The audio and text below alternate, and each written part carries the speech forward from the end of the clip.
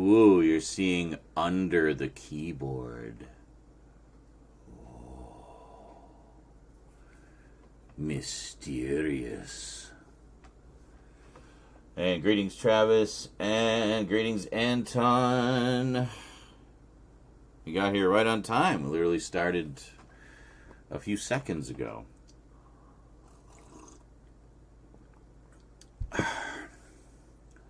Tang.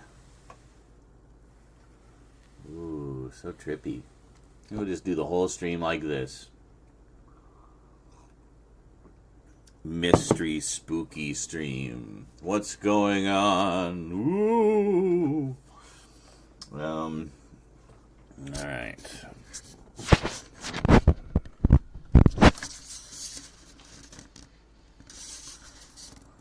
Hi. All right. Let's get you guys over here somewhere. Waiting for the cats to finish licking. They seem to have finally finished licking. You can't see them. They're like there, sitting on one of the boxes.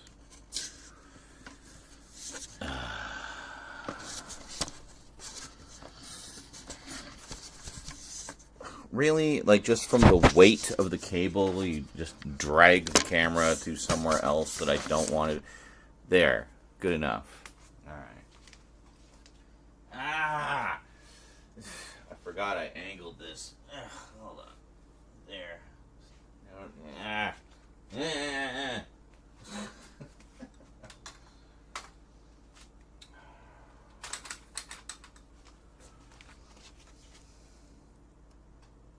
How's that? Welcome to Spooky Ghost Stories. I didn't put the Doctor Who shirt on because I didn't want to be wearing it if I wasn't filming. So, just sweating in it for no reason, you know. Alright.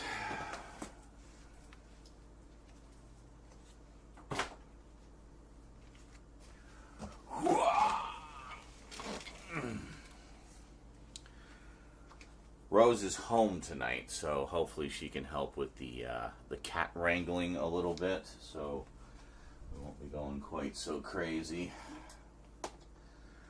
Let's just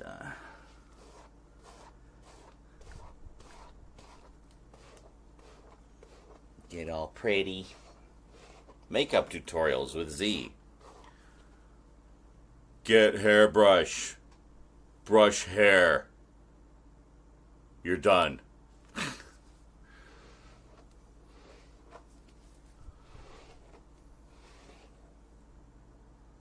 God, look at this thing. It's fine. We'll pick all the hair out of it another time. Great. Where did I put my... I literally just set my glasses down. Where did I put them?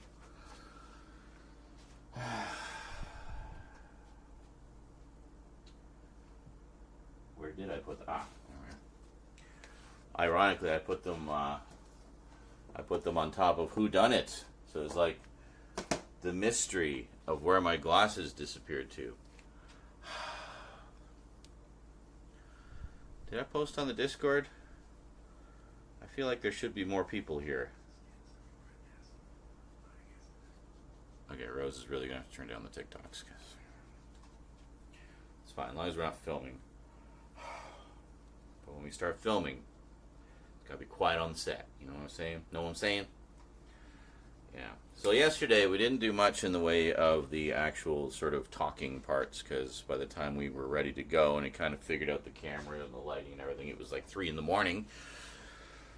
And I was just dead and losing my mind because the cats were going crazy for like 3 hours and just would not calm down. Just getting into everything, being little terrors. If you were there yesterday, you know. If not, watch the VOD and watch me slowly lose my mind over the course of 6 or 7 hours. So today, we're just going to kind of get right into it and try to get things moving as best as we can. Unless I die before we get there. Alright.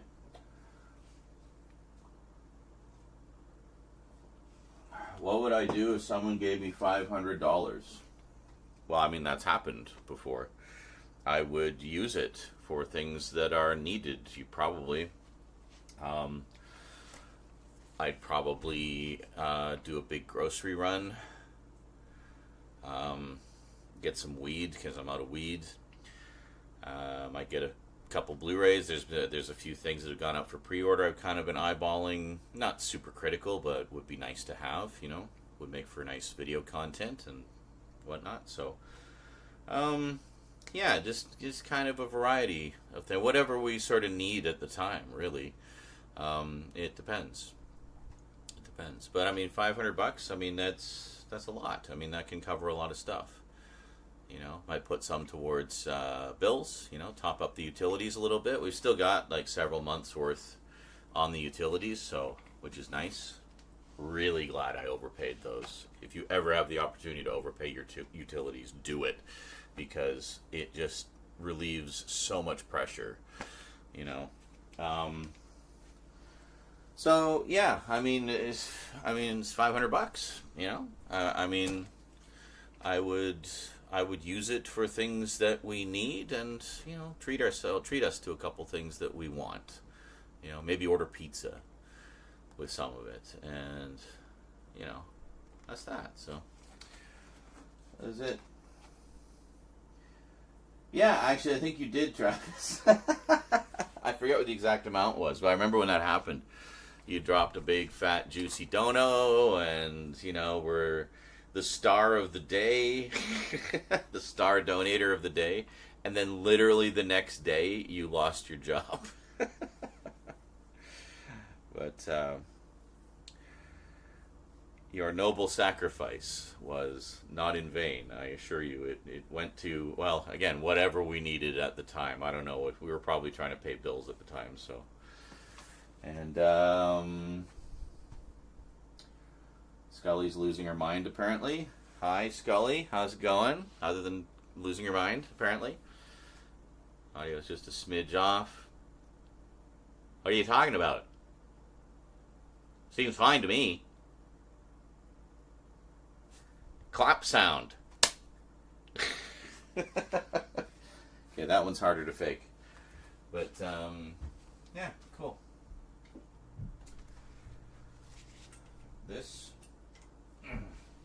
This tripod is for you guys, so I can kind of get you in the thick of the action here. I'm just trying to wonder. No, I am successfully wondering. I'm just trying to... Holy shit, I did not even know I could do that. I just discovered a feature of my tripod that I didn't even know existed. I've had this thing for probably 30 years.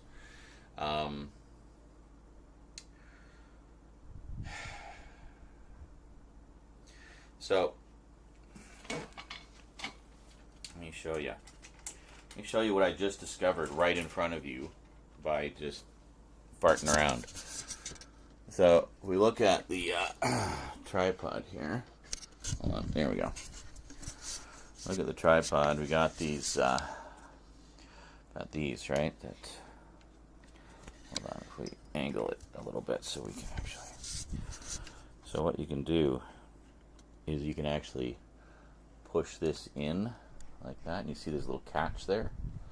So you push it in, and then... Oh, hold on. I just gotta let it click into place. No. So you do that. Ugh, hold on. Bad example.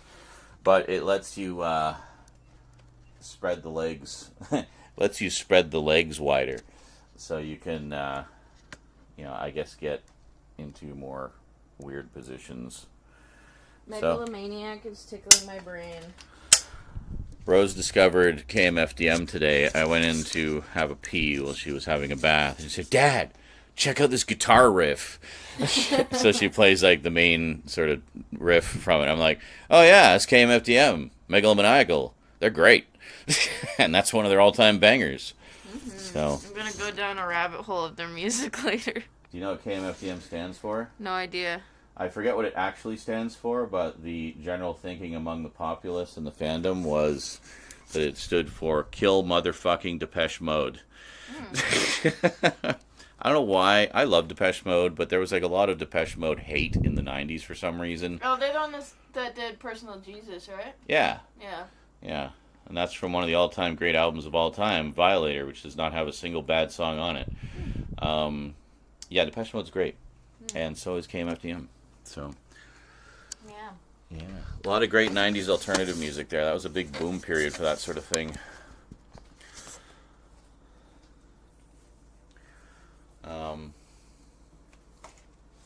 Yes. So anyway, cool. I don't know that I'll ever use that feature, but it's nice to know that it exists. Guys there, and we put the camera over here. Just get this as deep into the desk as we can go. The other battery's charged. This one was charged last night, so that's good.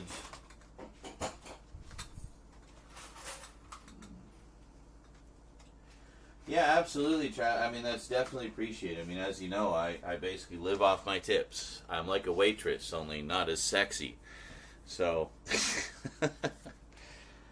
anyway, any and all contributions are appreciated and, well, as I say, kind of necessary because that's how content creators make their living. At least, you know, when you're a small-timer like me, you tend to be a lot more dependent on the direct money directly from the viewers. Whereas when you get bigger, I mean, you start pulling in the big numbers, you can just live off the ad revenue. It doesn't matter if people contribute. But, I mean, by osmosis, it seems like the bigger you get, the more people contribute, even though technically you need it less. You know what I mean? It's weird the way that works. So, anyway, the goal is to get, you know, build the channel and everything sufficiently so the ad revenue is actually not just a pittance anymore, and I can actually just kind of, you know, chill and we'll get there. Anyway, I made more tang. Would you like some? Well, too bad you're not here. Nom nom nom.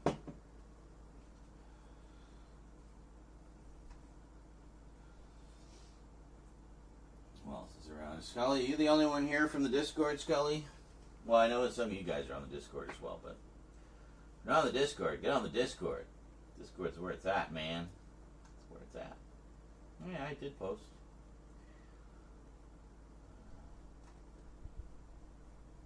I'm like hallucinating the sound of cats licking now. Like it's just so burned into my brain. Are you still? No, I'm not hallucinating. He's actually licking. I have to check now. Like I don't even know. Half the time I think they're like slobbering and licking and drooling like mad over in the corner, but it's just I'm just imagining it. Oh my god. You have to be clean by now. You've been licking for an hour. Just take it to another room. Please. They're like right there. Just licking and licking and licking and licking and licking. Anyway. I think Vermin's always lurking. I think he sleeps here. I think he just sleeps in the stream. So, cool. Was that? I had orange juice earlier. Well, it was left of it because no one saves me any fucking thing in this house. Well, yeah, being in the house with 3 hungry men's, 2 of which are growing lads who I'm sure have appetites like a garbage compactor. Yes. Cool. Shush, I'm sleeping. Okay, cool. Dreaming of big titty goth girlfriends.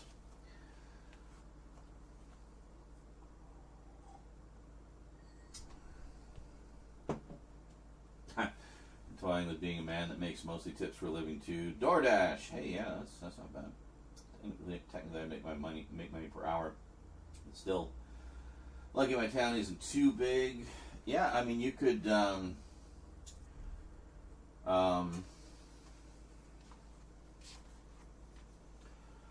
mean, some DoorDashers clean up. You know, they do pretty well on that. And it's one of those things where, I mean, you make as much money as you feel like making. Like, how much do you want to drive around delivering stuff that day, you know? So you could, and then whatever tips you get in the process, you know?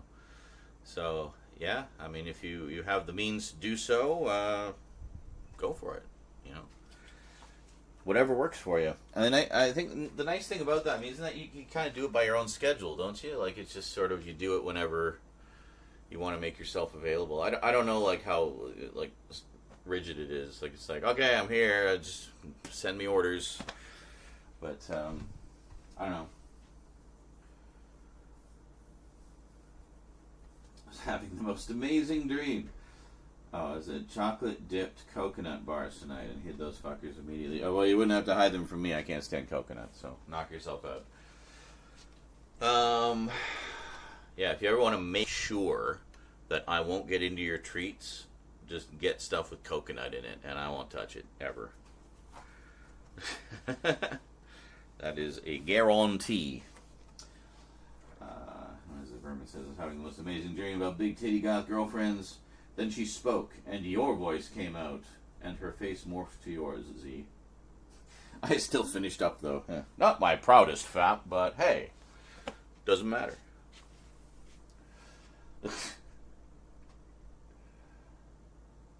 Because of the black holes that are my... Yeah, I know that. Sucking the entire universe into their bottomless pit of stomachs. That's a nice dream, Vermin. I've had worse. Okay, please, cats, finish up. Lick faster.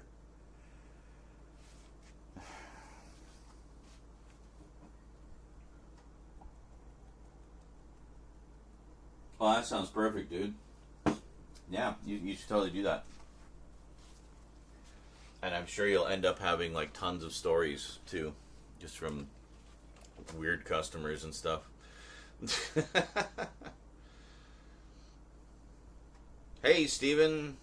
Greetings. 721 Ranger asks, what Doctor Who missing story do you think will be next after the Savages? I don't know.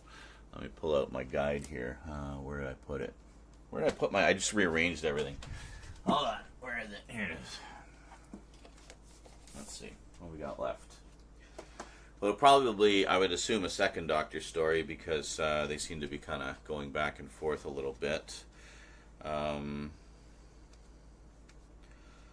we got left? We're almost... we've almost filled in all the gaps in some of the missing seasons, eh? It's a pretty exciting time to be a Doctor Who fan. What we got left? All we have is Marco Polo in the first season.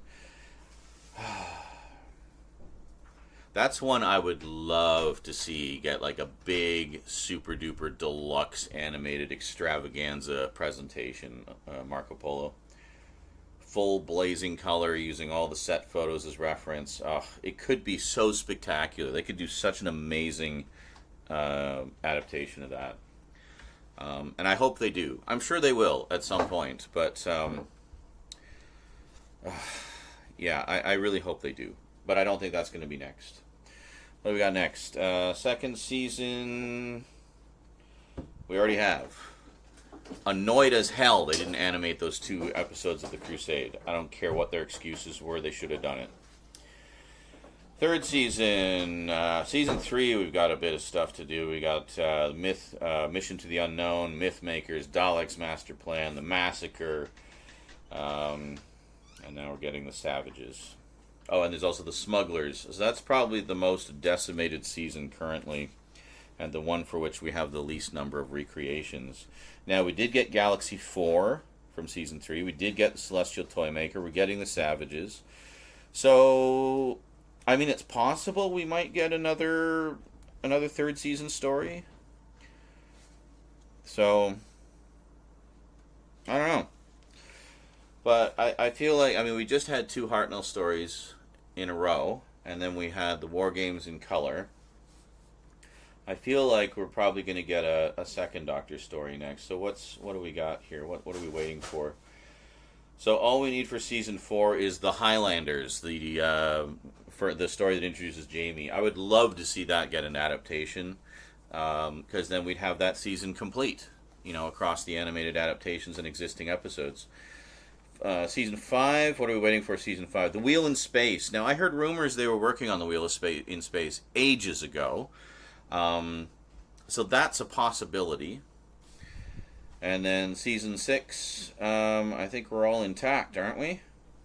No, we need the Space Pirates.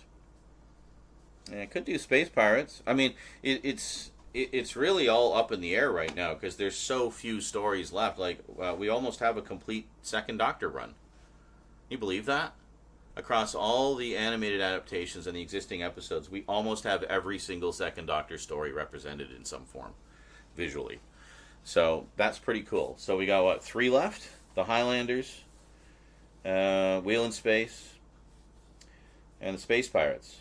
And that's it. Those 3. And we're done. And then Hartnell, primarily season 3. So, I don't know. I mean, the problem I see is they're super focusing on the sci-fi stories, which is fine, because, I mean, those are the more popular ones. But it would be nice to see them sprinkling some historicals in between, especially now that we're getting down to the point where there's not that much left. It's going to be just all historicals left at this rate if they keep focusing on the sci-fi stories. So I would love to see them finish a Hartnell season, just so we have another one. So maybe, well, I mean, that's it. Either just fill in season 3 or give us Marco Polo. For God's sakes, give us Marco Polo. But I think it's going to be a second Doctor story. And I'm going to say Wheel in Space, just because it's been rumored for so frickin' long. And everybody loves a good Cyberman story. And that's the story that introduces Zoe. So wouldn't this be nice? Wheel in Space to introduce Zoe, and then finally give us a historical with the Highlanders. And that finishes 2 seasons. And then we could have, then we could have a nice, we have 2 Troughton sets. Bam, done. That's what I'd like to see. I think they put Mission to the Unknown live action recently came out on YouTube onto a Dalek Master Plan DVD. Absolutely, yes, of course. Why not? They own it. So of course they're going to put it on there. Just like they did with the Crusade. They put absolutely everything they had ever previously released to do with the Crusade together on that season 2 set. So I don't see any reason why they wouldn't. Why not? But I think they would also do an animated version. They just animate the whole thing. I mean, Dalek Master Plan honestly is a pretty good contender because it's a lot of episodes, but it's a lot of episodes with recurring sets that I know that was one of the excuses they used for the Crusade. Oh, we can't animate it. There's too many characters and sets and stuff. It would be too expensive. It's like, so get someone who works cheaper then. We're seeing fans doing animated stuff. If fans can do it with no money, then you can do it with money. Don't give me that excuse that it's too expensive. Bullshit. Bullshit, bullshit, bullshit. Just do it. So, there just seems to be this real fear of the 60s era. Oh, they're too old. It's like, yeah. It is what it is. That's when they came out. They are what they are. Just give us a set of them. So, I don't care how old they are. They're great stories. I don't care that the pacing is slower than, ADHD-driven modern television. I find that kind of refreshing, actually. Why the rush all the time? Just relax. Tell a nice, leisurely paced story,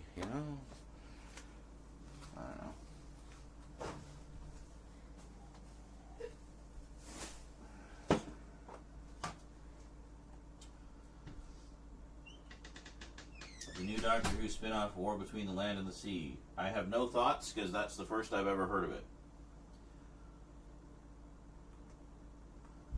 Oh, wait a minute. Is that the Silurians and Sea Devils thing? I didn't know that was actually happening. I remember hearing rumblings of it like a million years ago. The one I'm really looking forward to actually is the Unit spin-off. You know, it'd be great to see, you know, both the new characters and a lot of the, you know, classic characters that have been incorporated into it, you know. At the very least, we'll see Melanie Bush more, might see Donna more, might see Tegan and Ace show up more, you know, which I would be overjoyed. So, yeah. Any thoughts on Colin Baker's aborted second season? You mean third season. The one that got scrapped and replaced. Oh, that one. Oh, never mind. I know what you're talking about, yeah. Trial of a Time Lord. I think it could have been great. Yeah, I mean, I've listened to some audio. I have all the novels that they put out. They put like 2 or 3 of them that adapted those, and I have the MP3 versions of the Big Finish audio adaptations, where they basically sort of did what would have been that season, but plus a few other stories that didn't get produced as well, and just sort of put it all together into one massive lost season. And I've listened to a few of those, and yeah, I think it would have been great, but you know, I mean, the whole Colin Baker thing we know was just a big frickin' fiasco to begin with. I mean, with the whole hiatus in 1985, and then when he came back, and then they wanted to replace him, and they wouldn't let him do the regeneration, and yeah, there's a great documentary about that on the Trial of a Time Lord DVD set called Trials and Tribulations, where Colin is very honest about how that all went out, how that all happened, and bless him for that. But you know, thankfully, Big Finish to the rescue. While they had grand plans for his doctor, and the you know, the arc of his doctor, where he would have started out very arrogant and harsh and such, which we saw, but then soften over the course of his run. And he originally wanted to do like a Tom Baker length run. He wanted to do like between 5 and 7 years, and then that arc would play out over the course of that. But sadly, it got cut short. Fuck you, Michael Grade. We'll never forgive you ever for that. But at least he got to do it thanks to Big Finish, you know? So that counts for something. So, Big Finish showed us just how wonderful Colin Baker is, and I think really threw into sharp relief just how much the BBC fucked him over. And fucked us over, the fans, because we were denied that whole story, you know? So, yeah, I would have loved to see all those missing stories and see how the plan would have played out, you know. So.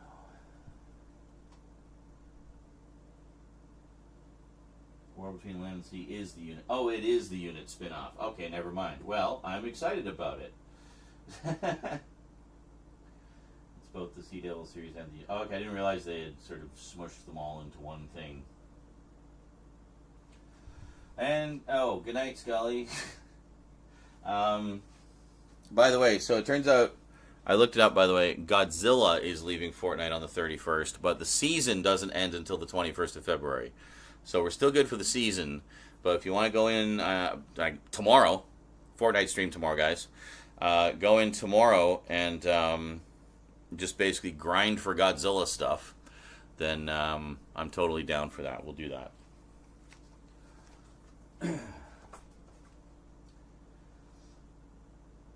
Yeah, Colin's great. Colin's great, and I'm glad that you know, people have finally kind of warmed up to him.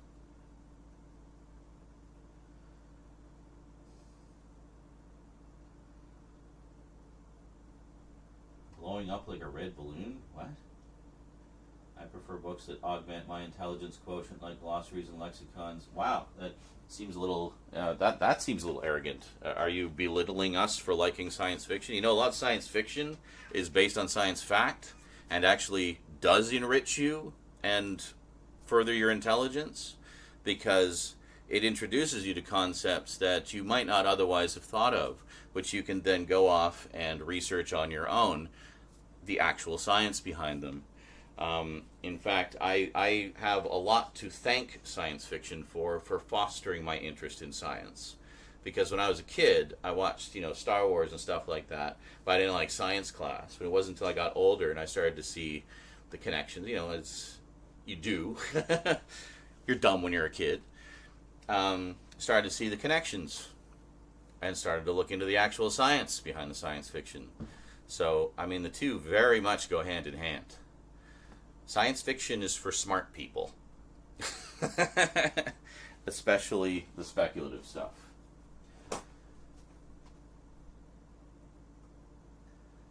How many seasons do you think Shooty got? I think he'll do 3. Because I think that's the norm now. They're really pushing for everybody to do 3. 3 and done. So I think he'll do 3. If he does more, I'll be delighted, because I would like to see... I think they should do at least 4, honestly. I think 3 is too short. I feel like with Capaldi and Jodie, we just didn't get enough of them. I felt like they were gone too soon. We had just got to know them, and then they were gone. Also with the seasons being so short, it feels like they're here even less. I'm used to old school Who, where it was 26 half-hour episodes a season, which would be the equivalent of 13-hour-long episodes, like the new series was when it started. But these shorter seasons, it's just it feels like they're too short. We don't have enough time. Ironically, in a time travel series. So, yeah.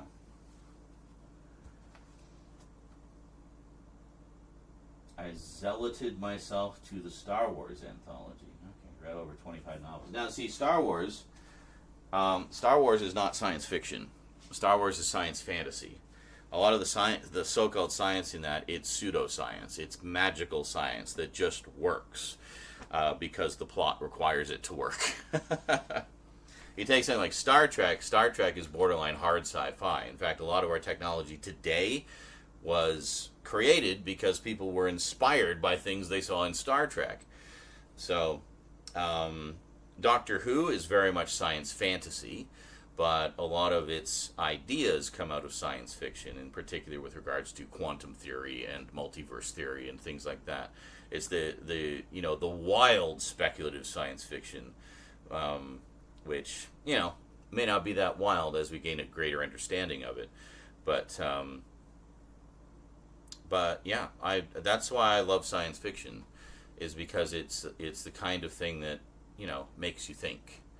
And I love dystopian sci-fi, for example, which, you'd be hard-pressed to argue that that isn't incredibly relevant to the world we live in today.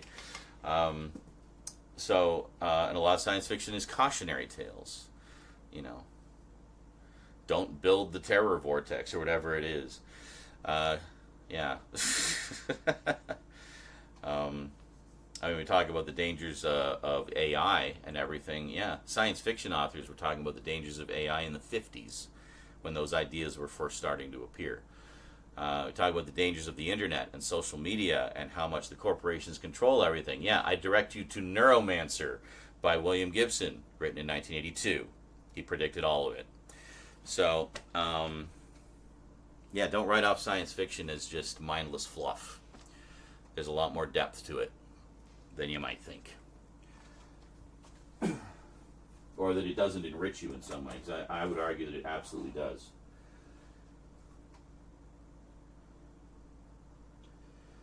Would you like Doctor Who to go back to the classic way of seasons with 5 stories with a few episodes and like more serialized? Church, get off the chair. Psst. It's an impressive leaping technique, but I don't want you ripping my pleather to pieces. It's already ripped up enough.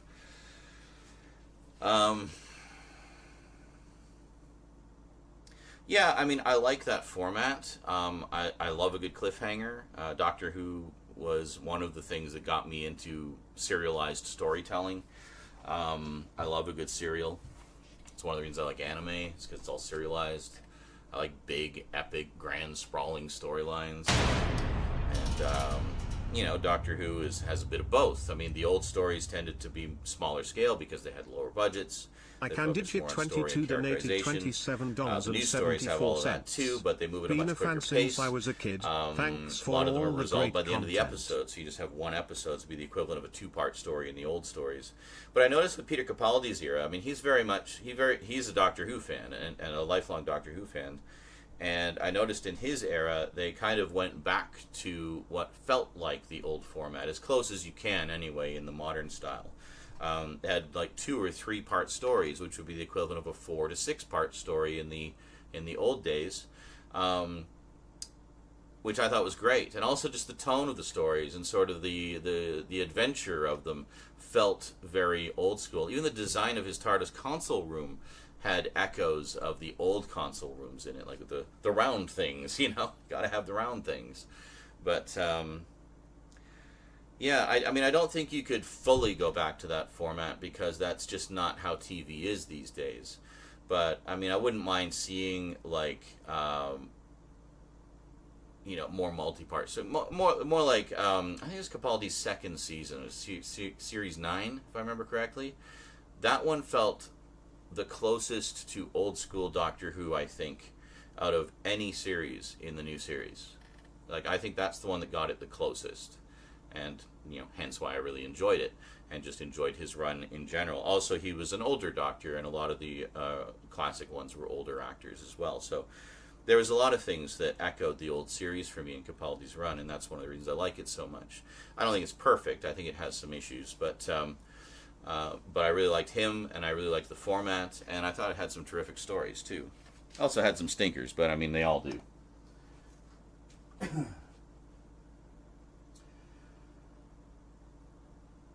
Hey, Red Dwarf prequel. Well,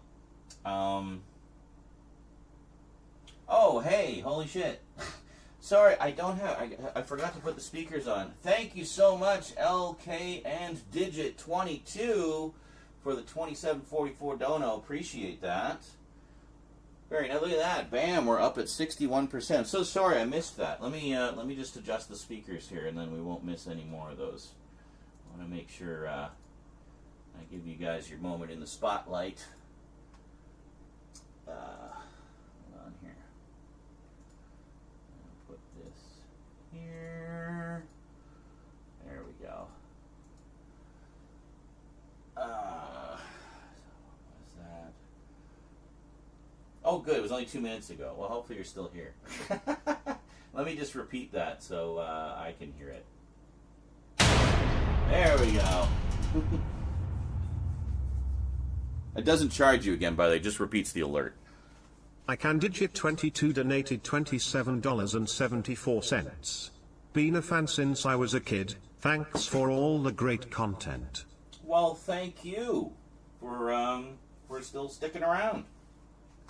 Appreciate that.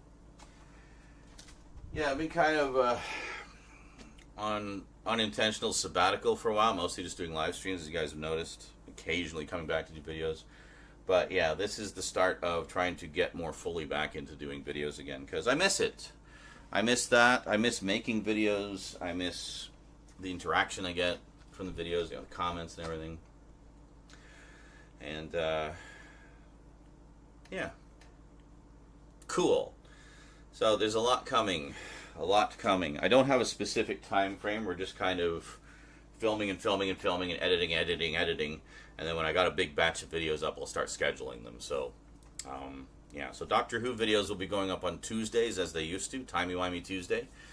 I'm kind of thinking, because we've got quite a backlog of stuff to get through, once I get these filmed, and we do the closer looks that go with some of them, update in the morning, closer look in the evening on Tuesdays. So you get 2 videos on Tuesdays.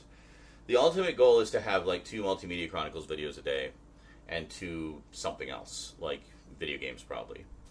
And then shorts. I don't really do much with shorts other than clips from my gaming and stuff, so, and just random stream clips. That's probably what shorts will continue to be.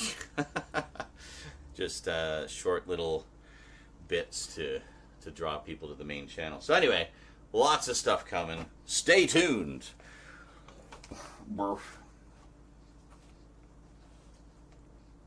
Since a kid, well, I mean, we were talking about this yesterday. I've been on YouTube since 2006. It is 2025.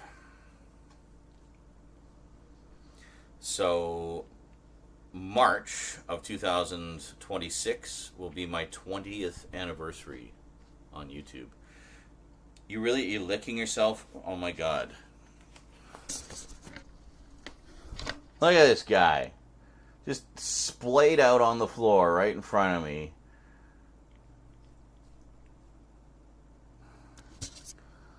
Here. You want to be the star of the show so bad? Huh? You want to be the star of the show so bad? You be the star of the show.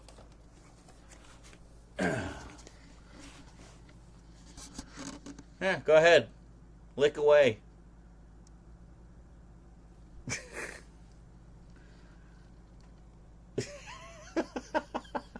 What are you doing?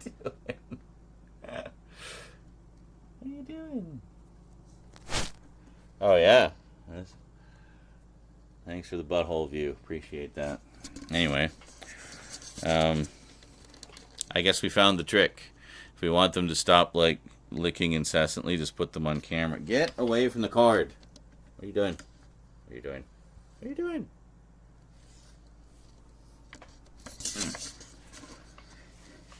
What are you doing? What are you doing? Huh? Are you trying to love the camera? He is. He's trying to put his scent on it. Is that yours? Are you going to make videos now? Are you going to make videos? Just be a loaf? Are you just going to be a loaf?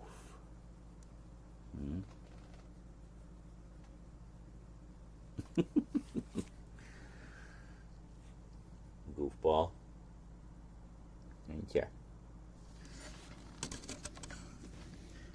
You did the goofball.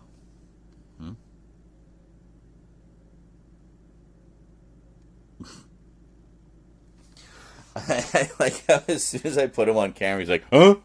And then stopped. Alright. Started watching when you were 14. You'll be 30 in July. Wow.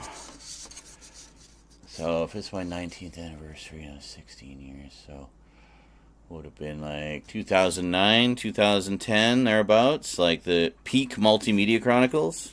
Yeah. Sorry, I'm not breathing on you. I just need to clean the lens.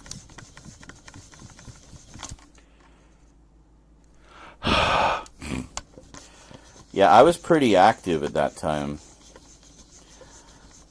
A mulch is a layer of material. Well, hello, JL. I don't need to look to know it was you. Soil. Oh my god. Reasons for JL is making sure I have the best birthday ever. Include conservation of soil moisture. Well, improving that'll give us some time to set up the camera and everything for filming, right? So reducing let's get you guys over here somewhere. And enhancing the visual appeal of the area.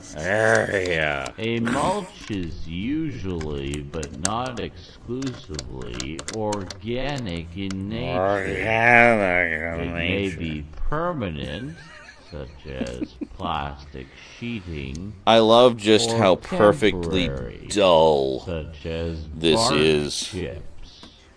Bark. It may be applied to bare soil or around existing plants.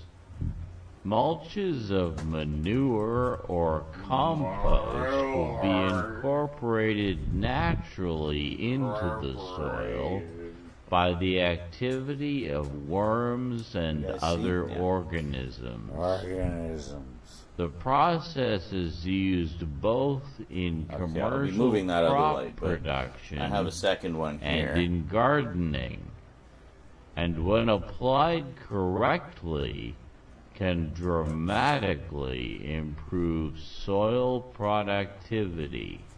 Okay. Many materials are used as mulches. which are used to There's a few things we need retain to set up. You soil guys were here yesterday, you'll moisture, know, basically. regulate soil temperature, suppress weed growth, and for aesthetics. They are applied to the soil surface, around trees, paths, flower beds, to prevent soil erosion on slopes, and in production areas for flower and vegetable crops. Okay, hold on a sec. Mulch layers are normally 2 inches or 5.1 centimeters or more deep when applied. That one's controlled by an app.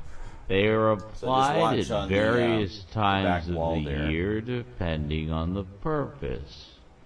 Towards the beginning of the growing season, mulches serve initially to warm the soil by helping it retain heat which is lost during the night. I don't know why you can see that, but This there's allows stars. early You see the stars? seeding and Stars. transplanting of Stars. certain crops and encourages That's weird. faster It turns growth. off if you As the season progresses, power it off, I guess. mulch I don't know. stabilizes the soil temperature and moisture and prevents the growing of weeds from Not seeds. quite there yet. In temperature climates, the effect of mulch is One more dependent light we gotta upon add. the So it's actually time kind of of a layer. year Oops, sorry, they are applied, Kind of a layer of and like when 3 applied in fall and different winter, effects lights. are used to You also delay get some the funky echo growth with the mulch, of eh? perennial Excellent. So plants, stay away from my and feet, in the sir. Got a lot of spring, moving around here. or prevent growth in winter during warm spells, which limits freeze-thaw damage. So dull, The you played effect it, I don't know of how many times, mulch 60. upon soil right? moisture content is complex. Mulch forms a layer between the soil Michael and French the says, watching the original run atmosphere, of the disambiguation preventing documentary. So that sunlight was the from 50th reaching anniversary. the soil surface, So over 10 years. Nice. thus Thank you. reducing evaporation. However, mulch can also story of mulch is prevent basically water money. from reaching the soil Soundboard. by absorbing You, or you pay, blocking like, to water trigger a sound. from light rain. On Twitch.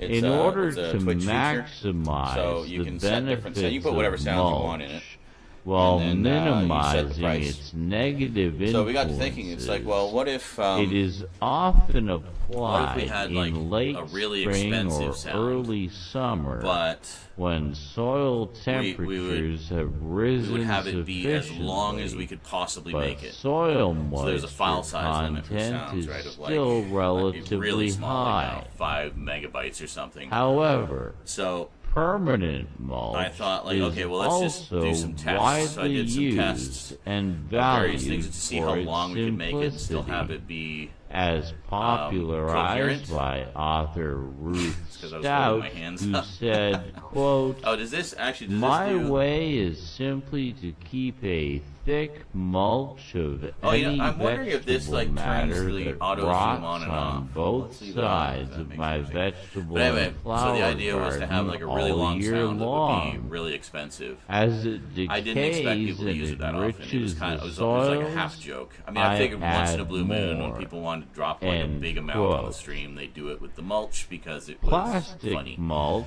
used in Why I picked mulch large-scale was commercial because production it dates is back to when I laid used to down read with Brew the Wanderer a back in the tractor-drawn mid-'80s by or Sergio Aragonés and Mark Evanier. standalone layer And of there was a plastic recurring joke mulch. about mulch in it. This and is in the letters usually page, part of people a started asking what mulch meant. sophisticated So Mark mechanical Evanier, never missing process an opportunity for a where running joke, raised beds would give them are a massive formed paragraph-long definition of mulch. Rolled out copied on and pasted top, the same damn one and every time. seedlings I remember one are letters page where it was nothing but transplanted people through it. asking what mulch meant, and it was Drip just that paragraph over irrigation and is over and over, often just flooding the required damn letters with page. drip tape laid So the first thing I under thought the it was, I want plastic, something long as and really plastic dull mulch for that is sound. impermeable So I went to the water. Wikipedia definition for mulch, as I remembered that grew thing. Materials used as this is mulch me reading the Wikipedia vary definition of and mulch. depend on a number And that was good. of factors. It was nice and boring.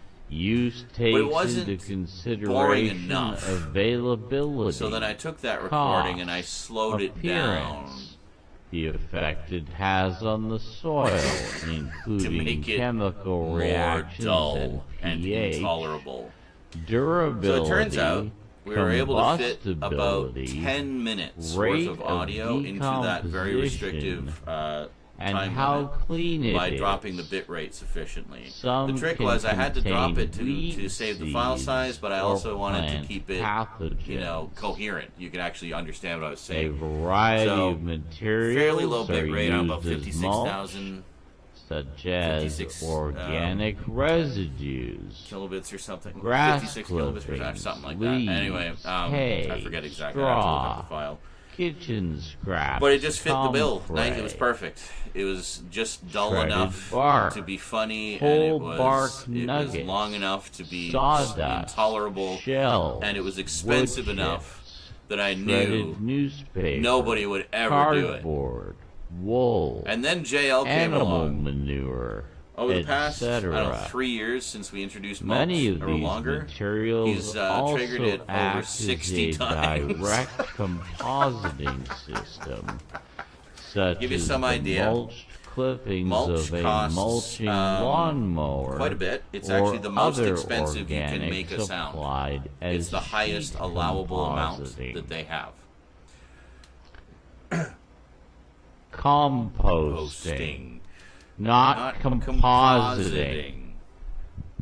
We're not talking about film production. We're talking about motherfucking mulch. God damn it. And I ended on a flubbed line, even better. So it just kind of ends. It was one of those serendipitous things that just worked out perfectly and was exactly what we all wanted it to be. And bless JL and his little heart for triggering it so many times. I can't tell you how many times that just those damn mulches have actually saved my bacon. Like if a bill was coming due or something, or we needed food or something, and the tough times. And yeah, so mulch actually turned out to be quite beneficial. So I've always left it on there. But thanks, JL. That's awesome, dude. How many times? Is that like 4 or 5 times this month? Something like that? It's been a bunch, I know. At least 3, I know that. But yeah, all of that will come out in February, but just a little bit before my birthday, so that'll be really nice. It'll be very helpful. But yeah, so basically you get, what is it? Twitch uses like a virtual currency called bits. So you buy some of this virtual currency, and 1 bit equals 1 cent. So 100 bits is $1. The user pays a little bit more because Twitch takes their fee off the top. They take their fee from the user, not from the content creator. The content creator gets a 1-to-1 value of the bits. So mulch costs 10,000 bits. So if you do the math on that, that works out to $100 US. $100, and you get to just take over the stream with this fucking mulch sound for 10 minutes. I'd say that's a pretty good value. It just, and there's times when it has fully disrupted and derailed the stream too. It just comes out of nowhere. But but you can't be too mad about it because I hear that mulch sound and I just hear cha-ching. It's like, well, okay, another $100 in the bank, sweet, thank you. And that's awesome. So I could not possibly be more grateful and just more pleased with how well that whole mad plan worked out. You know, it's just one of those crazy things. I think every streamer has like one thing like that just they did it as a joke, and it ended up being this big thing that just kind of, you know, was an ongoing thing with their stream. Yeah, I mean, we have lots of running jokes too, but I mean, obviously, in terms of like stuff that brings in revenue, mulch has been a big one. And I fully did not expect it to be. I thought it'd be a once in a blue moon thing that people would trigger as a joke after saving up for like a month. But I guess it helps to have a few rich viewers, you know. Mulch before the dark times, before the empire. That's right.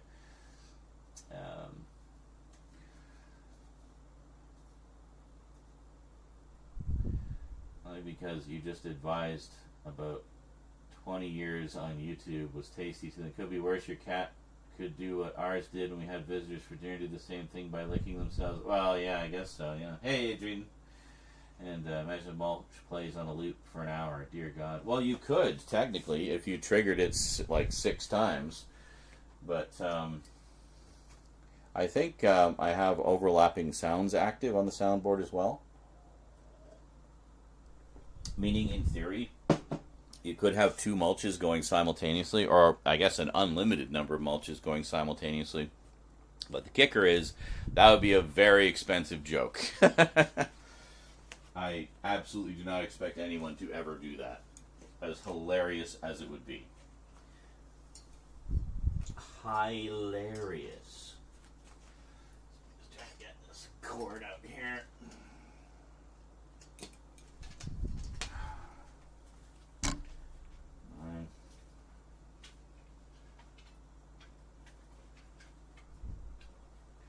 Okay, why is this not sitting here? It was sitting there fine before. Okay.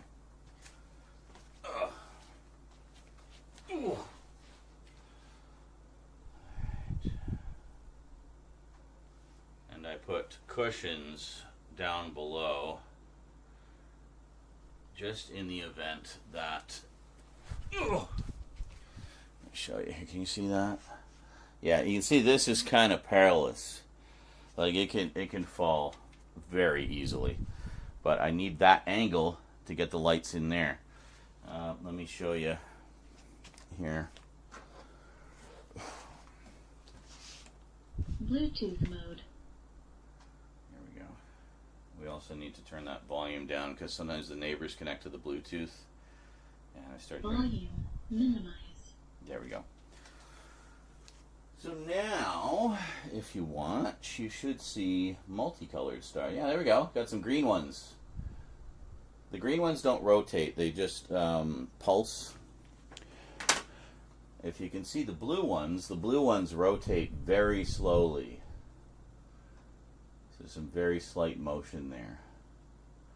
So there you go. So that's basically 3 layers of effects lights kind of overlapped. I'll explain a little bit about how they work. So this one here, this was the one I did a video about a while ago, the Galaxy lamp. It's pretty good. It's all right. It doesn't like fill the room quite like this other one, which was, you know, just a cheap Chinese knockoff light that I got a while ago. This one used to spin. Everything used to spin, but the motor died. But at least the light still works, so I can use it just as a flood fill kind of thing. So first we have this one, which has, what, yes? Yes? Oh my God. Yes? Hello. What? It looks cool. Thank you. I'm just explaining it. So we have this one here, which basically fires like a vortex into the middle of the wall here. It's a little hard to pick up because of the multi, you know, depths of the shelves and stuff, but you get enough of it. It's not meant to be the central focus anyway. It's just meant to be background. And then it has the blue, slightly rotating stars, which stay on all the time. They don't pulse. And then we got the other effects light here, which is blue and has the green stars, which pulse. And then finally, we got this, the light bar, which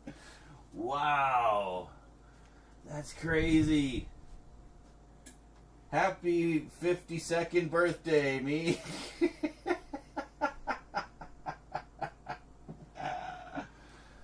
Wow. How long have those other ones been sitting? I know some of them are somewhat recent, but Jesus.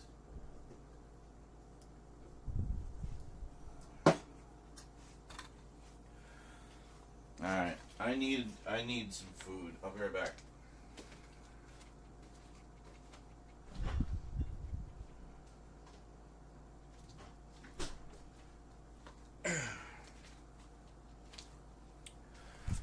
I have sandwich.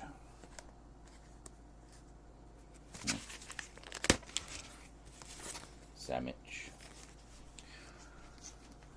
That's hilarious. Alright, well, we're going to crack that open tonight, finally. Where the hell did I put my... I don't know where my glasses went again. Oh. Again, they were on the Whodunit box. My glasses were on the Whodunit box. Here we go. Maybe we should watch some of those on the Discord. I bet you guys would enjoy that. I'm sure we've all seen the clips of John Pertwee like this, turning to where all the other cameras are during the end credits. Yeah, he's a bit of a ham. And we love him for it. Rocking those 70s suits, man.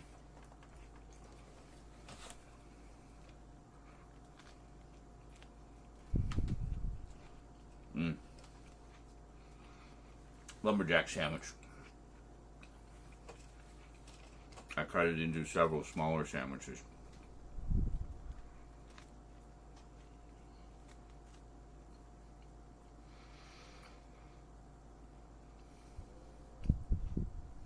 I'm not doing anything. Why are you going crazy, Zoom?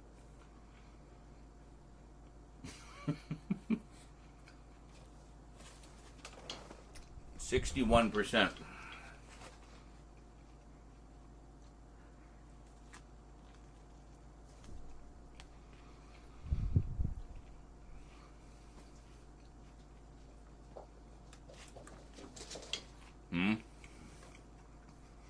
Sometime I need to send you a box of that soup you like.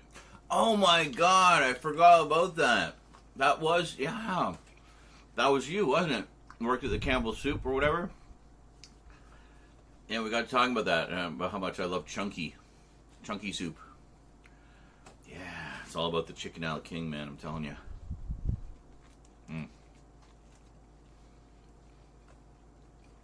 No, I forgot about that.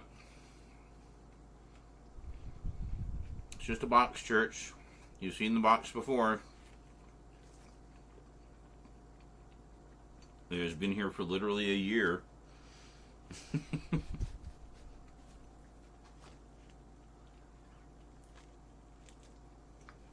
That soup you like is coming back in style.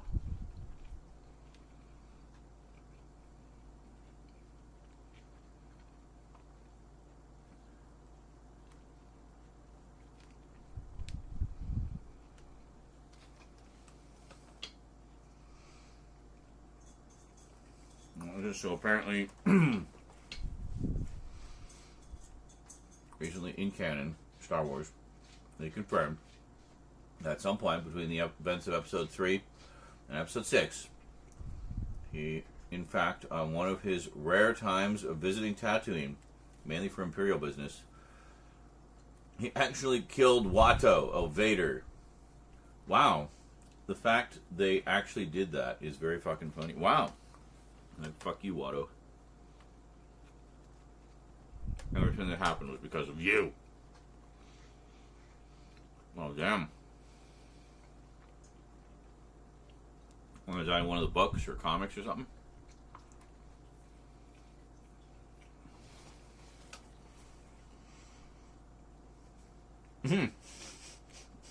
That's where you started to change your political opinions? So through the power of the goodness of Campbell's Soup,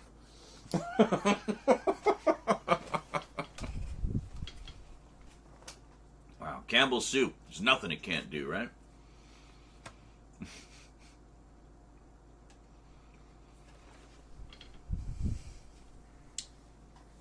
recent issues of the Kylo Ren comics. Wow. Excellent.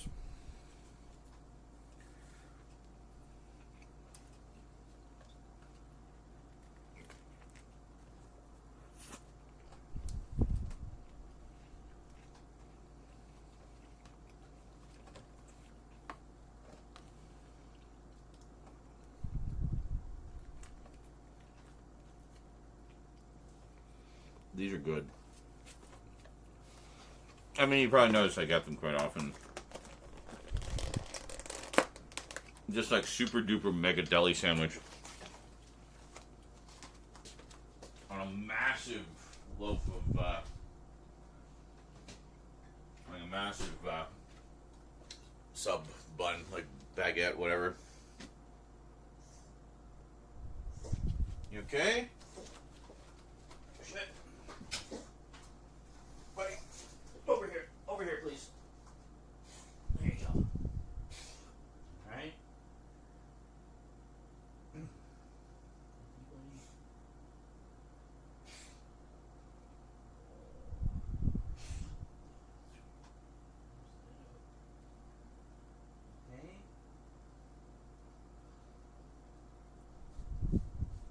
Okay. Okay.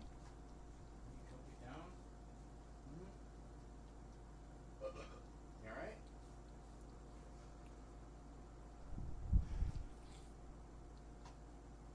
No? You okay?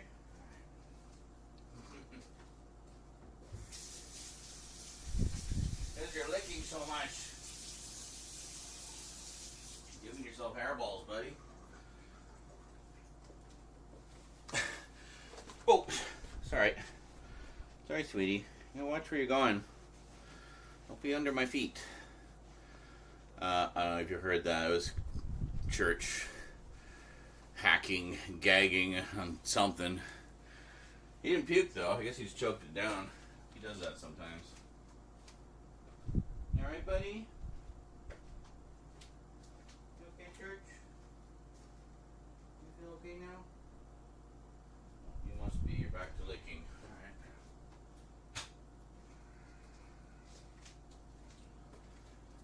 Alright. Okay, can you get out of there, please? Psst, psst, psst. Come on. Psst, psst, psst. Sitting right by all the wires. Like, no. No. No. No. What is it? That series sounds interesting. The main plot of it is Kylo is exploring mysteries of the dark side, and his first gateway to that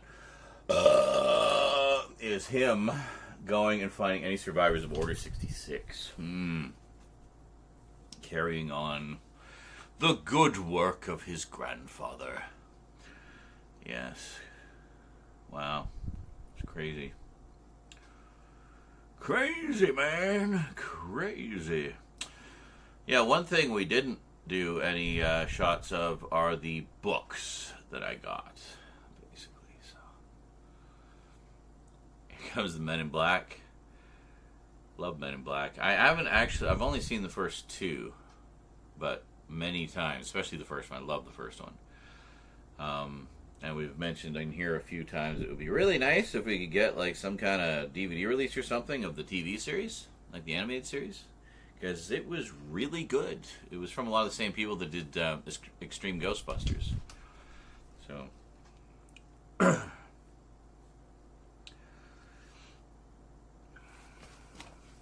Men in Black 3 is a time travel story. Yes. Yes, it is. And Men in Black 4 is different characters entirely.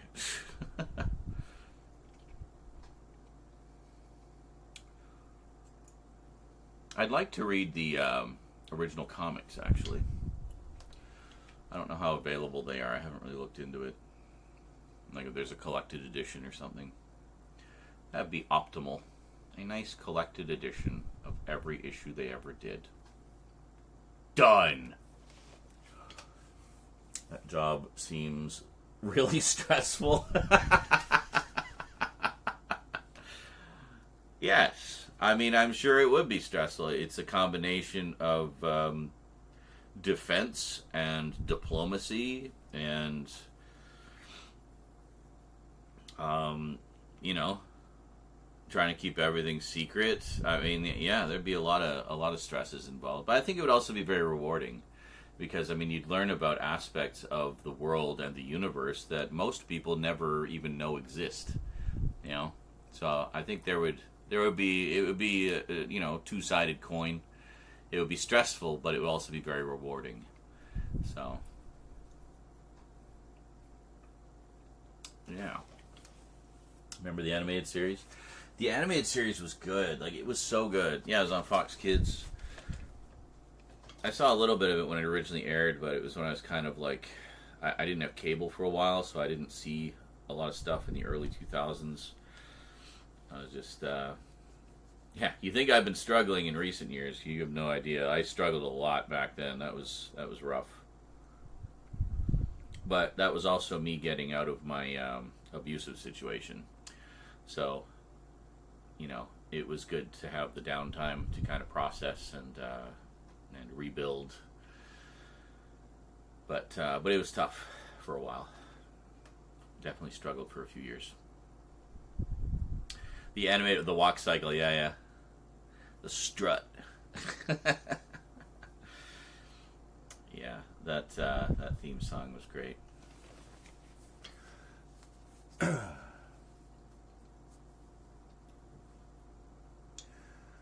If we're going by the comics, the Men in Black protect Earth from more than just aliens. They fought ghosts, zombies, magic users, vampires, so forth. Okay, so they were kind of like X-Files, but if X-Files was, you know, a more sort of proper branch of the government, it wasn't about whether or not these things exist. It was simply about dealing with them. Like, they exist. This is the department that deals with them. Well, that sounds great. Well, that just makes me want to read them even more, you know? But my understanding was the animated series was a little more faithful to the comics in a number of respects. Not the least of which being the art style was very much more based on the comics than the movie. But it took elements from both. You know, there were definitely elements of both in there. Sam and Dean should have been a part of Men in Black. Well, see, if they had done much like the comics where they did a little bit of everything... man, see, that could have been fun. If they'd done like a live-action Men in Black series or something, have Sam and Dean come on for like a special 2-part crossover episode or something. They bring them in as consultants or something. Like, yeah, that would have been great. Let's visit the universe where that happened and bring back tapes for everybody. See, the media junkie in me, that's the first thing I think of when I think of visiting other universes, is like parallel realities and multiverse stuff, you know. Is what kind of TV shows do they have? You know, maybe that favorite show of mine didn't get canceled in this universe and ran for 10 seasons, you know, instead of the one that we got. So I'm just going to want to go there and just record everything. It's kind of like Rick and Morty with the intergalactic cable. That kind of idea. But, Agent D and Agent S. There you go.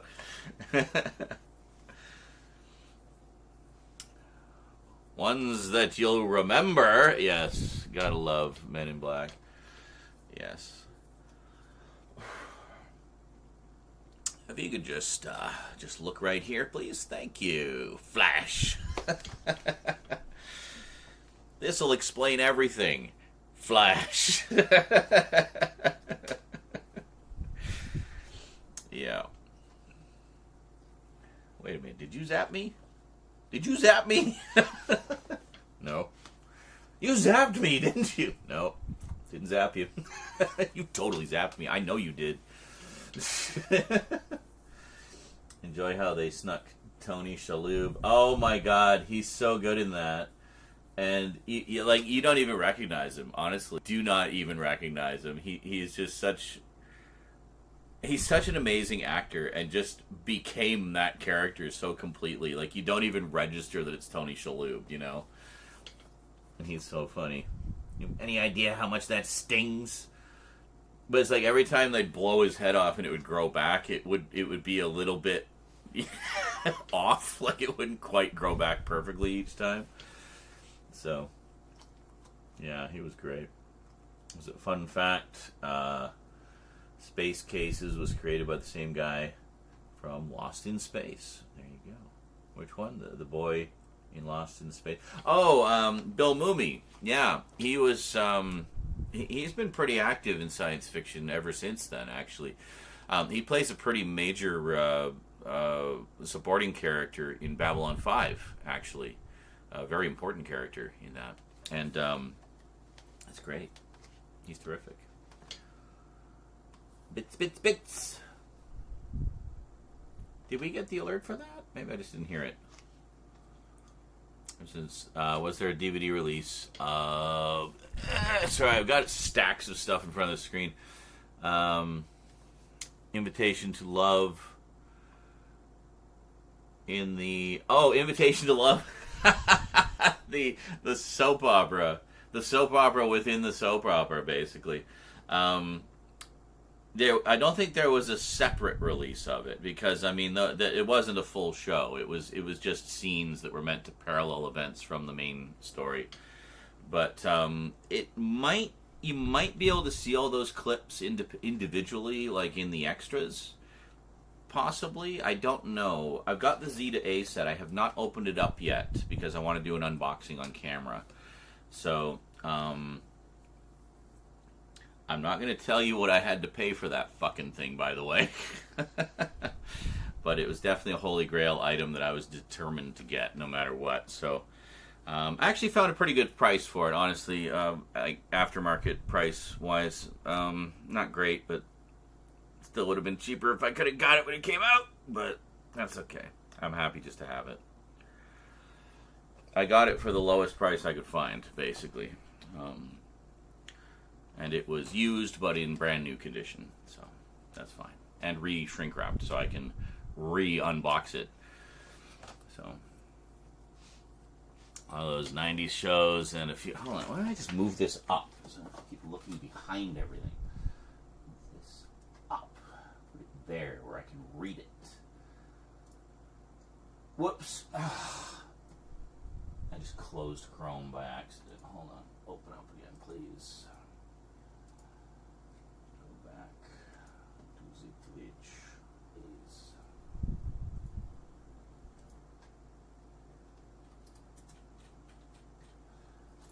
Alright. Let me just trigger that alert again for a sec.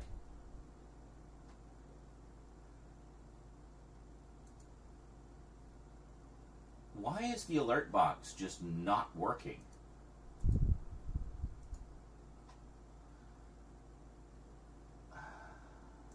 It was working fine yesterday.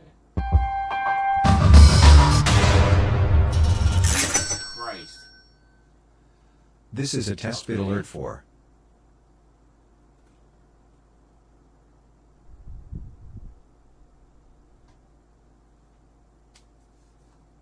I don't know why it's being so touchy.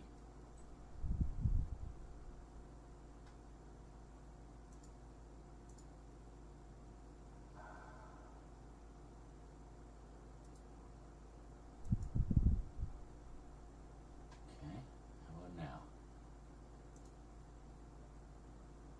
Fuck, it just... Why isn't it working? I don't know, I'll have to fuck around with it later, but anyway...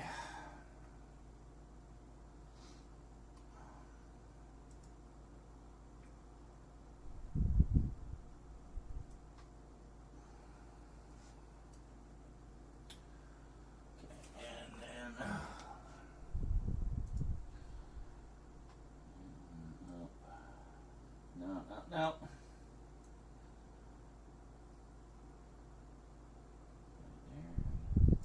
Put her there, pal. Then I'll put that there. You can't see what I'm doing. But anyway, I moved things around so we can see.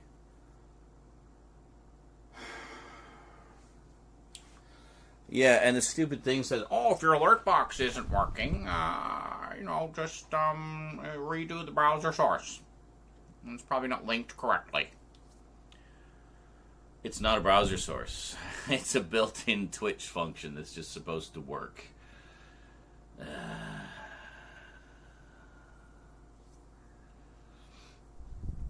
Huh?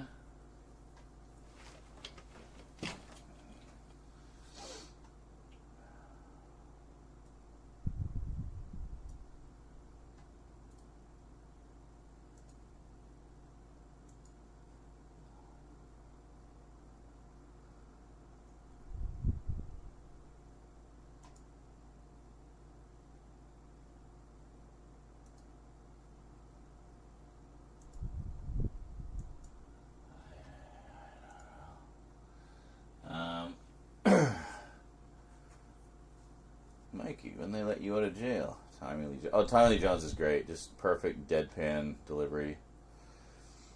When I think of Men in Black 2, a lot of people shat on that one. It does feel a little bit, designed by committee in places. But there are aspects of it that I like. I like the whole scene in the post office when Jay's trying to, get Kay to remember who he is and show, and they go to the mail sorting machine and they open it up and there's an alien in there, a chain-smoking alien.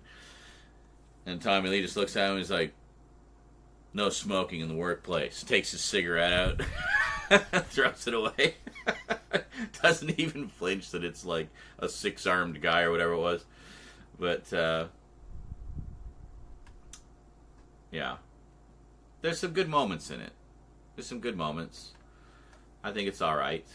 You got Rosario Dawson in it. Love Rosario Dawson. So,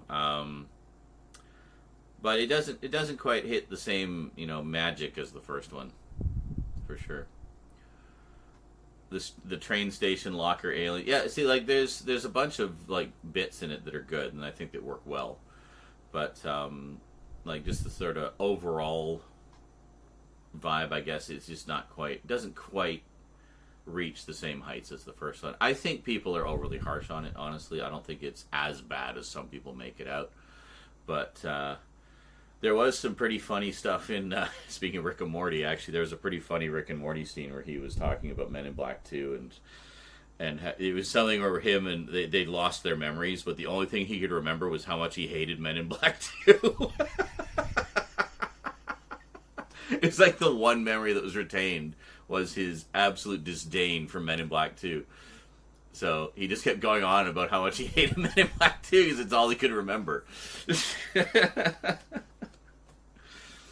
But, yeah, I thought it was alright. I'd like to see the others.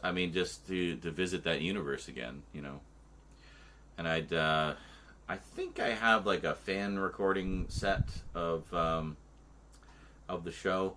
There was one DVD release that I know of where they released the first season, the first 13 episodes in the UK in 2 volumes. I have that somewhere, but that's it. And there was 4 seasons. Give us the rest, please. But I've not watched Skeleton Crew yet. I'm actually way behind in Star Wars stuff. I still need to watch Andor and Ahsoka and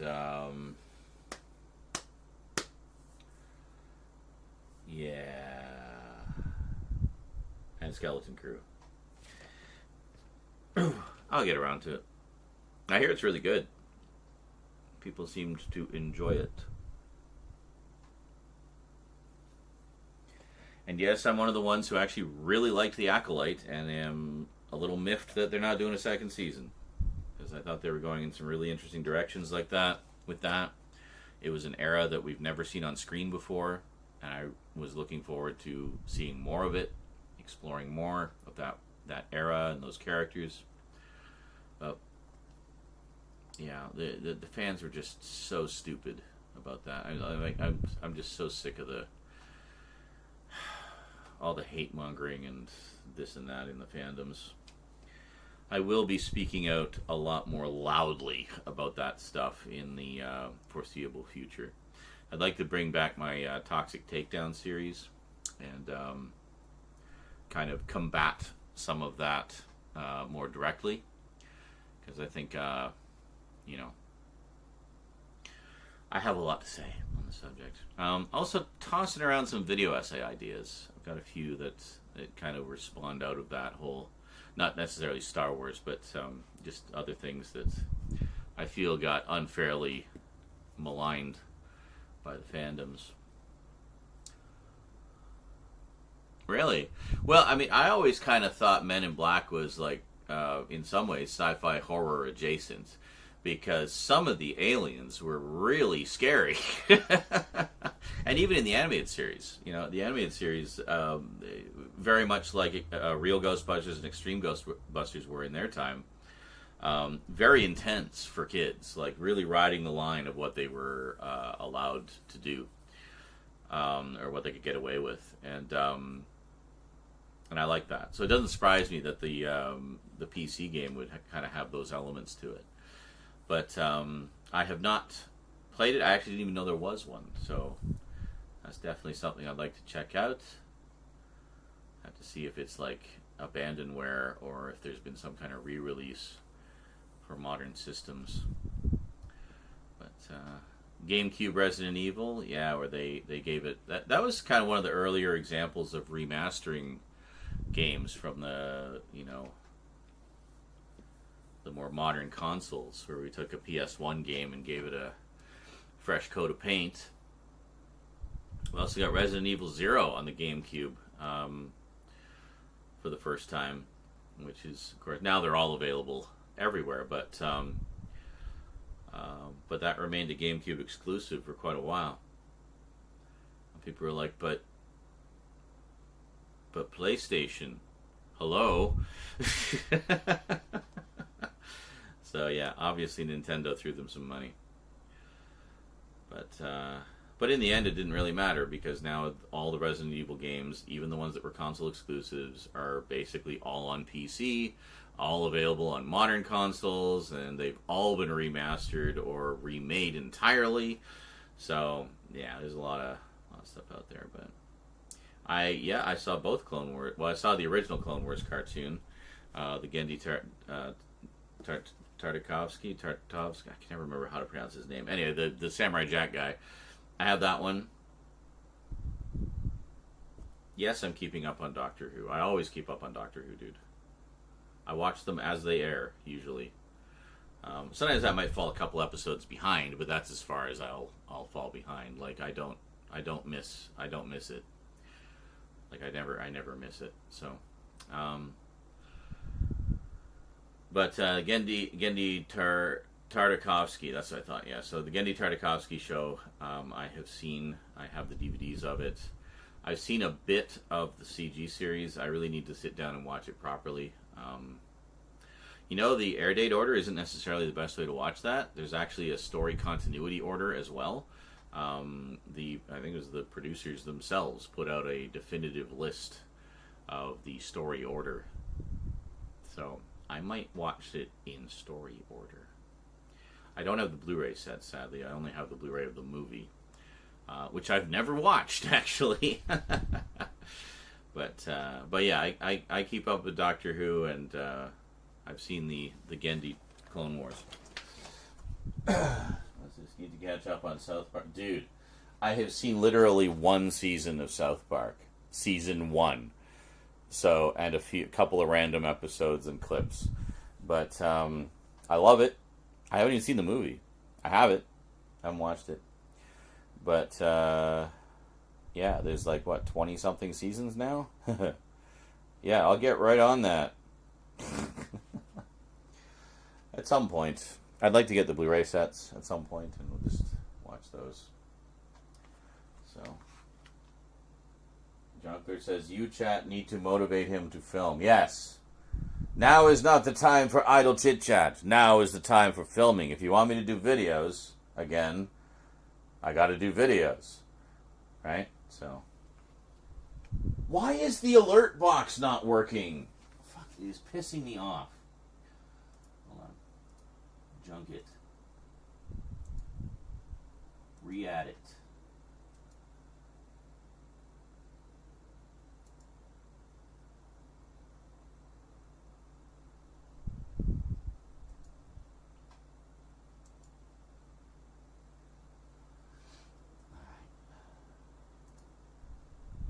How did bits get turned? What?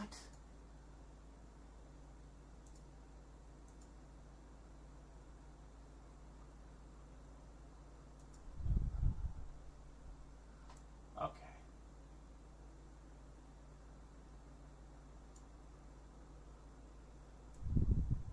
Let's try that again. Hey, there we go. Okay, alert box should be working now. It's so I hate it when things just randomly stop working like that. Like it's not anything you've done intentionally. Like you haven't touched anything.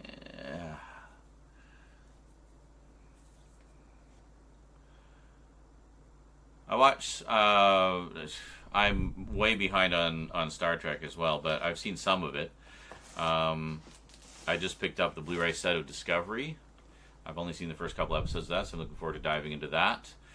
I love Strange New Worlds. I powered through the first season of that. I need to get caught up on it. Haven't seen Prodigy, haven't seen Lower Decks. But since Lower Decks just finished, I'll probably pick up the complete series set of that.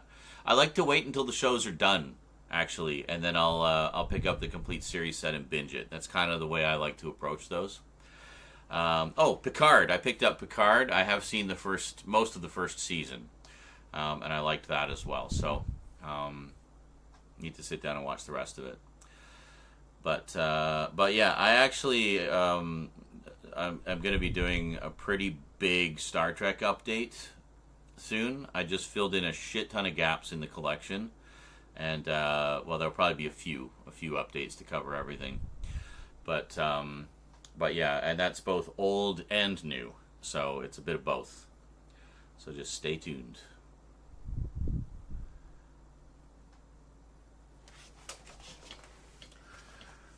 The one episode of South Park I recommend is when Cartman opens up a hot dog stand. Okay, cool. So, package.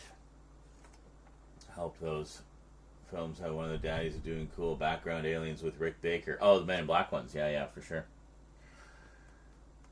Yeah, some great creature designs in those. Very creative. The ones that needed to be funny were funny. The ones that needed to be scary were scary. Like, Rick Baker knows his shit, you know?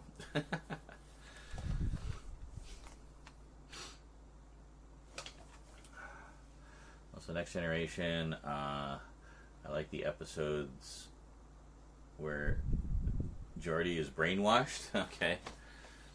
Yeah. I did finally pick up Next Generation on Blu-ray as well. Prior to that, I only had the individual releases. Also got the last couple of those that I needed, but which had the movie versions of the two-part stories. But I got them because it's an alternate cut that is not on the main series collection, and I think it has some exclusive extras as well. So, yeah. Get stoned and watch Santa Claus Conquers the Martians. Sold. It's a very warm night in Arizona. Cold air doesn't exist in any part of the desert state. Yes. Santa Claus Conquers the Martians, and double bill that with Santa Claus versus Satan, which is a Mexican one. Yeah, both of those are equally cheese-tastic, and you can find them both free on archive.org. So,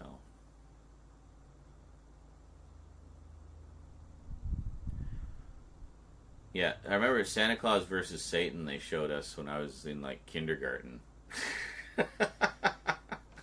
But they only had, one reel of it, so they only showed us, the first, I don't know, half hour or so, and then it just ended.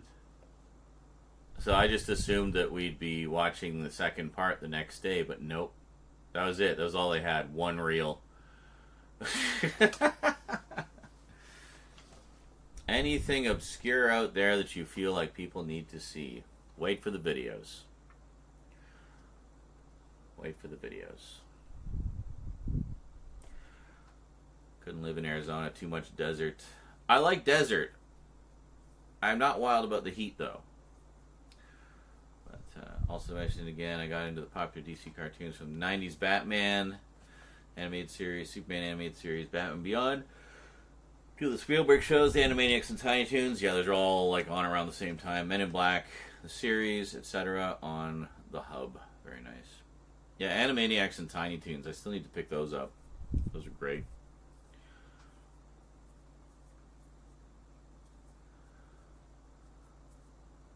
Is it rainy? Huh? What? Huh?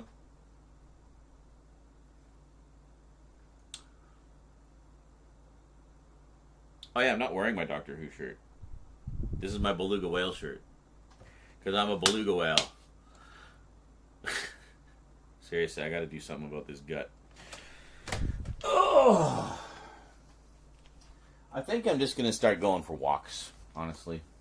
Just gonna start going for walks. Some lovely scenery around. Bring the camera with me. You know, take some shots.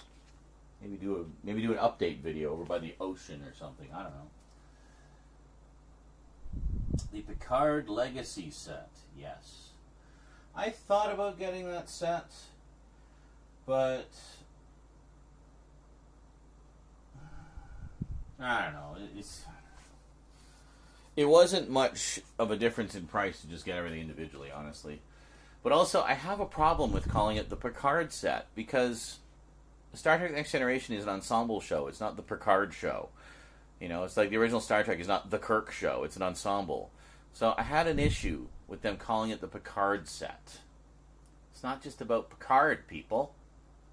Picard is, well, even Picard is basically Next Generation seasons 8, 9, and 10.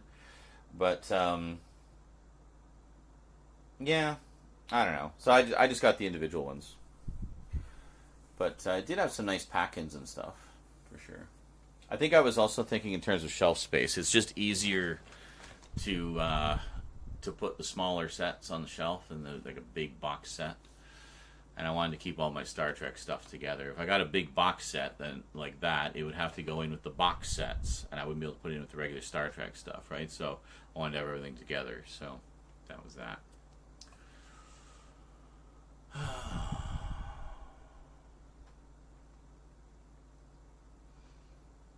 Yeah, we were going to put another shelf in there, weren't we?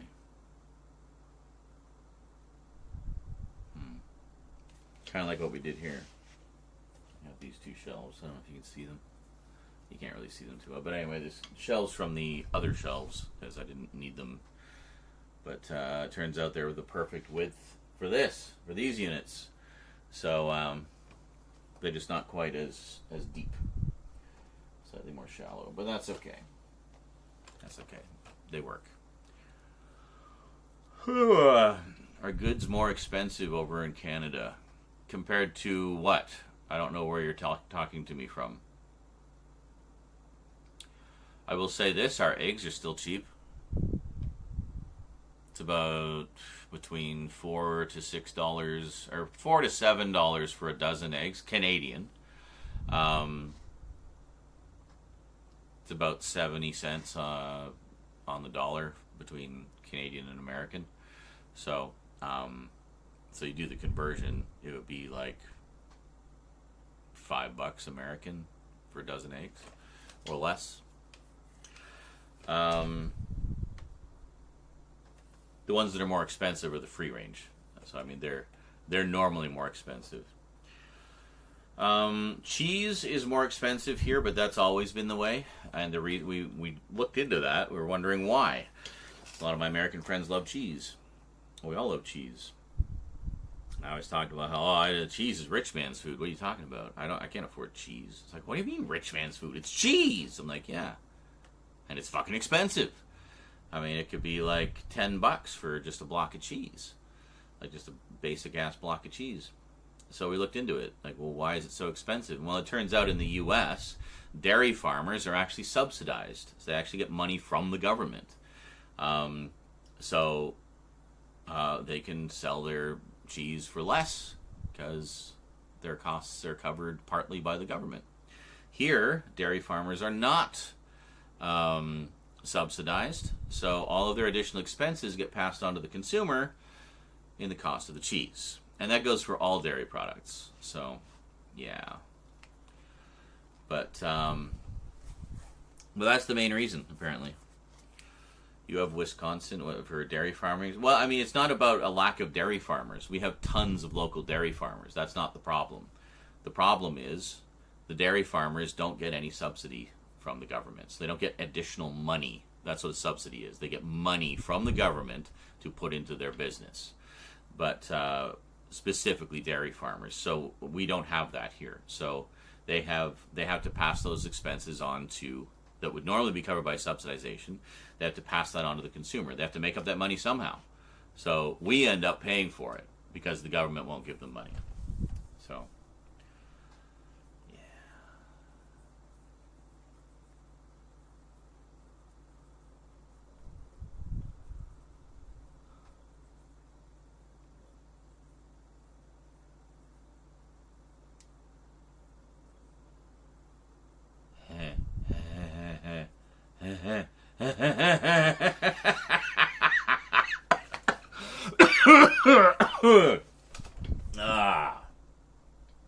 Got the card lady. That was great. Fair. Oh, what's all the things I said? So I hope you enjoy your crappy set, Jonkler. No, that's cool. I mean, it's all the same contents, right? And it's a nice way to just kind of get everything all in one, all together. If you have the shelf space for it. I mean, for me, my main thing with Star Trek is original series and Next Generation. So I now have the best sets of everything to do with both of those. So I could just stop with Star Trek right now, and I'd be perfectly content. Because I have everything that means the most to me out of the franchise. But I enjoy Star Trek, so I will continue to watch and support for as long as they keep making them. I actually like that there's such a variety of shows right now. I was talking about this a while back, how it's like they used to only have like one or two shows going, and they both kind of appealed to the same demographic, you know what I mean? Like the super nerds like us.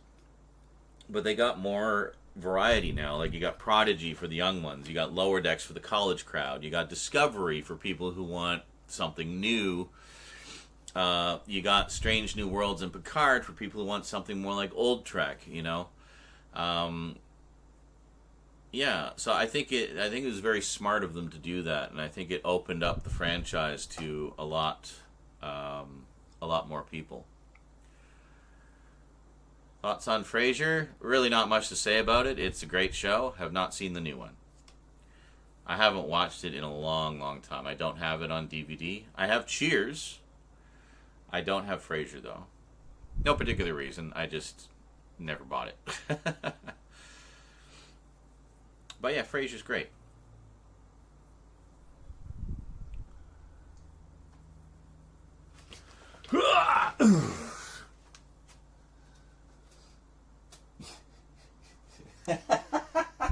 Junkler. Chad!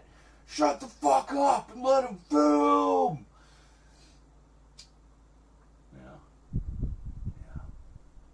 Sitting at 61% on the dono goal, hoping to hit 100 before the end of the month. If we could, that'd be great. So we just go rocketing into February in the best shape we've ever been in. So let's see. So should we film all of these updates first, and then the last thing we do, somewhere around like 3 or 4 in the morning, we'll start to think about opening Jonkler's package. How's that sound? Like Enterprise. I can't get into the new Star Trek stuff. I actually like Enterprise. I bought that one too. I got the Blu-ray set of it. I've watched the first season. I need to get back to it. But, you know, I understand people are mixed on that one. I enjoy political science and United States president documentaries from the History Channel on YouTube. I live in the States, so Canada is too lackluster for me to understand. Wow, that's kind of rude, dude. Don't be mean. There's no call for that. But whatever. Laughs in free healthcare. I'll be back.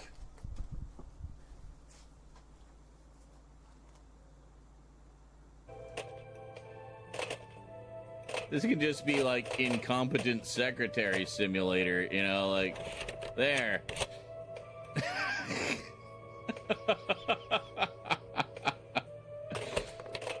stop.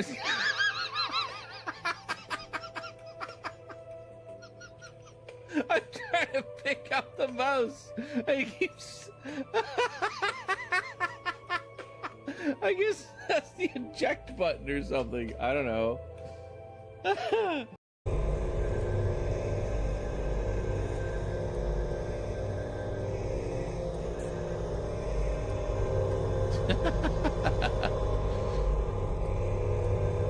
Looks painful. It's quite a cod piece there. There. Yeah. Check out the view. That big sack of jewels.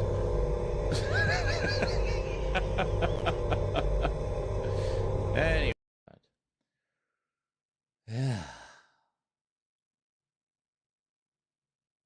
Yeah. Crichton says exaggeration. Obviously it will be finished. Unless you're absolute ass. Which is entirely possible. It has been known to have happened previously in the past, where I have, on occasion, been absolute ass. It almost rhymed and rhythmed. That was sexy. Yeah, you just keep your socket wrench to yourself. Hi there. Hey. The hell are you doing over there, Chumbucket? Keep your head down. Great view. There's a lead slinger slinging lead yonder. If you want to keep that fine car of yours hole free, you do well just killing that long-shooting roach. Who the hell thought that was the optimal angle for that? Why didn't you do it? Yeah, why didn't you do it from this angle?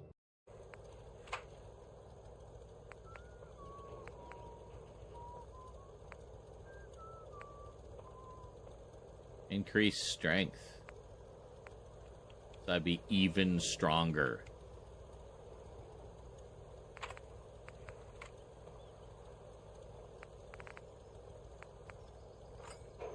Oh, yeah, I can't do the lead plating because I don't have lead. I didn't see lead in...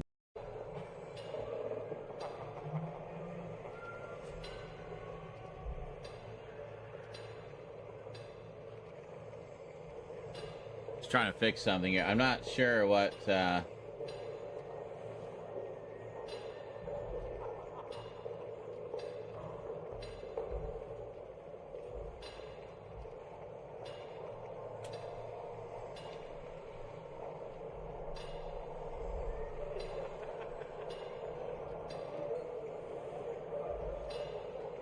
Okay, so anyway, that should have... We'll find out.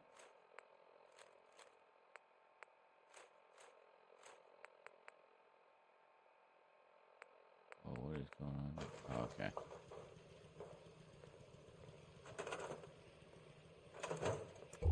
Why do you have to walk like... Yeah, I know.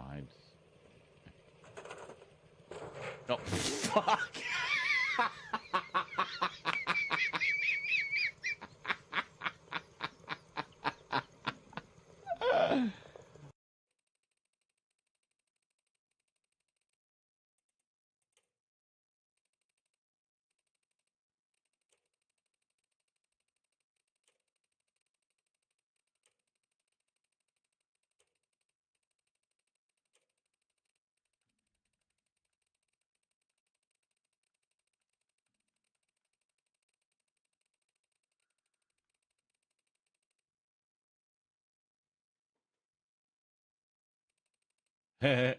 Dump.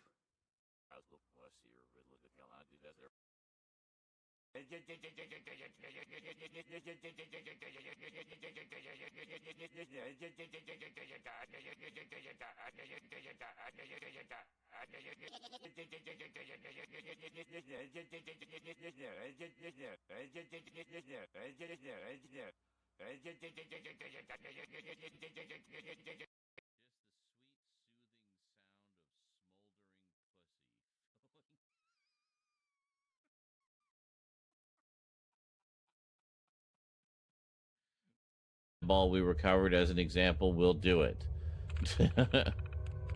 Falling debris. Remember that we are working in a quarry and that conditions can be dangerous. We've set up beams where we think provide the best support with the least amount of material. It's a cost-cutting solution that has saved us a lot of money over the years. That being said, if you or anyone you know reports rumblings or sees something that looks unstable, give it some time and see if it...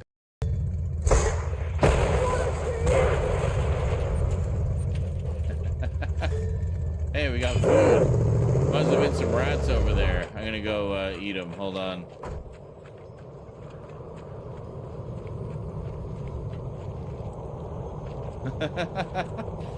Just see a couple dinner forks appear. I mean, it means I can save my water, right? So that shit. Oh god, what's going on? I don't know what's happening. I can't. I'm in the cinematic. Did you not notice we took that bridge? Mind you, it. Oh no, he's still coming. He came through. Huh. Alright. Here, I'll wait for you. I'm waiting. Oh, you know what? I think that was the last car from that trio we encountered. It took him this long to catch up to us.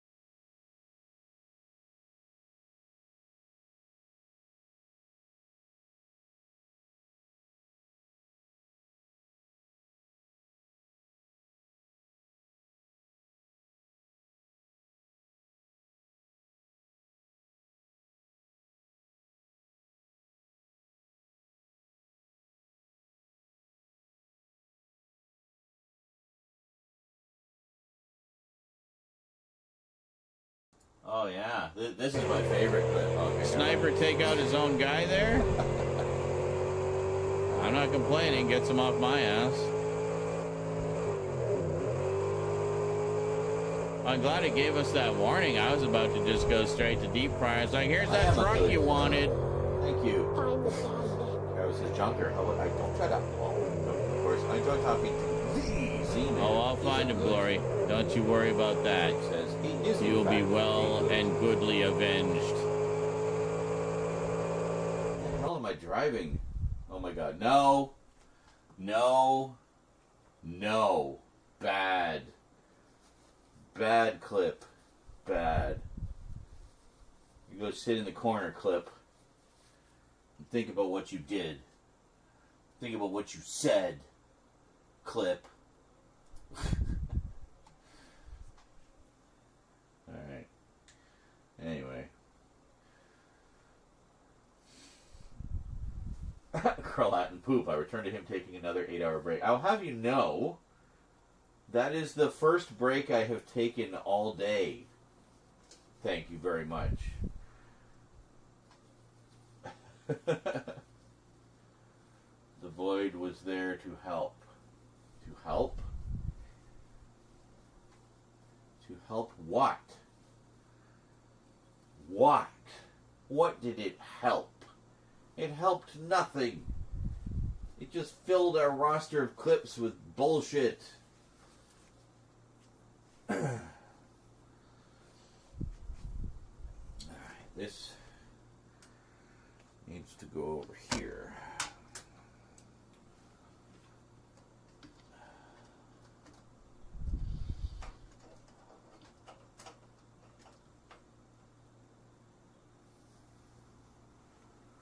Okay. And turn you guys a little bit this way, I think. So you can see the Doctor Who stuff a little better.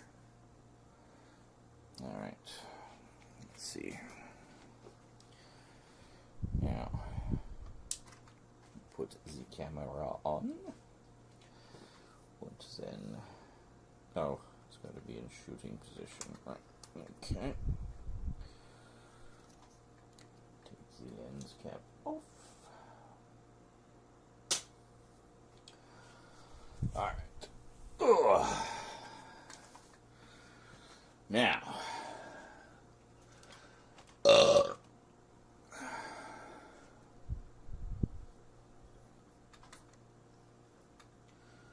Oh, there's no card. Shit. Hold on. Right, we moved the card because we were taking all our footage off it from yesterday.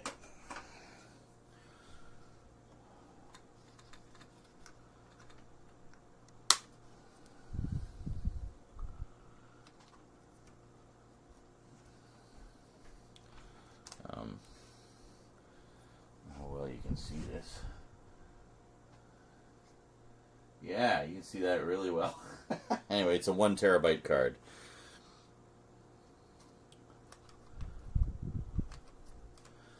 Just doing our insert shots yesterday. Just insert shots. About 30 seconds a piece. Ended up being about 60 gigs of video files. 60 gigs of insert shots. Madness.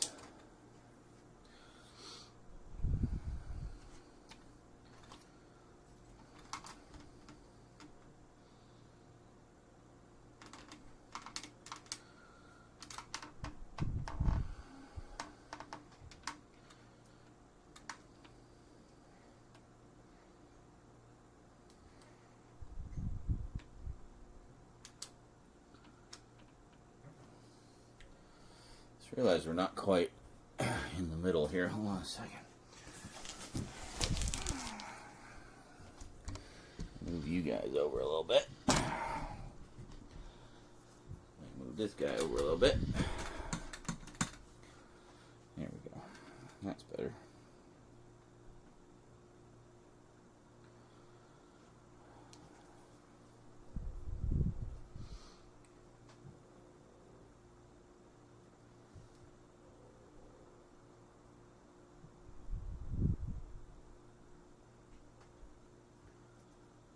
Focus.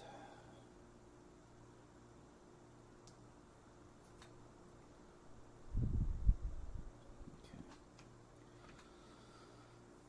So, yeah, looks all right.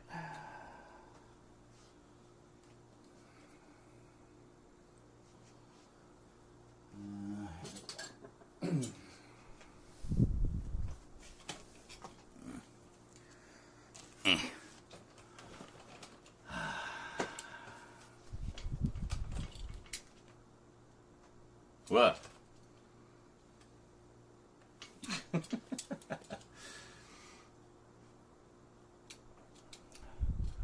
Damn you, Colin.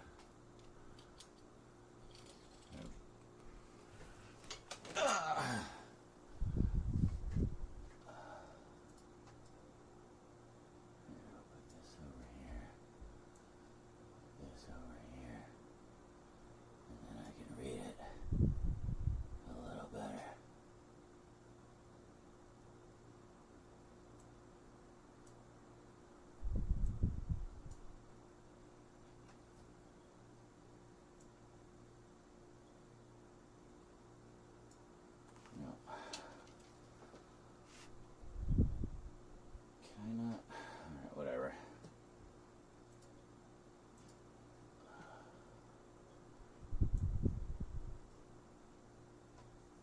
Stop trying to guess where I want the windows to go. Windows, please. Thank you.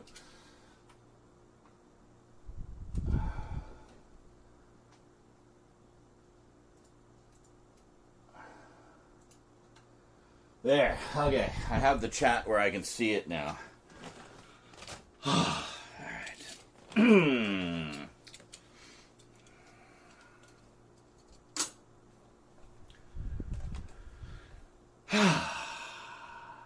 We ready? Are you ready, John Clare? You ready? All right, here we go.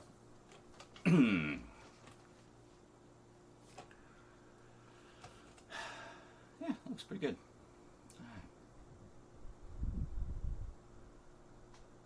Greetings, everyone, and welcome to a very special timey-wimey Tuesday because we got ourselves a big honkin' package to open.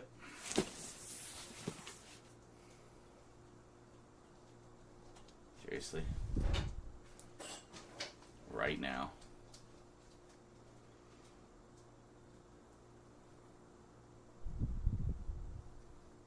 What are you doing?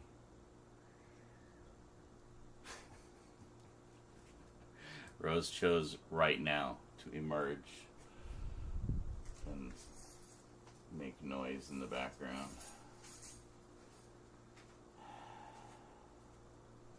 And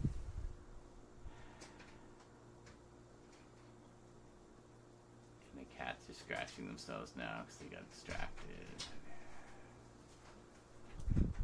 Great.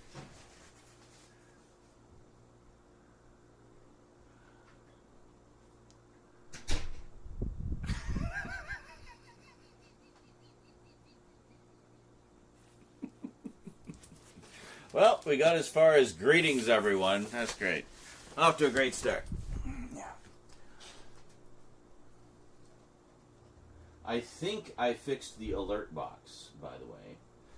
So feel free to donate like maniacs, everybody. Hint, hint, hint, hint, hint, hint, hint, hint, hint. All right, let's just restart here real quick. Where's the button? There it is. Okay, do that. You good here? Right there. Perfect. And can we see everybody in the background? Yeah, we can see the skull. We can see Freddy. We can see. Yeah, okay, we're good.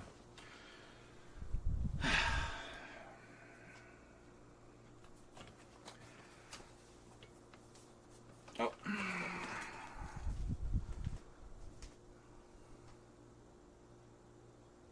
Come on.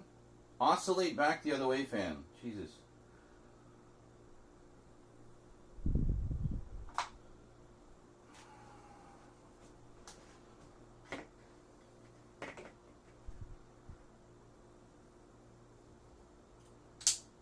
There. Just a light breeze to keep me cool. Very nice. All right.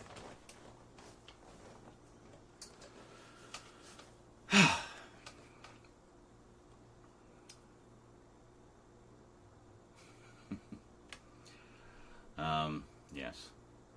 Great.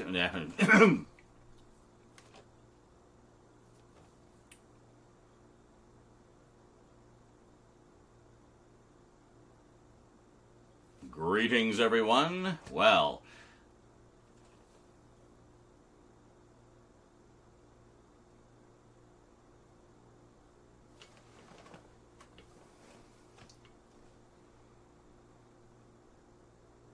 greetings, everyone, and welcome to a very special timey-wimey Tuesday because... sorry, I didn't mean to bump the camera.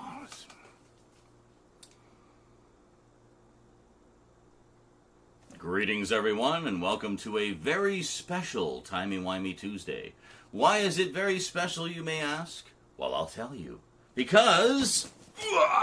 it's package opening time. That's right. We have a package here from Jonkler the Collector 98, also known as Michael the Collector 98, or just Michael. You all know Michael. He's been a regular for a million years, and fellow Doctor Who freak. He's sent us many a package in the past, always full of goodies. So this one was sent a little while ago. Let's see, we're just looking up the postmark. So the Firefox 19th. One That's not donated too long ago, right? The $10.26. $10 March. again, and 26 cents because it was bothering my 2024. OCD lol. Yeah, I think this was originally a belated present for my birthday last year, which has been sitting on the floor waiting to be opened ever since. This will give you some idea of how far behind we are on package openings, updates, closer looks, all that good stuff. We're in the process of getting caught up.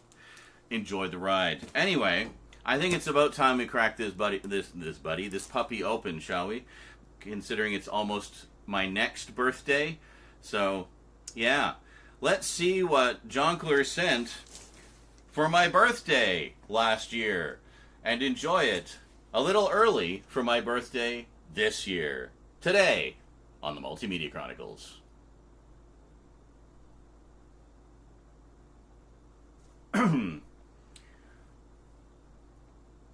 Hey, we didn't get the frickin' thing again. Or did we? Did we get it and I didn't have the volume on? Hold on. I didn't have the volume on. Sorry. Hold on. There it is. Okay.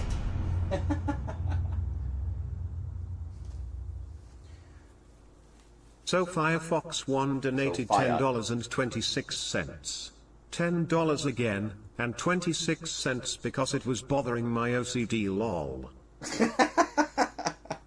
You'd be surprised how many people drop donos for precisely that reason.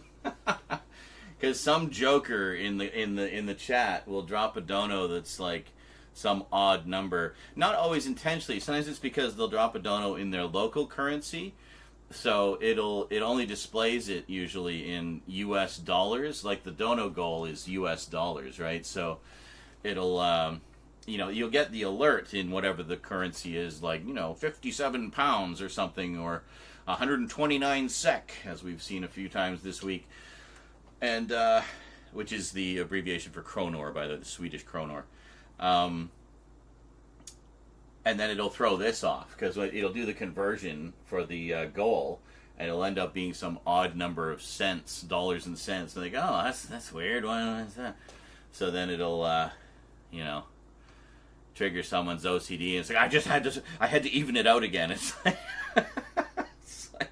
hey, it's more money in my pocket, so I'm not complaining. Anyway, we're gonna pause this just so we don't have all the silliness in the video. So yeah, this camera we discovered has a limitation of 30 seconds per video file, and rather than just jumping to a new video file like my old camera used to do, it just stops. So I have to be really aware of how long we've been recording and make sure that we're still going. So I'll be keeping an eye on that. There is a little counter I can see on the screen there. So, all right, let's get to it, shall we? Yes, 87.99995. And sometimes it'll just break the counter entirely, and it'll be some ridiculous string of decimal places. All right.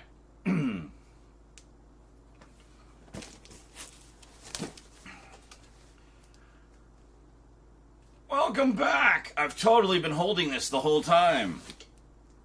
Anyway, let's open it up, shall we? Actually, first, let's just take some of these labels off here.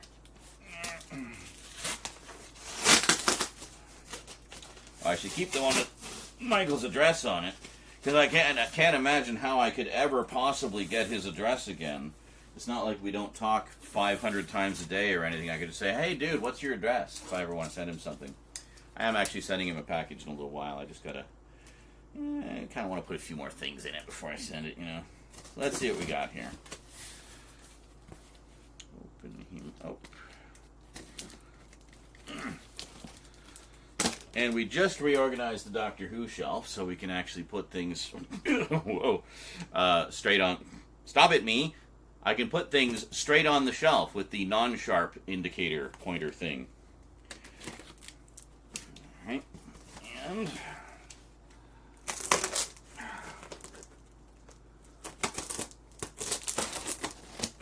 there we go. Okay, here we go. Put that there. Holy moly! Stuff and things. Oh, more. Hey! Oh, hey!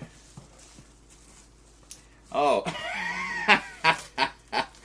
I see why you were so eager for me to open it, because I'm live streaming as well, of course. We were just talking about this show like 2 minutes ago. I'm like, yeah, I don't have it yet. I don't have it on Blu-ray. I've been meaning to check it out for ages, and I haven't seen it. And wow, dude, I'm not even going to ask you what you paid for this. This is amazing. We have Star Wars, Clone Wars, the complete series. Look at that. On Blu-ray, no less. Yeah. Oh, I see. UK set. Yeah, because the UK set, it seems to be cheaper, like with a lot of titles, especially like the Star Wars ones, to get them from the UK. It's literally cheaper to import them. Oh, this is awesome, dude. So all 5 seasons. Fantastic. And then, of course, I've got the, I have the movie already, so there we go. All right, well, that's obviously not going to go on the Doctor Who shelf, but we'll just put it there for now, just to keep it out of the way. And let's see, what do we got here? We have, very odd, I'm assuming there's a reason for it, we have a package of 25 DVD/CD storage sleeves. Okay, cool, handy. And they're the nice ones too, the nice plastic ones with the like the soft inside, the scratch-resistant inside. Yeah, these are good. But that will be handy. I'm assuming there's a reason for it. We'll see. Oh, and of course, I was going to ask to round out the Clone Wars collection. We got the lost episodes as well. I'll do it better from this side, maybe. Yeah, you can kind of see it better from there. There we go. Just zoom in. That's awesome. So we got the Lost Missions, which is basically season 6. And they did another one, didn't they? This season 7. We're still kind of sitting here waiting for that one. There we go. Put that there. And another audio mega set of Doctor Who goodness. I think this is this the 60th? Oh no, this is to celebrate 20 years of Doctor Who on audio from Big Finish Productions. We have Doctor Who, the Legacy of Time collection. Look at that. It's hard. If I have the light too directly, it glares. Maybe I can I turn it slightly? Just to give us a little more light. There we go. How's that? That's a little better. Very nice. Look at that. That is beautiful. And let me see. It's like a slip box. Yeah, there we go. So it's like a slip box, and we got that big like gatefold. Oh, things are falling out. Hold on. Okay. Oh yeah, a couple discs came loose. That happens. Here we go. Oh, look at that. Look at that. That's a lot of audio goodness there, folks. Check that out. That is beautiful. Wow. And cast photos there. Very nice. Oh, that is fantastic. So what's this one that's slipped in here? The Early Adventures Daughter of the Gods with Zoe. Oh, this was like another adventure, I guess, that was kind of slipped in. Early Adventures, Daughter of the Gods, parts 1, 2, 3, and 4. Okay. With, we got Peter Purves, Fraser Hines, Wendy Padbury, basically a second Dr. Jamie and Zoe story. That is awesome. That is so cool. I mean, I'm down for all of that. And I mean, the Legacy of Time has freaking everybody in it. You got, 6 stories? Is it 6 stories? You got Lies in Ruins. Yeah, Lies in Ruins. The Split Infinitive. The Sacrifice of Joe Grant. Relative Time. The Avenues of Possibility. And Collision Course. You've got Tim Treloar, who plays the Third Doctor. He does an amazing John Pertwee impression. I've listened to a few clips of that. Sylvester McCoy and Paul McGann, Sophie Aldred, Simon Williams, Pamela Salem, Karen Gledhill, Hugh Ross, Alex Kingston, Lisa Bowerman, Georgia Tennant, Peter Davison, Tom Baker, Ken Bentley, Louise Jameson, Lala Ward, Anna Hope, Colin Baker, and India Fisher. Whew! That is quite a cast. That's like a who's who of who. That's awesome. That is so awesome. Thank you so much, dude. I will add that to the stack of Big Finish audios I have yet to listen to. I will put this here like that maybe, and we'll move We'll move the sleeves. They're not really much to look at. We'll put this here just to kind of show it nicely. Put that up there. Alright, let's see what else we got in here. We got... Hey! We have even more sonic screwdrivers. That is so cool. I don't even know what all these ones are. These are like... Alright, let's see. Try this one. Where's the button? Gotta find where the buttons are. This is very steampunk. Look at that. That's so cool. So we got their button somewhere. Oh, hold on. No. A little clip there. No. Oh, did we turn it? Nope. I guess I fail as a companion. I can't figure out the screwdriver. Alright, well, we'll set that aside. We'll play around with that at some point. And then we got this one. It just looks wild. Is there a button here? They might need batteries. They may not have batteries in them. That could be why nothing's happening. And then we got this one. It seems that they got like little bits and bobs on them and everything. Eh? So cool. Oh, hold on. No, here. No. Got some Gallifreyan on there. I almost feel like I should do a closer look at my sonic screwdrivers. Would you guys like to see that? Because I've got a bunch of them now. Most of them sent by Michael. Maybe we'll do that at some point, and then we'll give them a proper look. So that is very cool. Like these are like all of these, like these two in particular, like very steampunk. I like that. And then this one looks a little more high tech. So very neat. I wonder if he says. Did you say in the chat which ones they are? Maybe he said in the chat. Nope. Okay. Cool. Yeah. And then we have... Oh, sweet! Is this the first one that he did? We've got the 9th Doctor Adventures. Check that out. It's so cool that Christopher Eccleston came back for Big Finish. He said in no uncertain terms he will only come back to the show if they fire Russell T. Davies and Julie Gardner. Apparently they were not very kind to him, to say the least. But he's quite happy to do Big Finish because they are good people and he likes what they do. So, very cool. Definitely going to enjoy that. Oh, dude, what is this? No way! Oh my god, this has been sitting in my cart for so long. We have Doctor Who, the comic strip adaptations. How cool is that? We got the Iron Legion, which you guys might recall. Longtime viewers remember I did a big video about that story a while back. And the Star Beast. Oh, that is fantastic. And then we got bonus features as well. Oh, man. I've been wanting to get this for so long. I love the Iron Legion. It's a great story. That was the very first story they did for Doctor Who magazine, back when it was still Doctor Who Weekly. The Star Beast, of course, you guys will know because they just did a television adaptation of that with David Tennant. Very cool. So this one would be the original version of the story. Man. It makes me sad that this is volume 1 and it came out 6 years ago and we still have yet to get a volume 2. I would love for them to do more of these. Man, that is so cool. Thank you so much, dude. That is amazing. Like, yeah, as you know, I mean, I'm a huge Tom Baker stan, so, I mean, anything Tom Baker, but, hold on a second, there we go.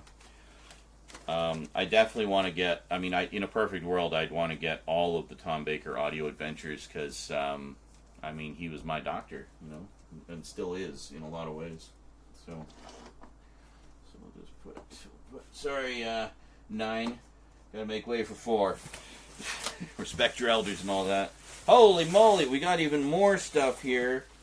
We got, are we missing a couple? Alright, we have Season 1 and Season 4 of Rebels. So I guess it'll be up to me to track down seasons 1 and 2. Holy shit! Did you seriously get this for $5? That's crazy. With the slipcover, sealed. That's insane. These are like so out of print now too. Like it's wow. That's crazy. $5 for like a pristine condition, out of print Star Wars Rebels. That's awesome. And actually, this one is sealed as well. But I mean, it's too old to get the slipcover, I guess, unless you get lucky. That is fabulous. So we got some Star Wars and Doctor Who. I think we've talked about the animated shows for so long, I think he just got tired of waiting for me to watch. So he's like, fine, I'll buy them for you, and just watch them. God damn it. And then we got a couple more. Oh, sweet. Okay, hold on a second. Before I get too ahead of myself. We have another 8th Doctor adventure, To the Death, written and directed by Nicholas Briggs, starring Paul McGann as the 8th Doctor and Sheridan Smith as Lucy. And, yeah, very cool. Oh, and this has the monk in it. Sweet. Very nice. I remember you were telling me about some of the audio adventures where they brought the monk back. So, yeah, definitely going to enjoy checking those out. Put it. I don't know where to put it. Put it here. Put her there, pal. All right. And then finally, last but absolutely not least, we have on CD, read by the author, Doctor Who Meets Scratchman. Written and read by the man himself, Tom Baker. Yeah. I actually, where is it here? Yeah. I actually do have the book. I bought the book a while ago, and I've definitely been wanting to get the audiobook because, I mean, it's read by Tom himself, right? So, gotta get that. Gotta get that. Oops. Ah. Alright, things falling all over the place. Ah. Ooh. That is a lot of cool stuff. Very nice. Shall we take a slightly closer look at things here? Why don't I zoom in a bit and I can give you guys a bit of a closer look at the goodies. We'll just take a moment here to breathe.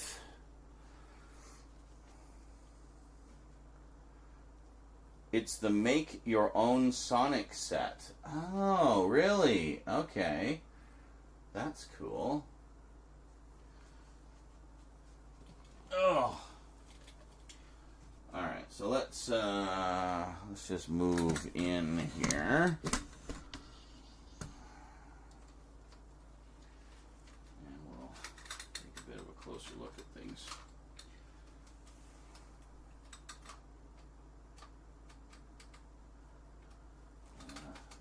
Look out.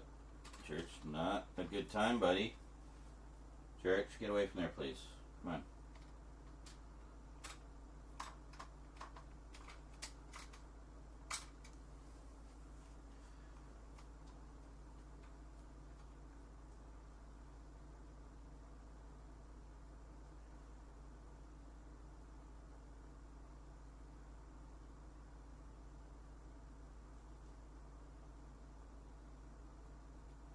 I love how just laser perfect the focus is on these. Church, what are you doing? Just get away, please. Come on. All right.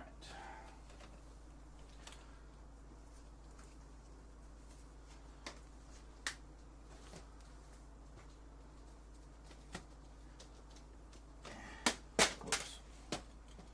Hello. Oh. I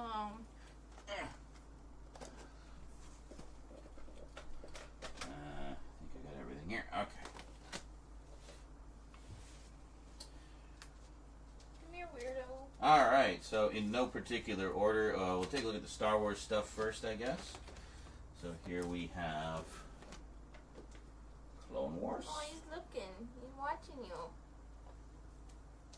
Cool.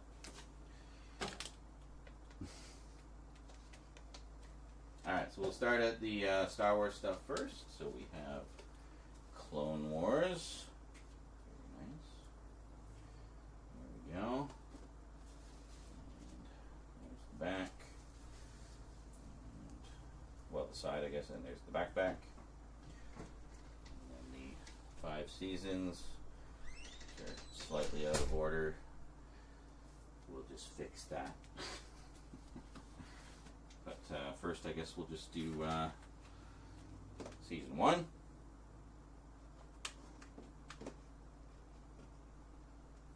Yeah, get my fingers out of the way. There we go. And I mean, we don't really need to look at the discs in all of them, but just to give you some idea.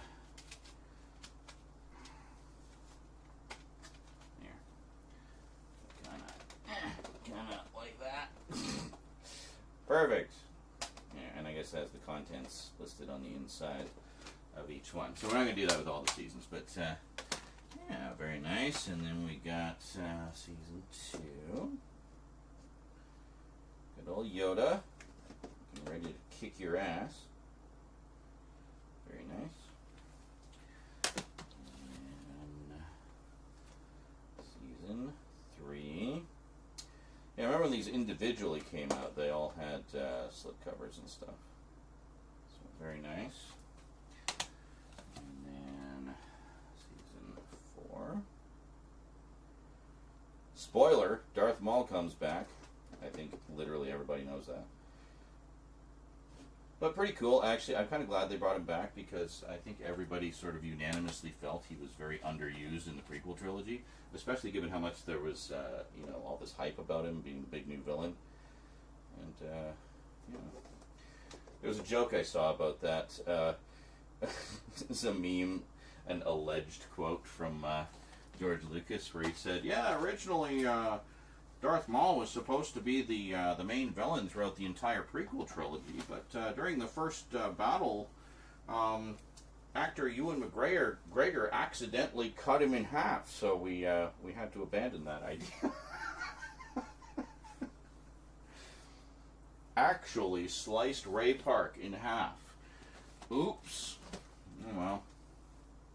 Anyway, that's Rebels. We need, and then we have the Lost Mission. So that is absolutely everything that has been released of Clone Wars, minus the movie, which I already have, of course. So I have it all now. Awesome. We will watch them. I promise. We will. And then we got Rebels, season 1. There. And there we go. I have seen a little bit of both of them. I did watch the first couple episodes of Rebels. I liked that they were setting it between episodes 3 and 4, which was an era that I'd always been interested in seeing more of. And if you look, we see the, yeah, it's all nice. I love these slipcovers, like super embossed and bumpy. You can just feel up everybody. It's great. And there we go. We'll take that sticker off very carefully, obviously, but I'm sure he just wanted to leave it on so you could see. You won't believe how cheap I got this for. And then, well, we're good to get into the Doctor Who here. We got the comic strip adaptations. Very nice. There we go. There we go. There we go. And I guess I can give you a look at the covers there. So we got the Iron Legion. They actually do really nice artwork on the Big Finish covers for the most part. And I think the the second volume's the same. It's just the next 2 parts, and then we have Star Beast. There we go. Beep the Meat, by the way, was originally blue in the comics. I don't know why they made him white in the TV version. And then we have bonus features. And my favorite logo, of course. There you go. Check it out. I am so glad I didn't buy this during my big shopping spree. I actually didn't buy a ton of Doctor Who stuff other than like new things. But, well, new releases, I guess. Not so much the older stuff, but you'll see that in all the updates that are coming your way. And then, of course, we got Scratch Man. I'm assuming this is unabridged, eh? Yes, complete and unabridged. So maybe I'll just read along with Tom. Wouldn't that be nice? You can read along with me in your book. When you hear the TARDIS sound, actually no, when you hear the sonic screwdriver go, "Beep," that's your signal to turn the page. Thanks, Tinker Tom. Very nice. And then we got Ninth Doctor. New adventures we thought we'd never get. With the man himself, Christopher Eccleston. How cool is that, eh? And what have we got here? So this is 3 stories. We got Sphere of Freedom, Cataclysm, and Food Fight. So take a look at those real quick here. Whoa!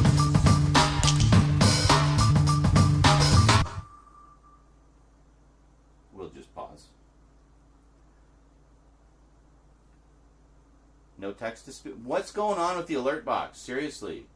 Anyway, thank you for the 88 months, Crimson Cross. Holy moly.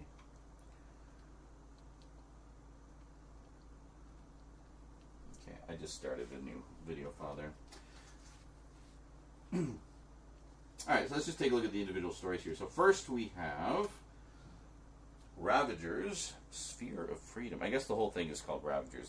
The story arc is called Ravagers, and this is the first of the 3 stories. Very nice. And then we have Cataclysm. Very nice. And Food Fight. Very nice. So these are all written by Nicholas Briggs, yes. So he wanted to make real sure that that Christopher was very comfortable and made sure he gave him some good stories. Not to say that other Big Finish writers are not up to the task, far from. But, and yes, and then we have the 8th Doctor adventure. To the Death. Fighting the monk again. Very nice. And then we have... we're going to have to pull back a bit for this one. Hold on.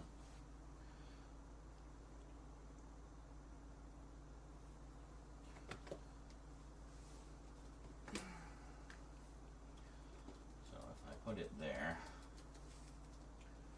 and focus...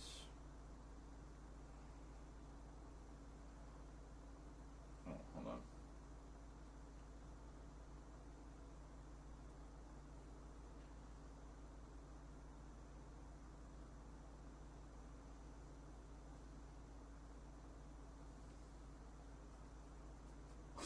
I just realized you guys can't even see what the fuck I'm doing. Like, look over here. You still can't really see what I'm doing. Whatever, you'll see it in the video. You get the gist of what I'm doing. Alright, so this is too big to fit on a shelf. So we'll just put it here. Oh, hold on. Fuck.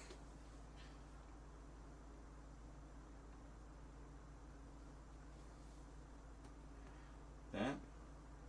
Sure. Alright, so this is kind of too big to put on the shelf properly. We'll just kind of do it like this. This isn't awkward at all. There. I'm not going to go through the whole thing, it's too much, but I'll at least show you there.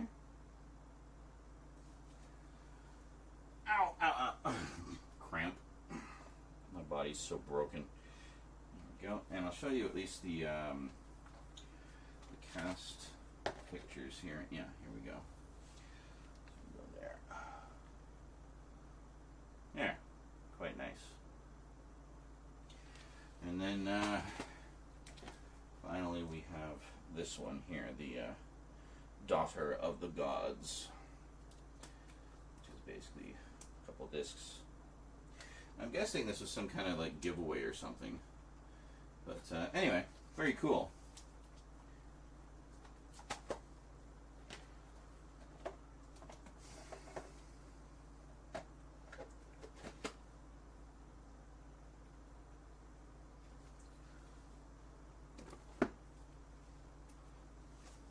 Scratch my balls. Itchy balls, itchy balls. Itchy witchy, itchy bitchy, itchy balls. Can I get back in here, please? God, watch my struggle. Hold on. Tripods tangled around each other. There we go. Okay.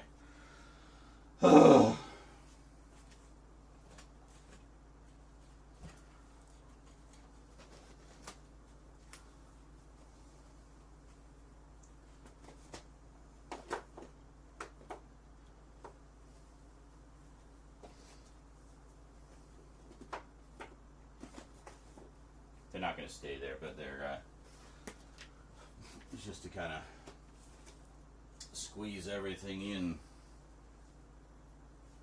Okay.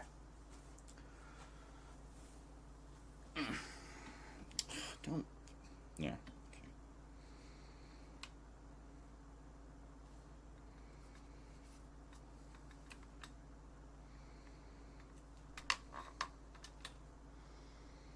Oh, why did I do that?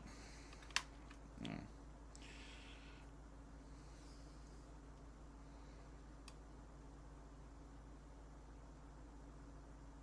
What? Seriously?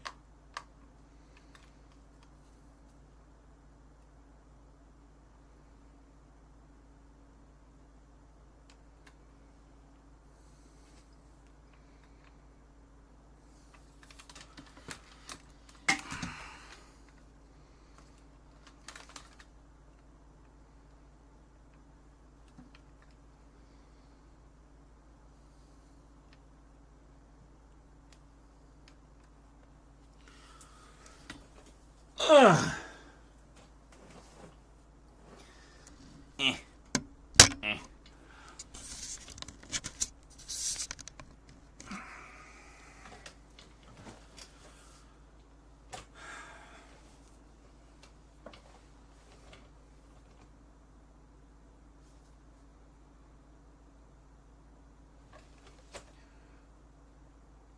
And there we go.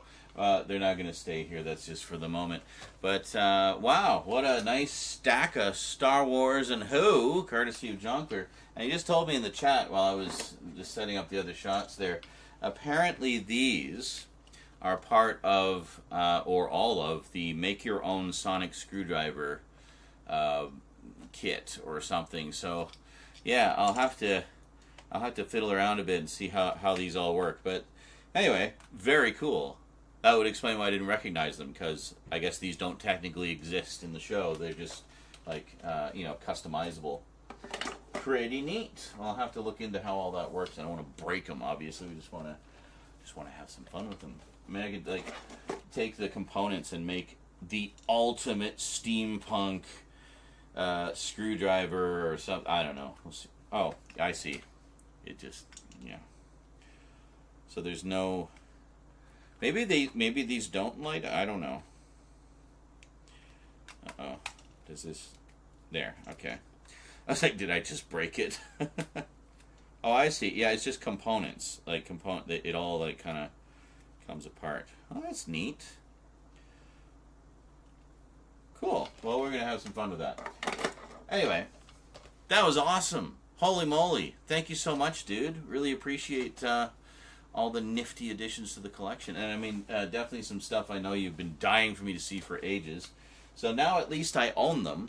So now I can put them off again in the comfort of knowing that I could watch them at any time. But seriously, thank you, dude. That is amazing. That is some very welcome additions to both collections. I just noticed the Star Wars stuff is all video. The Doctor Who stuff is all audio. There's symmetry to that. Anyway, that is it from me to you for now. Huge thanks to Jonkler the Collector. who is, of course, a regular in both my streams and Discord. So, if you want to say hey, please feel free to do so. That is it for me to you for now, folks. So I hope you enjoyed. Until next time, thank you for watching, and sayonara.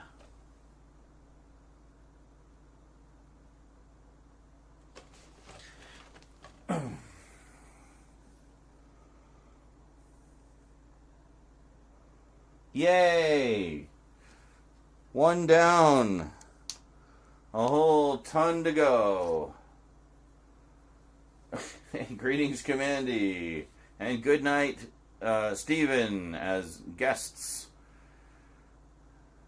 Jar Jar Ed. What did I miss? What did he already unpack? Well, you can always run back the VOD and find out. But a whole bunch of Big Finish Doctor Who stuff, and Star Wars Clone Wars and Rebels. All of Clone Wars, half of Rebels. Got to track down seasons 2 and 3. But there we go. Oh, okay. He says, To the Death is the final story of the OG 8th Doctor audio adventure range.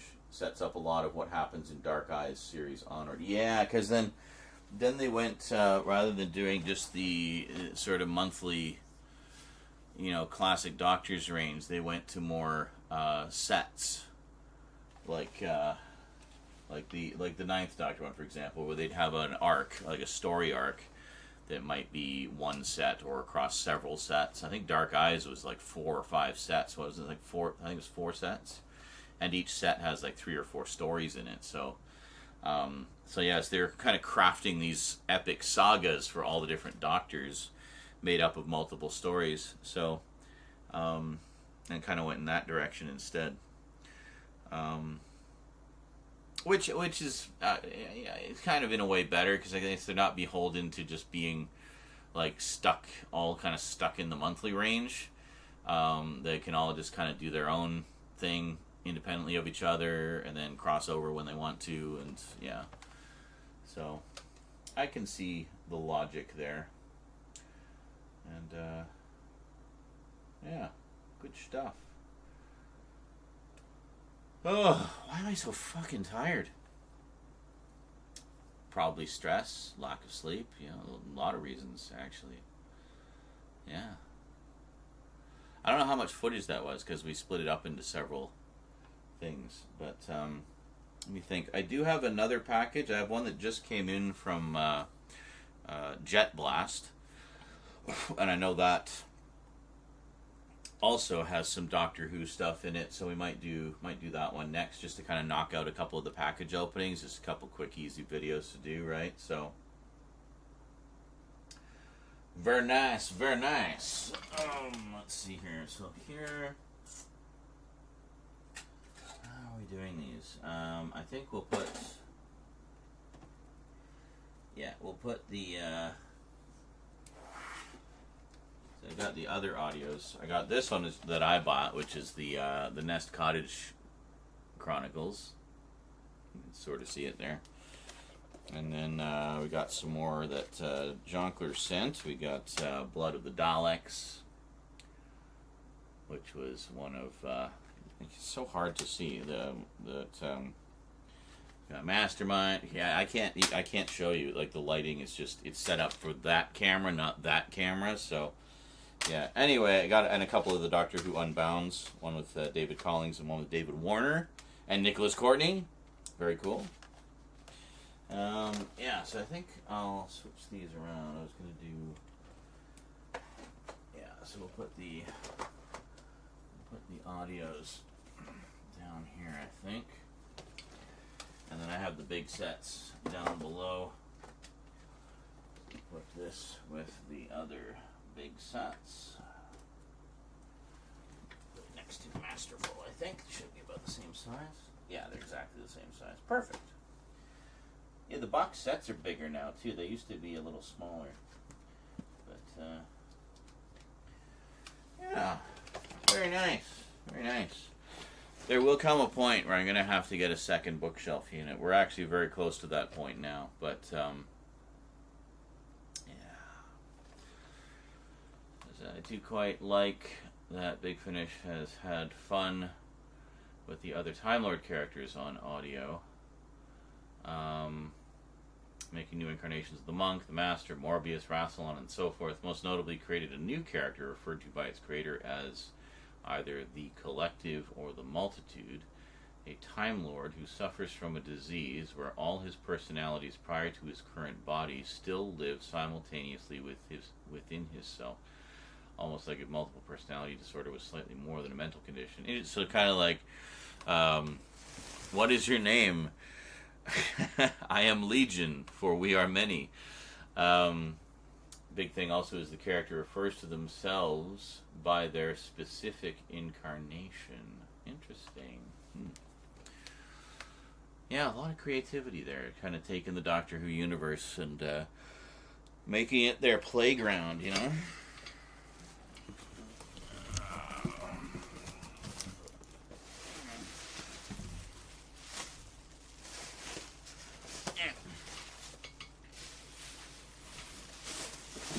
I think that was everything.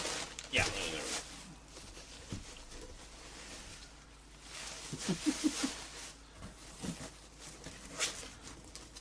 Can you imagine? It's like, oh yeah, Clone Wars. Thanks for reminding me about that. I'm gonna go on Amazon and buy it right now. And you're just like, no, dude, wait. Stop. No.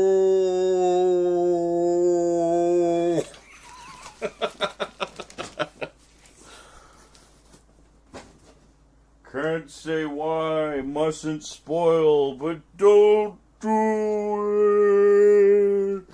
it.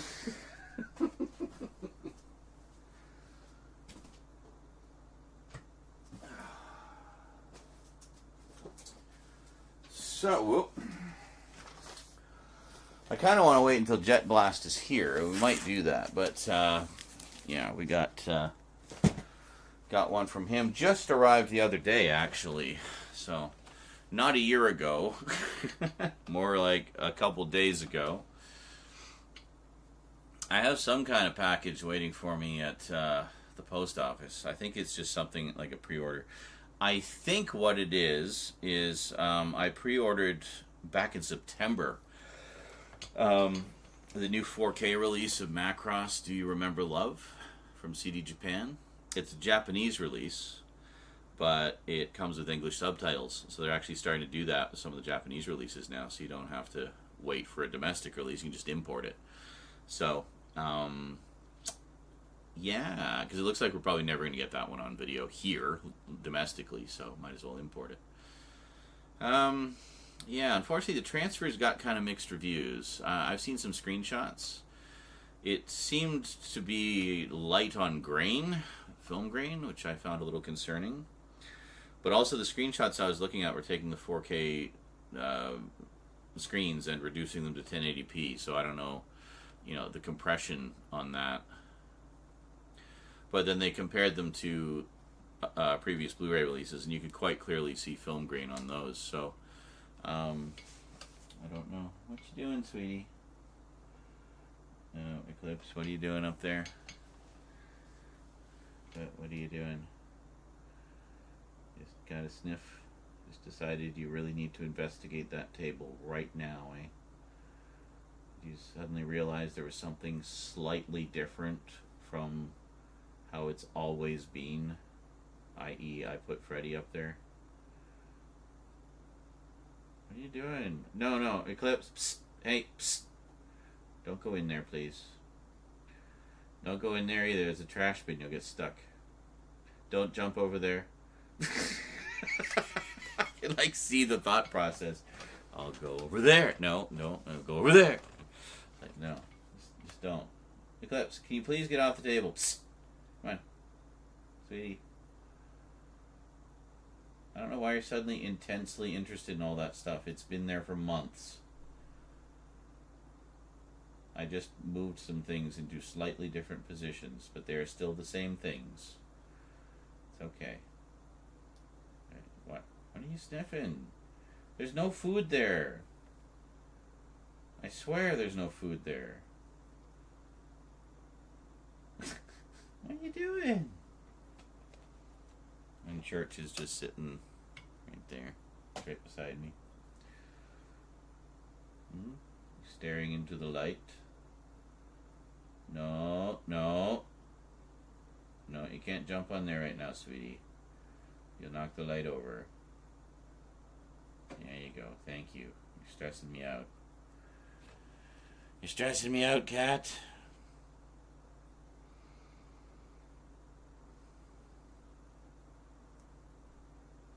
Now she's sniffing the new box, which I can't show you because it's got my address all over it. Alright. Good. No, no, no. Psst. No. You don't go in there. Too many wires.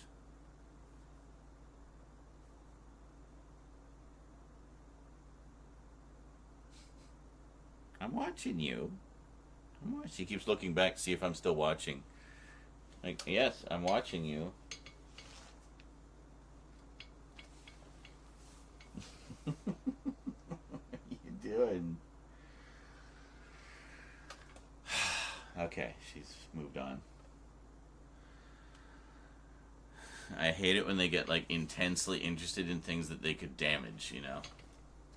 So surprised I haven't released Season 7 of Clone Wars. Do another Steelbook. It would sell very well, Disney. I know, right? I'm sure they will at some point. I mean, I think the, you know, the first wave or two of those show releases were kind of a test run. See what kind of demand there was for them. They obviously sold well because now we're on, what, wave 3? So, yeah, pretty cool. I need to get caught up on those. I've got 4 of the 6 Star Wars ones. I only have 1 of the 6 Marvel ones. So I need to get the rest of those. But, yeah, good stuff. And didn't I hear something like they're only doing them on 4K now? Like they're not even doing Blu-ray versions anymore or something? I swear I heard that somewhere. Someone in our chat was upset by that. Maybe after Bad Batch ends. Oh, that's a possibility. But they'll probably do it like season by season like they did before. Just add it into the mix with the other Star Wars shows, you know.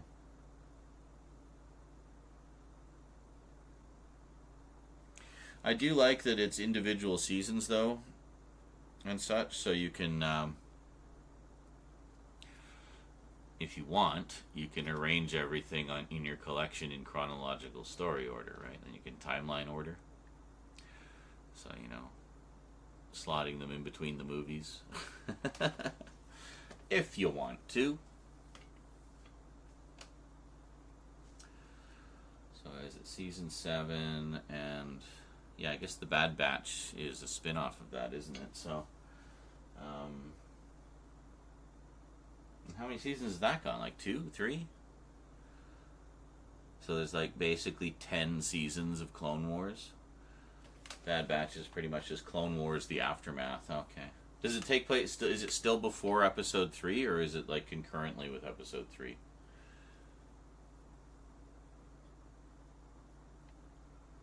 Or after episode 3? I don't know how far Clone Wars go. I'm assuming Clone Wars is mainly between episodes 2 and 3. But, and I know Rebels is between episodes 3 and 4, so Bad Batch is somewhere in the middle there, I guess.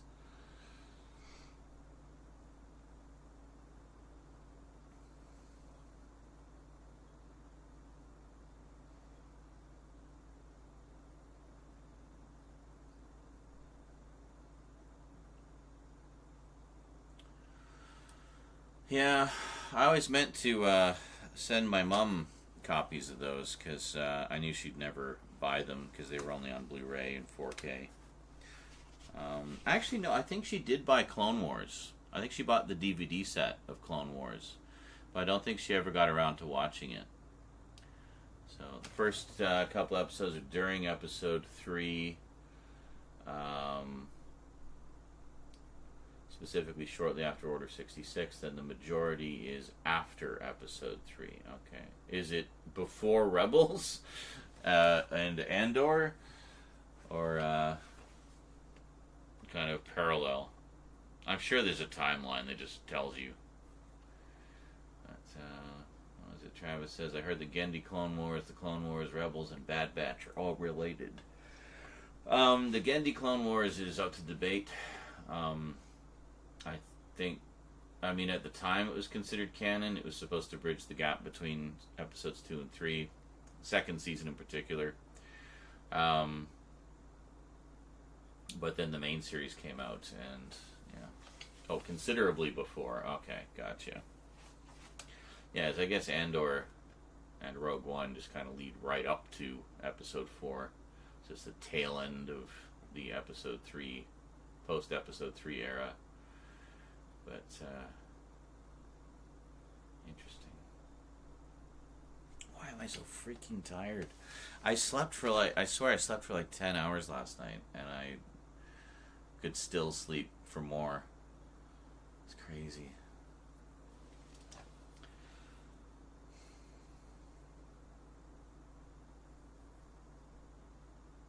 Oh yeah, we can just, I forgot, we did all those insert shots last night, so we can just do the updates. We just have to film the updates, like the actual talking parts. Because I already did, like, the close-ups for most of them.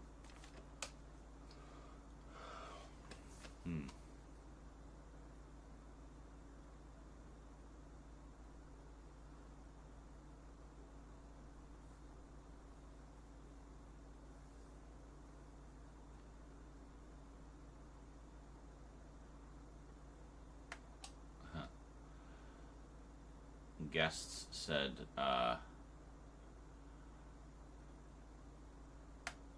VH1's When Star Wars Ruled the World spontaneously came to mind after seeing that unboxing. This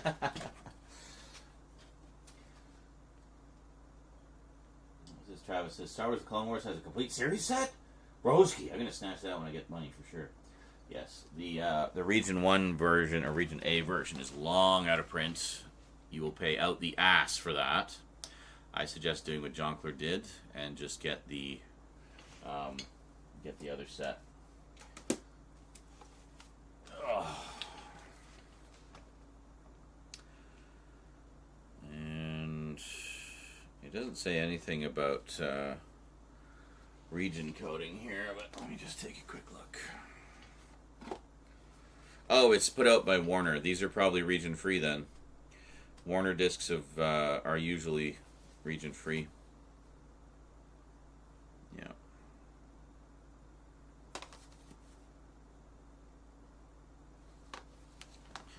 There's a piece of paper in this one. How mysterious. Oh, I bet I know what this is. Yeah.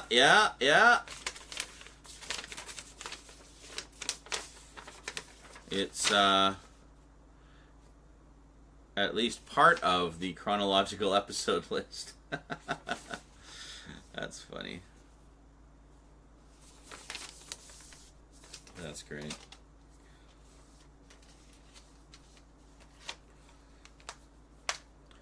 Yeah, because there's some season 1 episodes that chronologically don't actually occur until later in the timeline.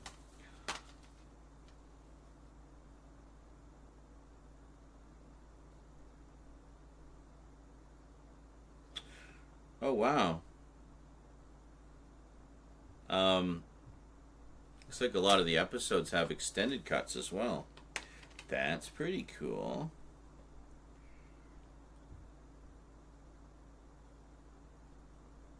Actually, a good chunk of them do.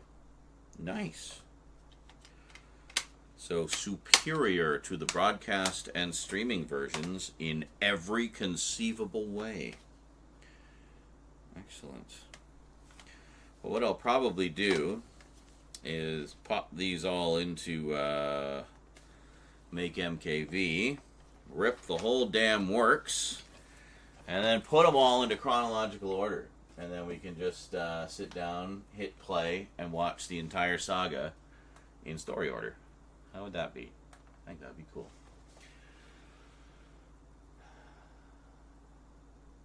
Hey, good morning, Duncan. Oh shit, is it Duncan time already? It's Duncan time! Says the Gendy Clone Wars isn't canon, but elements of it are, like characters and story elements. Specifically, there's a scene involving former Republic people spitballing campfire stories that are pretty much just the 2D show with how over the top that show could be. Gotcha. Cool.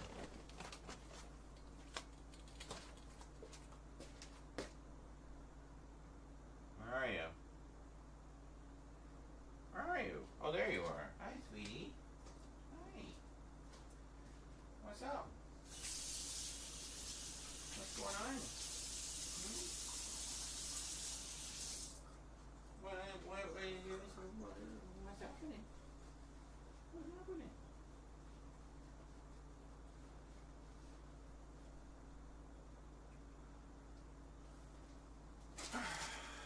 I don't feel like eating another sandwich, so I'm gonna have some chips. How's it going, Duncan? Good to see you. Missed you the past couple streams.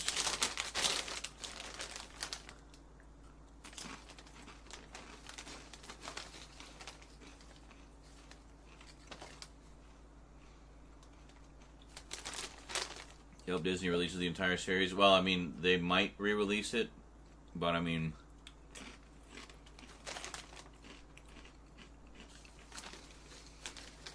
it's hard to say. I mean, Sony has taken over distribution of their physical media. So, I mean, I'd say never say never. At the moment, it doesn't seem likely to happen anytime soon, though.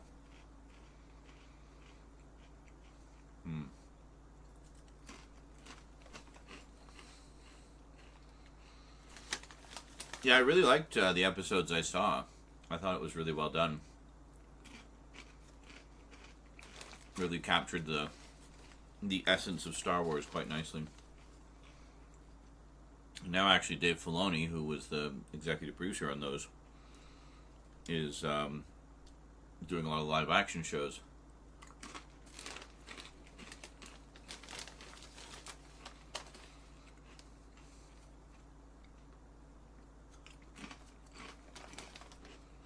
But Disney really needs to stop trying to cater to the, the grifters.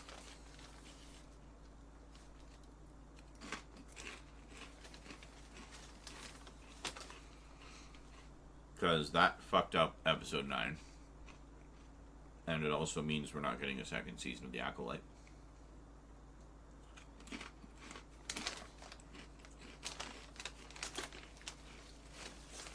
So, I don't know.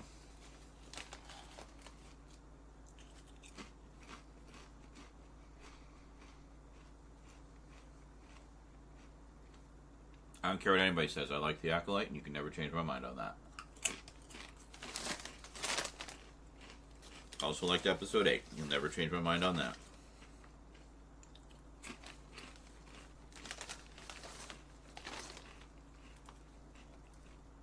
The more you try to convince me that it sucks, the harder I'm going to love it.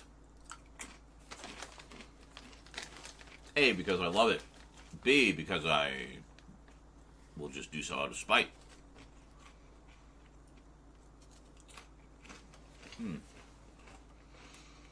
Get my Sweeney Todd Blue-Eye wipe with soapy water. I'm following up videos about WB and Fox just having disc rot. Never had that here, so looking into my copies to see what I find when I'm doing error scans. I've had a few discs succumb to disc rot. There's probably more in there that I haven't discovered yet. Kind of par for the course when you have a collection that's huge. I was particularly annoyed when I discovered that my the extras disc on my Captain Power and the Soldiers of the Future set had succumbed to disc rot.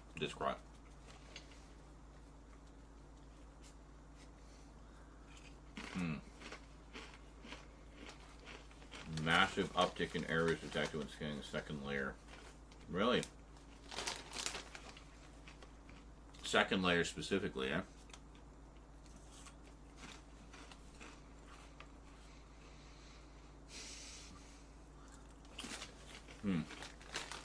No visible damage after a clean, they refine them. Yeah, I mean, sometimes that's all it is. It's just like a speck or something, just throwing the laser's precision off.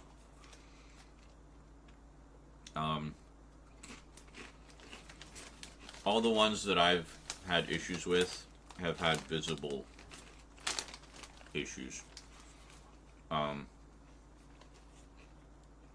Usually either a spot, like a dark spot of some kind, between the plastic and metal layer, or what appears to be kind of fogginess between the plastic and metal layer, which is indication that I guess it's some kind of like issue with the glue, the adhesive, and that's apparently a sign of disc rot.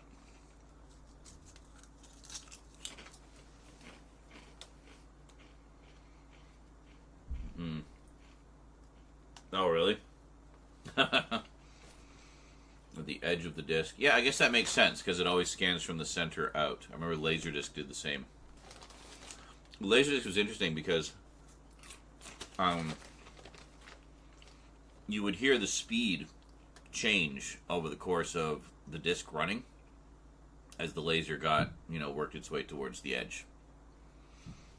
So it would start off fairly fast, I think, in the middle, and then you'd hear it gradually slow down as it got to the edge. So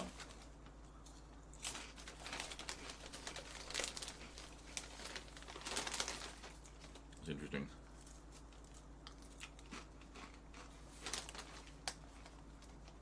A chunk of the voice cast for the Clone Wars designs are directly from the 2D shows. Big one being they did almost bring back the 2D Bounty Hunter character of Dirge, but Lucas decided let's make more traditional Western characters, which led to the creation of Cad Bane. Wow. I'd say that was a good decision. Cad Bane is great. It was specifically inspired by Lee Van Cleef's character from the Man with No Name trilogy. Excellent. To be fair, Lee Van Cleef is in only 2 of those in the trilogy, and he plays different characters in both. In fact, all of them play different characters. It's a thematic trilogy, but it's not a continuing story.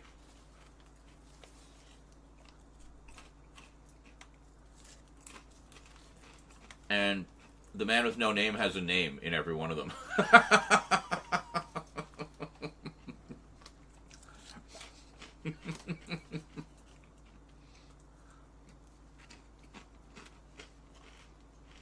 It's not like Bob or anything. It's more like a nickname, but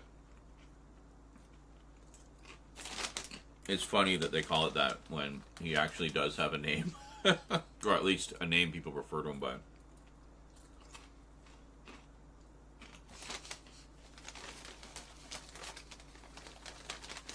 A little bit of useless trivia there for you, folks. In case you're wondering what I'm eating, by the way, sour cream and onion. Sour cream and onion. Old Dutch. Hi, sweetie. Oh, there you go. Okay.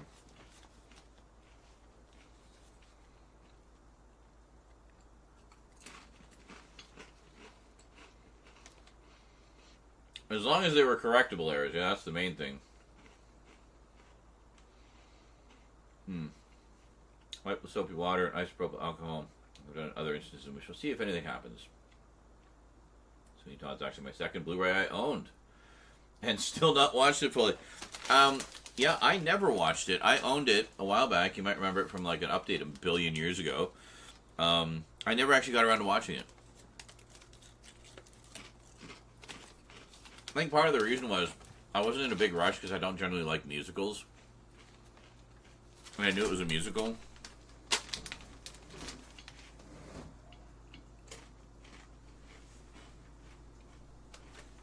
Hello. You can have the crumbs.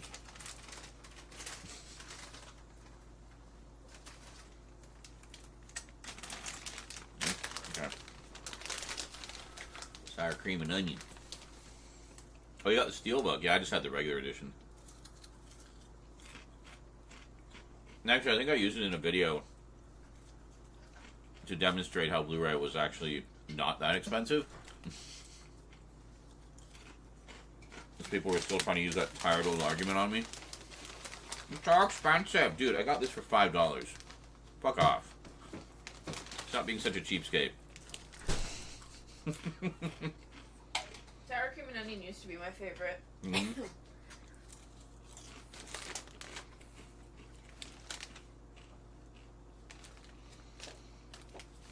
But it isn't anymore. What's your favorite now? Well, it's one of my favorites. Oh, okay. But, my current favorite is probably plain or, like, barbecue. Or cheese. You like that Mexican chili one? Yeah, it was pretty good. That's a new one. Or actually, no, I don't think it's that new. It's good, though. It's also Old Dutch. It's one of their flavors. You want some water? No, I'm okay. I have water over there. Okay. What are you doing? I just finished. I, like, got all my laundry and now I'm just hanging it all up. Oh, did I flick water at you when I closed it? Sorry. Look at the boy. Yep. Hi, buddy. You sitting on the package? He was sniffing your foot. Are you sniffing my foot? Why? Good. Hi.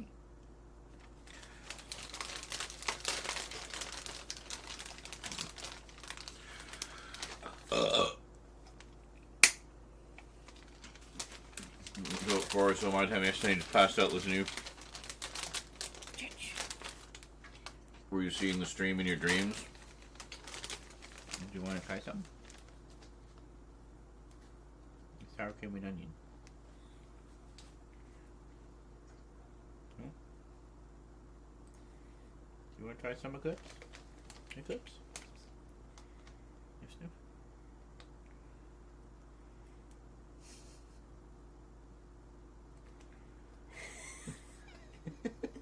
They're dual sniffing you. Well, yeah? His church is licking the chip dust off There his you fingers. go. Yeah. Is that great? One more? No? You just wanted to try it? What was that little hop? There you go. He likes to lick the chip dust off your fingers sometimes. You keep scaring him. I'm not trying to scare you him. Move your hand. Oh, I'm sorry. I didn't mean to scare you. It's okay. Here you go. You go right ahead. If you want some more, go ahead. Alright, I'm gonna go wash my hands. Go ahead, bud. Go. It's okay. He's all scrunched. I know. No? You satisfied? You had a taste? That's good. Did you want more? You want more? No? Okay. I'm sorry, sweetie. Well, you're welcome, buddy. Kicked him in the shins.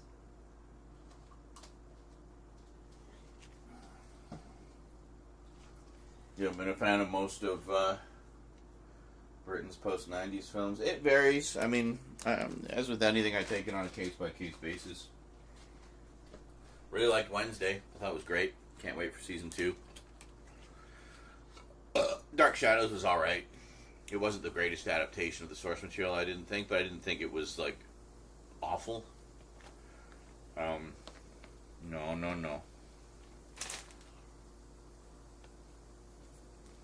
And I say that as someone who's a fan of, you know, all the different versions.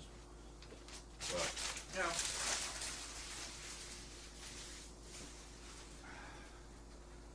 I heard the new Beetlejuice is great. I definitely want to see the new Beetlejuice.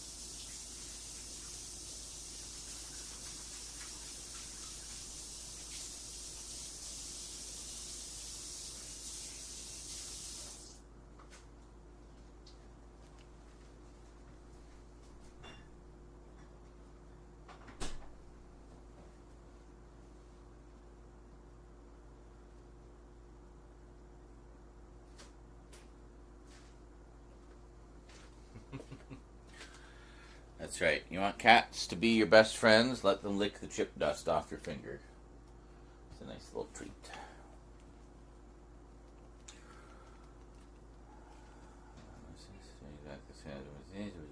God, they're going crazy.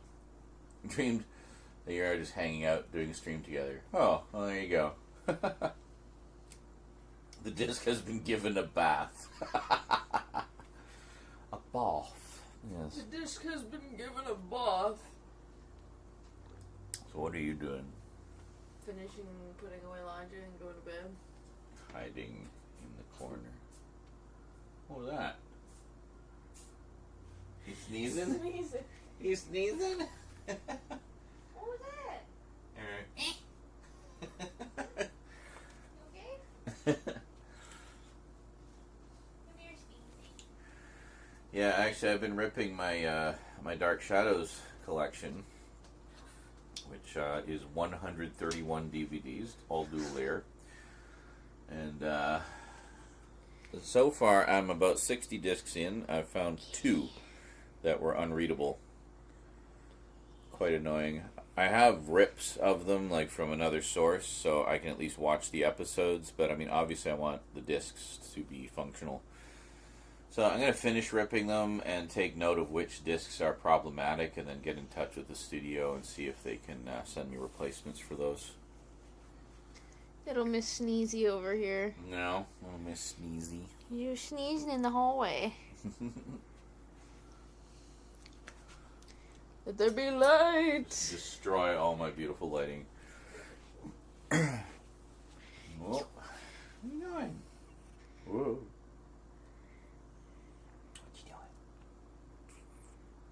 What you doing? So precarious. Mm-hmm. Looking around.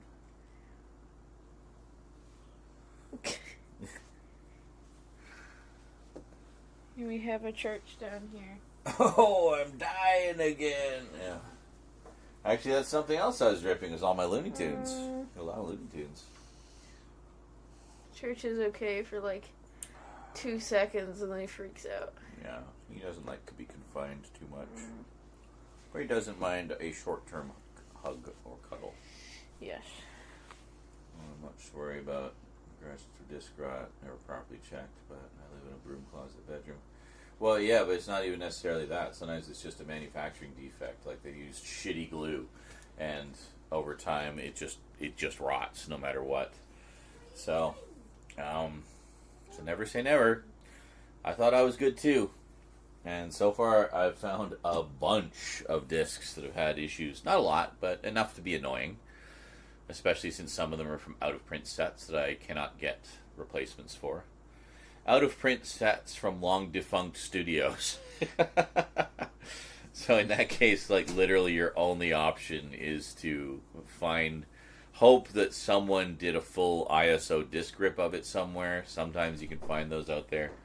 But more often than not, you'll find if you can find it at all, you might find just video files of compressed quality. But something's better than nothing.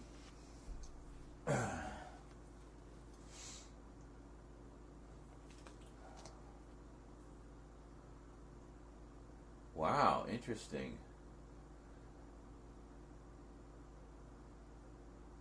Yeah, see, the milky film that I'm talking about, well, not so much milk, but like the fogginess, it's not on the surface, it's between the layers. So, I mean, you can clean it until you're blue in the face. You can't get rid of that. But, yeah.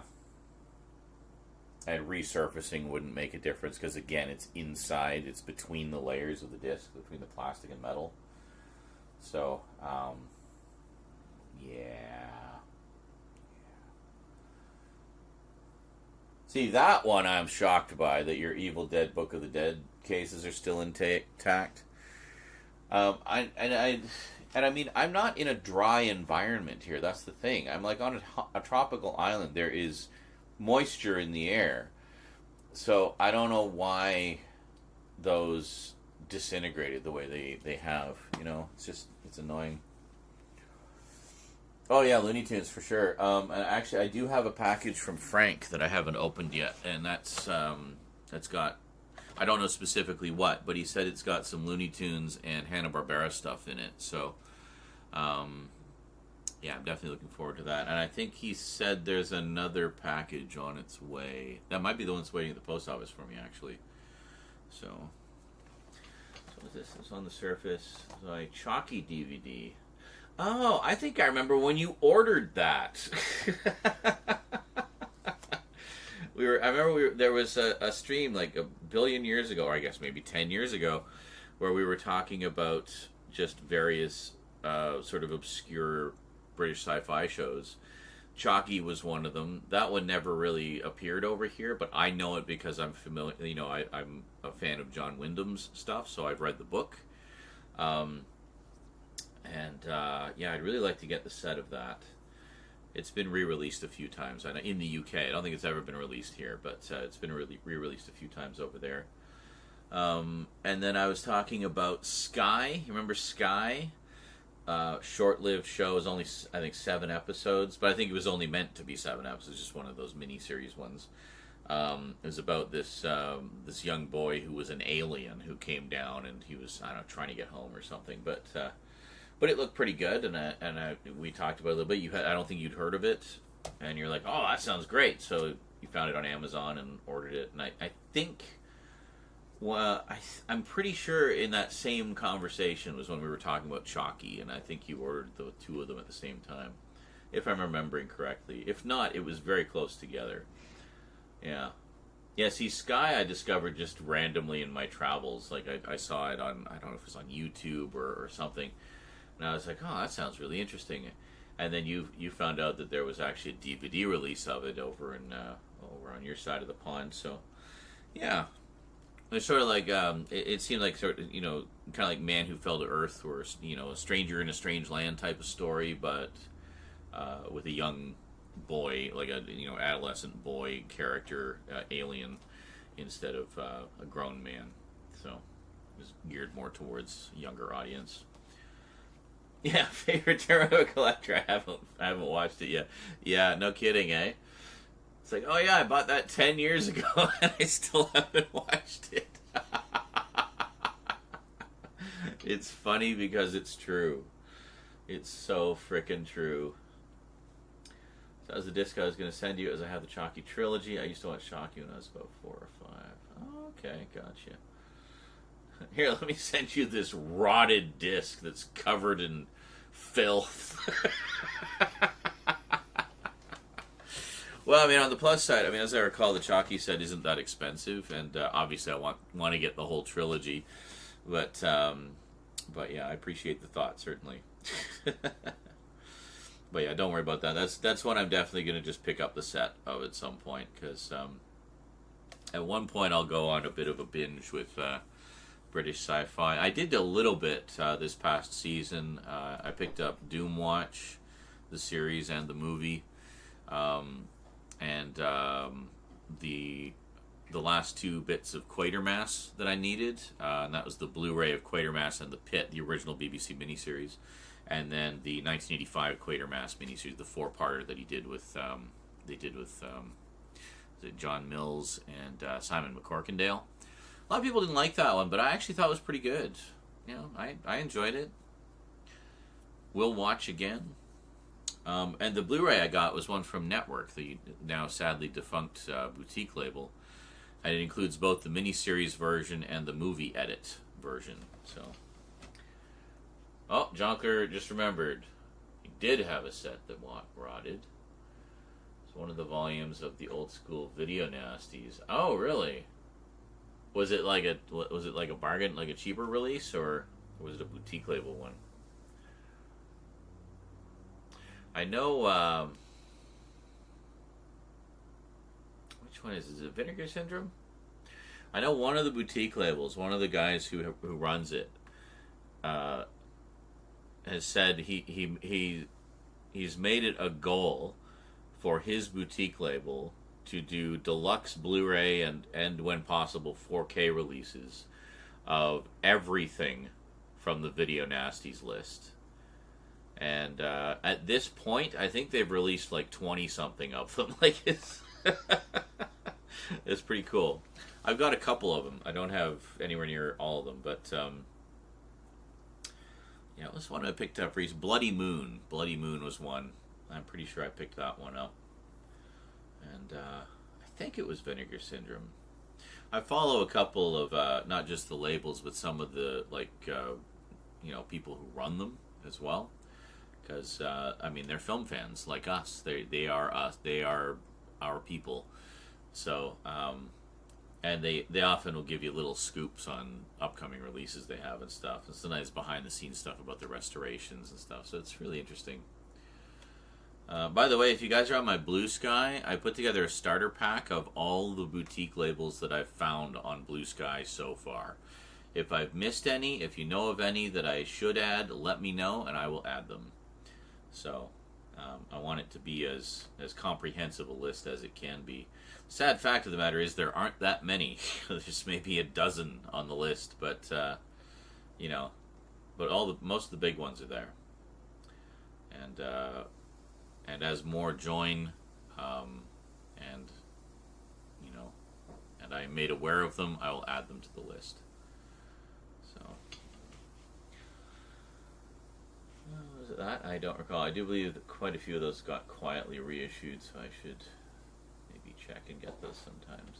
Well, yeah, I mean, the video nasties, I mean, a lot of them you've probably seen it, like the Evil Dead. The original Evil Dead was a video nasty, and we've all seen that a million times. But Cannibal Holocaust was one, and I know that's had a bunch of releases.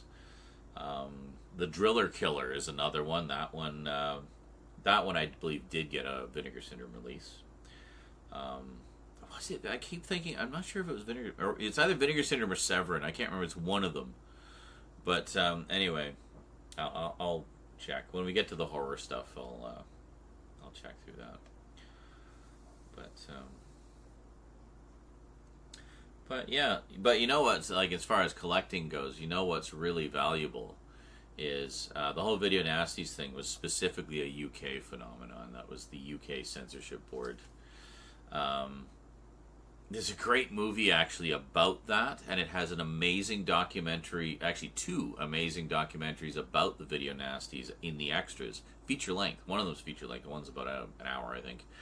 But a movie called Censor. And it's basically about a woman who works for the BBFC, which is the British censorship board. And a lot of it has... they actually have a lot of clips from the actual movies from back in the day and stuff. And it's a really good movie. It's a very tense, surreal, very psychological kind of horror movie in a lot of ways. And it's also got some great blood and guts. It in and of itself is basically, follows a lot of the sort of tropes of a video nasty, but while at the same time being about the video nasty phenomenon and about the censorship. And yeah, it's really good, really well done. I've watched it a couple times just since buying it. Vinegar Syndrome? Oh, dude, you seriously just go to Vinegar Syndrome's website and spend hours browsing. And look at, and it's not just them, they carry a lot of like other labels as well. Like they carry American Genre Film Archive, or AGFA, which does amazing stuff, especially if you like obscure horror. I bought a bunch of stuff from them. They got Melusine, which is basically their erotic horror and exploitation stuff. Like they're more, some of it is like full-on porn, like literal actual hardcore porn. But from like the 70s and 80s, where, I mean, porn then is not the same as it was now. And yeah, the sex scenes are as explicit as they are now, but they actually had plots. They had stories and interesting characters and actual acting. And they're very different from what that industry has become. But they were proper films. They just happened to have a lot of hardcore sex in them. But yeah, Vinegar Syndrome carries a whole pile of stuff. And they got, they have like Canadian, they have a Canadian film section. There's a Canadian film distributor that did a whole bunch of Canadian ones. I picked up The Dog Who Stopped the War, which is one of my all-time favorite Canadian films. because it's about a bunch of kids who build a snow fort, and I loved building snow forts when I was a kid. So it's also just a really like good, wholesome, movie. Part of a series called Films for All, which is basically a series of meant to be family films, and there's some great movies in that if you look up the list of them. But I think it wasn't the first one. It was like the third or fourth, I think, in the Films for All series. But I mean, they're not connected. They're just like, it's just sort of an overarching title that they gave to this series of family films that they did. But anyway, they have a bunch of those there as well. So yeah, Vinegar Syndrome is definitely worth a look, and that I follow a couple of the producers from that on Blue Sky. Justin La Liberty is one, and I forget who the other one is. There's also Terror Vision. You'd probably like Terror Vision. A lot of really obscure horror there. We watched some of their stuff over Halloween. Which is run by Brad Henderson, who is formerly of Vinegar Syndrome. I think he was one of the founders of Vinegar Syndrome, actually, and then he went off to do his own label, and they do all kinds of crazy, obscure stuff. It's really cool. I remember being told about the threat and having to write essays. I had to present to the class about the harms I will suffer. Yeah, it was a lot of propaganda, a lot of bullshit. But I was going to say, you want to talk about collectability? So it was the whole Video Nasty craze that actually ended up creating the rating system that still exists to this day. These symbols, and having to specifically say why they were given those ratings. Video Nasties. The Video Nasties made that happen. And you can tell just how crazy the UK went with censorship and with the ratings and stuff by just how much these damn rating symbols are plastered on every, like, okay, not that side, but like almost every side, the spines, everything. They just like plastered all over the damn cases. So, yeah, that's because of the Video Nasties and all the big uproar.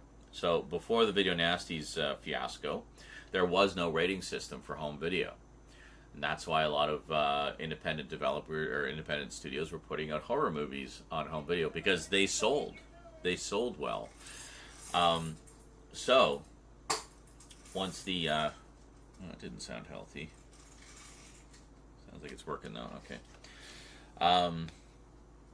So after all of that, the rating system was introduced, and from then on, it was actually illegal to put out a video without having it classified by the ratings commission, or the ratings board. So, what? I have 2 things for you to sign. All right, just hold on a second. So, you want to talk about collectability?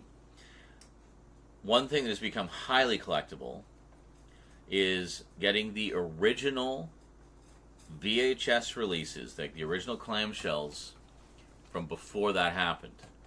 So everything on the Video Nasties list, there's versions out there that came out before the ratings got slapped on them. The original ones that caused that whole fiasco in the first place. If you can find those, they are so collectible and very sought after and very expensive a lot of the time.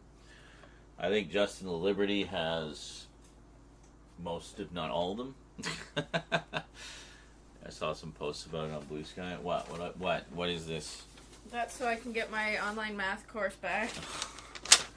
Fucking stupid. Like, I know, I emailed them and he was like, you're gonna have to do a course change sheet and then we can re-enlist you in the class. Yeah. So, because Rose got, accepted for some other math class, her current math teacher took her out of her current math class, which she hasn't finished yet. And now she has to go through all this freaking bureaucracy to get back in the class when it wasn't even anything she requested in the first place. Yeah.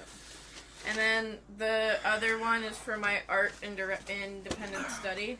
Yeah.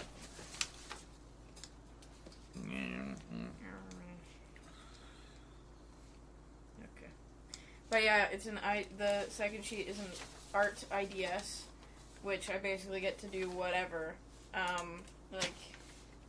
And I wanted to do clay and pottery this year. I did watercolor last year. That dragon painting was my final project. Cool. Mm-hmm.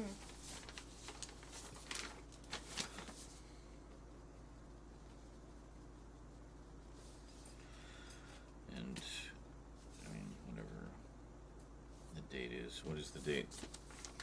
30th? Yeah, we'll go with that.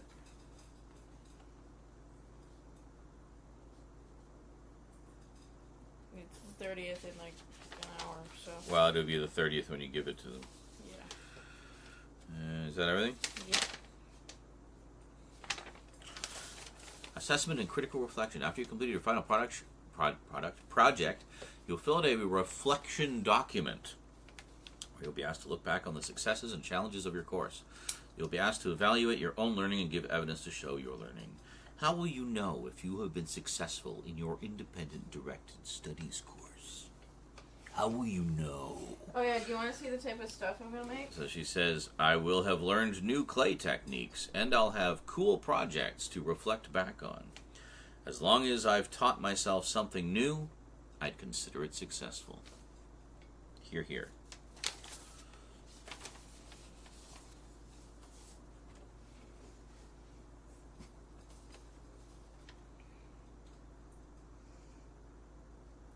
Oh, yeah, and the course you were taken out of is a prerequisite for the calculus one, right?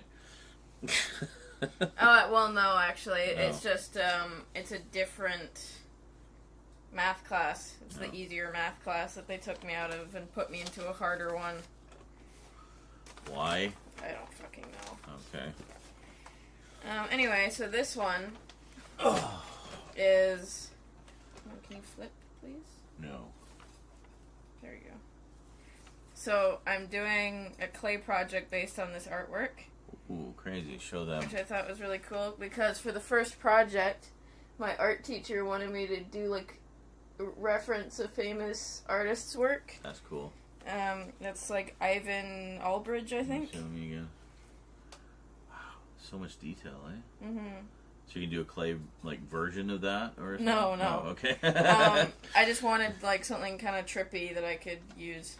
Sure. Instead of just, like, I'm gonna make a vase with flowers on it based on fucking Van Gogh or whatever. I'm gonna make an apple. Actually, a Starry Night mug would be kind of cool, but I can't fucking paint that for shit. Yeah. I think that would be cool. Yeah, crystals.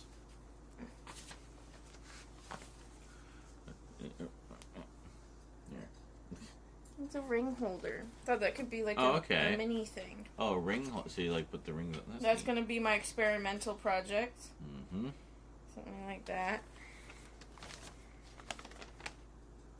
Is that supposed to be like a mirror? Yeah. But the hands are in the mirror? No. No. Okay. That's called a reflection. Oh. But yeah, I wanted to do like a lot of kind of H.P. Lovecraft and Edgar Allan Poe inspired stuff. For sure. So I wanted to do like a biblical kind of plate with like a bunch of eyeballs and shit on it. Eyeballs. And then I wanted to do a teapot set. That's a teapot and a teacup with like a little dish. That's all based on The Raven by Edgar Allan Poe. So I was going to do this like little guy on the top of the teapot. This little guy. This little guy. Yeah. So he can be the handle on the top of the lid. I see. And like stuff like this Ooh. for the H.P. Lovecraft. Cookie jar. Or just a jar, but Or yes. a jar. No, cookies. Must be cookies. And the cookies will look like octopuses. Candle holder. Candle holder. Oh, it's all tentacles now. Yes.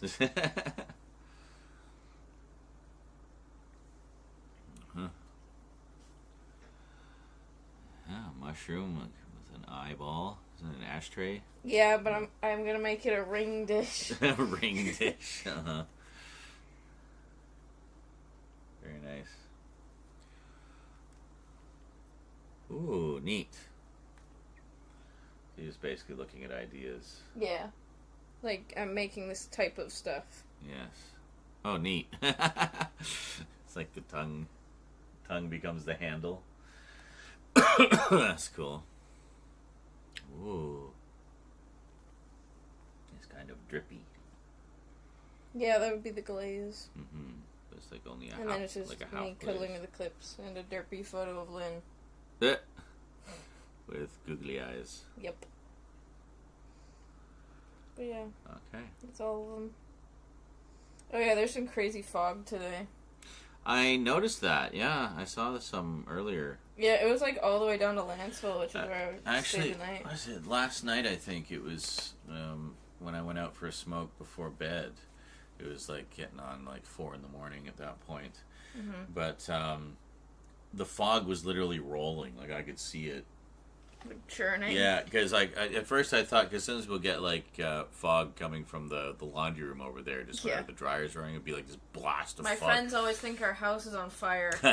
But no, this was just like mist and fog. But I could see under the streetlights, you could see it moving. Like it was really cool. But, probably should have taken some pictures of it. But Also, just to clarify, I did not make those. No. Those are just like Ideas. Ideas. Yeah. I've like only worked with pottery a couple times, so like I won't be that good. Yeah. But I think I didn't take pictures because by that point I was just so tired of dealing with camera shit. I just wanted to go to bed.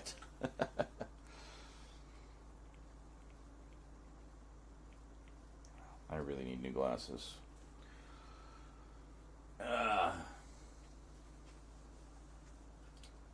Ashtray, bitch. That does sound familiar, but I don't Tyler recall. Perry. Is it Tyler Perry? Okay, never mind.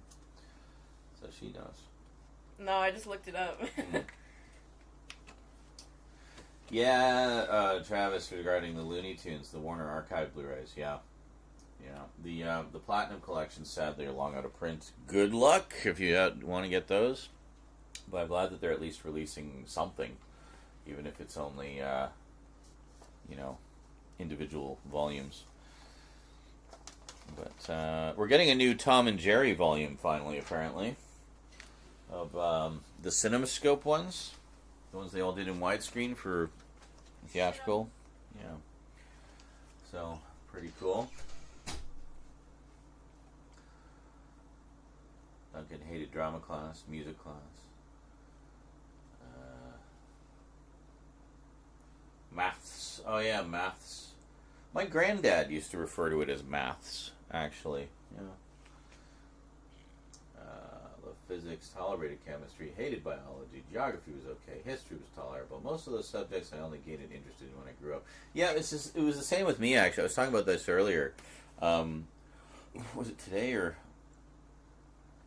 Yeah, it was, science in particular. I wasn't terribly interested in science as a kid, but I think just because science class was really boring, and the way they taught it was really boring.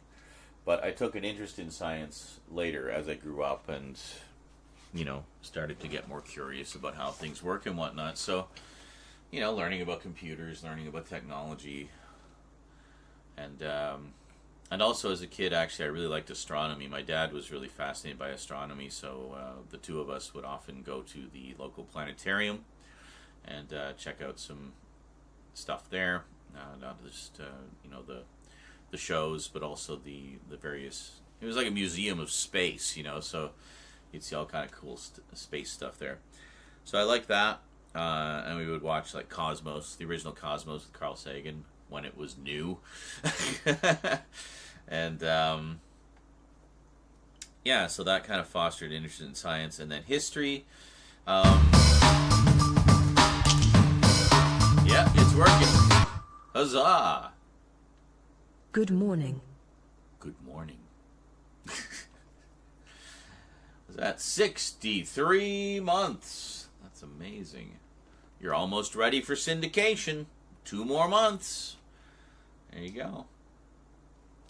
And you will have met your syndication requirement for syndication.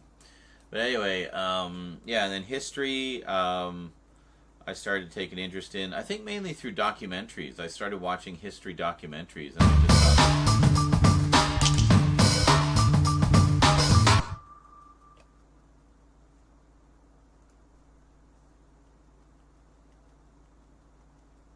No, it doesn't say. It's supposed to say like the message too. Not just the message, but the thing.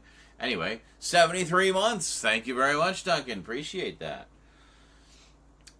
You are syndicated plus. Sub literally ended during the stream. Oh, really? That's hilarious.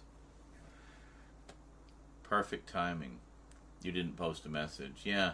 I know, but I thought it would say, like, it was saying, like, has resubscribed for 63 months or what have you. I don't know. I'll have to check the settings. Something's gone screwy with it, and I don't know what or why or how. The only thing I can think of is during my 2 weeks away, there was some kind of update that fucked all the settings. That happens sometimes. You'd really think they'd be on top of that by now, by this point. You know, like, how fucking long has Streamlabs been around? So yeah, I mean, at least we got the alert box working again. It wasn't working at all before. So I fully deleted the old one and re-added it from scratch, and that seems to have fixed it. So we'll see. I'll have to go through the other scene layouts and change it over as well.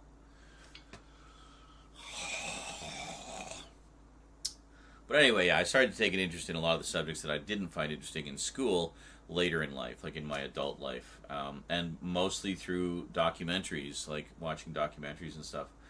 I think it was in grade 10 when I started to take a little bit more of an interest in history, and that's because we were shown a documentary about war. Actually, I think it was just called War, and it was by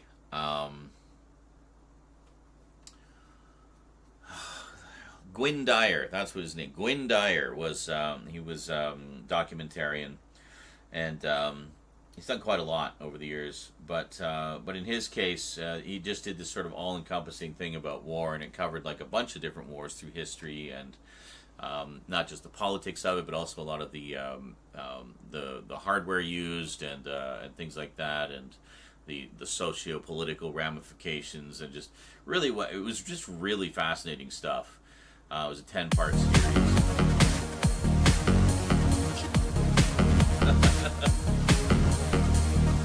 Well, damn! What just happened? Oh, we just got a hype train going, guys. We just got a hype train. So if we keep some bits and subs going, we can keep that hype train going. We're 36% on level 1. Nice. Yeah, I keep forgetting, like, months ago, I added a whole bunch of new alerts for various tiers of things. Some of them are for subs, some of them are for bits, some of them are for donos. I don't even remember how many I added, but there's a lot, and they all have their own little alert. They all have their own music. I added a couple different text-to-speech voices, as you guys know. We got a couple of different male ones, and we got the female one. So, oh, I was hoping that Brian would talk about 7. No. Remember, it has to be $5 or more, right? It doesn't work with lower ones. So, yeah, it's gotta be $5 or more. That's the threshold. That's the troll tax. Troll tax minimum $5. $5 troll tax. 7. So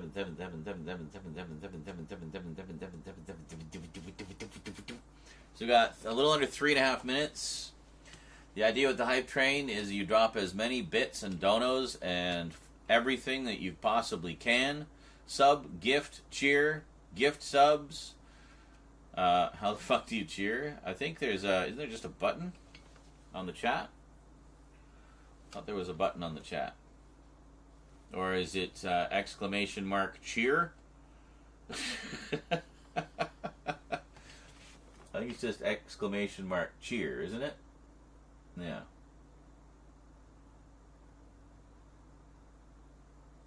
Maybe?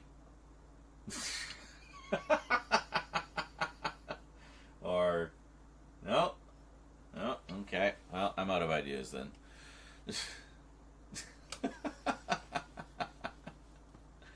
How did you do it, Jonkler? Teach Duncan in the ways of the Jedi of cheering.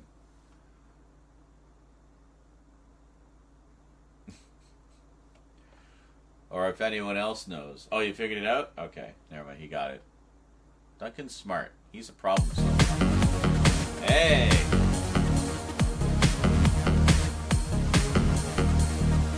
Yeah, look at that.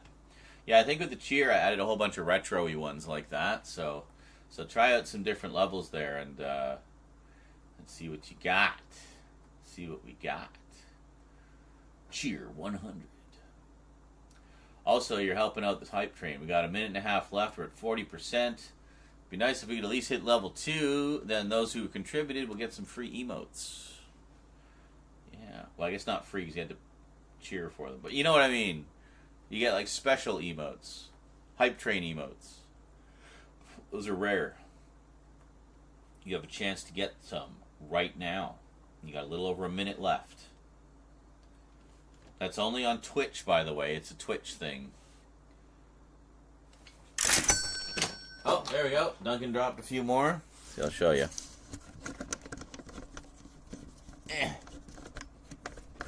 Okay, can you detach? Thank you. We don't have all the time in the world. Hype train! Sub, gift sub, or cheer.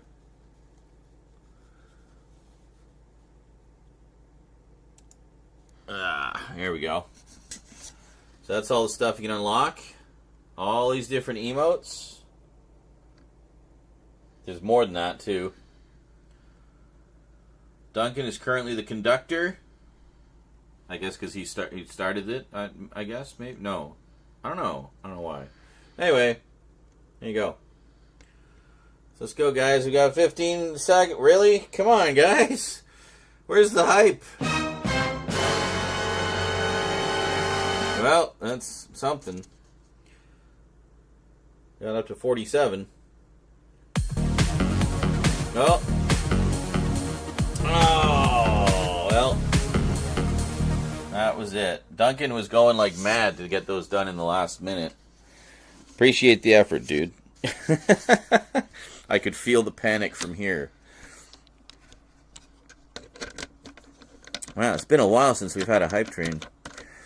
See, it's funny because the bigger streamers, they get those and they hit like level 6 in like a minute. Just like thousands of subs flying in. But, well, that's alright. Appreciate the bits, guys. We tried. We tried. And every little bit helps. Well, now that the hype train hype is over, we can start working on the dono goal again. So, what are we at? We are at 63%, $184 left. We're trying to roll it. We're trying to see if we can roll it a few times before it expires. The expiration date is my birthday. But, you know, partly because it's my birthday, I thought it'd be fun for everyone to have a goal. And, you know, I like money. So, you know.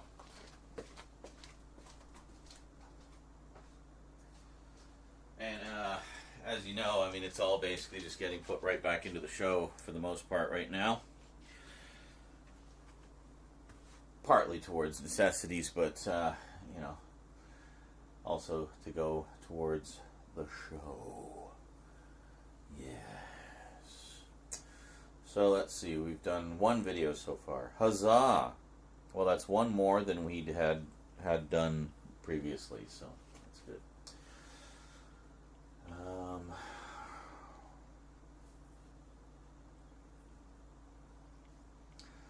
Well, we tried. Had I known I wouldn't get Brian, I would have done a soundboard. Well, there you go. Yeah, I'm not sure. Yeah, I think the bits just do music. I don't think they do voice. Voice is for basically everything else.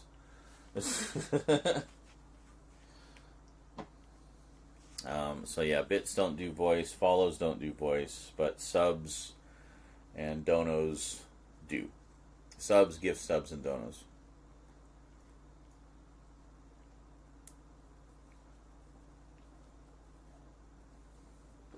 Yep. Alright, enjoy some clips. I'll be back.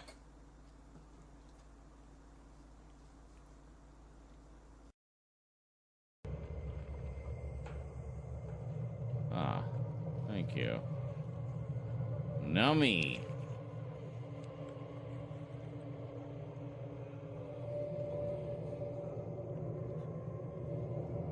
Oh my god. This is like just pure horror, man. Bodies everywhere, and one little kid holding a skull.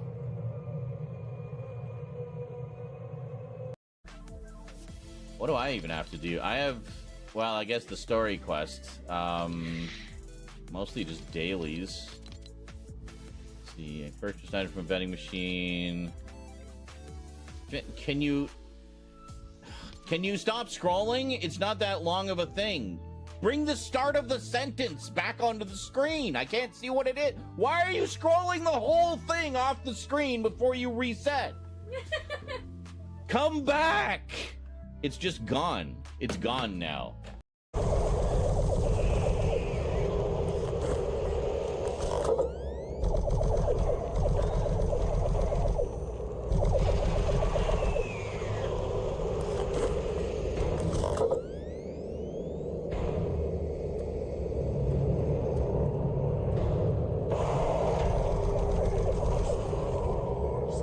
Fuck was that?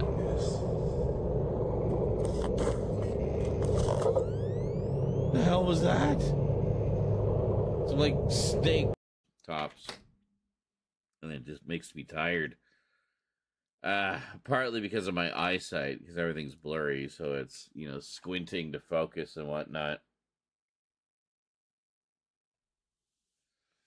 It's funny though, like you laugh about like, oh, you're leaning forward, but I mean, it's not bringing the screen any closer to your eyes. No, it isn't, but it is making the objects bigger, so I can see them more clearly. You know? Yeah, the 3D works really well in it too. Like when I, oh, he's here. What? I'm so confused. Are you the same guy that I just beat up?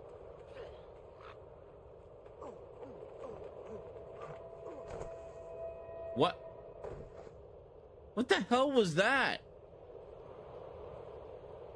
It's like my punches weren't even registering, and he just keeled over. Is that same guy back again? I'm so confused.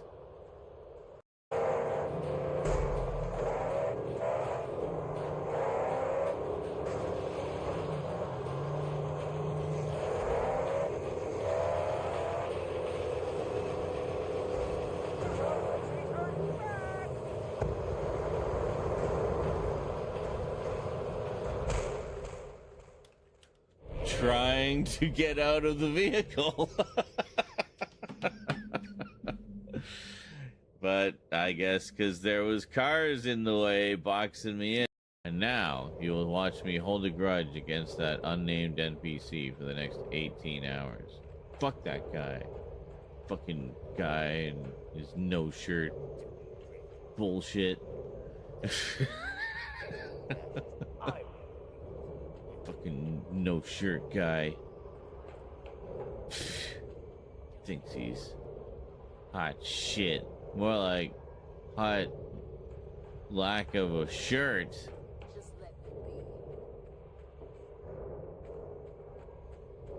Still over there? Is he still over here? So is this him? Yeah. Hey, fuck you.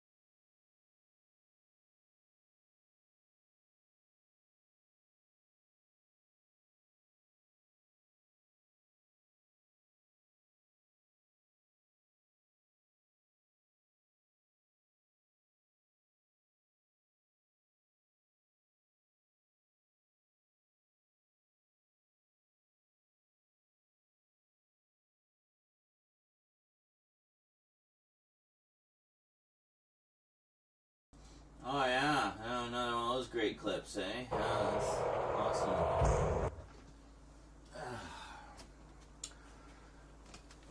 Welcome back, everybody. So, yeah, you may have noticed, I don't know if this is obvious or not, but I played quite a lot of Mad Max. Actually, that was when I had the clip button on the Stream Deck, but for some reason, when I upgraded to the bigger Stream Deck with more buttons, all the Twitch options disappeared. I don't know how to get them back. I've been looking, believe me, I've been looking and looking and looking. I've attached my Twitch account to it. I've done everything I can possibly think of, and those buttons are just not appearing. Seems like a moot point anyway, because I don't know how well the clips are actually even working right now, so kind of annoying, because that's like one of the big key things for promoting your channel on Twitch.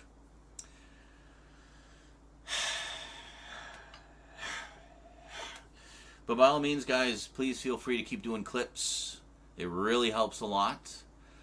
Even if they're fucked up on Twitch, I can put them on YouTube as shorts. Just saying, we can still use the clips somewhere, somehow. At the very least, you know, it'll give us more shorts content, which, you know, will help to promote the YouTube side of things. And I think that's probably, you know, potentially more exposure anyway. So, yeah.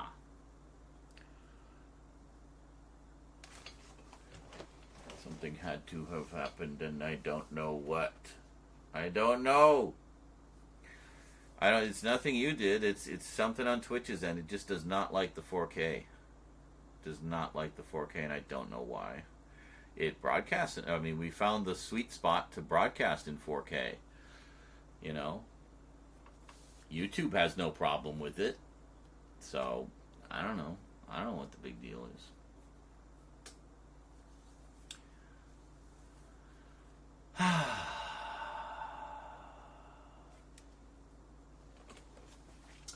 Anyway, let's get all this stuff off the shelves here, and then we can, I guess we already sort of incorporated the new Doctor Who stuff, put them more or less where they belong.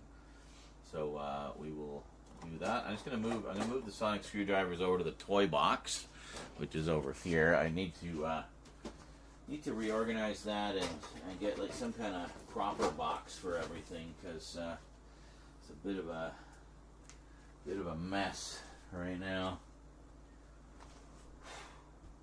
But we'll figure it out. No biggie.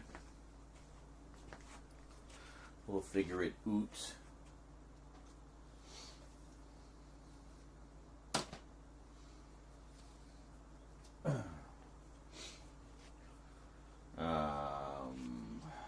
Yes. Okay. Let's put those there for now. And then,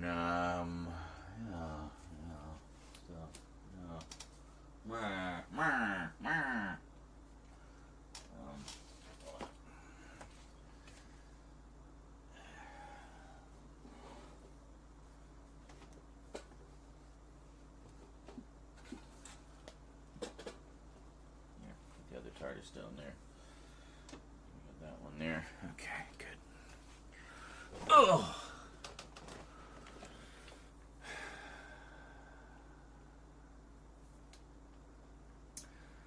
The friendly neighborhood Spider-Man. Yeah, I saw some posts about that. Looks like a fun one. I feel like the guy who voices him doesn't know what woke means. The reason I say that is there was an article where he say when he was cast, he was afraid it was going to be all woke and stuff. And he's like, but no, it's fine. It's fine. It's not too woke. I'm like, okay. What do you think woke means? He's like, yeah, they got some characters that they're black and stuff, and blah, blah, blah. That's woke, dude. It's woke. Woke is good. People need to stop with this woke is bad thing. Woke is good.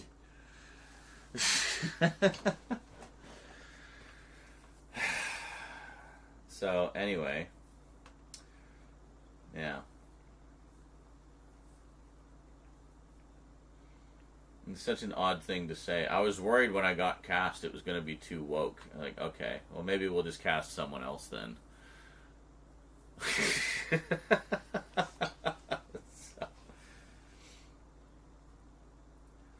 funny to think there are, at this moment to date, 4 concurring Spider-Mans. Like, Spider-Mans. Is this one not Peter Parker? I can't remember. I haven't been following it. But let me think. So what are there? There's, so we got Miles Morales in the Spider-Verse. We got Tom Holland in the MCU. We got Friendly Neighborhood Spider-Man. What's the 4th one? Church, you're not cleaning yourself right below the camera. Okay, come on. Go away, buddy. Come on. Go somewhere else. Excuse me. No. There you go. You can go ahead and clean yourself. Just do it somewhere else. Do it somewhere else, please. Do it somewhere else, please. Do it somewhere else, please. Stop. Stop.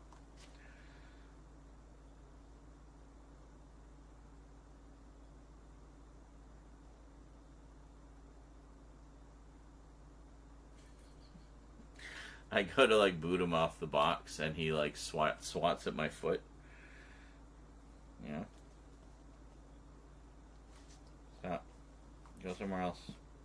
Do it somewhere else. Just don't do it there.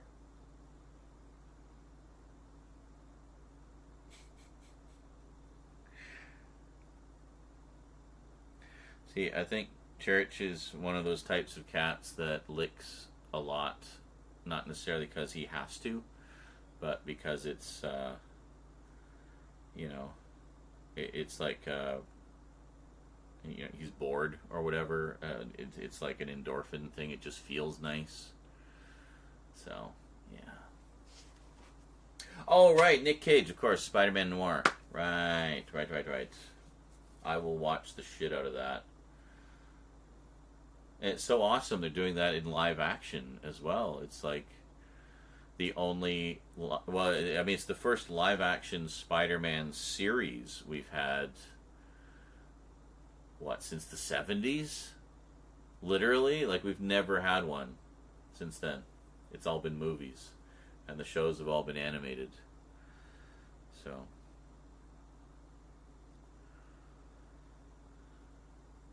Church... Why you do this right when I'm about to start filming again, buddy? Huh? What time is it? I can't see the clock. 11:40. It feels so much later. Holy shit. Why does it feel so late? Just stressed, I guess. Anyway, if we could knock a few more percentiles off that dono goal tonight, that'd be great. We had a few good ones earlier. If we're going to be technical, we could say 5 if we include the PlayStation Gaming Peter Parker Spidey. That's true. That's true.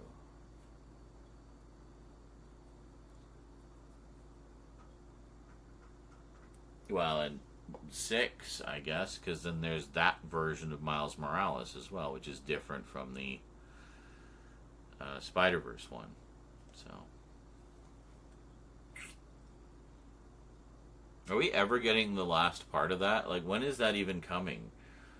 Didn't that get, like, pushed way off into the future? I still haven't watched the second one. Pretty sure I haven't, yeah. You had to buy a boot. Well, I didn't say you had to buy a bootleg. You didn't have to buy anything. You could just download it. The episodes are pretty widely available out there. And that's probably what whoever made that bootleg did, by the way. Yeah, I never pay money for bootlegs. If it's something that isn't available, I find somewhere to download it. I'm not giving money to bootleggers. So, yeah, there's no other way to get it. I will find a way to get it that costs me no money, and then I will keep that as a placeholder to have the show or movie or whatever until an official release happens, and then I delete the bootleg. Unless it's one of those cases where the bootleg's actually better quality than the official release. in which case I'll buy the official release to support it, but I'll keep the bootleg for the quality. But such cases are rare, and I cannot think of a single example. So...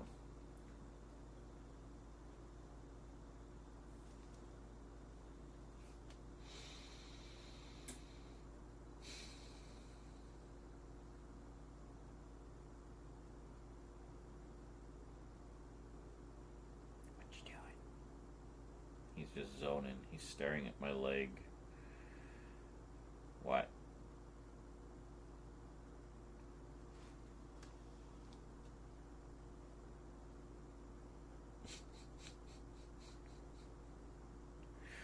I just moved one foot very slowly to in front of the box, and now he's just staring at the foot.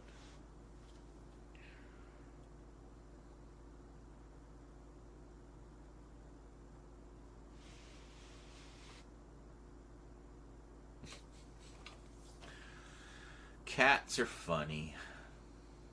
Oh, we're really like zoomed in.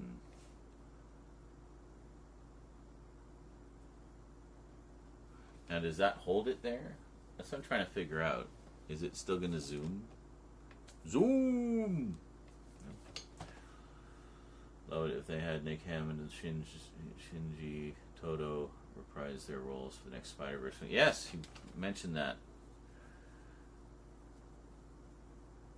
At every stage of every mention of every Spider-Verse film. Am very aware you would like to see them. And I agree. I think that would be excellent. I mean, they are Spider-Mans, and I'd say some pretty notable ones. You know, I used to watch that Nick Hammond Spider-Man series all the time. It was great. Well, it wasn't great, but it was all we had at the time. It was just cool to see Spidey in some capacity outside of the Electric Company. It's like, whoa, he actually talks in this one. I know, right? It's weird.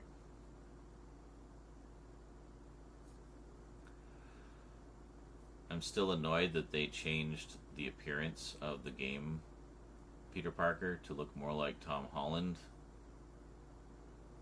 Really? You know, it's okay to not have everything connected to the MCU, even peripherally or visually or you know, spiritually. It's okay to just do your own thing. I hate that. Just like keep everything the way it is.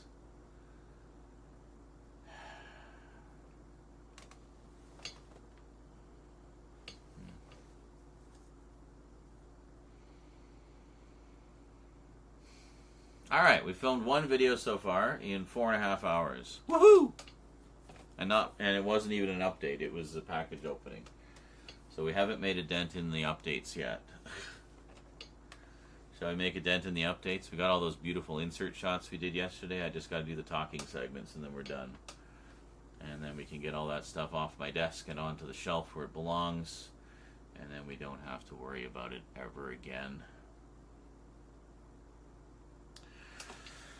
All right.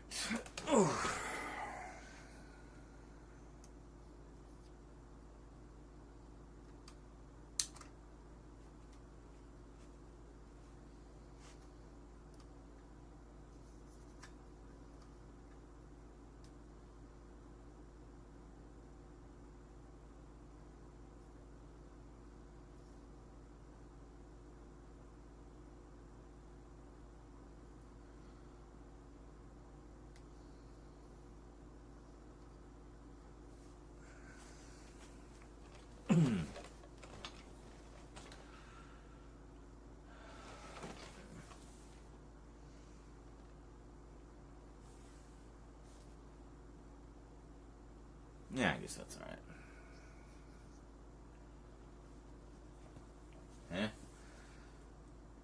They didn't. Apparently they changed the face because it looked closer to the voice actor Yuri Lowenthal.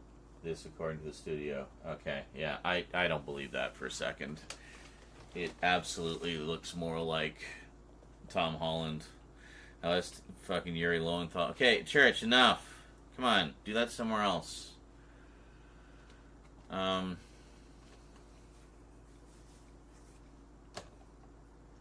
Literally the second I started recording, he started licking. Licking, licking, licking, licking, licking, licking, licking, licking. Church, you need to do that somewhere else. Come on. Wait, away you go, buddy. Come on. Get out of here. Come on. Buzz off. Go away. Go away. Psst.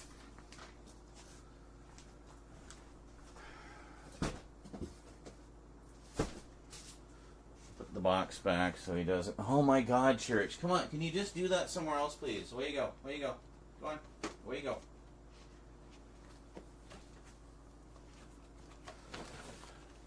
He just licks so loud.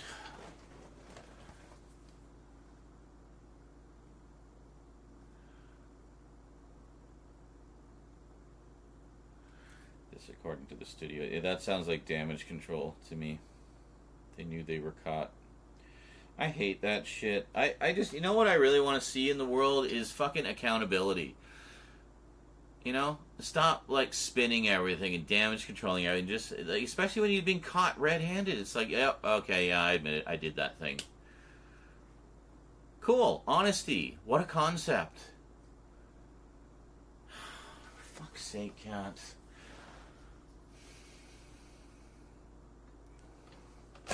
We'll just wait.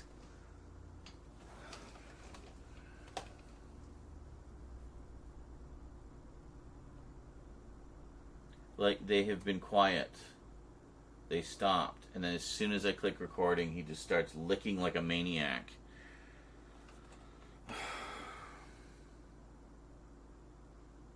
And this is why it's going to take me fucking forever to get through all these things. Goddamn cats. Just...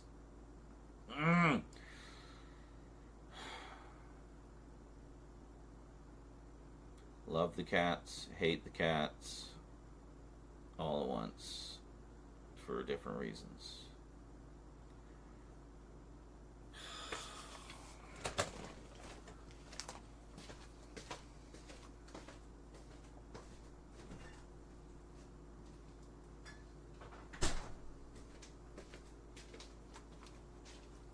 Was like a second away from greetings, everyone.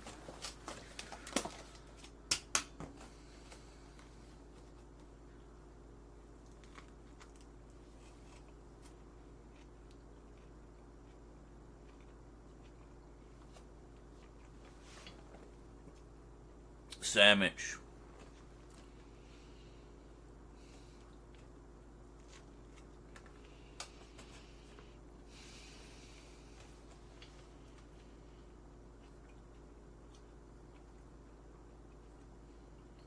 The face model, Ben Jordan, of the original version, you mean, or?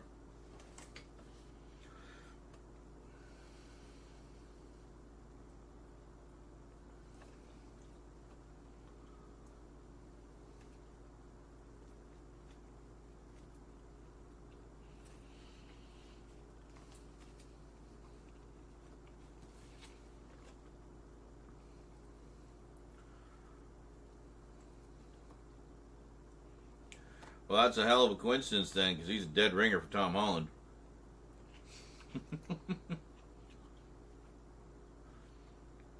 You know, I still don't buy that.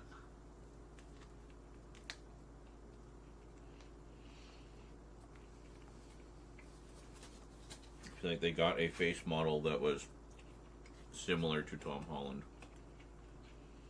Intentionally.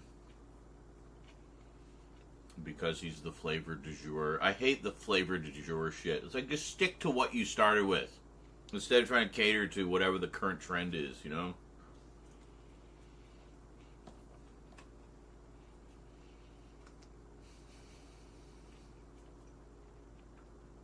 Which is why when I played Spider-Man, I played the original. Also because I didn't have a PS5 at the time.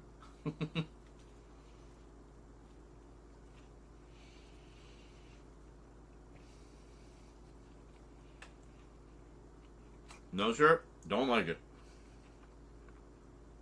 I mean, I like the original because it gave it its own identity. The character doesn't need to look like the actor. It doesn't need to look like the voice actor. It doesn't need to look like, you know, someone else who plays the role in another medium.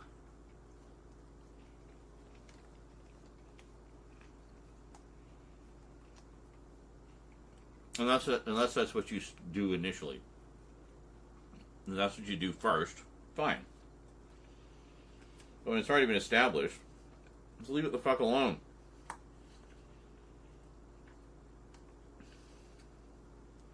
Anyway, I'm sure the games themselves are fine. I still have to play Miles Morales and the second one. I have Miles Morales. I do not have the second one.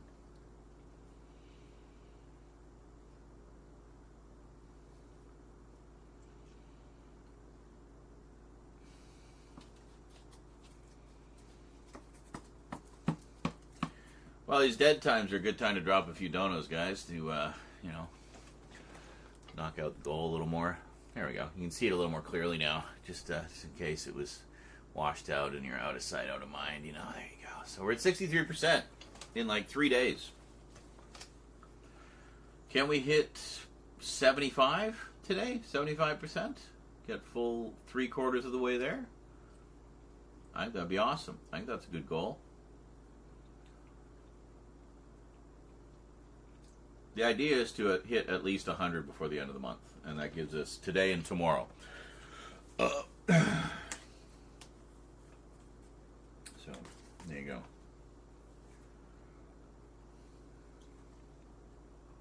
Just have to check something real quick.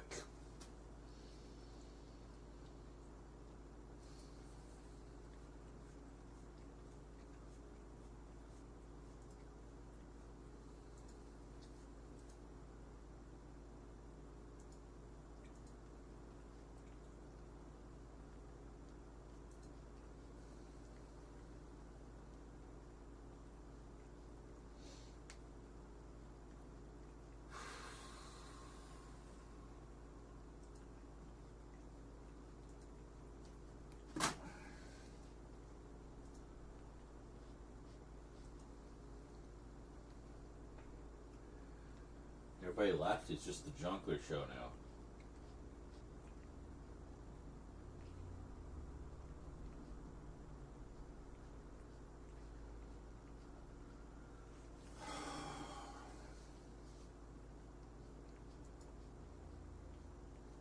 Oh my God, church, finish already.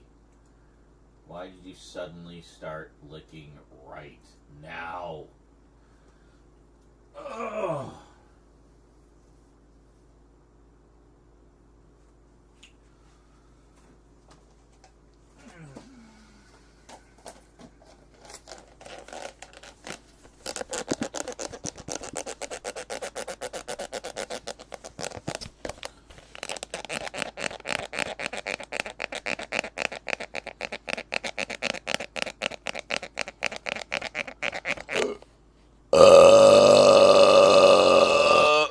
There we go.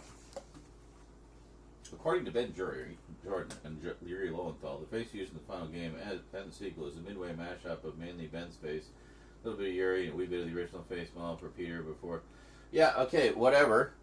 I trust the evidence of my own eyes, and whatever amalgamation of faces they put together, the end result looks like fucking Tom Holland. Okay? This is my point. This is the problem I have with it. This was clearly intentional to cash in on the flavor du jour.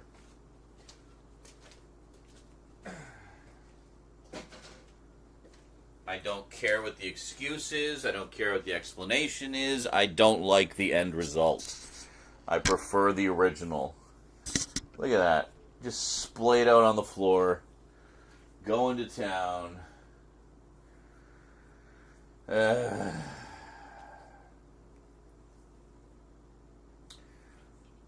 I have not seen the new TV spots. I've just seen the trailer that came out a few weeks ago, which I thought looked great. And I actually silenced the Snyder fanboys as best as I could because I got sick of hearing them too. So I muted tags like "Restore the Snyderverse" and stuff like that. So I never see those posts. And is he gone now? What? What was up? Just have a drink if you're thirsty. He's pawing at his water dish. Are you just like finding all the ways you possibly can think of to make noise and be a distracting little shit tonight? Seriously.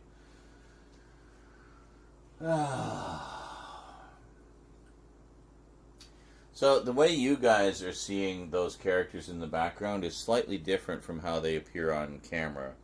They're moved. They appear a little more over this way, like where I am. So it's more kind of crunched into the frame. So it's just that weird sort of forced perspective thing where you have to position things in ways that don't quite look right when you're in the environment, but when you look through the camera, it all makes sense. It's one of those kinds of ideas. We filmed a package opening, Curlatin. I was literally 1 second away from greetings, everyone. The camera was actually recording, and I'd set up the focus, lined up the shot, everything was great. And then Church parked himself right there. I was like, and he started licking himself like no tomorrow, loudly, slobberingly, incessantly. And he's kept that up for like 20 minutes. And then he parked himself, so I booted him out of there. It's like, just go do that just somewhere else. Like, you don't have to do it like right under the camera and right in front of me, you know? So I booted him out, and he plopped right there, just splayed out on the floor, licking every crevice. And then he went into the kitchen, let out a big meow of whatever, and started like pawing at his water dish, and now he's drinking, and he's just been milling about being annoying and making noise and like being distracting. So we almost filmed another one.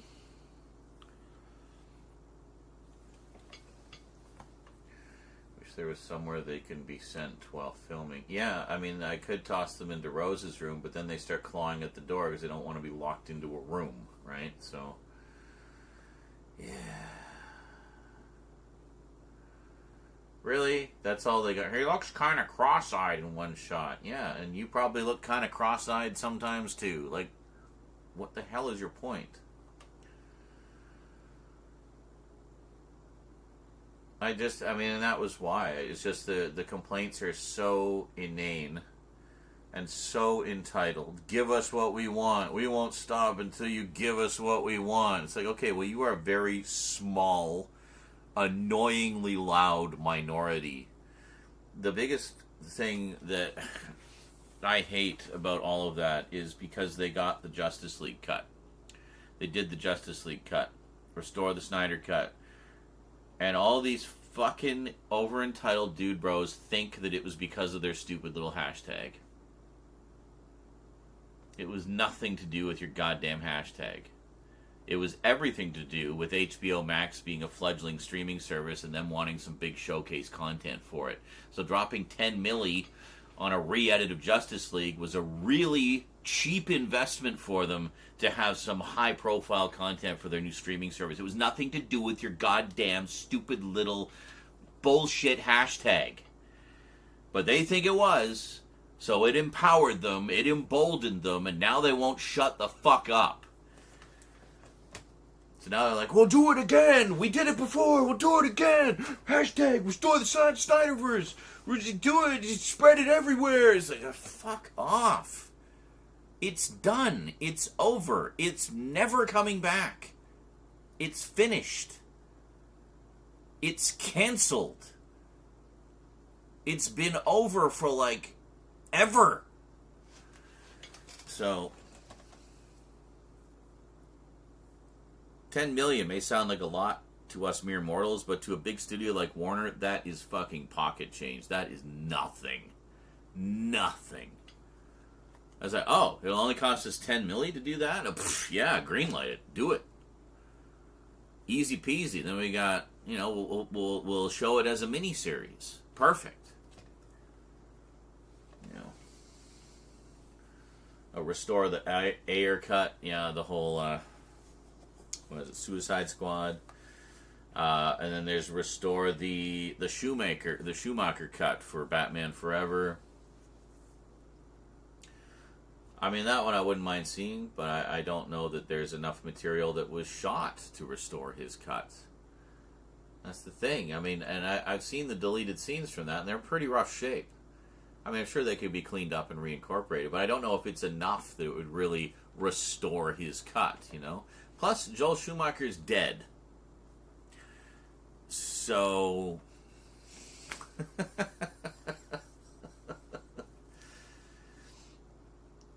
you could hodgepodge together some semblance of what his cut might have been, but, I mean, you wouldn't be able to involve him at all. He's dead. So, I don't get it. I just really, I'm so tired of the...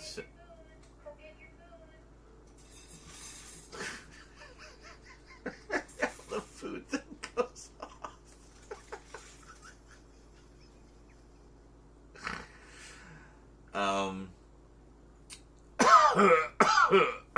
Yes, Caroline, at least we got one package done. Thank goodness. That was a good one. It was the Jonkler package, finally. Full of awesome Doctor Who and Star Wars goodness. Like some really, really cool stuff. I even did like some shelf shots, like some closer look shelf shots to give a bit of a bigger look at everything. But yeah, anyway, new Superman movie looks great. I almost shed a tear when Krypto showed up. Honestly, I didn't think, when I heard Krypto was going to be in it, I was kind of like, I don't know, was he kind of a cheesy character? But no, I immediately fell in love with Krypto, so actually, really looking forward to that. I actually met Yuri Lowenthal, great guy. Apparently there are already some talks and pre-table reads for the third game, so it's PlayStation Spider-Man 3! Nice. Which would technically make it the fourth Spider-Man game, because we have Miles Morales as like Spider-Man 1.5, yeah, I really enjoyed the first one. I played the shit out of it. The playlist of that is on my Twitch page right now. So I did my best to make it easy to find. Easy to find.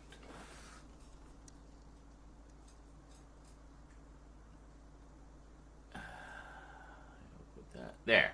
Now you can really see the goal. So no more out of sight, out of mind. Now it's very much in sight, in mind. Only 184 left. That should be so easy if you guys pool your resources a little bit. So easy to hit that goal. I mean, we've had single donos of that amount or more, so I mean, there you go. Anyway, you'll find the link at the top of the chat if you want to know how to contribute to the dono goal. They made him cuter than the character is, which is nice. I remember on Young Justice was just a badass Winter Wolf who's seen some shit. Oh, Krypto. Okay, yeah, I thought... Yeah, I kind of figured, I kind of... Yeah. A badass Winter Wolf who's seen some shit. Yeah, that's what I need to see is Young Justice. I'm actually way behind on the DC shows and movies and animated movies. Maybe I'll just have a month of DC one month and just binge everything. So, I don't know. We'll see.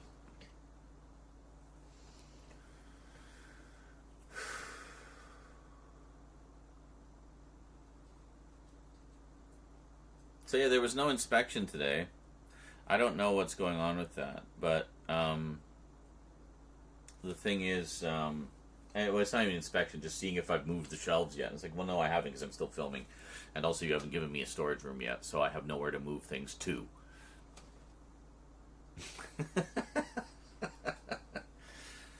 So I quickly realized, like, yeah, they can come in and yell until they're blue in the face, but I can't do anything without a storage room. You have to give me a storage locker so I can move stuff. Then I can clear out all this space. That was what we discussed last time, remember? I've been waiting for you to get back to me about the storage locker. So have you got that ready for me yet? Like, I could so easily just turn it around. And, you know, I'm not really worried about that. It's just the fact that it's a thing that exists and that needs to happen that is causing the stress, you know?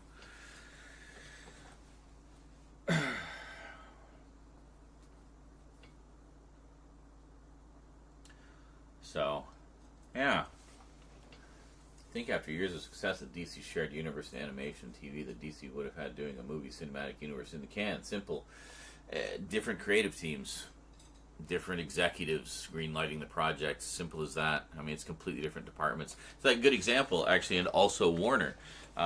Look at Warner's movie releases, like the Warner Brothers releases of their old shows on Blu-ray and the transfer quality of them in particular, versus the Warner Archive releases of TV shows on Blu-ray. Warner Archive is way better. You basically want everything to be Warner Archive because that team knows how to do transfers properly. They actually give a shit about the quality. The ones that come out just direct from Warner tend to be over-processed. You know, even Batman the Animated Series, as good as I think it looks, it's definitely had some digital tampering. It should not look as clean as it does. So, yeah.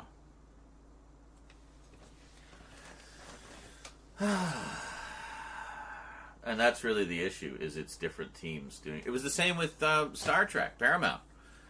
You know, their movies, very much a mixed bag. Some look okay, some look like shit, i.e. the Star Trek movies. Well, perfect example, Star Trek. Look at how bad the movies were on Blu-ray for the longest time. But then the TV shows looked amazing. 2 different teams, 2 different departments. No communication between them whatsoever, even though they're working on parts of the same franchise. So that's why that kind of shit happens. It's because it's different teams working on different aspects of things. Even though on our end we're thinking, but it's part of the same thing. Like it's like, yeah, it is, but it's a big thing. And they have multiple teams working on them, and not all of the teams are as skilled as others. Some might have more interference from the studios. Some, like cigar-chomping producers, yeah, you should get rid of that film grain there. People don't like film grain. Blah, blah, blah, blah, blah, blah. But that cigar-chomping fat fuck never goes down to the Warner Archive department because he thinks they're scum, you know? I mean, I'm creating a whole Looney Tunes scenario here, but that's basically the gist of it, you know? Yeah, TOS to Enterprise were done exactly. They look amazing on all of them. Look amazing on Blu-ray. I think the only complaint I ever heard was that some people felt there was a little bit too much sharpening in the TOS Blu-rays. But I mean, pretty minor, honestly. I mean, I think they look great. And Enterprise, I mean, if anything, Enterprise was one of the more problematic ones because it was done when high def was just starting to happen. So they were doing all the effects with CG, but starting to render them out in higher resolutions. So the first couple seasons, I think, were like maybe like 720, but they look okay on Blu-ray. But as you get through the seasons, you notice the quality gradually increase because the technology was improving almost in real time, you know. So, yeah, I got to finish watching that. I really enjoyed the first season. It was a bit hit or miss. I thought some of the characters' behavior was a little inconsistent over the course of that season, but I understand the latter 3 seasons get really good, and some of the overarching storylines that were being set into motion I thought were really interesting. So, Yeah. Well, I mean, it has a fan base now. I mean, I do see a lot of love for the theme song, for example, and I think people warmed up to it later. But when it was airing, it definitely didn't really find its audience, I don't think. Not to the extent that it has in, posthumously. Greetings, wannabe doofy. Yeah, I need to see Lower Decks. That's got a complete series set coming out now because it's done, so I will pick that up. And probably binge the shit out of it because I've heard it's great. And what's even better is it's technically canon. It's apparently canon. As ridiculous as it is, it's canon. Because it actually crosses over with some of the other shows. So, I adore the look of Enterprise, mix of TOS and real life look of how spaceship stuff now. Yeah, absolutely. And like that was one of the big things people were complaining about was that everything didn't look like the old chunky tech of the 60s series, and it was supposed to predate it. And it's like, yeah, but come on. Suspend your disbelief a little bit. I mean, the only reason it looked the way it did back in the 60s is because they had no money. There's a lot of reasons why it looks the way it does. I mean, it looks great. It's a very unique look, and it's very uniquely that show. And I love it. But I have no problem with them revisiting that era and, punching up the tech a little bit, It's okay. And I mean, the design of the Enterprise in that is great. It's a great looking ship, And you got a terrific cast in there, too. I mean, come on. You got Sam from Quantum Leap as captain of the Enterprise. So.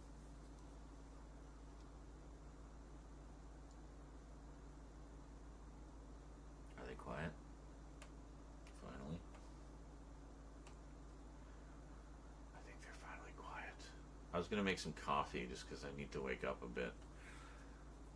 Talking TV, have you checked out Dune Prophecy? Oh shit, I forgot that was out. No, I have not. I definitely want to, though. I mean, anything and everything set in the world of Dune. I need to pick up the new games as well. There's a couple new games that came out recently. Well, there's one, I don't know if it's out yet, but there's one that's like more kind of like the old Dune games, like real-time strategy style.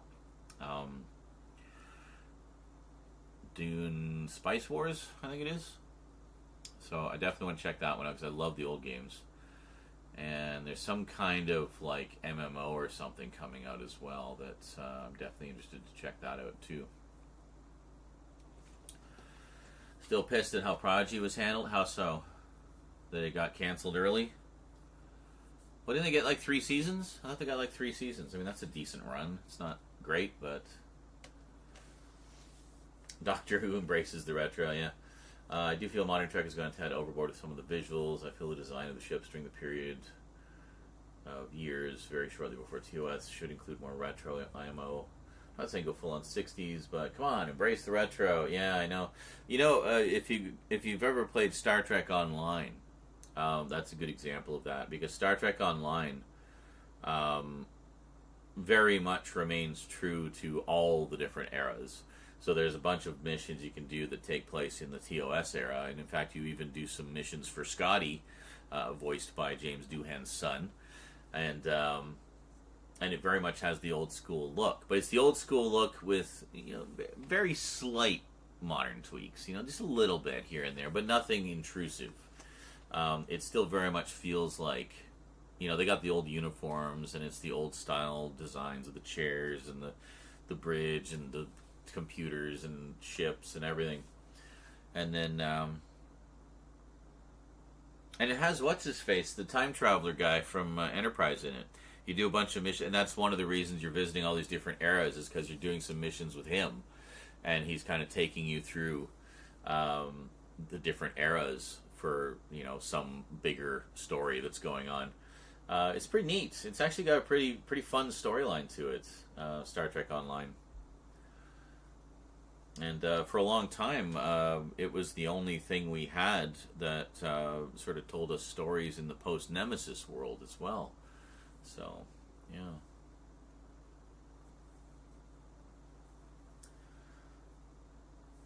It looks like an Apple store on crack. Discovery, Strange New Worlds.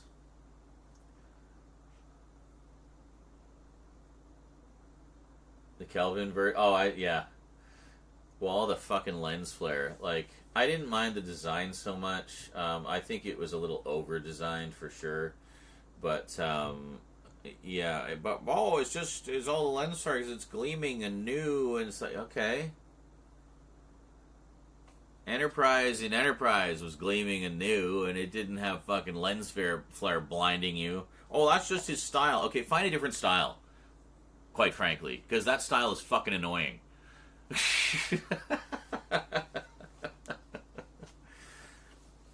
Redefine what makes you you.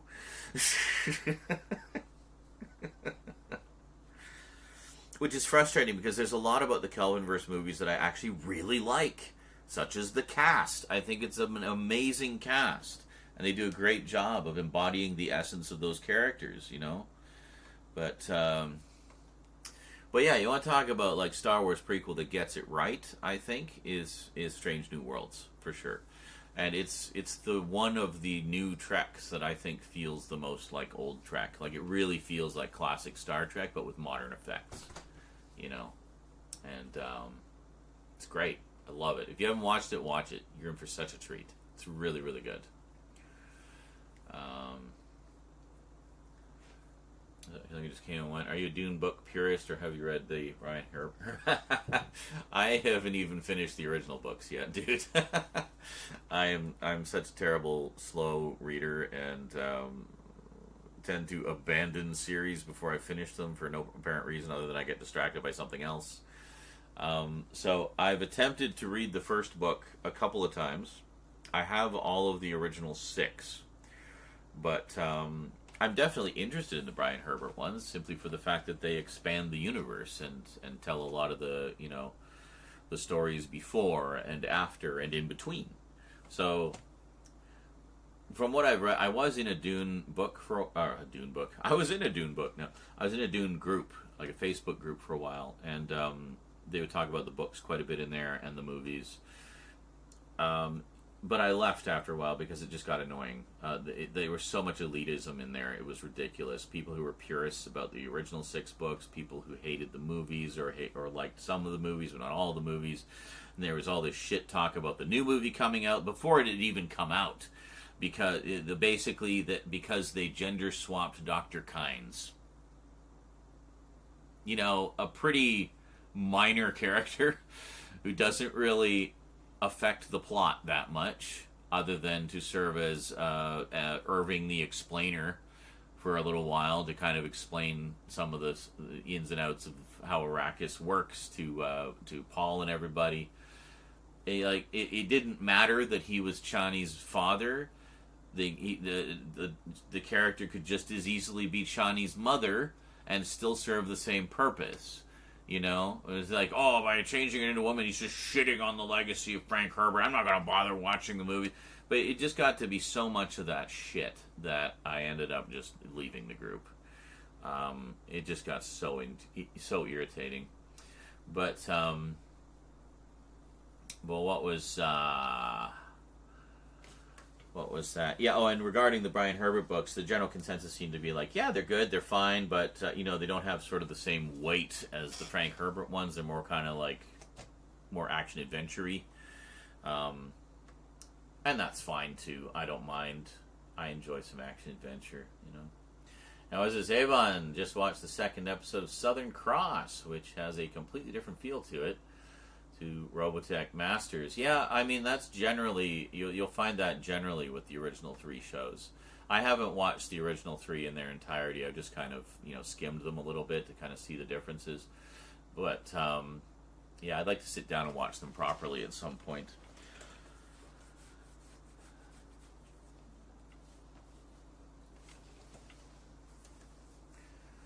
So what was this? Abrams admitted after the fact he went overboard with the lens flares, and also should have actually openly pushed that Khan was in it instead of denying it. Yeah, got so much shit with that movie. It's one of those cases where I will scream till I faint that I told you so. Cumberbatch was Khan. It's Khan, not Kahn. Just so you know. I fucking told you so. I got called A to Z with the insults. Oh, I know. Yeah. And I mean, that was irritating to me because there was no reason for that to be Khan. They didn't have to remake Khan.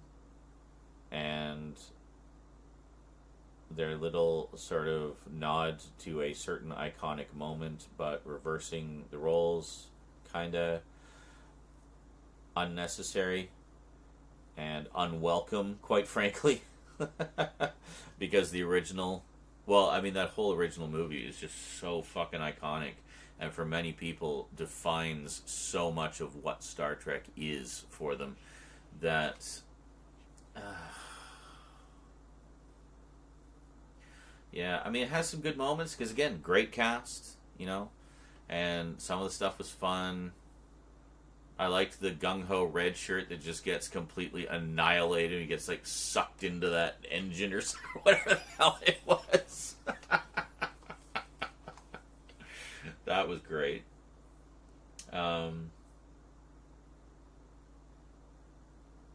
Yeah, and I don't know, it's just, it's such, to me, it's just kind of a mess, that one. It's like, it irritates me.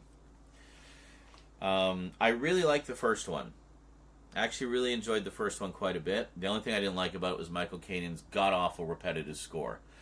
Or not Michael Kamen, Michael Giacchino. No hate to Michael Kamen. And the third one, I actually still have to watch. I've only watched like 2/3 of it. I never got back to it. I drifted away and never got back to it. But I really liked what I saw. So really, for me, the only sort of stinker in the Kelvinverse is the second one. You know? I think it's, you know, overall it's an okay trilogy. I like what they were going for. I like the idea of new adventures with the old crew, set it in another universe so it doesn't have any impact whatsoever on existing continuity in the Prime timeline. Cool. Down with all of that. Just, you know, just give us some good old-fashioned Trek stories, you know? Don't go trying to, you know, capture lightning in a bottle twice by bringing Khan back. Just don't bring Khan back, ever. You want to bring him back? Bring him back in the books. Because then in the books and in the comics, he can still be Ricardo Montalban, motherfuckers. There's only one Khan, and that's Ricardo. That is Mr. Rourke.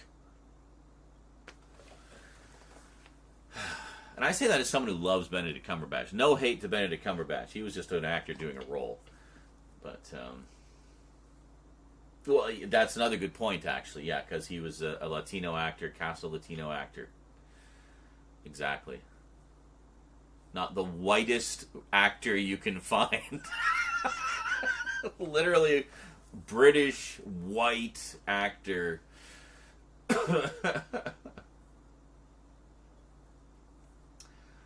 Only read the first two. Third, ready to go after Dracula. Yeah, no, I definitely, that's definitely a bucket list goal, is to at the very least read the first, like the original 6 books. I've not seen Dune Part 2 yet. I want to rewatch Part 1, actually. I'm going to probably just double bill them at some point. I've seen every conceivable version of the David Lynch version, and the director's cut of the 2000 miniseries version, which I actually really liked, the one with Alec Newman. And what's his face? Guy who played Duke Leto. He was in Altered States. William Hurt. Yeah, I really like that one. Need to rewatch Children of Dune, which combines Dune Messiah and Children of Dune, apparently.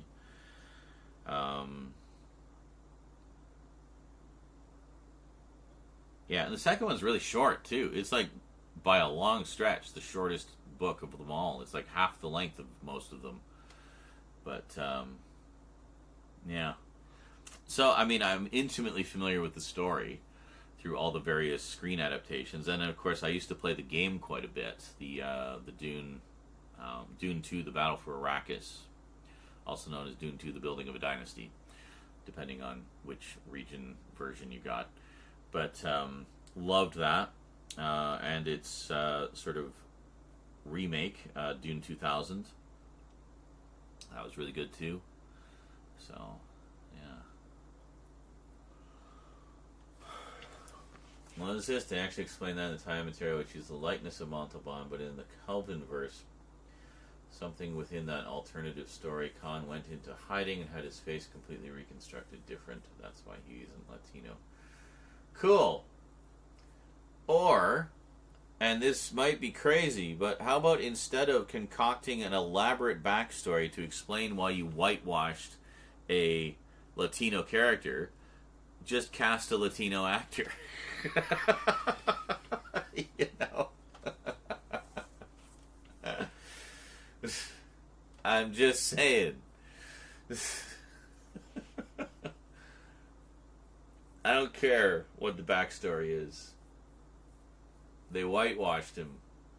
Plain and simple. Well, yeah. I don't know. That's, yeah. It sounds like trying to cover their asses to me. It's like, oh, this is going to piss people off. Well, we better come up with a good, like, sci-fi explanation then. So. There's actually a couple of books that came out a while back about Khan that told the story of, I guess, the eugenics wars, like when they were bred as genetic soldiers, and so it tells that whole backstory leading up to his revolution that ultimately got them caught and thrown into the cryogenic prison on the Botany Bay. So, but it's like 2 or 3 books, and gives you like the whole like story of Khan leading up to them being fired off into space, and then, well, we know what happened from there.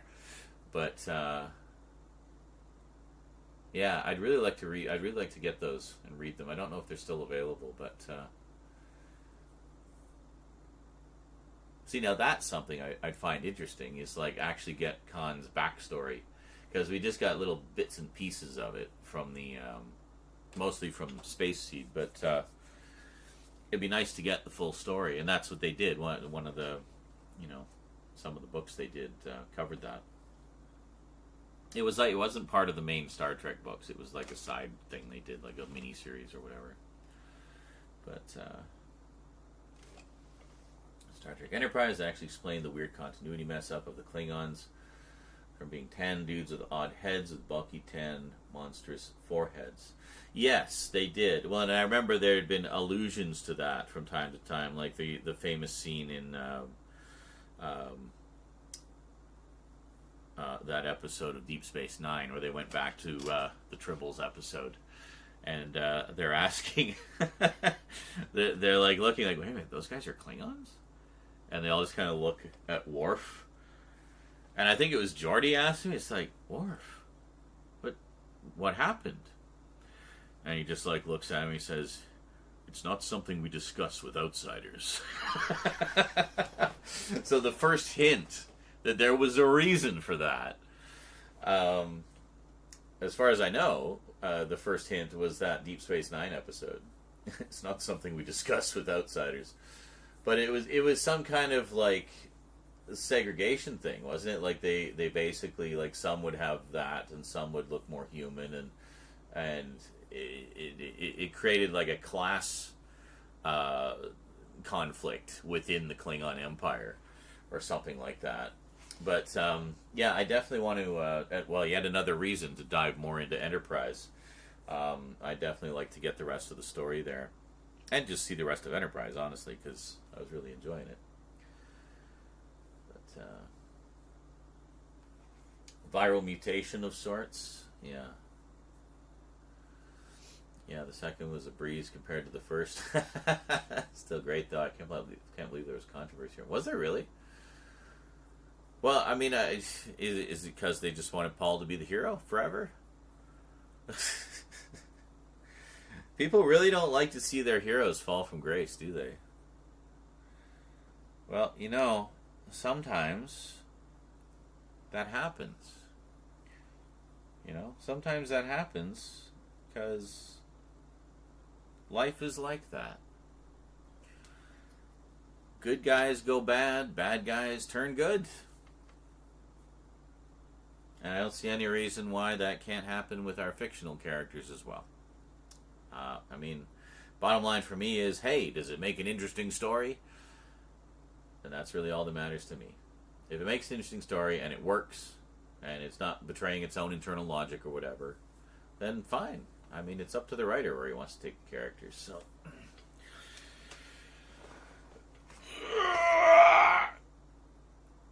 Ow. Now I'm broken. I broke. Okay. Viral mutation. But I thought, didn't some of them,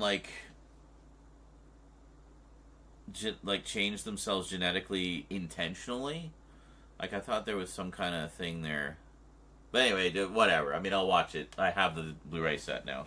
You don't have to explain it. I'll watch it. Ugh.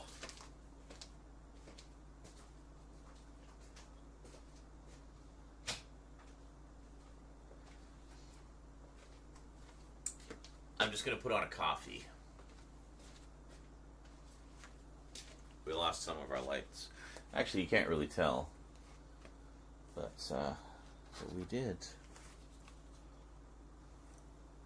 Bluetooth mode. Hold on.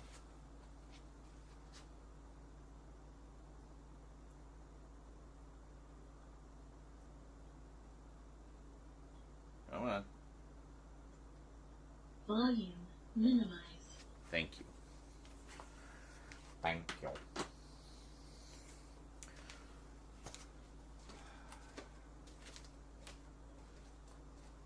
Oof, pretty.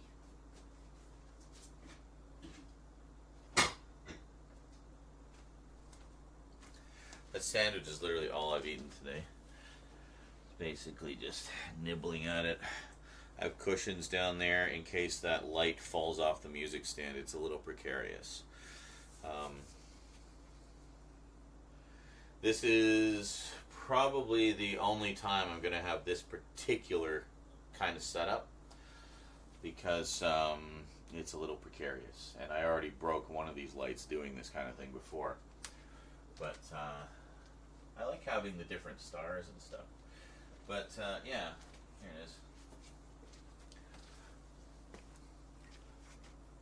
Enterprise! Wow, you just can't see anything. Hold on.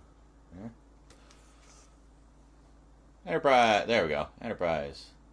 Did not have the slipcover, unfortunately, but that's okay.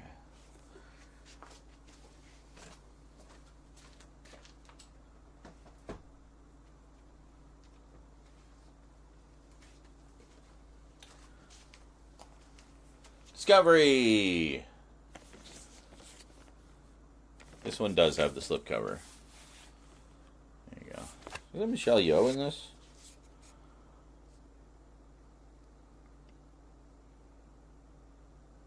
Yes. That's what I thought. And Doug Jones and... Yeah, and this crosses over with Strange New Worlds, apparently. So, that's pretty cool.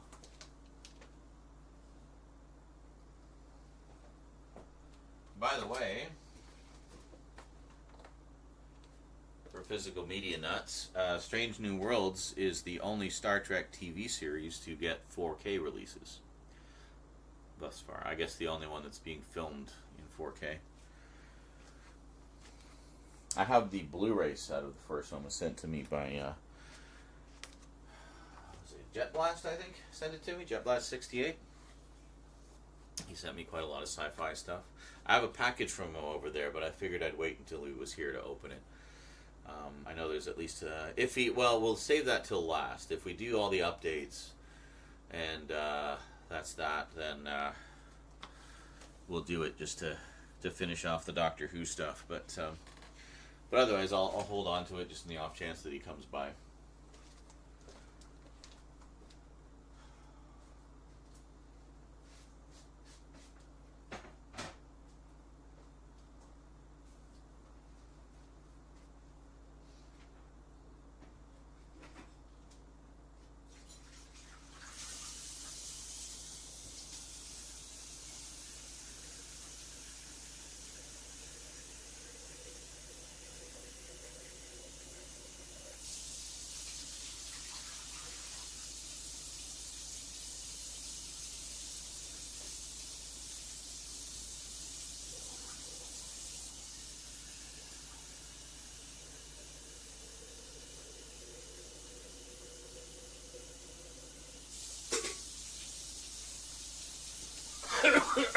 put some clips on for you instead of just staring at my wall. Hold on. Enjoy. I'll be back.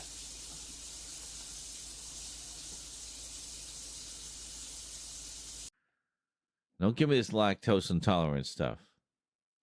Take a pill first, then enjoy the cheese. Thank me later.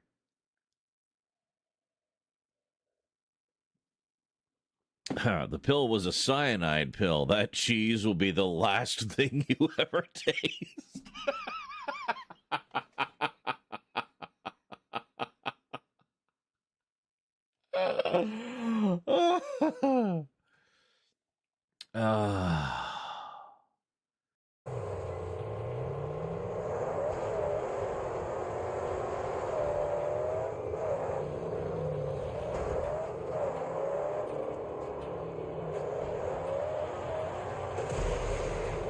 Oh, crap.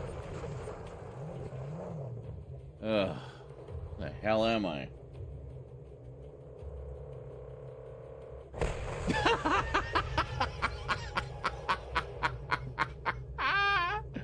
Shouldn't have tried to follow me.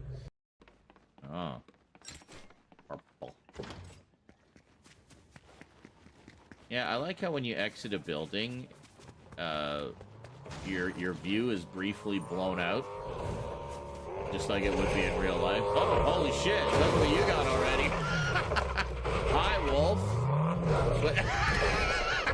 Excellent barking job. That's perfectly perpendicular. I'm impressed. It's not easy to park like that. We're actually maxed. We have 600.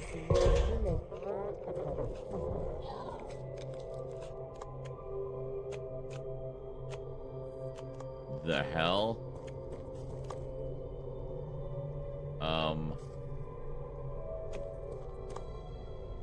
What? Was that a spine?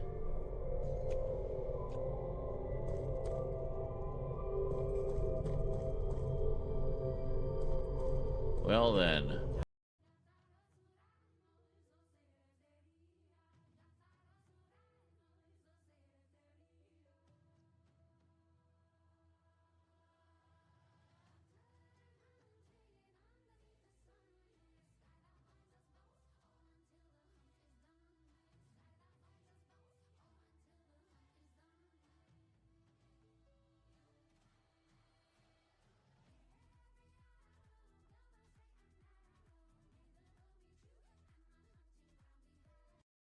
So it's just classified as the same ammo for them.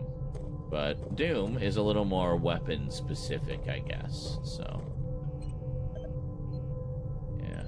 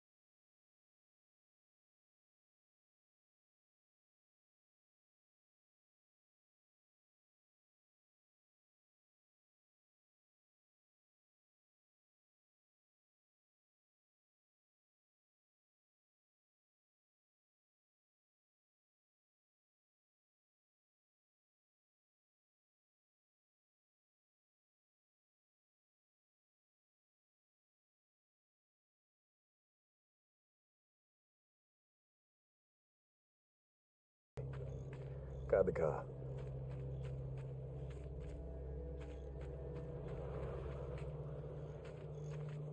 Yeah, I blew his tire out so he couldn't,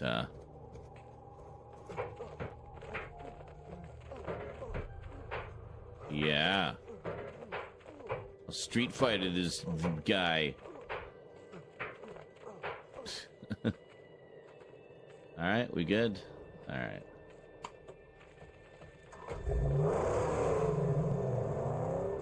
We'll head around and check the other one. Of the banana right now, so be warned. I'm armed. Oh, it's this fucking thing. I found our porta-forts again.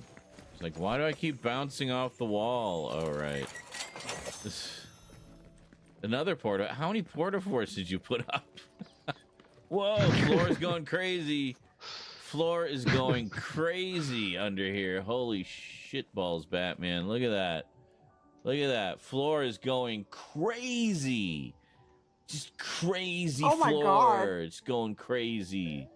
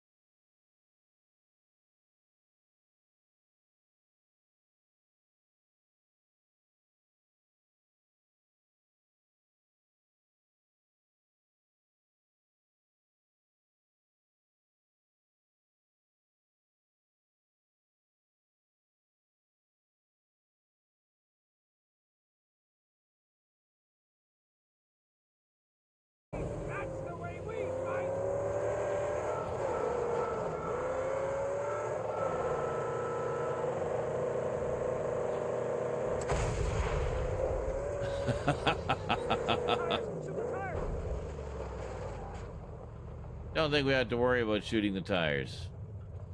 Okay, well, holy shit, this is like just the death mobile now.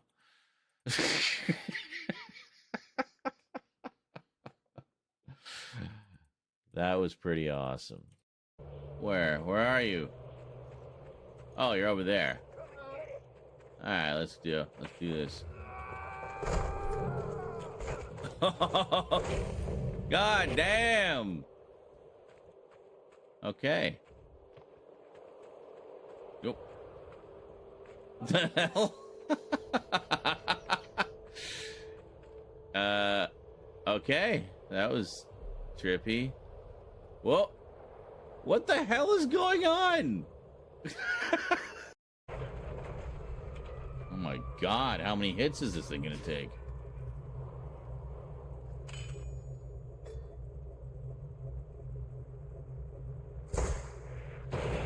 There we go. Oh, this is Pink Eye's territory? What?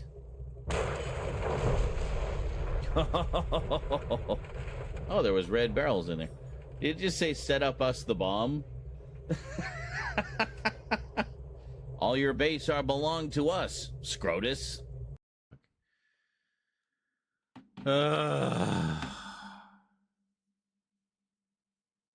All quiet on the dono front.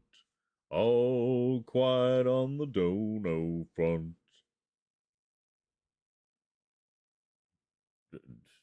Make it not quiet.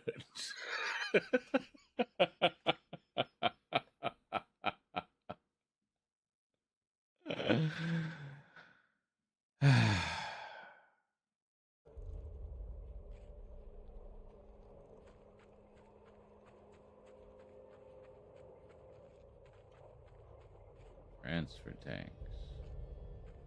I mean, I feel like it wants us to blow them all up, so I think we will.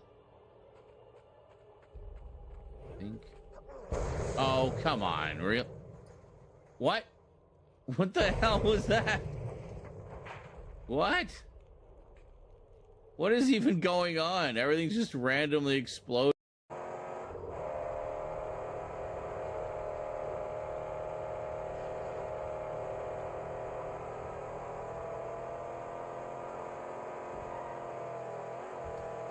Now, we'll see if we took out any of the defenses around this one. Oh, really? Was that really necessary? To spin out so completely? A full 180 degrees? so that I was facing the wrong direction that I was trying to go in. Guess what, motherfucker? So do I. Metal ball, metal ball. Metal. He just like turned tail and ran, and I just metal balled him to death. Yes, he was not expecting that. It was glorious. Indeed. Unfortunately, the rest of his team didn't suck, and came in and destroyed us. Ganged up behind us. But hey, at least I did that. Gave him, you know, a fearful moment. Yes. Oh my god. Am I going the right way?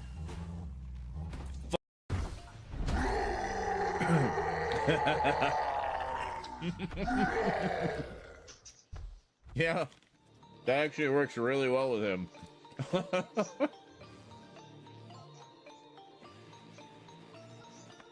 Because it makes me imagine him having like one of those cheesy Disney voices.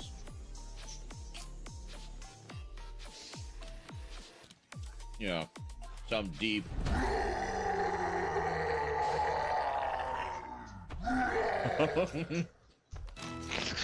Wow, that worked really well with her.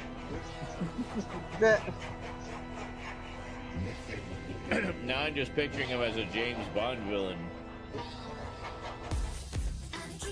Okay, not now. Ba-doop ba-doop boop. Scott diddly doo bop bop. Skiddly diddly doo doo doo ba-doo boop. Boobity boobity boop. Boobity boobity bop. Boobity boobity boobity bobbity boobity boobity bobbity bop. See? You just gotta feel it. Oh, hi.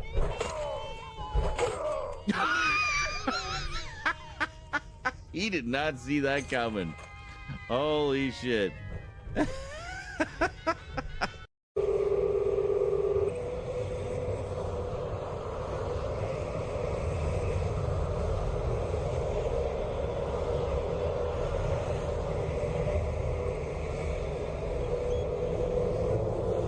I think we do it like this.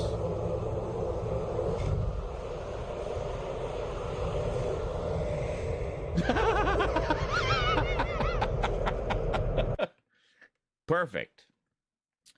Nailed it.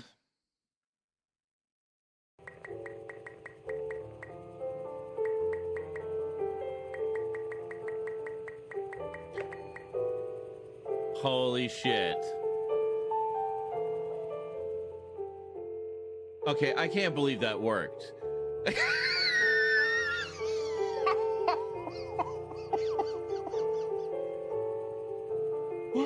That actually wasn't supposed to work.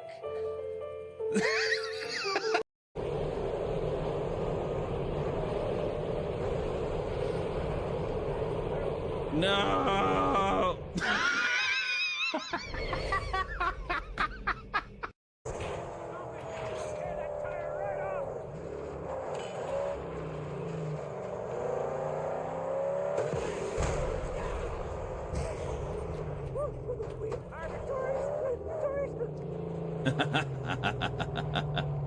That was satisfying.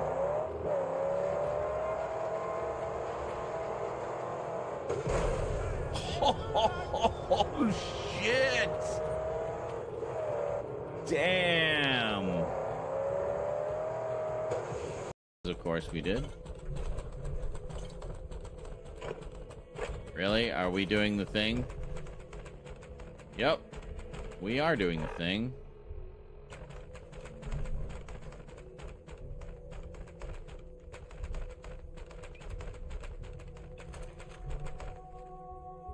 Oh. Okay. I like how it stopped as soon as I zoomed in on it.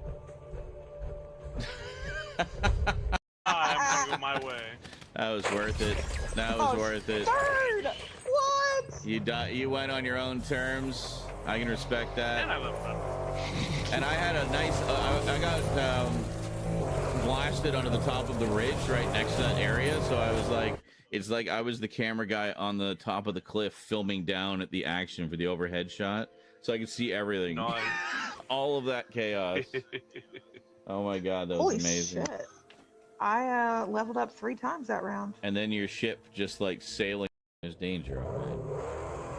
Oh wait a minute, there's water there. Hold on, I'm gonna refill my canteen. I'm just gonna trigger all the bear traps first.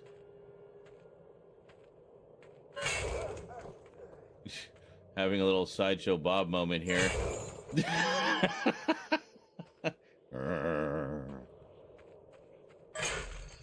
Oh, I killed myself.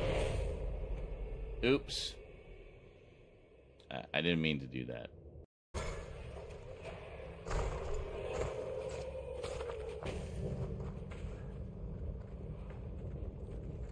Hurry up.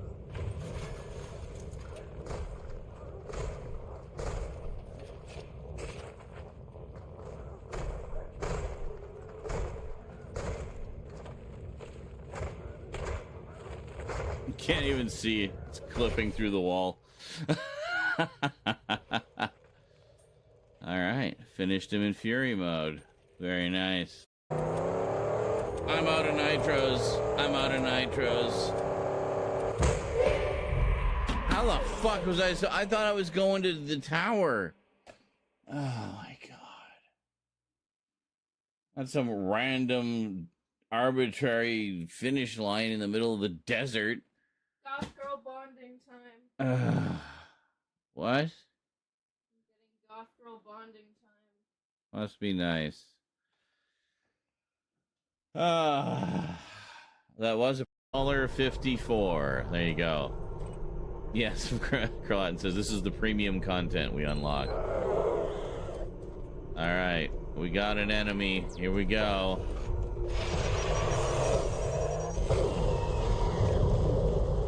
Jesus! That used all 4 shots.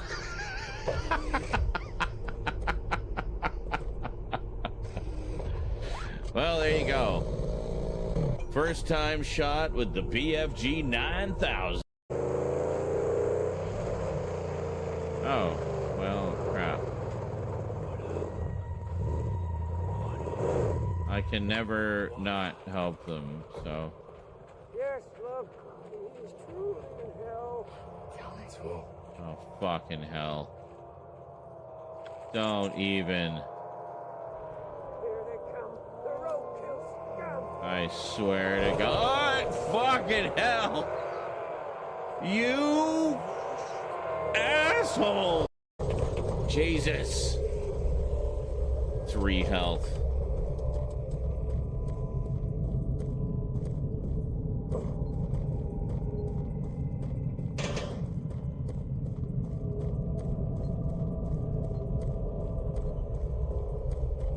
Wasn't there a health like right around here somewhere? Yeah, right there.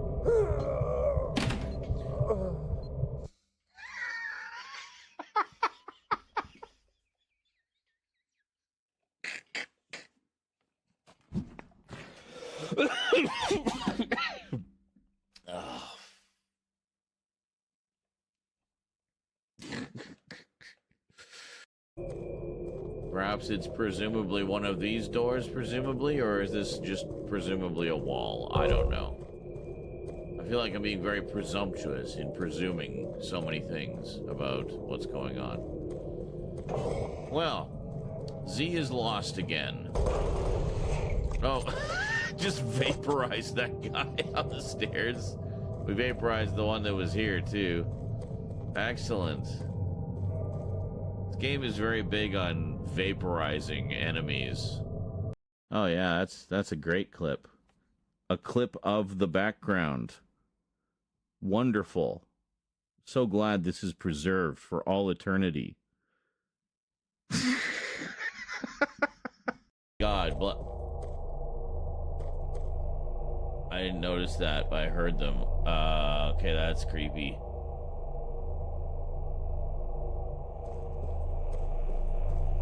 They took my baby.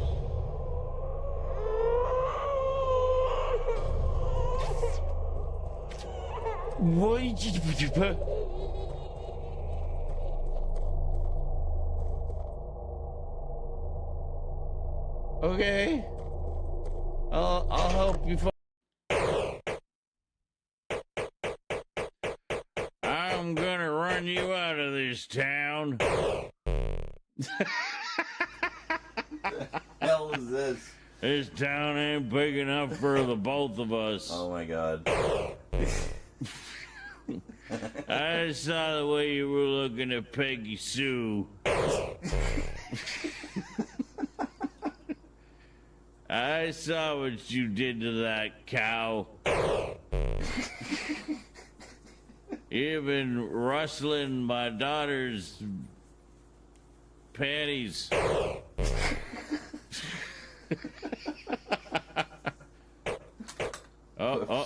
Yeah. Can't quite get me. Yeah, can't get me. Hooah! That's right. Fastest draw in 8 bits. Please, I'm begging you. More like 4 bits. Maybe 2. Maybe 2 bits.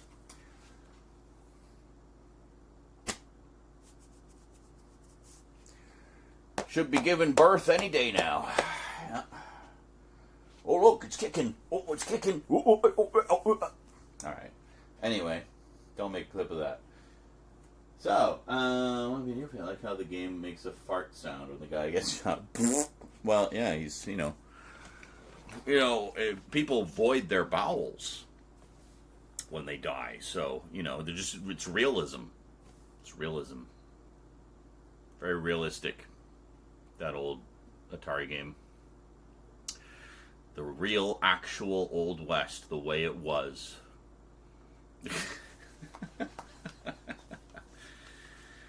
What is it Nando's was saying regarding Dune? It says, yeah, pretty much, pretty much is one of the reasons why Frank wrote the second one, because everyone thought Paul was a good guy. Well, and I saw a lot of rhetoric about that when the second movie came out.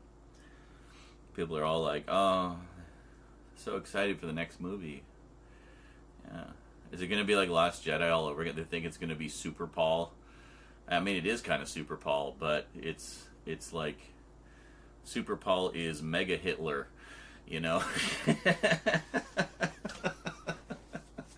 Oh, they're going to be so surprised. I can't wait to see the reactions to Dune Messiah. It's going to be so much comedy. Like, my God, it's going to be amazing. At the end of the day, he was only human, and no one should be put on a pedestal like he was. Yeah, exactly. I mean, great story overall. I can't wait for part 3. There you go. See?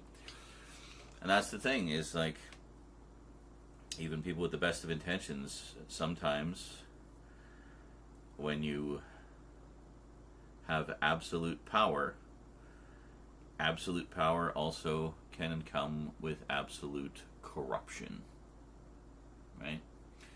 And that's part of what the story of Dune was about. I mean, it's far more complex than that, obviously, but that was a big part of it, for sure, was absolute power corrupting absolutely. Do you like what you see? Absolute power corrupting absolutely. Do you like what you see? Anyone know where that quote's from? It relates to a lot of what we've been talking about tonight. It's a kickin', don't clip that. Of course. That's the trick, I guess. Just tell you guys not to clip things, and then you will, just to troll me. It's a kickin'. I can't wait to see that in the clip replays. I bet it's going to be great.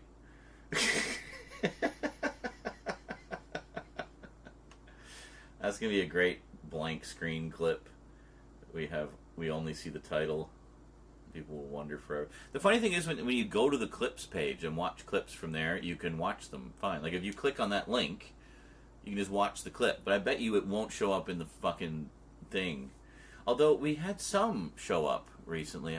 Like, from recent streams. I had one from just the stream the other day. Somebody clipped something. I forget what it was. And we saw it. And it was just me sitting here in my Doctor Who shirt being goofy about something. So, I don't know. But I think what I'll do at one point, I'll just take like an afternoon and I'll download all those clips and then I'll send them all up to YouTube as shorts. And when I'm doing the scheduling for everything, I'll just put them into the mix with everything else. So the plan here is we're basically filming and filming and filming, trying to get all the updates up to date so I can put everything on the shelves where they belong and give them their new homes, and everything won't be such a mess anymore. The reason everything's such a mess right now is because a lot of this stuff that's causing the mess is new. It's new things that I haven't done updates for yet, so I have them separated to keep them set aside for doing the updates, right? And then, yeah, so get the updates done. And then once those are all filmed, not going to schedule them yet. Same with the package openings. We're going to do get the package openings done, get the updates done. Then we're going to do closer looks. And because we're not in Halloween right now, I'm going to do all the non-horror ones first, because a lot of the non-horror stuff is in the horror section right now, just because to keep all the new stuff kind of together. So get all those out of there. And then once all that's done, do a batch of closer looks for some of the new stuff and some of the old stuff that I was in the middle of doing closer looks. So, and then once all that's done, then we start on the horror stuff. And the horror stuff, however far into the year we are, the horror stuff we're going to start posting at the end of all the other stuff.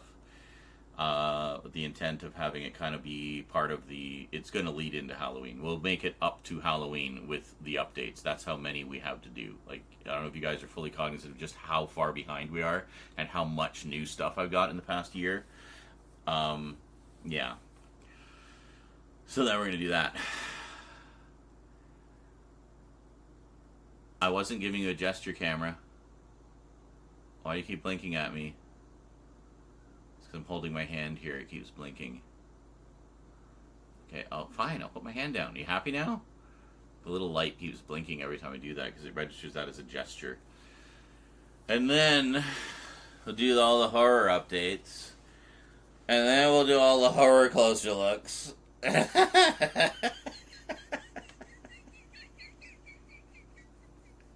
And by then it should be Halloween 2026.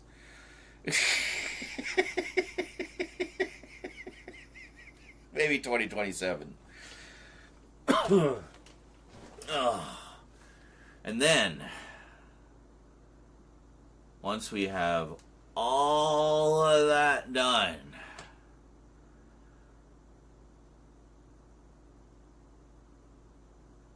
we'll do some gaming videos to put into the mix as well.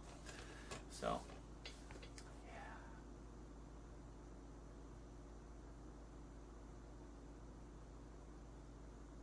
you just want the eyes of Claire? Well, I mean, we can still play games. I mean, I'm going to need a break, obviously. We can still play games. So, and it's still cold. It's nice and cold right now. Good time to be playing games that require me to be in costume. Sweaty costume. So, yeah, we'll try to get that going somewhere in the mix. But I need to get at least a batch of the updates done just to get shit out of the way, you know. So yeah, that's kind of where we're going. I just realized I put a bunch of the CDs down here, and I'm just looking at what some of the updates are, and some of them are Target books that need to go here.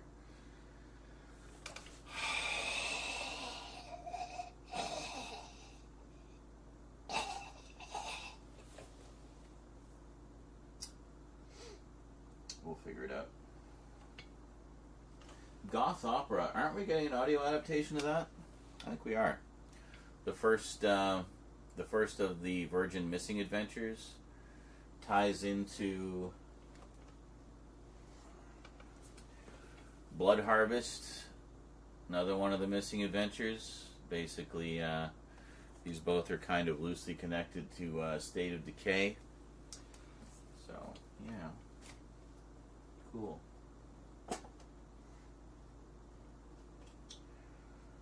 Look forward to that.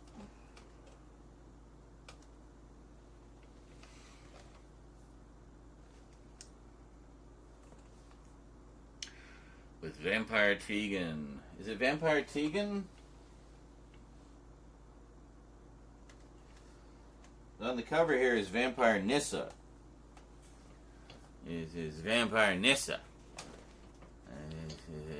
It's Nissa. Vampire Nissa. That's Nissa as a vampire. It's Vampire Nissa. Not Tegan. This is Nissa. Looks really fucking hot as a vampire, by the way.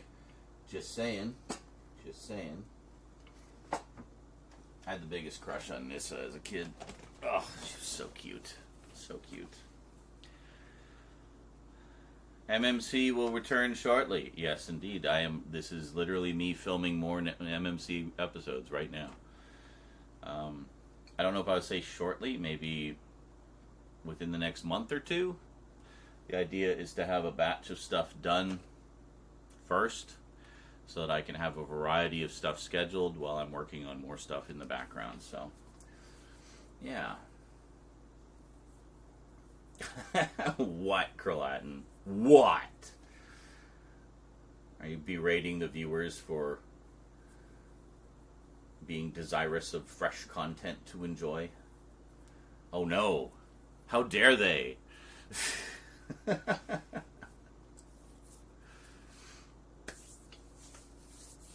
That's fine. I appreciate the enthusiasm. I mean, I'm glad that people want more content, you know, quite frankly, because it means they like my stuff. They want more of it. You know? Also, I think it's because my content isn't like a lot of other, like, sort of bigger creators, where it's just, like, full of sponsorships and ads and shit. I mean, yeah, here in the streams are like, Donegal, money, money, money. Speaking of which, Donegal, money, money, money. But my videos aren't like that. I mean, the most I ever did was I hawked my Patreon a little bit, or Amazon links. I mean, I'll still put Amazon links in the description, you know, and but I'm not gonna like make a big deal about it. That's not what I'm about. I'm just about the, you know, the actual content itself. Whatever it is we're talking about. That's why I'm here. That's why I'm doing the videos, is to talk about the stuff, right? So we'll talk about the stuff. So yeah, so no like super overproduced production value, just enough that it looks nice and stuff. Like we're doing some close-ups on the shelf, for example, when I'm doing the updates of certain things. We did some insert shots yesterday that are going to slot into some of the videos we're working on today, and stuff like that. So let's just put this back over here. And there we go. I am liking these directional lights. They are coming in handy. All right, cats are quiet. We should film now. Cats are very quiet now, so let's make sure we're still focused. I think we are. Yeah, even when it powered off, it actually held the focus. That's something my old camera did not do. So that's cool.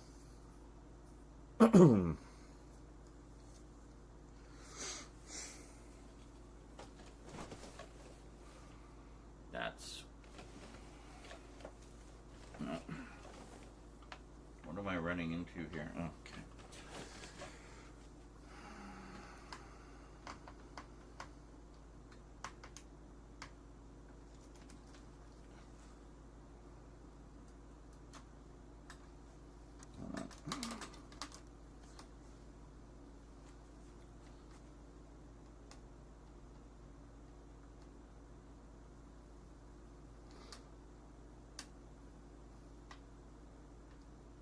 Just repositioning a little bit here.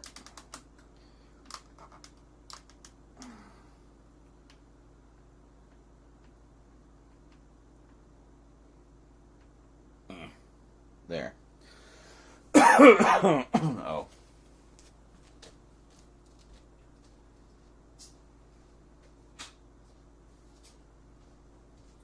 Must have darkened the vortex.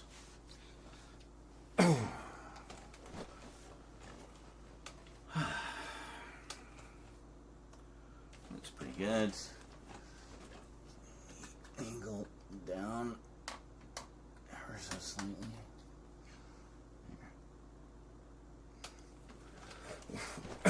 Here we go. That's a little better. Yes, enjoy the silence. Hey,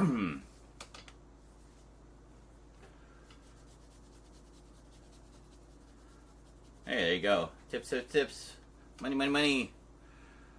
Every penny helps the show and helps me do more content for you.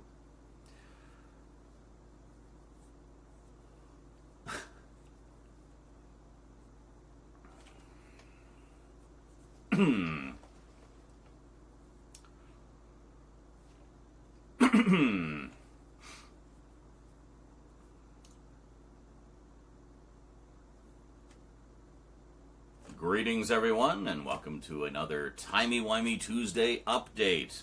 Yeah, I got a threefer for you today. Had a little bit of catching up to do with the old Doctor Who collection, the collection. So what did I get? Well, you probably already know what I got, but you may not know which editions I got. Yeah, this one's a little different from ones I've done in the past. How? Well, keep watching, and you'll find out. Doctor Who the Collection, getting it up to date, today on the Multimedia Chronicles.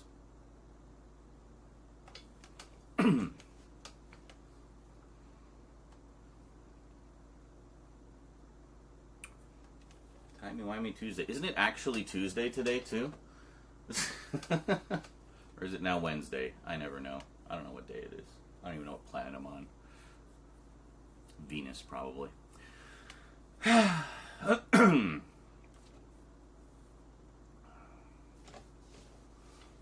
do a pause. There's the button. Here it is.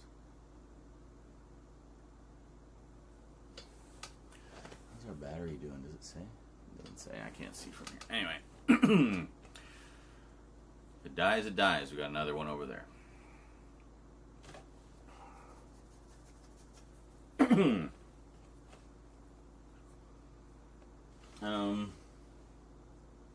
Yes.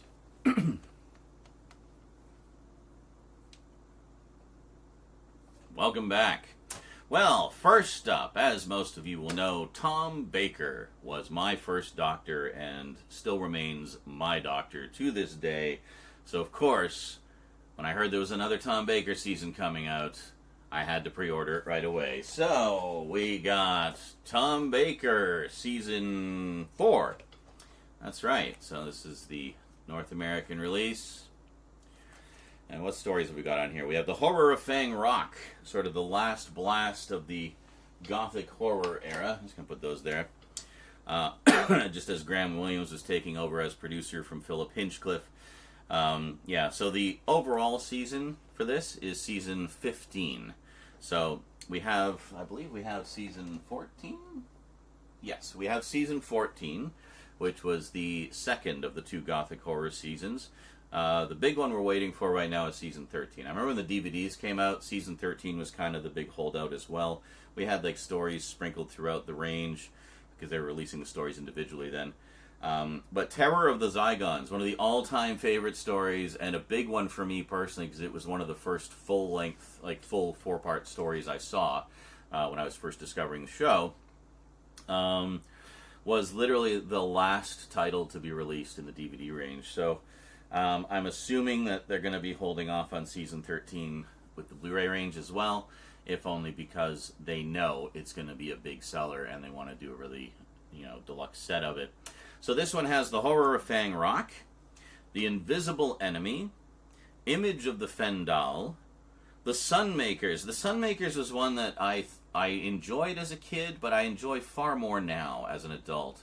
That's Robert Holmes' big satire of taxation. And anybody who's ever paid taxes in their lives, I think will enjoy that one.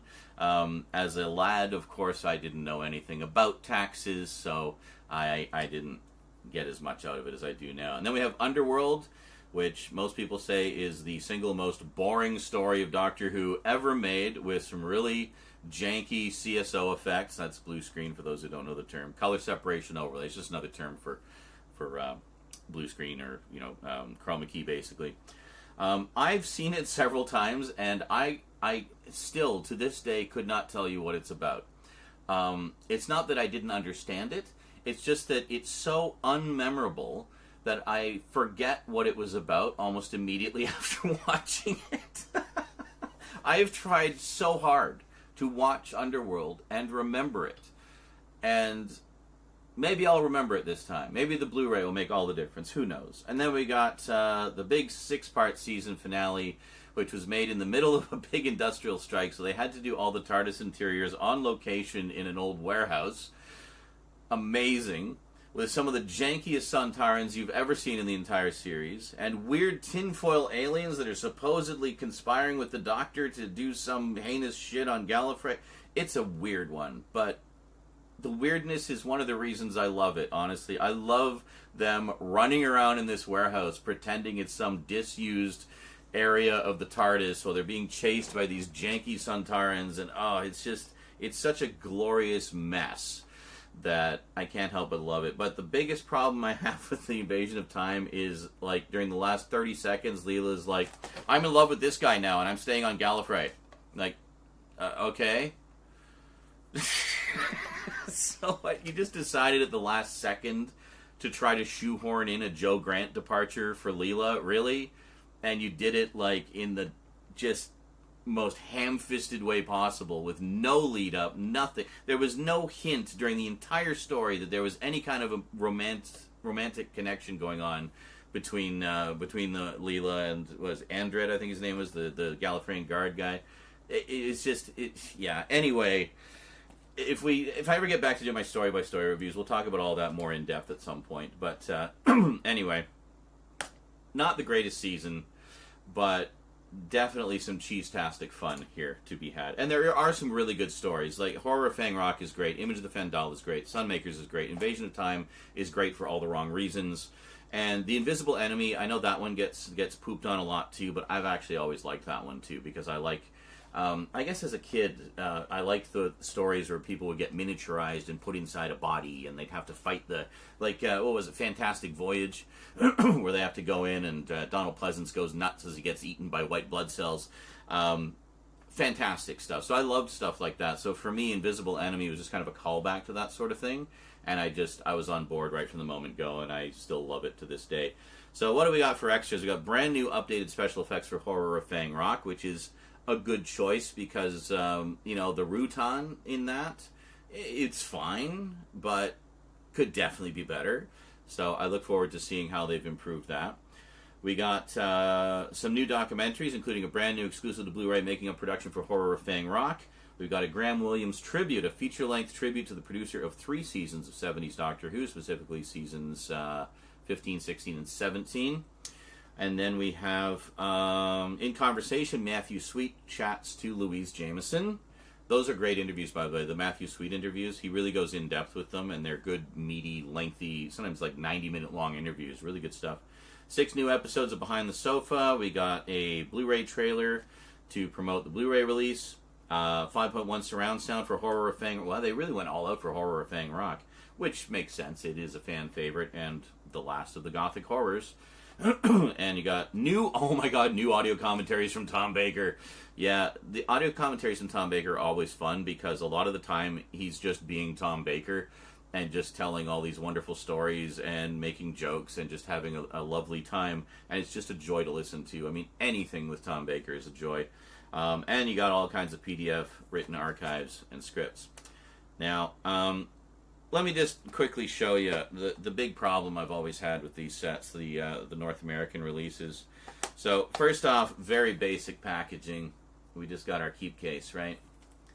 All you UK viewers, I know exactly where I'm going with this. But, it's fine. It's perfectly functional. But, I mean, if you look at these, you'll notice the size tends to be inconsistent. Like, if it's 6 discs or less, they put it in a slimmer case. If it's 7 discs or more, they put it in a thicker case. So, there's the inconsistency there that's kind of annoying, and my OCD don't like it. The other thing is, all the discs, just have the same damn artwork on them. And, it sure would be nice to have some idea of what's actually on the discs. The only indication we have is the story. Disc 1, Horror of Fang Rock. Great. Disc 2, Invisible Enemy. Disc 3, Image of the Fendal. Disc 4, The Sunmakers. Disc 5, Underworld. Disc 6, Invasion of Time. Disc 7, Bonus Disc. Oh, cool. What's on them? Obviously, the extras that pertain to each story are on those discs, but what specific extras are there? I mean, there's not just the stuff listed on the back. There's also archival stuff from the DVDs. They poured over darn near everything. So it's just really disappointing, you know. But let's take a little look at the cover here, and you can see for yourself how it all looks. So let's just zoom in a little bit, and we'll take a look. So there you go. So there's the front. Looks pretty nice. I mean, the artwork's lovely. I forget who does the artwork for these. Who is it? It's Lee Sullivan, I think. It doesn't even say on here. Like, all right. Anyway, we'll flip it around here, and you can see the back, just to give you a little bit of a close-up look, eh? And there you go.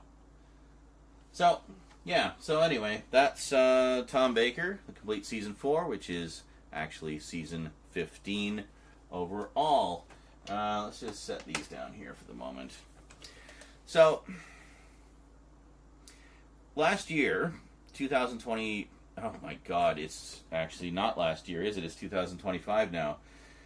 So anyway, 2023, this is how far behind we are. 2023 was, of course, the 60th anniversary of Doctor Who. And one of the ways in which they celebrated that was by releasing the long-awaited Season 20, which is a Peter Davison season. But that's the season where the Five Doctors special was. That was the big 20th anniversary special, big 20th anniversary celebration where they had like a huge convention, like a huge event at Longleat Castle in the UK, and people came from all over the world to celebrate Doctor Who. It was probably, even with all the stuff they did for the 50th and 60th anniversaries and some of the others, it was probably the single biggest and most eventful anniversary celebration the series has ever had, was the 20th anniversary. Funny enough, 2025 is the 20th anniversary of New Who. New Who! Yeah, crazy. 20 years since Doctor Who came back to our screens. How mad is that? Anyway, back to the story. So, with it being a special occasion, and with the 20th anniversary originally being a pretty big deal for me as well, in terms of my personal fandom, because that was when I first learned about there being more than one Doctor. And then I saw the Five Doctors special, and the Five Doctors special was the first time I'd seen a lot of the old Doctors in action, like 2 and 3 in particular. And the season 20 has always been kind of special to me. It was also one of the first seasons that I saw when it was fairly current. Up to that point, I had been watching mostly repeats, getting caught up on, 18 years of Doctor Who, as much as PBS was showing at the time. So, so I thought for season 20 I wanted to go a little bit above and beyond. So, Amazon UK ships all over the world. They don't care where you live, they just want your money. So, instead of waiting for the North American release, which, by the way, didn't come out until 2024, I decided to get the limited edition version of Season 20. The actual UK limited edition version. Oh, look, they actually number them correctly with the actual season numbers. And like that. Yeah, crazy. So the way these ones work, if you've never seen them before, is they've got these giant J cards that basically protect the bottom of the disc. But check this out. I'll do a proper closer look at these, but I'll just give you a quick look here. So we got these lovely big spines. Needless to say, you're going to need some shelf space if you're going to collect these. You're also going to have to shell out a lot of money because they're limited editions, and the early ones are long out of print and go for princely sums on the internet. But look at that. Oh, some new artwork. There's another piece of artwork here. Look at that. We open it up. Oh, look at that. Even more artwork. And oh, look at this. Hold on. It's a little awkward to flip through the pages, but here we go. Look at that. Can you see this? Oh, look at that. Individual artwork for each story. Each story gets its own artwork on each disc. I know, all you UK viewers are just laughing your butts off right now. And it's like, yes, we know. We've been trying to tell you forever. So here's the thing. It doesn't end there. We got this lovely shot of the 5 Doctors here. Let's open this up. Oh, we got more artwork. Oh, look. We have a frickin' massive, thick book. We'll look at that in a second here. And then inside, oh, we got an ad for, more Doctor Who stuff. Again, we'll do a proper closer look. And then look at this. Fold-out TARDIS console. Every season has this. It gives you the TARDIS console room for that season. How frickin' cool is that? And it's a bit of a process to sort of extract everything. But if you take a look at this booklet, like that, and then inside you got essays about the movie, about the season. You got photos, and oh my God, look, disc contents, detailed disc contents, and behind the scenes stuff about every single story. Look, just the first story alone. We've got pages and pages of behind the scenes stuff about it. We've got like 5 pages of behind the scenes stuff plus the disc contents. This is incredible. It just goes and goes and goes. There's so much stuff in here. Photos and, behind the scenes info. There's just so much stuff in here. It's amazing. This is gorgeous. This is the way a deluxe set should be. And just to put it in perspective, say you don't want to get the big sets. They have standard non-limited editions as well.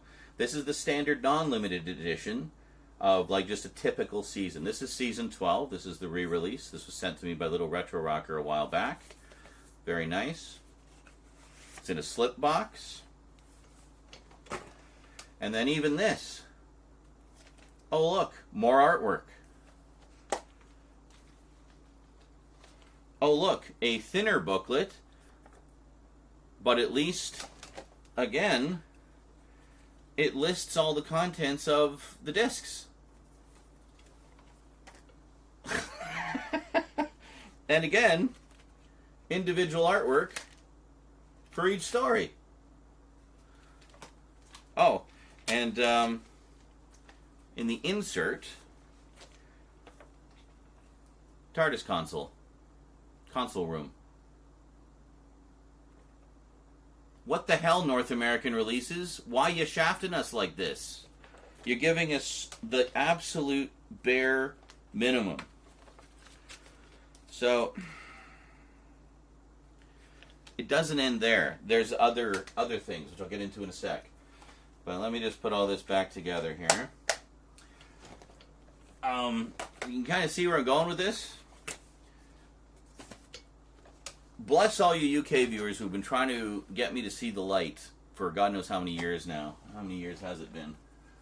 Let's look here. This is when the first one came out. 2018. So for the past 7 years, you've been trying to tell me, dude, get the UK releases. They're so much better. Even the standard ones are so much better. And, yeah, well, I sit corrected. You are absolutely correct. So I got this set and started taking a look at it. Because, I have a region-free player, and I have I can rip Blu-rays now as well. I've got a Blu-ray drive for my computer. So really easy for me to watch stuff. But, I mean, that doesn't even matter because these are actually region-free anyway. So I can just watch them on my PS5.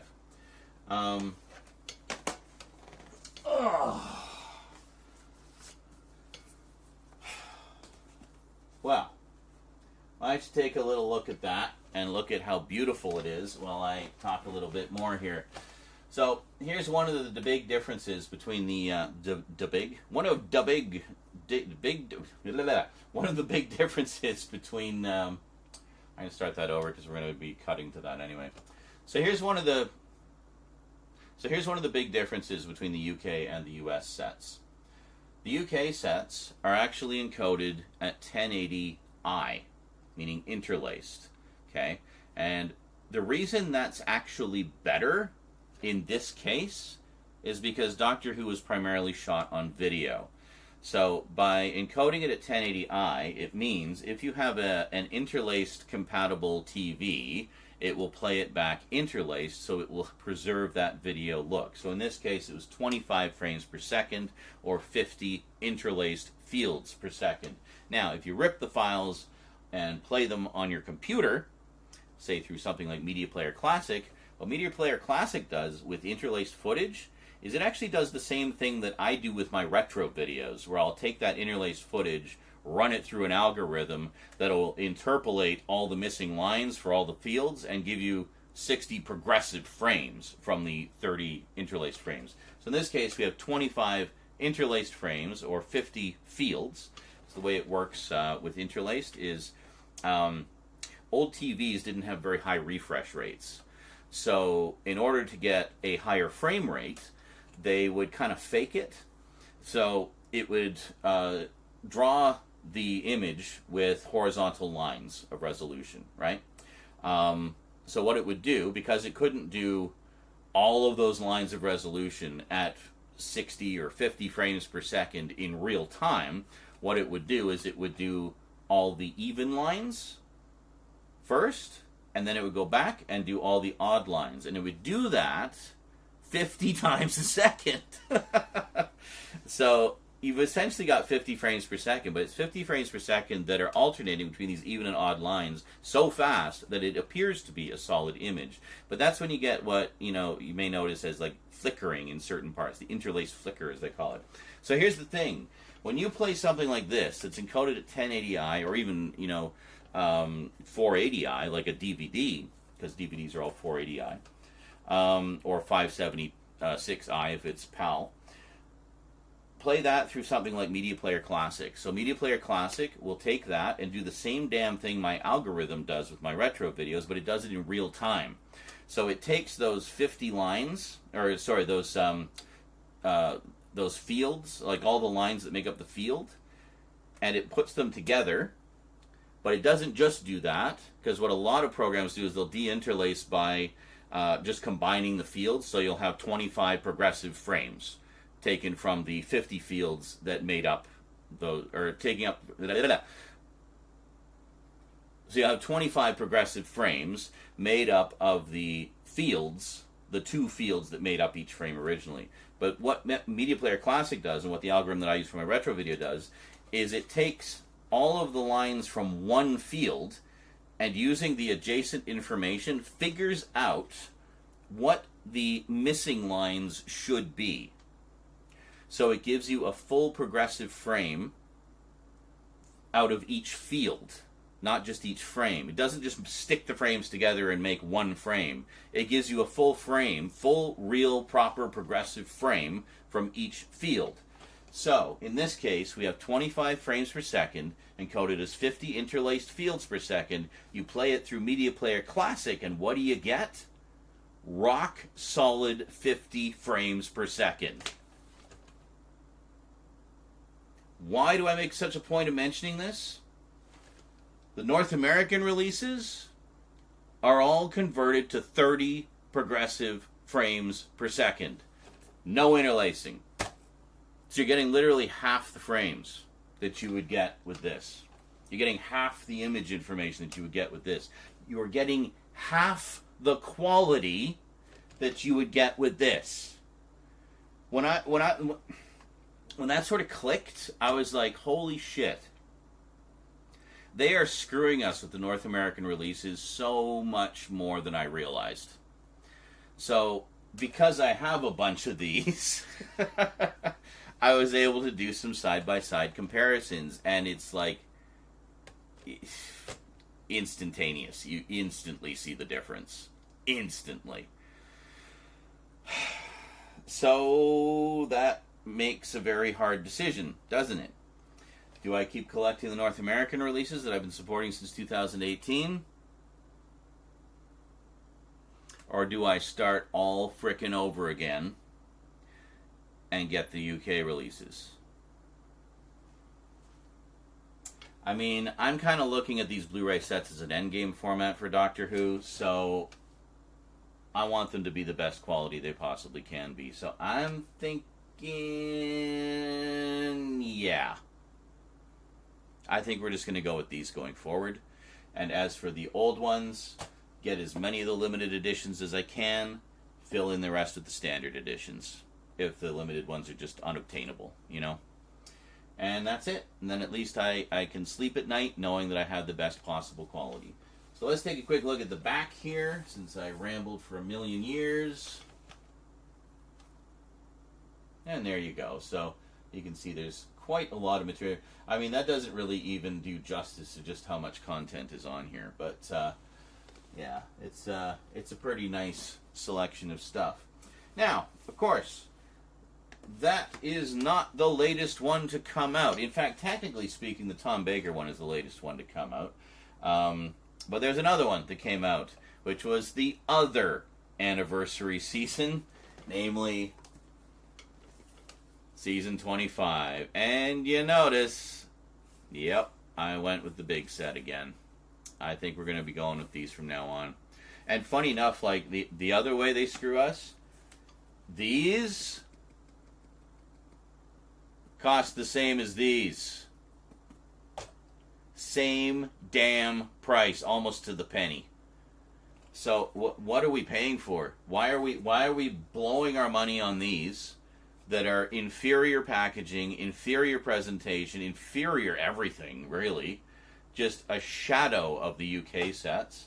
When we could be getting these for the same damn price. Amazon ships anywhere in the world, so what are we doing? Why are we even giving... They don't care about us. Why do we care about them? And they're region free. So there's literally no reason to be buying them. There's just no reason. That's my thinking anyway. If you still want to support them, go right ahead. If they're fine, if you're not as much of an anal retentive freak about quality as I am, then that's fine. You know, do whatever makes you happy. So, this one, Season 25, is... I just realized I didn't even go over what stories are on it. Season 20, real quick. Arc of Infinity, Snake Dance, Modern Undead, Terminus, Enlightenment, The King's Demons, and The Five Doctors. And I should mention, we have 3 different cuts of The Five Doctors on here. We'll get to the Season 25 set in a second. So, Arc of Infinity is kind of notable. The original, the first anniversary season, Season 10, featured a renegade Time Lord by the name of Omega. And Omega was one of the original engineers who helped give the Time Lords their power of time travel. He was a black hole engineer, so he harnessed the power of black holes, I guess, for part of their time travel power. Anyway, they go into that in the Three Doctors, which was the 10th anniversary story. So Arc of Infinity, for the 20th anniversary, they brought Omega back. And so that's a pretty fun story. Snake Dance is a sequel to Kinda from the previous season. Modern Undead is terrific. We get to see the Brigadier come back. So there's like so much stuff going on just in the stories, like anniversary stuff. It was great. And then we got Terminus, which, you know, Terminus isn't the strongest story, but I've actually come to like it quite a bit. In retrospect, like sort of in revisiting it. Enlightenment, which is just a masterpiece. It's fabulous. That, by the way, is the Black Guardian trilogy as well. Modern Undead, Terminus, and Enlightenment. So we get a lot of stuff about the Black Guardian and Turlo and all that. And then we got the King's Demons, which introduces Chameleon the robot, which was an actual robot. And then the Five Doctors. So the Five Doctors, we have the original broadcast version available for the first time. We have, because the old video releases, like in particular the old VHS releases, actually had some arbitrarily cut down version that was not the full-length TV version. No idea why. And then in the 90s, I think it was 95, so it wasn't even for an anniversary, it was just kind of in the middle of nowhere. They did the special edition version of the Five Doctors, which has been kind of the standard version, for a long time. Actually, I think we did get the televised version on one of the DVDs. I'd have to dig it out. Is it right here? Yeah, it's right here. Hold on a second. Which is the 25th anniversary. This is the 25th anniversary edition of the 20th anniversary special. And this one has... Does it not say? Oh, the 1983 and 1995 versions. Yeah, so this has the televised version and the 1995 special edition. This has those as well as all the archival extras. And it also has a brand new version that falls somewhere in between with new updated special effects. It's the 40th anniversary version. So there you go. So the 40th anniversary... So the 40th anniversary edition for the 20th anniversary special released for the 60th anniversary. You follow all that? All right. That's basically what this is. And then in terms of extras, we've got the Five Doctors 40th anniversary restoration, which is a brand new restoration of the original 1983 anniversary special with high-def film material, updated special effects for 2023, new 5.1 soundtrack, and multiple audio commentaries. Brand new updated special effects for Snake Dance and Enlightenment. Documentaries exclusive to Blu-ray covering Arc of Infinity and The King's Demons. Look Who's Driving, a European road trip adventure with Peter Davison, Janet Fielding, and Sarah Sutton. Wonderful. Brand new featurettes, including a new interview with Martin Clunes. In Conversation, Matthew Sweet chats to Janet Fielding and Sarah Sutton. Wonderful. And it's got tons of stuff about the 20th anniversary as well, and some of the celebrations there. There's some stuff about Longleat. I do have some other things about Longleat, which we'll talk about in another video. But, yeah. Cool stuff. So anyway, season 25. The other anniversary season. I always liked this one a lot. And this was the one where I really noticed the difference in... Whoops.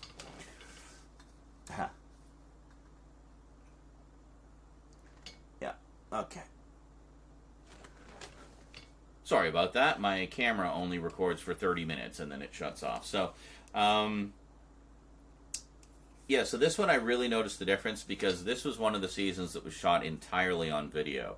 So, for anything that was shot entirely on video, watching it in 1080i is like a freaking revelation. Like, it just looks so good, so sharp and so crisp. Yeah, so this one... 14 episode season. We have 4 stories. We got Remembrance of the Daleks, which I don't care what anybody says. I know that everybody says Silver Nemesis is the 25th anniversary story. Yeah, but Remembrance has so much more callbacks to the history of Doctor Who than Silver Nemesis. I've always considered Remembrance the real 25th anniversary story. Also, the best the best score Kev McCullough ever did. It's such an amazing music score.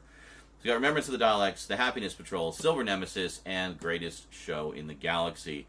We got exclusive special editions of all 4 stories. Yes, extended special editions of all 4 stories. I've watched them all. And, yeah, it's great. I mean, I think in a lot of cases it does help to improve some aspects that were, a little rushed just due to being a 3-part story or what have you. So we got Remembrance of the Daleks, we got The Happiness Patrol, Silver Nemesis, and The Greatest Show in the Galaxy.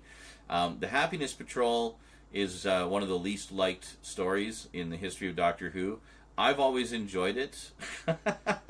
And actually, I have to say the extended version on here fixes a lot of the issues with it, honestly. I think it flows a lot better than the televised version. Just being free of those constraints to just kind of tell the story and let it breathe. And I think that goes for all of them, really. Remembrance especially has a terrific extended version. I only have one caveat with that. There's a throwaway gag when Ace is about to watch some TV, but she's got to wait for it to warm up, so she kind of gets impatient and leaves. And just as she leaves, an announcer comes on the TV and says, "And now, next on BBC One, the first episode in a new science fiction serial, And it just cuts off right there. It's just a little throwaway gag. And, perfectly in tune with the anniversary thing. What's blinking at me? Oh, my battery's dying. perfectly in tune with the anniversary celebrations, and for whatever reason, the extended cut cuts that one bit out. Why didn't they just leave it in? It's so harmless. So, yeah, anyway, other than that, I thought the extended version was really good. And then what else we got here? We got 3 in-conversation specials. We got Matthew Sweet reunites with Sophie Aldred to talk about her history with Doctor Who. Also joining Matthew is Andrew Cartmel, the script editor responsible for much of the tone of the 7th Doctor era, talking about the so-called Cartmel Master Plan. And Chris Clough, director of 5 stories and a leading industry figure. Behind the Sofa, 4 new episodes with an all-star lineup of classic Doctor Who guests. The Making of Silver Nemesis, the rare 1988 documentary, only ever available on VHS. And it also has additional interviews, which I have never seen anywhere else, but I actually recorded off PBS back in the day. So it's great to see those get a wider release and wider exposure. It's extended interviews by the same team who did the Making of special, the 1988 Making of special. It was Eric Luskin and NGN Television, PBS station based out of New Jersey.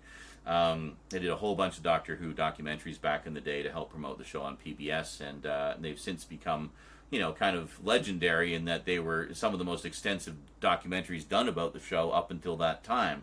So it's great to see more extensive representation of them here. I'm just going to put this up here. There we go. And so we have an extended interview with John Nathan Turner and an extended interview with Chris Clough. And both of them include even more behind-the-scenes footage from the Making of Silver Nemesis. I just wish they had done Remembrance instead, honestly. I would have loved to see a documentary of that depth about Remembrance of the Daleks. But that's okay. The Silver Nemesis one is very nice, and I enjoy it quite a bit. I've watched my recording of it quite a few times. The only thing that's missing, they cut out one little bit, and it's been that way ever since the original VHS release of Silver Nemesis back in the day. There's a little archival bit from some other documentary where they're talking to one of the BBC Radiophonic Workshop guys, and they show how he did the music for a scene in Resurrection of the Daleks. So I don't know I can't remember where that was from, but I did check, and that scene is still missing from the documentary, but it's the only thing missing. Everything else, they just kept it hyper-focused on Silver Nemesis, and I guess they couldn't get the rights to include that clip for whatever reason.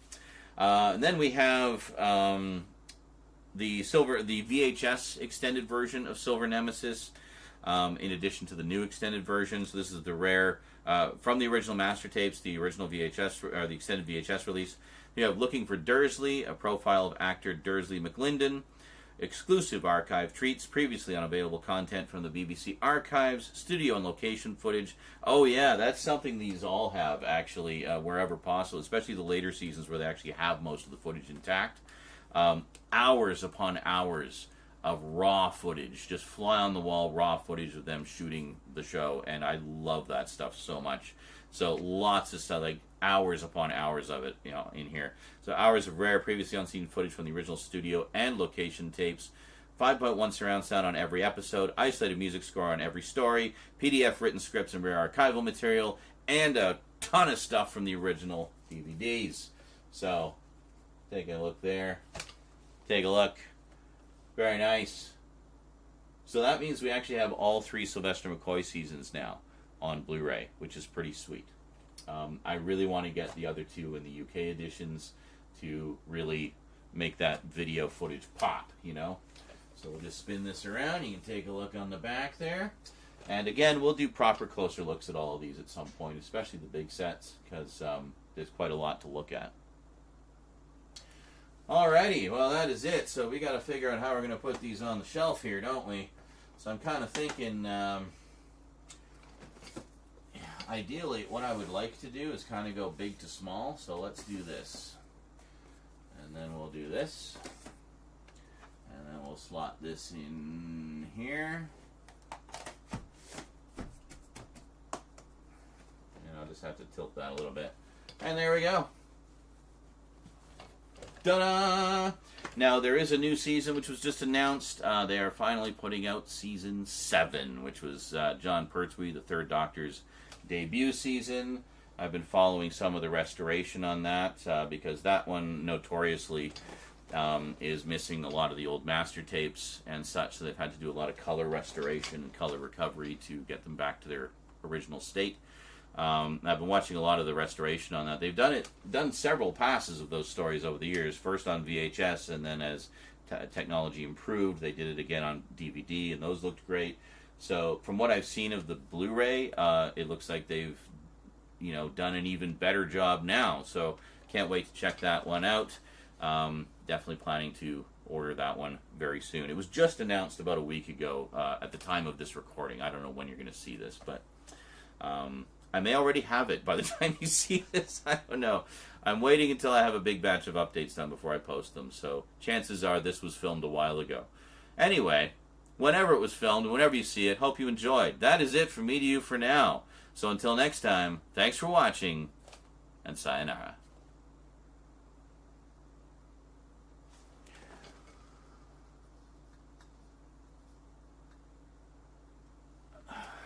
And my battery's dying. That was a long one, though. That was a pretty lengthy one. There was a lot to cover. Oh, now you're talking junk. I should have had Leela fall for Rodan. Yes. I'm totally down with that, and I absolutely agree that would have been better. Because they just did more stuff. They were just more of a thing, like in terms of, just plain simple character interaction. Like with Andred, she didn't really do much. He didn't really have much of a presence in like, I don't know, but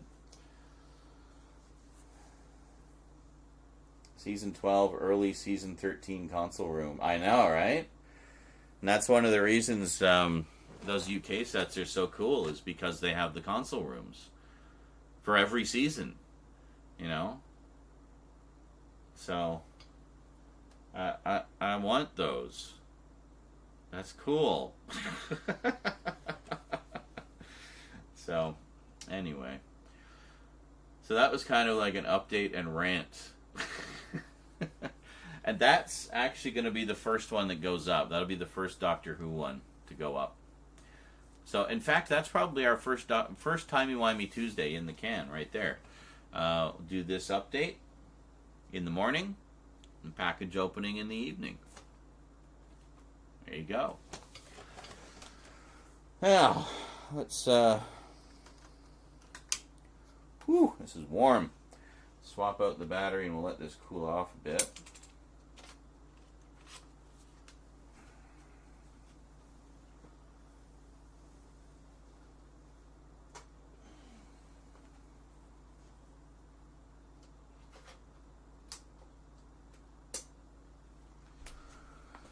Go.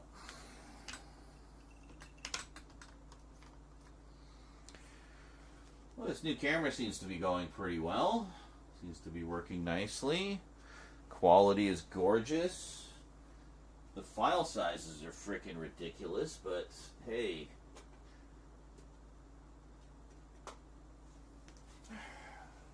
No more so than when I switched from 480 to 1080, Every level of quality you go up, it gets bigger. Bigger.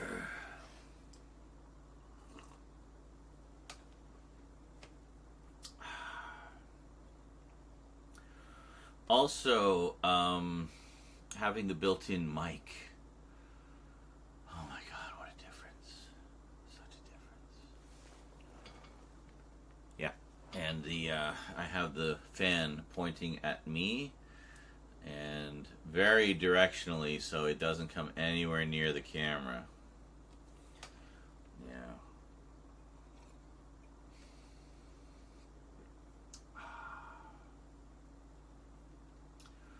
What next? Oh, I know what next. Steelbooks.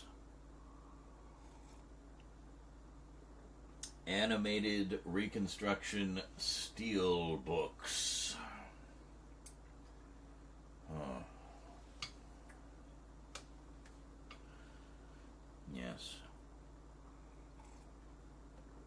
for which we have 3. All right. And then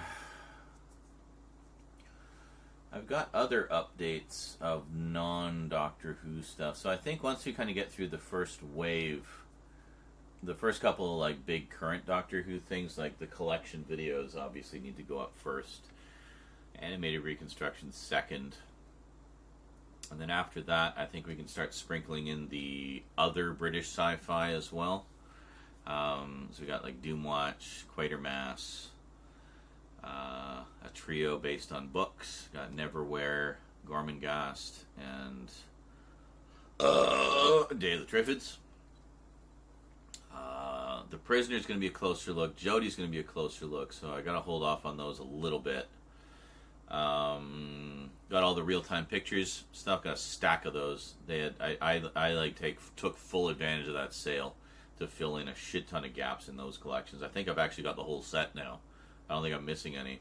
Hey Andy, how's it going, dude? And I got some more Target books, some new ones and some old ones.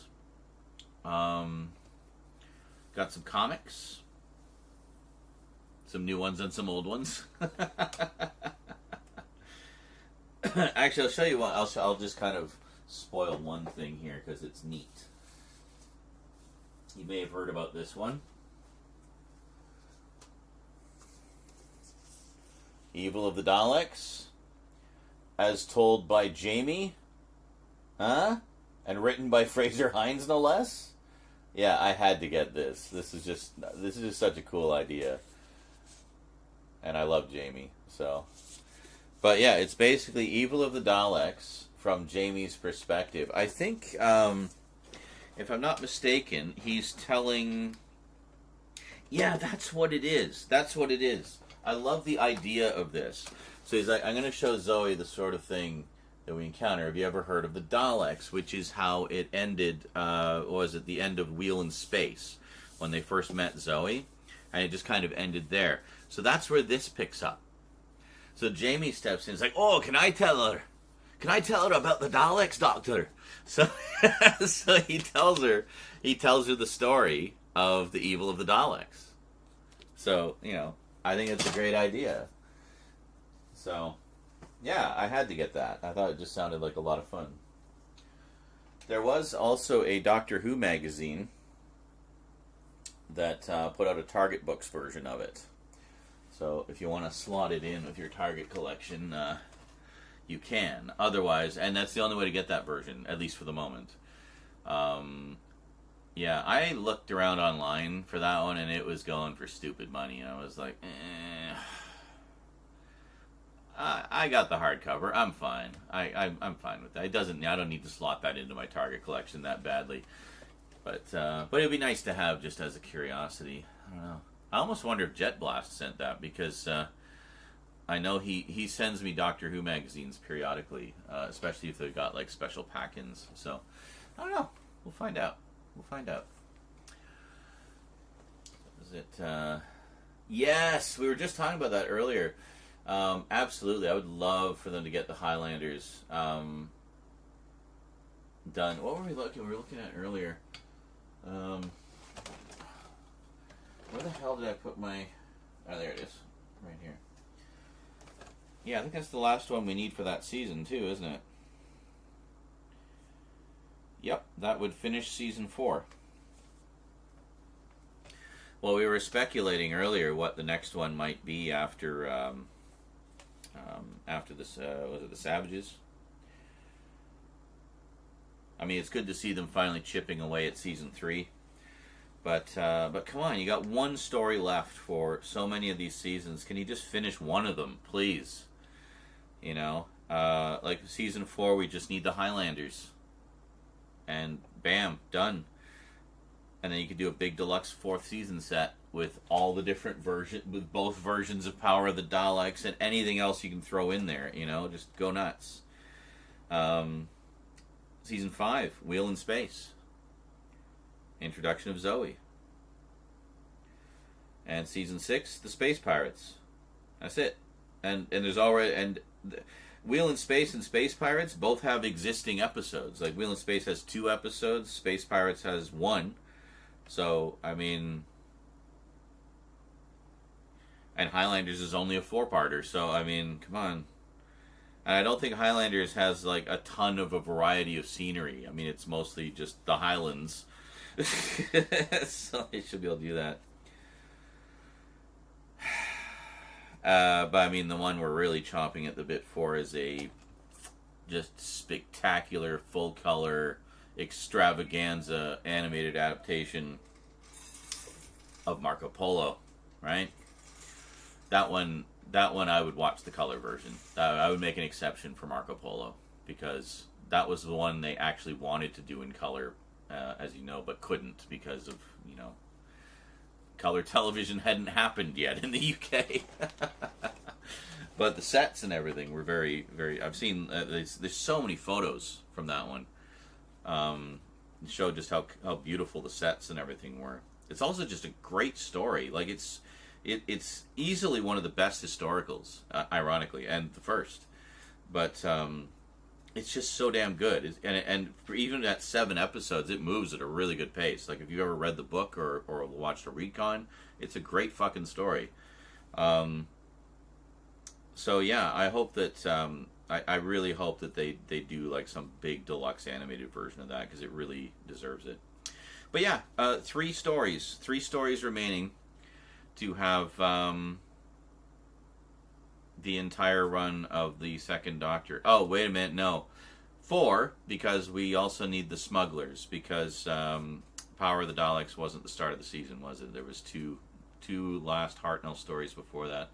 So we still need the Smugglers and the Highlanders, and then we can have a proper Season 4.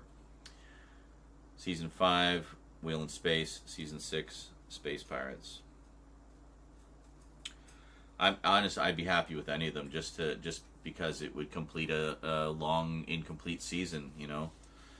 And you know they're going to do Dalek Master Plan at some point.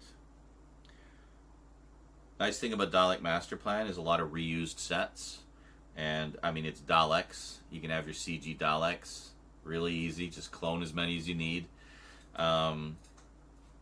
So, and I mean, they've already got a lot of assets they can use for that, I'm sure, if they stick with the 2D style. So I don't know. I mean, it's hard to say. But I'm just glad they're still doing them. I mean, I will buy them as they come out. I will buy all of them, every single one, and I will buy them twice. I will buy the Steelbook editions to support the individual releases, and to encourage them to keep doing them. Do my part as a fan to encourage them, and then when they put out the Inevitable Collection, I will buy that as well. So, yeah. So what was this? I know Lee Binding. Did I say Sullivan? I said Sullivan. It's Lee Binding. I should have looked at the chat. You probably screamed it at me. I'll correct that in the editing. But yes, and for the first story to not be held hostage by some asshole. Exactly. Yeah, I think they're okay with physical media releases. I think that's still, you know, there's no hang-ups there. It's for streaming specifically. They can't show the first story on streaming because of that guy. It's like so fucking petty.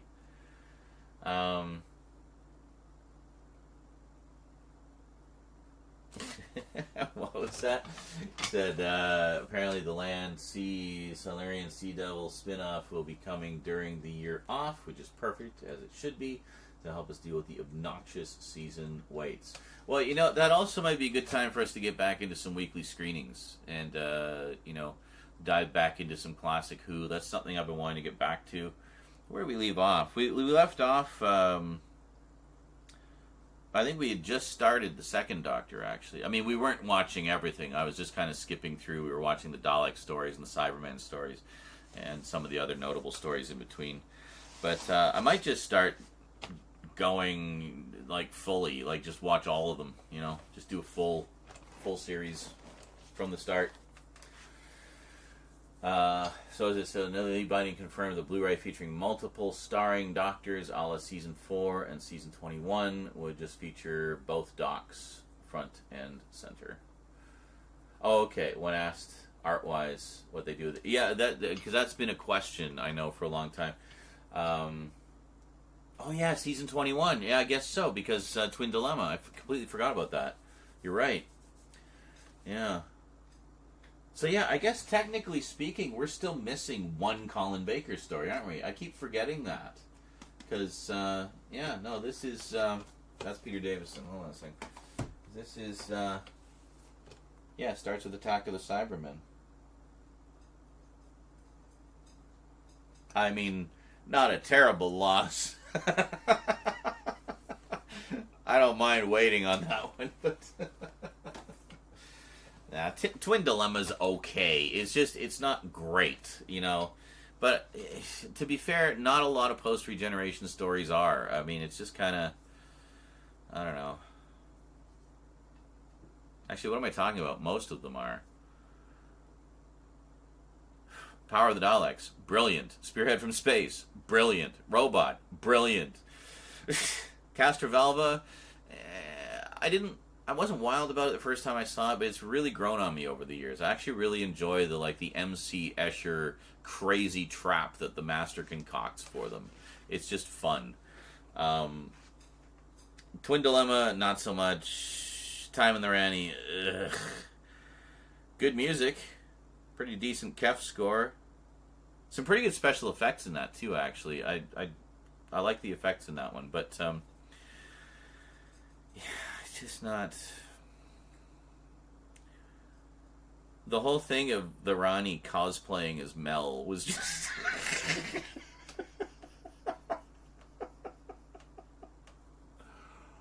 it was cringe then. And I mean, God bless Kate O'Mara for just jumping in with both feet and going for it and hamming it up to the nines, but man. Yeah.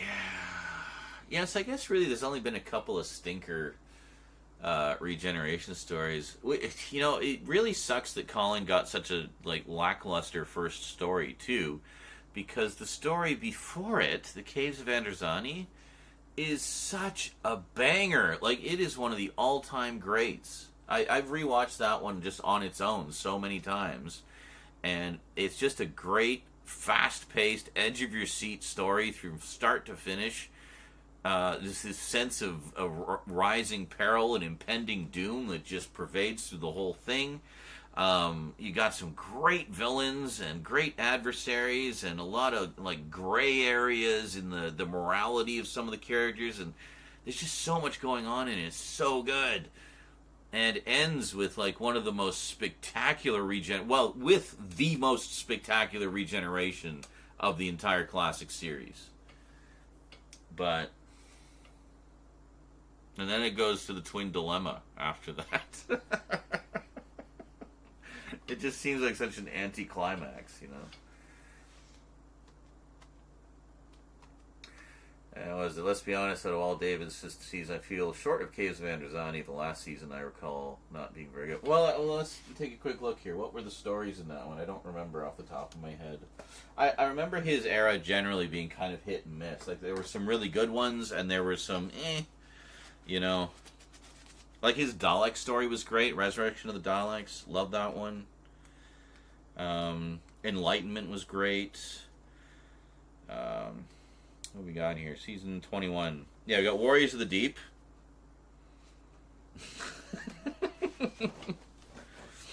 That one's a bit of a guilty pleasure for me, I will admit. The Awakening, I like it just for sort of the gothicness of it, the demon face in the wall was really cool. But it's too short, really. It just doesn't really have any time to go anywhere particularly interesting or deep. It's just a two-parter. Frontios was all right. It had some... in particular, Frontios I thought worked really well before we saw the Tractators. And we didn't know what was going on. People were just getting sucked into the earth, and it was, scary. But then it's oh, they're weird freaking bug things. Okay. Resurrection of the Daleks was great. Planet of Fire is great. And Caves of Androzani is great. So, I mean, really? I mean, you got kind of a clunker with Warriors of the Deep. You got one that's just kind of meh with The Awakening. And you got Frontios, which is like half good. But then you end on 3 bangers, you know? So, yeah, I'd say it's about half and half. Oh, but then Twin Dilemma happens. All right, a little less than half. But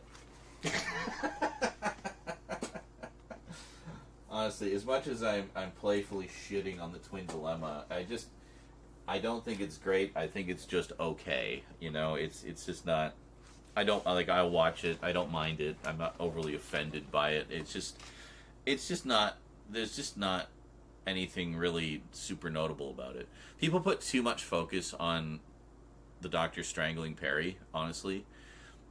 They way over focus on that. It's like, what? He was like, it's post-regenerative trauma, and I mean, as was established in the previous story, it was a very traumatic regeneration. You know, like, he died hard in the previous story. So there was bound to be some scrambled synapses after, and there were. But did they go too far? Probably. But what's done is done. That's my favorite regeneration of all time. Matt Smith to Peter Capaldi.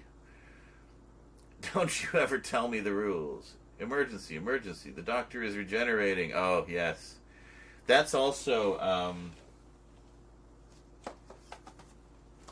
just generally one of my favorite Matt Smith stories. Actually, I think it's a banger of a story. It's a lot of fun. It's very funny.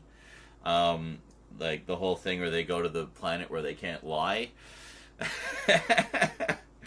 And then he just stays there and protects it until, you know, everybody shows up to try to kill him. And he got Handles, the Cyberman head. I loved Handles. Handles was great. But yeah, so I loved it so much I had to get the standalone edition. I couldn't wait for the complete set. So yeah, and that's when I watch most Christmases, and it brings me to tears every single goddamn time. When just getting choked up thinking about it. When he sees Amy, and she calls him Raggedy Man, like, just like stab me in the heart. And then the kicker, when he drops the bow tie to the floor. That's when you know it's really over. You know, when that bow tie just falls to the floor, that's it. You know, it's done. In fact, I think I did a live react to that, didn't I? And yeah, you can see my first time reactions in that. And yeah, not a dry eye in the house. That was great. And then 12 coming back, and then 12, the very fast regeneration, just boom. But to be fair, with a lot of lead up to it. And he doesn't like the color of his kidneys. Yeah. To even things out, they should have had Capaldi slap Clara, give him his Colin Baker shocking moment. you just have like this intense dislike for Clara. Well, no, you don't have an intense dislike for Clara. That's not accurate. You have an intense dislike for how long Clara was dragged out, and that her first departure should have been her departure. Yeah, that's fine. I still say, though, in spite of how they got there, the end result being her and me in the Space Diner, I want to see a Space Diner spinoff. Come on. Call it Clara and Me. There's your title. Clara and Me. Adventures in the Space Diner. You know, like, come on. I'm honestly surprised that they set that up, a perfect Douglas Adams-y style scenario, and have done nothing with it at all. Neither of those characters have come back. Where the fuck is the Space Diner now? It's out there somewhere. Who knows? I want to see the Space Diner again, goddammit. I don't care how we got there. I still like those characters. Do I think they could have been handled better in some respects? Sure. I liked Isildur, I liked her, but I also liked the actress. That definitely factored into that. But, and I like Clara, like, as a person, like, as a character and stuff. But yeah, I mean, I gotta agree with you. It's very frustrating how Stephen Moffat just is so terrified to, like, just properly kill his characters. You know? It's like, don't be afraid to kill your characters. If it serves the story, kill them. Done. Let's move on now. Doctor Who has done it in the past. Many times. So.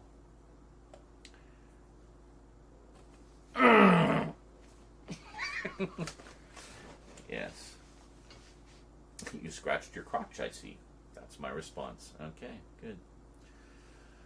David Tennant saying, I don't want to go before becoming Matt Smith. Yes. Well, that whole thing, some fans complained that it was dragged out too long, but I thought it was great. He was also the longest running of the new Doctors, even more so now that he's come back several times. But I love the whole thing of him. That whole thing, like, from, like, the moment when he realizes that, you know, he has to sacrifice himself for Wilf. And that whole, from that moment forward, just that, the way the whole end of that plays out is just slowly tearing your heart out of your chest until and he goes and, like, sees all the companions one last time, sends them off, Even, it's the first time we see Captain Jack since the tragic ending of Children of Earth. And he's in a space bar, just basically drowning his sorrows, and introduces him to Alonzo. Alonzo, right? From the Titanic episode. There's so many wonderful little callbacks to his era throughout that whole epilogue of his era, as he's saying goodbye to the companions. Or even not saying goodbye, just seeing them one last time, seeing how they're doing, you know? Well, it's funny, he goes to see how they're all doing, but then with Rose, he goes to see her before he met her. Well, I guess he can't really go to see her, can he? Because she's in the other dimension. So that was the next best thing, to go see her before. I never thought of that before, but that makes sense. Duh. I feel stupid now because it seems so obvious. But, yeah. But, yeah, it was good. And then when it finally gets to the end, and what's particularly sad about that also is he's alone. He had so many friends and so many people that loved that Doctor and so many companions over the course of his run. But in the end, he dies alone, which just makes it even sadder, you know? Yeah.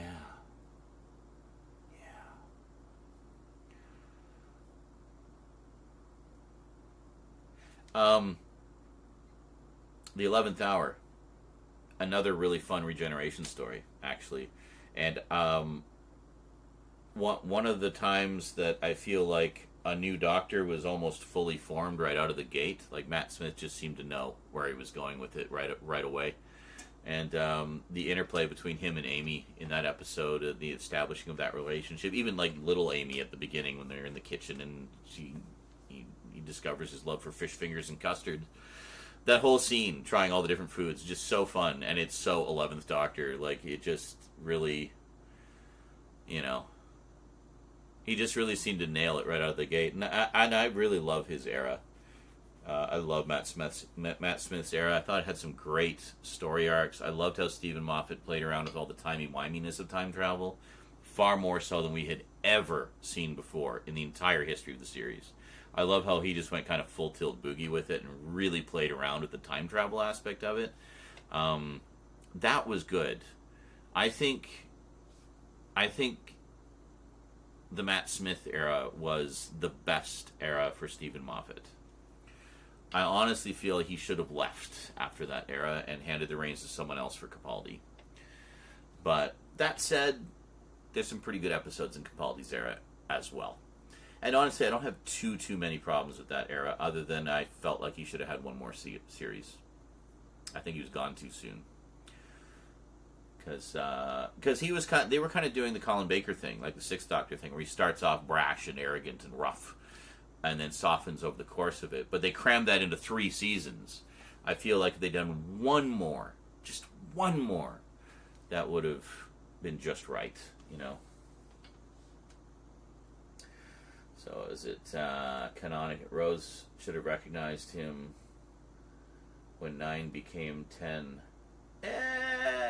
Yes and no, but I mean, to her at that time, she hadn't even met 9 yet, and he was just some random guy wishing her a Merry Christmas in the street. Like, it was so brief. It wasn't even 30 seconds. Like, do you remember every person you passed in the street? And she wouldn't have seen him be 10 because it had been so long since she'd seen that random guy in the street. You know, so, I mean, I can buy that she wouldn't recognize him, that she wouldn't remember him, you know? I mean, one of the reasons she was so enamored with him at the first place, she was already enamored with 9, and she knew that he was the same person. She got it.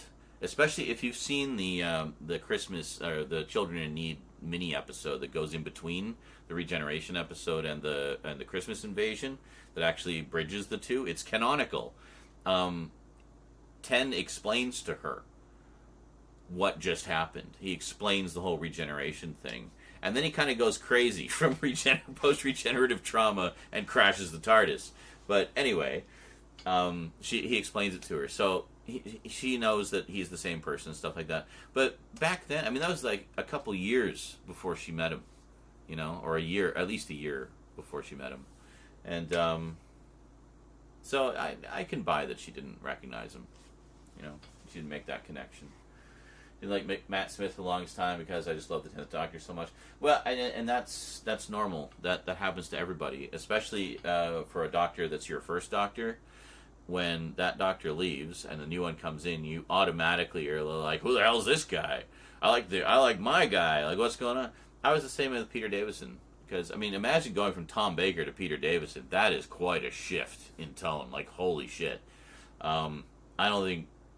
I mean, and in retrospect, I think they definitely did the right thing by going in a very different direction with Peter's Doctor versus Tom's Doctor, because who the fuck on the face of the planet could ever follow in Tom Baker's footsteps? You know, I mean, the guy is just such a force of nature. So, yeah. So as this canonically, 10 apparently spent days holding back his regen, visiting friends of the past. And given the now new canon twist of the War Doctor and the the Metacrisis weirdness, yeah, 10 was doing that long goodbye, because as far as he was concerned, 11 was his last life. Oh, that's a good point. That's a really good point, yeah. Because he was, yeah, that's right.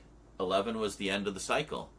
Because at that point, he still had the 13 life cycle, the 12 regeneration cycles. So that was it. That was the last one. That's a very good point, yeah. So the long goodbye, I'd say, holds a lot more weight and logic to it now with the added lore. Yeah. Yeah, I like that. I like that. Even though I remember at the time I didn't like that they were tinkering with the numbering in such, like, twisty-turny ways. But really that fits in with Moffat perfectly. All the timey-wiminess, and, you know, call it the Stephen Moffat master plan for 11, right? So, technically David Tennant was my second Doctor, but 9 only had one. True, yeah, that's true. So I didn't realize you'd started right at the start of the new series. Cool. Maybe I did know that before. I'm drinking, but I don't know if Verminard is still around, but I am drinking the Skull Crusher coffee now. My Nabob ran out, so I'm onto the Skull Crusher. There we go. It is very tasty. Mm.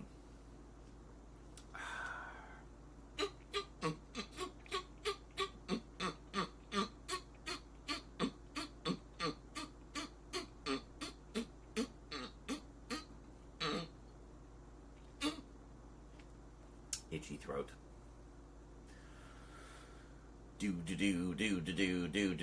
Where do I have my other The Doctors? I was up there. Well, I can standing. Is it down? Is it in here? Yes.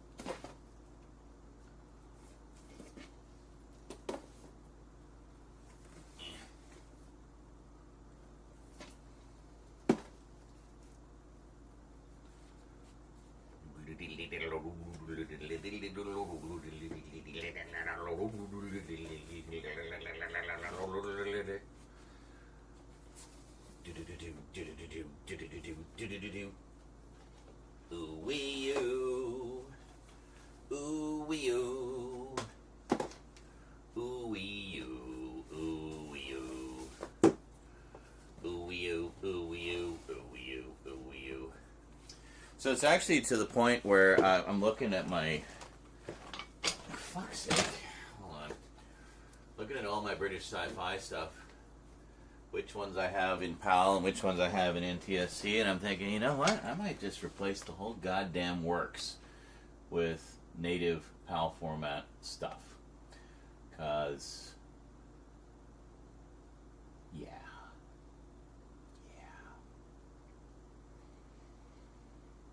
I just seeing the difference in quality is just made me realize how important it is. And I mean, I do this all the time with my own videos, and when I'm converting things, keeping things, you know, matching the source, right? Yeah, I don't know. The collection will be evolving, shall we say. Fugitive, the two curators, Mage Merlin Doctor, the Dr. Donna, the Dream Lord. Oh, the Dream Lord. Does the Dream Lord really count, though? Wasn't he more just kind of like, not even really an incarnation, but like a manifestation, as it were? But, Fugitive definitely counts. Curators definitely count. Dr. Donna. Well, I mean, Dr. Donna is... But I don't think she counts as an incarnation of the Doctor, though. I mean, she's just her own thing. But, anyway. Yeah, so I wanted to just look at those for a sec.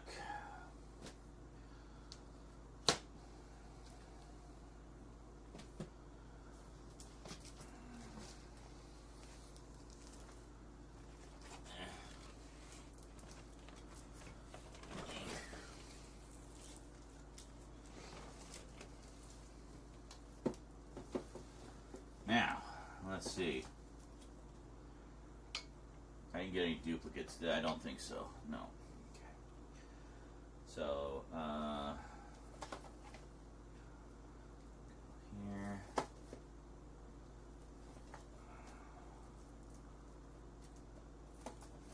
Yeah, so we got, well, you can see those. So this here is, this is the Real-Time Pictures collection, which is a variety of stuff. It's basically interviews with cast and crew of Classic Who. There's also an edition they put out for Blake 7, which I got to accompany the Blake 7. So we got William Hartnell years, Patrick Troughton years, John Pertwee years, John Pertwee behind the scenes, 1 and 2, Tom Baker years, Peter Davison years, Colin Baker years, Sylvester McCoy years, and the Paul McGann years. Well, yeah. Okay, then we got Heroes, Villains, Heroes and Villains. This is the Wartime Chronicles, which is a new Sergeant Benton adventure. This is Downtime. And then we have... Yeah, okay, I gotta put these in a different order. Just hold on a second here. So then we got William Hartnell behind the scenes, Patrick Troughton behind the scenes, Volume 1 and 2, Tom Baker behind the scenes, Volume 1 and 2, Peter Davison behind the scenes.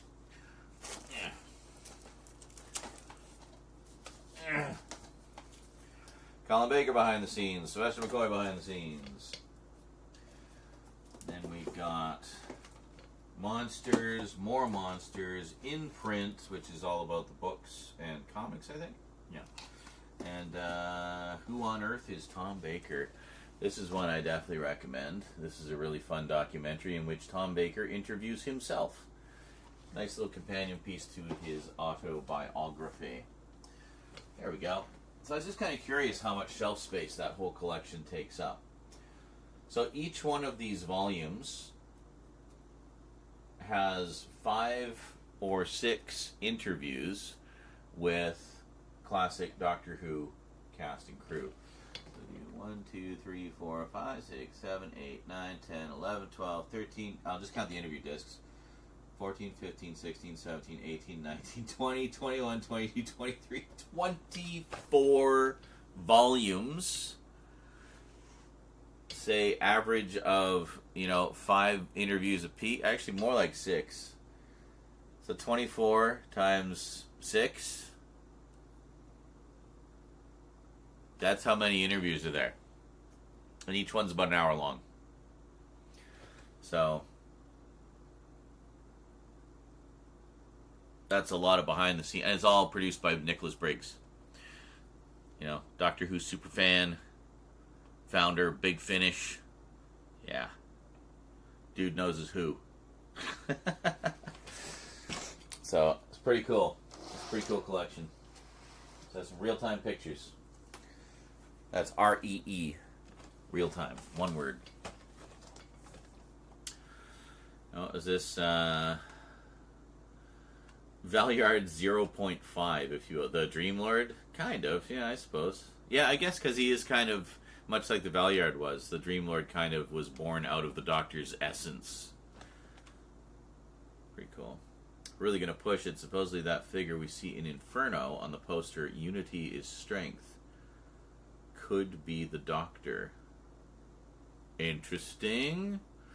Behind the scenes, the crew thought up the idea that what if the Leader, as they're called, is an evil universe version of the Third Doctor? Yeah.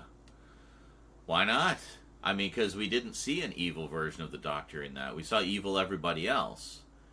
But where was the Doctor? Presumably there's got to be a version of him there, right? Fuck, Inferno's so good. I love Inferno. But, that's going to be, we're getting like a super duper restored version on the new season set coming out. Can't wait for that. Oh, man. That's going to be awesome. But, yeah, so that means we'll only have one more season for John Pertwee, his final season. And 2 seasons for Tom. And 2 pretty big seasons for Tom, too. We got, what is it, season 16? Yeah. Season 16, which, of course, is the Key to Time season. And, with the absolutely gorgeous Mary Tam as Romana 1. Beautiful, beautiful, beautiful. And glamorous, too. Like, her outfits in that. Wow, she was just so glamorous. And then, of course, season 13, the good old gothic horror season. So that's pretty good. It's pretty good. So, yeah. So I wonder, what do we got left? So we got that. We got one more season for Peter Davison. Season 21, so we got his last season, and then that'll give us a solid run from season 17 all the way through to the end of the series. That's pretty cool. And then we got one more Pertwee season. So 1, 2, 3, 4. Wow. Only 4. Only 4 to give us a full 70s through 80s run. And then we wait and see what they're going to do with the 60s era. I mean, we'll probably get more sets like this. Oh, that's another reason, actually, to get the British set of this. The Chase. Still cut on the North American release. Uncut on the British release. Specifically the Beatles scene. Which,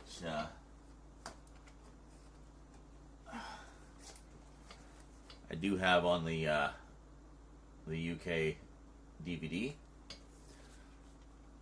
which is why I wasn't in such a big rush to get the. I mean, it's literally I'd be buying it for that one scene, but I mean also for the bump up in quality, obviously. So, yeah, I don't know. The joys of being an obsessive Doctor Who fan. You just want the best of everything. But yeah, I like that. I think I've heard that before. That the idea was that the Doctor would be kind of like a, fascist dictator type in that world. Because I mean, that's very much what it was. It was like a fascist dystopian alternate Earth. But Fugitive Doctor's first audio series came out yesterday. Nice. I was heartbroken to learn they did not give Jo Martin her very own intro theme. Aw, that's neither here nor there. They might later. Maybe they're just going to see how it does first. I don't know. Yeah, it's definitely one I'd love to give a listen to. We want to know more about her Doctor. What is her story? Yeah. And it's still kind of fuzzy where she is in the timeline. And, we know there's other Doctors besides her that predate the first Doctor, but how many of them called themselves the Doctor? How many were there? And what is the full story? I don't know. I feel like we'll get bits and pieces of that. And the other thing is, I like how they kind of did what Cartmel was doing with McCoy, which was it felt like too much had been revealed and a lot of the mystery of the Doctor had been lost over the years. And I agree. I think that's very true because, the Doctor's origins and such were really not much of a mystery anymore. It's like, oh, he's a Time Lord from Gallifrey, and he was going back and forth with Gallifrey all the time, and it was just no big deal anymore. The only mystery really remaining was what his real name was, and by that point, nobody really cared. It didn't matter. So I like the fact that part of the thing that Andrew Cartmel and developing with Sylvester McCoy was to reestablish some mystery with the character, and I like that. I like that Chibnall made the effort to connect to that, and also to answer some long-standing debates with fans. It's like, well, what about the Morbius Doctors? Were those Doctors, or was it incarnations of Morbius? He's like, nope, they were Doctors. And it's now canon. It's now official. They were Doctors. It wasn't just a throwaway gag anymore. It's now officially canon. And I like that. I mean, it's. I have no problem with that. To me, it helps. And now we have all this additional mystery about the Doctor's past. That there's even more to the Doctor's past than we realized. And there's stories to be told there. So now we have this whole, not just little mysteries about the Doctor we know, but we have this whole other era of Doctors we don't know that we haven't really met. We just know that they existed, but we don't know what their stories were. Well, other than the wherever the hell it is. Where is it? It's here somewhere. Where did I put it? It's down here somewhere. Because I rearranged everything. Now I can't find anything. Oh, there it is. Hiding in plain sight. Except, of course, for this, where we got some just these lovely charity books. Did you say they did 2 more of these? That's very cool. Yeah, I'll have to sit down and read these. Yeah. Forgotten lives. It says, a person is the sum of their memories, a Time Lord even more so. But some people live so long that there's no longer room for all the memories. They find themselves diminished, whittled away, piece by piece. For many years, Doctor Who has implied that William Hartnell played the Doctor's first incarnation. I wouldn't say they implied. I mean, it was pretty implicit. But in the brain of Morbius, we were given glimpses of 8 stern-faced men in assorted historical costumes, doctors before the one we knew as the first. What were they like, these forgotten doctors? What worlds did they visit, and what adventures did they have there? Who were their companions, and who were their enemies? And perhaps just as interesting, what sort of stories would this forgotten prehistory of Doctor Who have told? Yeah. That's great. I mean, these are charity. These are done for charity. I just wish they were more widely available. You know, I feel like these are stories that should be more out there and accessible. But, oh well. What can you do, huh?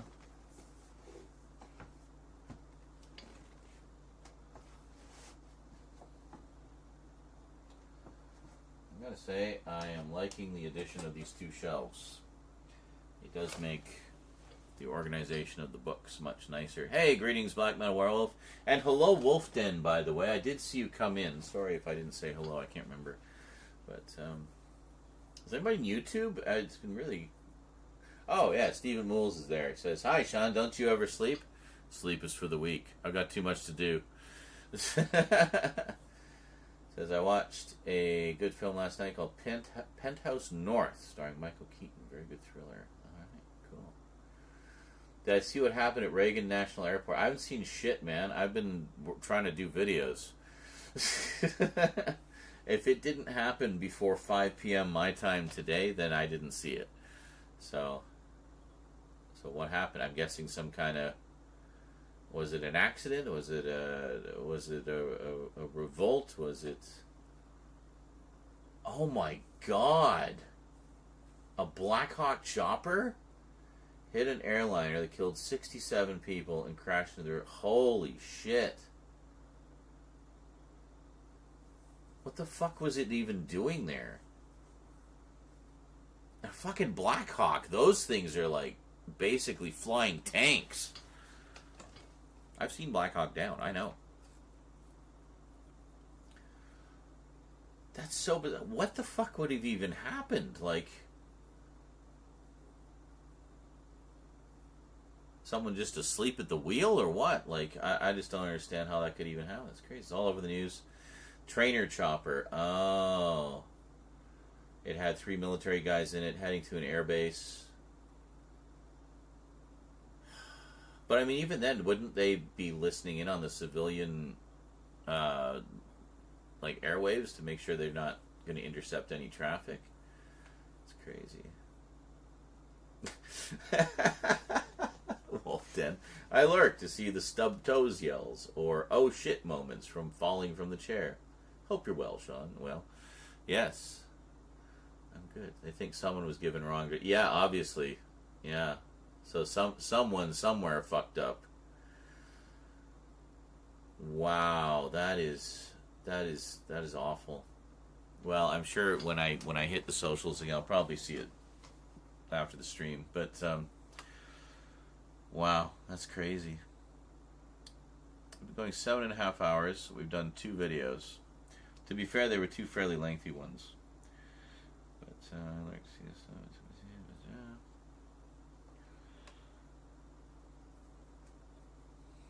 All right, it gives the other battery time to charge.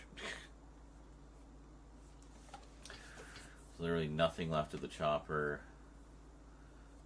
and the plane blew into like 1 million pieces. Wow, that is crazy, man. Cue all the conspiracy theories. Yeah, sometimes it's not a conspiracy, folks. Sometimes bad shit just happens. You know? Someone makes a mistake. That's it. Yes, I have. I pre-ordered that as soon as it came up. Captain Kronos.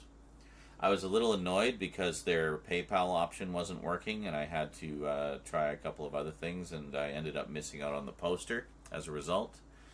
But I got the limited edition Blu-ray set, so I'm not too worried about missing out on the posters. Like I have so many posters that I have nowhere to put up anyway, so it's no big loss to me.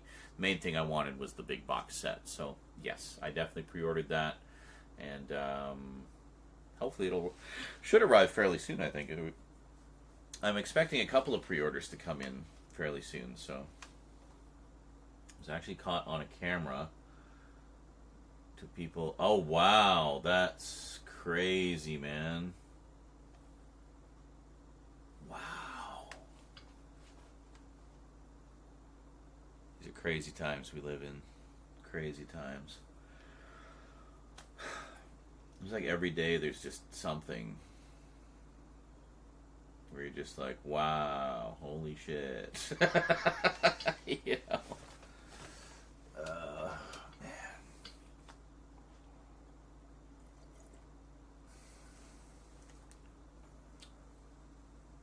440 rescue workers. Oh my god. Yeah, well, I mean, they'll be picking up pieces and pieces of plane and people. That's awful. That is really awful. Holy shit. 20 seconds from landing. Oh my god. So must have hit them on the descent, I guess, eh? Just wow. I mean, you'd think somebody would have spotted that on the radar, unless the Black Hawk was flying below radar. Slammed right into the side. Wow, that's crazy, man. Recently got the Hitcher set that comes with the hard book and script with art cards. Nice. I got a bunch of sets like that. I got the Blair Witch set, which was fantastic. I got the Ginger Snaps trilogy. I got the Super Mario Brothers set. Got the Captain Kronos set coming. I don't even know what else. I got a lot. There's gonna be so many updates. Like,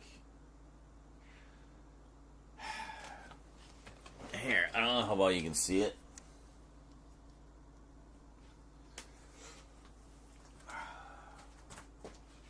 I can't really show you. Anyway, there's a stack of box sets behind Emily here that almost reach the ceiling from the top of my my horror shelves. All new stuff. Yeah, we're going to be doing updates probably well through Halloween this year. I got a lot of catching up to do, but yeah, as soon as I saw that Hammer had been doing their own stuff, that's actually not their first release. It's their second. Their first release was this one. Dr. Jekyll, starring Eddie Izzard. Yeah, it's kind of like a take on Dr. Jekyll and Mrs. Hyde that Hammer did many, many years ago. But very nice. Slipcover. No big deluxe box set for this one. This is one of their newer movies. This is their latest movie, actually, their newest one. But, yeah, I had to get that. I think it's great that Hammer's back, honestly. Yeah, loads of movies and TV shows, not enough time to watch them, yeah. At least with the movies are fairly, not as big of a time commitment, because it's just like, you watch the movie, you're done. Watch the extras, there you go. A TV series takes a little longer, obviously, but yeah. So even though those are like big box sets, it's like what, six movies in there or 5 movies in there. I mean, you can go through those fairly quickly, but yeah. So I'm just kind of systematically going through updates and trying to get them all caught up, get everything on the shelves where they belong. So we're starting with the Doctor Who stuff. Got a few done already, and then we're just going to kind of carry on from there. But Plane was coming from Kansas, Wichita. Did that run every day. Held 64 passengers and 4 crew. Wow. That's crazy, man.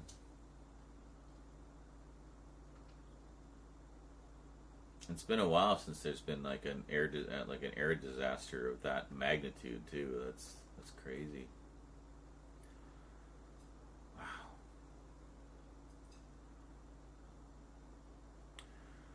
Well, all the best to all the families.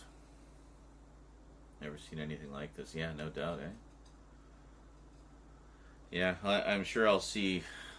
Yeah, so that obviously happened after I went live. I mean, I've been live for 7.5 hours, so yeah, I didn't see. We haven't looked at anything on the internet since I've gone live. I've been sitting here, computer's over there, but I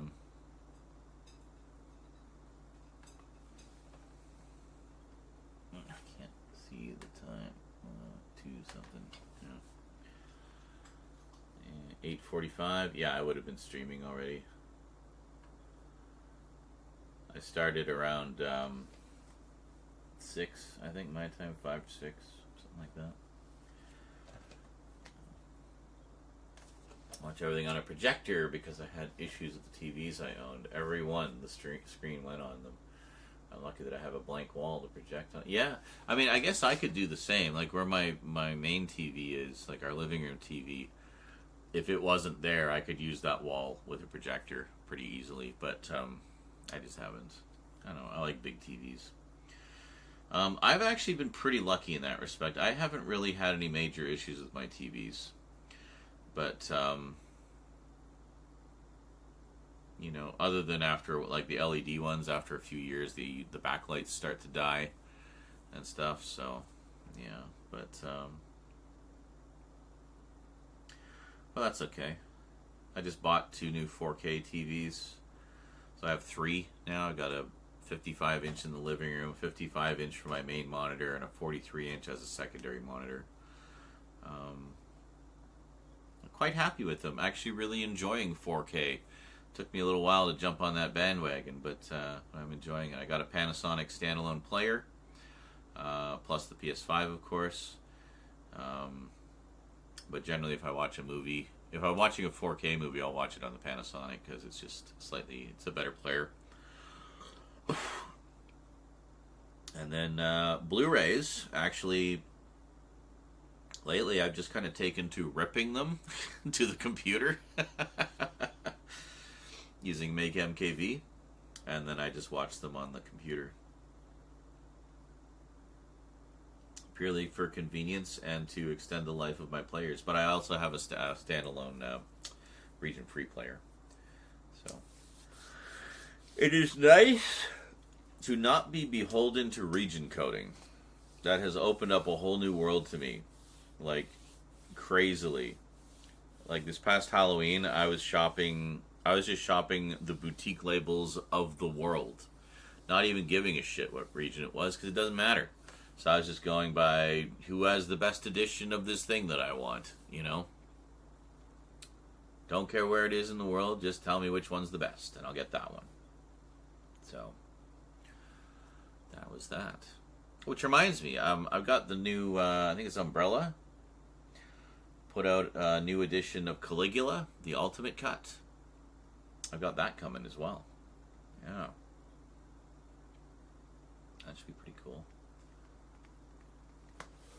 But it seems to be a better edition than the one from Obstructed View. Or whatever. We were just talking about that, yeah. Doctor Who The Collection Season 7. Yeah, definitely looking forward to that. You may notice I've actually started to collect the UK editions of those. Just finished filming a big update where I explain why. It's a little ranty. When I realized I finally came to the realization, having picked up some of the UK sets and also played them through the computer with, you know, all the best sort of player options and stuff, came to realize just how much we've been getting screwed with the editions we get here in North America, you know. So going forward, I think I'm just going to get the UK editions, ideally the limited ones. There is an ultimate cut of Caligula, yeah. Just Came out this year, I guess, or last year. But there's a couple of editions. There's one from Unobstructed View, which is the North American edition, I guess. And then there's the Umbrella edition. I went with the Umbrella edition for a couple of reasons. I believe more hardcore stuff does get added in it. It's the longest cut so far. Season 7, actually. Wait a minute, Doctor Who The Collection Season 9. What are you talking about? Oh, is that this? You mean like the standard edition of Season 9? The non-limited edition, I assume? But I don't know specifically what else was added to Caligula, but yeah, it's, I guess, an even more extended or cut than the previous extended cut we had or whatever, but I don't know. Oh, it has 5 cuts of the movie. Wow. So that was one reason I wanted it. I thought it had 3, but cool. 5 cuts of the movie. Yeah, the Unobstructed View version has 2 cuts. So, yeah, Umbrella is definitely the way to go with that, I think.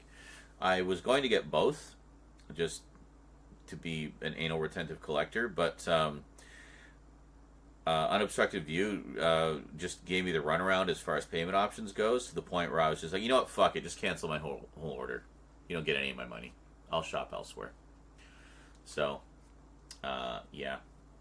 And, yeah, so everything I had in that order I canceled, and I just bought elsewhere. And then I went with the Umbrella edition of Caligula, which, as it turns out, is the superior edition anyway. So, yeah.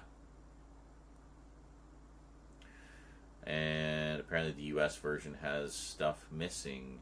Well, it's kind of up in the air, isn't it? Because we're kind of going by the running times, the listed running times, and the running times were kind of puzzling because they didn't match some of the known running times of the other cuts or something like that. It was some malarkey, but anyway, get the Umbrella edition. It's the way to go.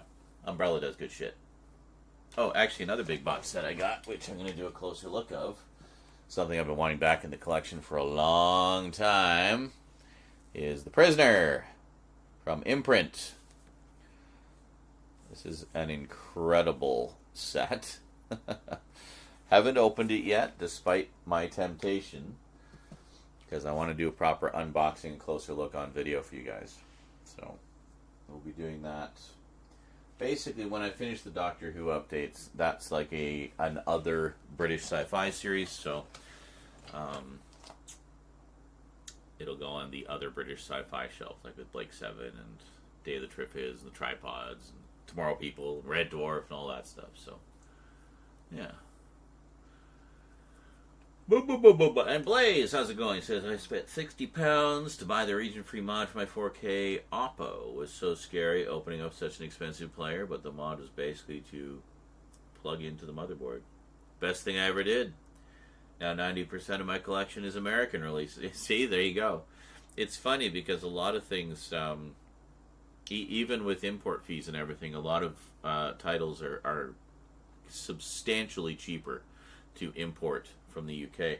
I was saying earlier, like, we get so screwed in so many ways with the North American releases of Doctor Who. But here's the thing. What we pay for these North American releases is about the same as what the limited edition releases cost. And the limited edition releases are so much better. Better quality, way better packaging. Insert book that tells you what's on the frickin' discs. You know? Just generally better, so yeah, it's the way to go. And you know, and if these are too pricey or too bulky for your shelves or whatever, just wait for the standard editions, because they're nice too, and they come with a smaller book, but one that at least tells you what's on the discs. So, and Jonker says, I will say, I do wish The Fugitive didn't have the police box exterior. Oh, that's a point. I didn't even think of that. Yeah. I can get the issue fans might have with that. That would have been a great way of differentiating her from the other Timeless Doctors, from the mainline ones, having the pre-Hartnell ones, having a working... Yeah, well, actually, yes.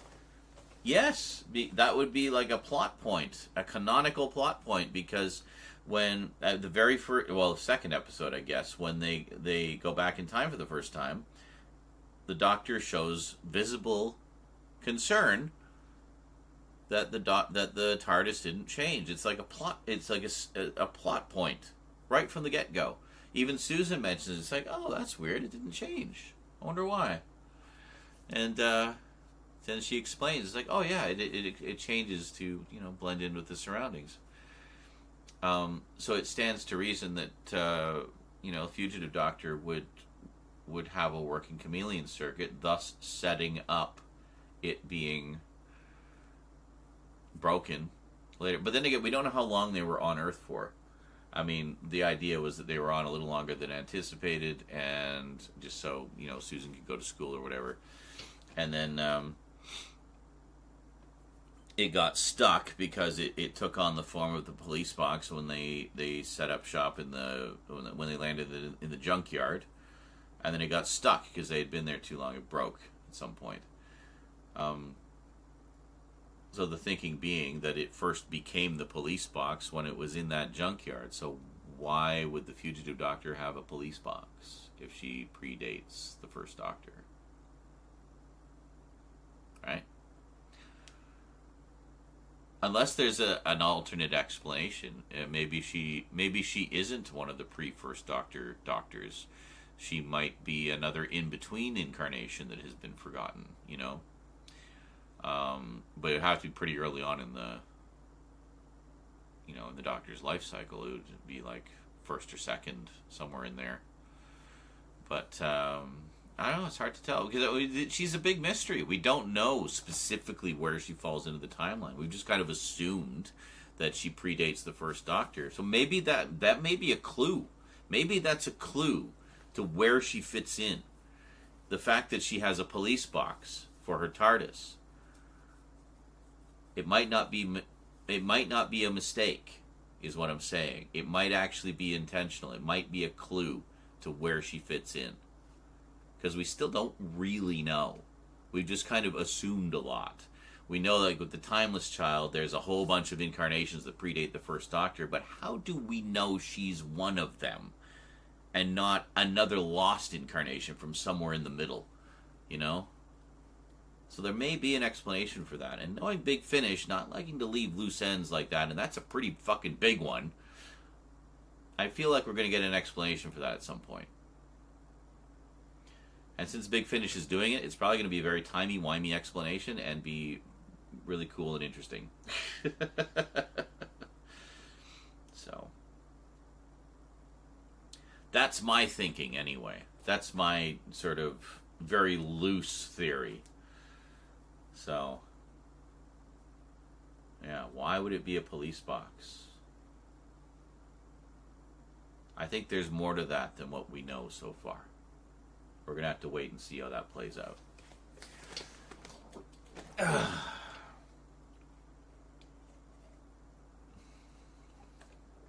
But, yeah, I would like to see... I wish with the spin-offs, the BBC wasn't so afraid to have spin-offs featuring other Doctors.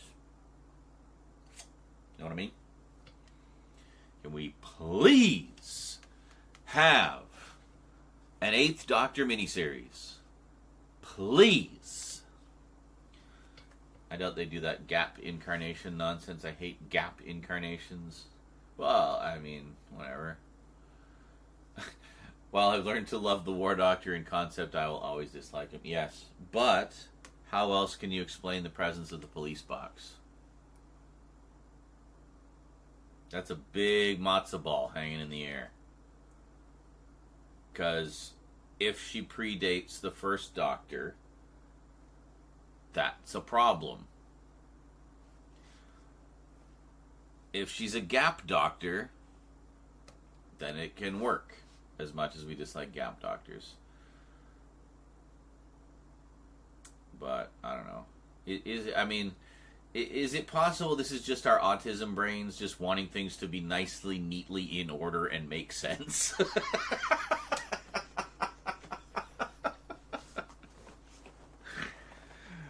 Because I feel like the longer Doctor Who goes on, the more convoluted it's going to get. Like, it's going to make less and less orderly sense as things get more twisty-turny, timey-wimey, turned inside out, rearranged and backwards and upside down.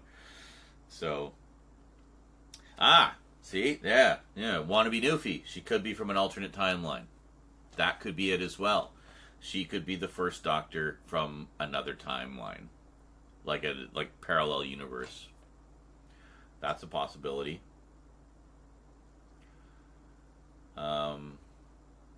So yeah, I don't know. I don't know. I'm just glad we're getting stories with her wherever the fuck she fits in.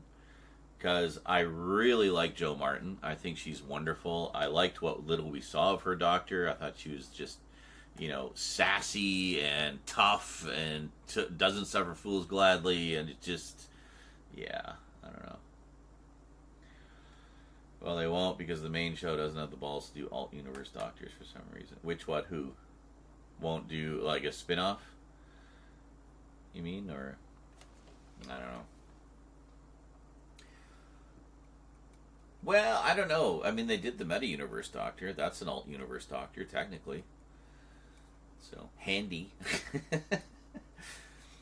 Yes, the standard edition. Did you get the sets Dalek Invasion of Earth and Doctor Who and the Daleks? They also released steelbooks for each of them here in the sets for them. What do you mean? There's 2 other sets where you got 2 Blu-rays and the soundtrack on vinyl for each film. Oh, really? Okay, yeah. No, not really. I'm not really big on repurchasing classic stories in a million different formats. I really just want the season sets like this. The only standalone ones I get are the animated reconstructions. That's it. And I buy the steelbooks of those. I don't buy a lot of vinyl because I don't have a record player. I have a box full of records. I have no way to play them right now. So, yeah. Anyway. Cool. So, is this, you're covered 19 so far. Somewhere. Which, what, who? 19, what? Bodies? Some were ex-world champion figure skaters and coaches. Oh, man.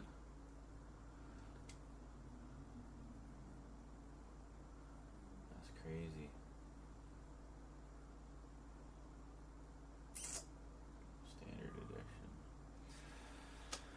Yeah, so I was just kind of doing some window shopping, seeing, like, how feasible it would be to get the limited editions. And honestly, most of them are still pretty easily obtainable. It's really just the first 2 or 3 that are really hard to get. But most of them are actually pretty cheap. Like, they're not... Some of them are a little bit more than what they were originally, but most of them are not. They're actually, pretty much still regular price. You just gotta get them from third-party sellers in some cases. But, yeah, so I'm gonna look into that over the next little while. See, like, how feasible it is to get more of the limited editions and whatnot. And then I guess whatever, just because I'm so late to the game, whichever ones I can't get the limited editions of, I'll just get the standard editions to fill in the gaps. But, yeah. And then probably sell the North American editions to recoup some of the cost. Rose and I are going to be selling a lot of stuff on eBay in the coming months, mostly from Mum's estate. So I'll probably throw these in with it as I replace them with the UK sets, and that'll be that. I already started replacing some of my NTSC stuff with PAL UK releases, such as was it Jekyll, the miniseries that Stephen Moffat did with what's his face, James Nesbitt. Really good series. Got the PAL version of that. Had the NTSC version for a while. Only watched Doctor Who from William Hartnell to Peter Capaldi. After that I stopped watching. I've heard this new Doctor is bad. Well, you heard wrong. Don't listen to the grifters, dude. and the misogynists and the racists, because there's a shit ton of them in the fandom who are really loud and obnoxious and ignorant as fuck. Just watch the show and make up your own mind about it. You know? All the doctors are good. All of them. Every single one, without exception. Every doctor is good. And every era has its good and bad stories. Every single one. So, make up your own mind. Don't go by what other people say. Make up your own mind. Jodie Whittaker was fucking awesome as the Doctor. She was amazing. And the Timeless Child storyline, as much as people bitch and moan and complain about it because they're closed-minded idiots, actually opens up a whole new world of possible stories. It's thanks to that timeline, or that storyline, that we have the Fugitive Doctor with the incredible Joe Martin playing this lost incarnation of the Doctor. There's really good stuff in the new stories. And Ncuti Gatwa, the new guy, is fantastic. He brings such energy to the role. You know, like almost Matt Smith level energy again. But, and he's just so much fun, you know. And his companions have been great, too. Like, just wonderful chemistry. So, yeah, don't believe the haters. There's a lot of, like, just bullshit in the fandoms right now. Just watch what you are interested in watching and judge for yourself. You know, that's my advice. So, I mean, I just actually bought the complete 13th Doctor's run. Nice long box set. Goes very nicely with the 11th and 12th Doctor sets. And there you go. Looking forward to rewatching them. So, yeah, I mean, if you've watched from William Hartnell to Peter Capaldi, come on. You've seen some of the best and some of the worst already. There's nothing in the latter two Doctors' eras that are any better or any worse than anything you've already seen. So, don't believe the haters. There's far too many of them in the fandom. And they're really loud and obnoxious and annoying. I fully expect to get some of them commenting on my video when I do the Jodie Whittaker set. And I am already prepared to deal with them. See, for example, a lot of people, because of things I said in the past, like a decade or more ago, a lot of those sort of negative Nancys in the fandom thought I was going to be an ally for them when Jodie Whittaker came along. And I was going to do a video giving some of my thoughts, which were not negative, by the way. Were not negative thoughts. I had already seen some of her work, so I knew her as an actress, and I thought she was really good. And I thought, okay, yeah, she's actually a really good choice. And there was a series of fan films back in the 80s, around the time of Colin Baker's era, starring a woman named Barbara Benedetti. And she played a female version of the Doctor, in that case, who had reincarnated through some kind of mishap from Colin Baker's Doctor. And it was really good. It was a really good series of fan films, and really showed the potential for a female-led Doctor. Yeah. It was, so I welcomed it by that point, even though I had thought, like, well, I don't know if that would work, because it's so well established as a male character. But, you know, when I saw how they handled it, I was like, okay, yeah, I can go along with this. And I'm glad I did, because her era was a lot of fun. It was, you know, like, there was some hit and miss stuff, but I liked the characters, I liked the companions, and overall I enjoyed her era. But and Ncuti Gatwa is great. A lot of fun. As a Star Trek fan, sorry, I gotta move this over. I have to keep leaning over. Oops. Anyway, Star Trek fans are absolutely miserable right now. They complain about modern Trek like it did unmentionable things to their kids. Oh, and all the fandoms are. It's not exclusive to anyone. It just seems to be in general. A lot of the fandoms just have this cluster of people who are completely miserable and just want everything to stay the same all the time. And it seems like the longer running the franchise is, the more disenfranchised fans there are who just want it to be ain't like it used to be. It's like, no, you can't have a franchise run for 50 plus years and expect it to be exactly the same it was in 1963. It has to evolve. It has to change with the times. It has to move forward, or it will stagnate and it will die, and then you will have nothing. So, there you go. I'll check them out. I'll have to buy them because I have everything else that has been released so far, and it would play on my mind not having them in the collection. Yeah, get this. If you're gonna get the Jody collection, get this. This is like dirt cheap. It's like $50, which is an incredible value for a set like this. So it's like $50 and it has absolutely everything. So, bam, done. And then you got like 3 seasons and a bunch of specials to watch.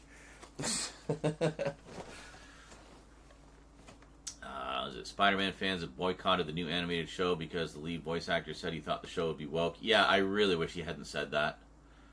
Because now it's just emboldened people. Yeah, but then he also said, oh, but it actually isn't. Yeah, but it actually is. I don't know what you think woke means, but yeah, woke is DEI, diversity, equity, and inclusion, and equality, or whatever the E stands for. It's either equity or equality, depends who you talk to. Both basically, same ballpark meaning. But yeah, no, it is. There are characters that are of color. There are characters that are white. I mean, it's as diverse as Marvel has always been. So, yeah. So whatever. Those idiots are just cheating themselves out of a really good Spider-Man series because, from what I've heard, it's excellent. So, all right. Bye. Bye, Felicia. Yeah.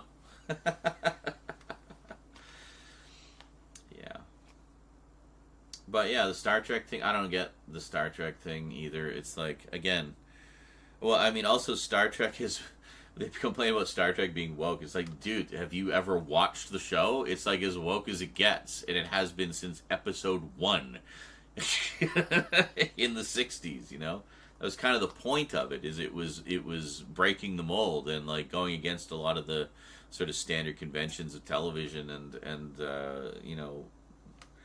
stereotypes and whatnot.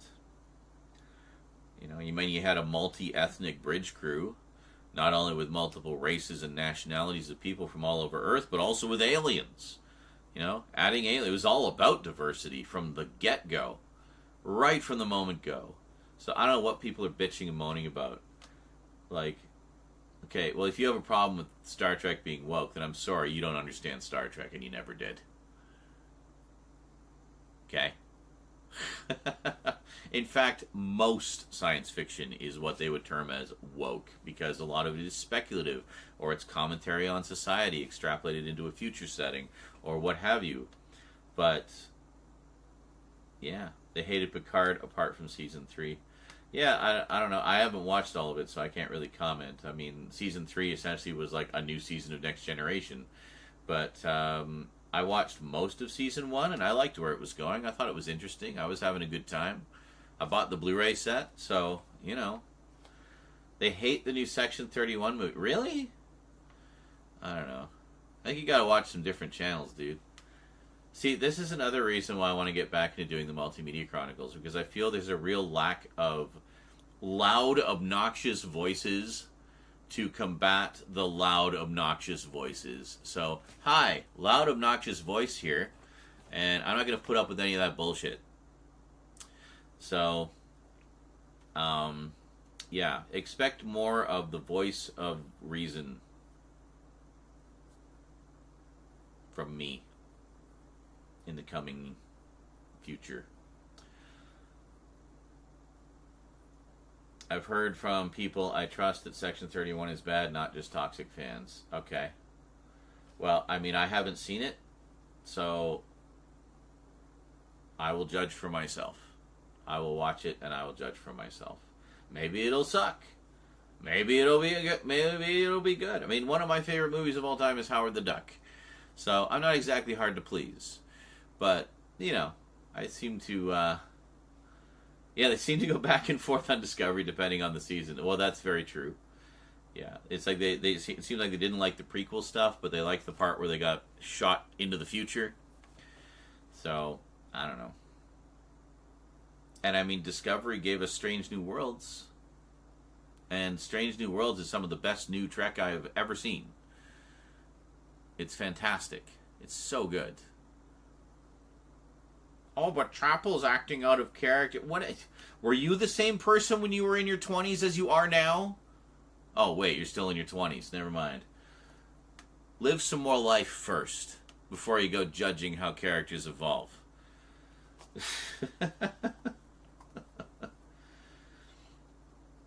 Yeah.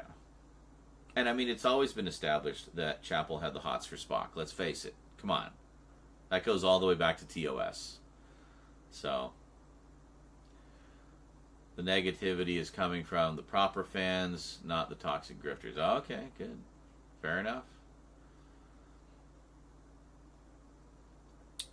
I'll have to check it out. I mean, I want to check it out anyway. But, I don't know. Yeah, I gotta get caught up on that. I gotta watch season 2. I loved season 1. So good. It's so good. Like, it really feels like old school Trek, doesn't it? Like, just with a bigger budget.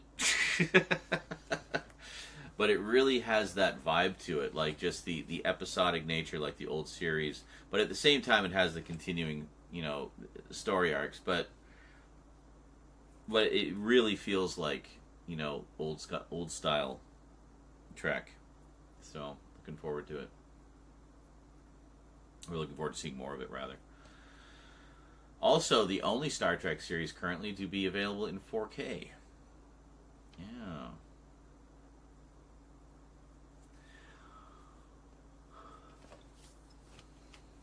Like, I'm with you, but if it's on the same level as Star Trek V or Star Trek Insurrection, fair enough. I will say having a streaming-only movie can be very 50-50. It can be, but I mean, that's what it is. I mean, back in the day, it would have been a TV movie, and those could be hit or miss, PS4 just had a system update. Always freaks me out thinking it won't start up after. Oh. Yeah. All I know about Section 31 is it's more Suicide Squad than Star Trek. Okay. Well, I mean, I didn't expect it to be like a typical Star Trek anyway, because, I mean, I don't know much about the sort of later lore and stuff, so I'm not overly familiar with Section 31, like, as far as its canon and whatnot, and lore. All I gather is it's supposed to be some kind of secret organization within the Federation or something like that. So I don't expect it to be like a typical Star Trek series where it's like, oh, let's go out and explore the universe. No, it's going to be like about, I don't know, them on secret missions and shit, I assume. But, I mean, that's fine. Whatever. I mean, Deep Space Nine broke the mold of having it set on a space station instead of being out there exploring space, But, I don't know. I say just watch shit for yourself. Judge for yourself. That's what I'm doing.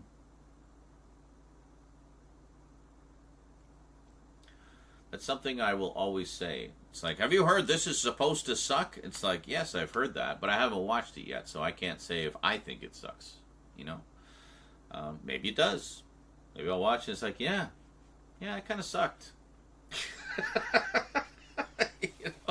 But I'm going to go make a big rant video about it, as it was like the travesty against mankind. I did rants. People think, like, I'm like one of those ranting guys. But no, I only rant when I feel it's warranted. I only rip a movie to shreds if I feel it's warranted. I did it with X-Men 3, and I did it with Batman and Robin for basically the same reason. Because those two movies, well, Batman and Robin completely killed what was a really promising franchise that could have kept going, and it killed it. It just killed it dead, and it stayed dead for a very long time until we got Batman Begins in 2008. But so I was mad about that because that was the movie that killed the franchise. So that's where a lot of my anger was. it didn't have to be, and it was an awful movie too. Like, it was just such a corporate product that it pissed me off. And then X-Men 3, again, it darn near killed the franchise. I thought it was terrible. I thought it was an awful continuation. It was tonally brain dead as far as emotion went, compared to the previous two, and it just was not good. But that was mainly due to Tom Rothman putting his finger in and being impatient and just going for the fast buck instead of, like, trying to build something, you know? So eventually X-Men kind of got back on track with First Class and, you know, I guess Apocalypse, and then it kind of went off the rails again at the end. But we did get Deadpool. We did get Deadpool out of all of that malarkey, so can't complain too much. And Logan, you know, we did get some good stuff. You know, I thought the standalone Wolverine movie was pretty good, especially the unrated version. But yeah. Have you seen the movie Crack-Coon about a killer raccoon? I'm guessing that gets into some crack cocaine. Ever since Cocaine Bear, now it's all about animals hopped up on drugs and going crazy. Like, it's hilarious. There's another one coming out too. The fuck was it? It wasn't that one. It was something else. Like Meth Shark or something. I can't remember, but there's like a whole bunch of them now. It's like almost become its own genre. It's hilarious. Yeah, oh yeah, don't get me wrong. There's some bits in X3 which are fine, you know, like character bits and whatnot. I mean, none of them are perfect. They all have flaws. I think the best one, honestly, is the second one, X2, X-Men United. I think that's the best one. You know, short of the later sort of spin-offs, like Deadpool obviously is great, Logan's great, the Wolverine is pretty good. Not Wolverine Origins, but Wolverine Origins is good until the end, when they completely fuck up Deadpool. But you know, it has some good stuff in it. But yeah, X1 and X2, she doesn't really do much. She has some good moments though. I really like that scene with her and Senator Kelly when he's been mutated and he's basically about to die. She doesn't know he's about to die, but they just have that really sweet moment where she talks, and he says, "What do you think of humans?" And she says, "Honestly, I'm afraid of them." He's like, "Really? You're afraid of us?" It's like, "Yeah, because you all want to kill us." You know, it was just a really nice scene between the two, and I thought it was a great scene for her, and really showed like the softer side of Storm, which is something we see quite a lot in the comics and in the show. But I don't know that we saw it as much in the movies. But yeah, I mean, she's great. Like, Halle Berry is terrific when she's got something good to work with, you know? I still haven't seen her Catwoman movie. That one I fully expect to be a travesty, but I'll see it eventually.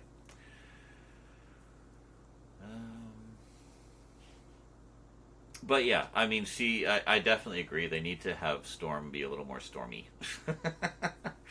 As you say, the accent, the presence, definitely needs the presence. Oh, like someone like the general lady from Black Panther. You know who I'm talking about? The bald lady? I can't remember her name. It's been so long since I've seen the movie. You know who I'm talking about, though.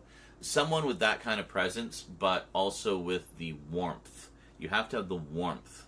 Not just the power, but the warmth of Storm. She's a very loving, caring character. So, yeah. Oh, you would put X-Men Apocalypse below X3. Wow, really? I still haven't seen that one. I'm woefully behind on those. I've seen up to Days of Future Past, in which I love the Rogue cut, by the way. That's the only version I'll watch of that now. I think it's so good. But yeah, I loved First Class, especially on rewatch. I really warmed up to that one. Ooh, Angela Bassett. Oh, that would have been amazing. Yeah. Because she has both. She has both. She's got the presence, the power, and the warmth. She has both of those three things. Yeah, that would have been a good choice for sure. But yeah, I mean, Storm's got to be tough, but also has to have that soft side. And it's hard to get an actor who can kind of convey all of those aspects. She's a complex character, you know. I mean, even if you've just seen the animated series, I mean, it's pretty faithful to the comics. She was essentially worshipped as a goddess back in her village, you know, but still managed to stay humble and grounded and not lose her humanity, you know? Like, she's a very strong character with, you know, definitely someone you want on your side.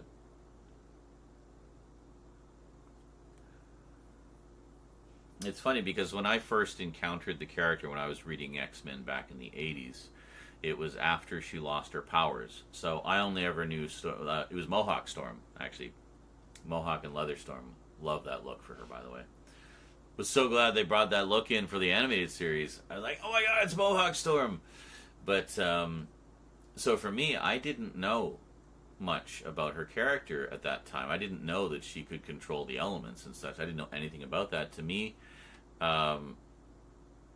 she was just this really cool, strong, independent character who, even without her powers, was still a force to be reckoned with, you know?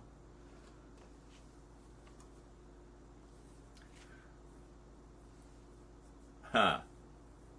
Now, Feige said that people are going to be very shocked at what they want to do with their MCU depiction of Wolvie, apart from being a different actor. I know people keep saying, make X-23 the MCU Wolvie, but you can't have X-23 without Logan. No, not really. I don't think so. I think, well, and I mean, just keep X-23 as her own character. I mean, they're not the same character, you know? They aren't.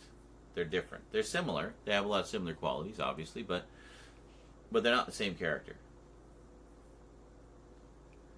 So, I mean, by all means, bring X-23 back. Sure. But, I mean, honestly, I feel like, after having seen Wolverine and Deadpool, I feel like Wolverine and Deadpool was a very heartfelt and loving homage to and epilogue to the Fox stuff, you know? And it seemed to very firmly establish that other than the handful of things that are crossing over, the Fox stuff is staying in its own universe, and that universe is dying. And is ultimately just going to collapse on itself and disappear. So that thread of the Marvel multiverse has ended. And that was kind of a big plot point, too. Basically, they were, you know, having one last blast for everybody. And it was great. Loved it. So much fun. But I thought it was a great send-off for that universe and those characters and those versions of those characters. So,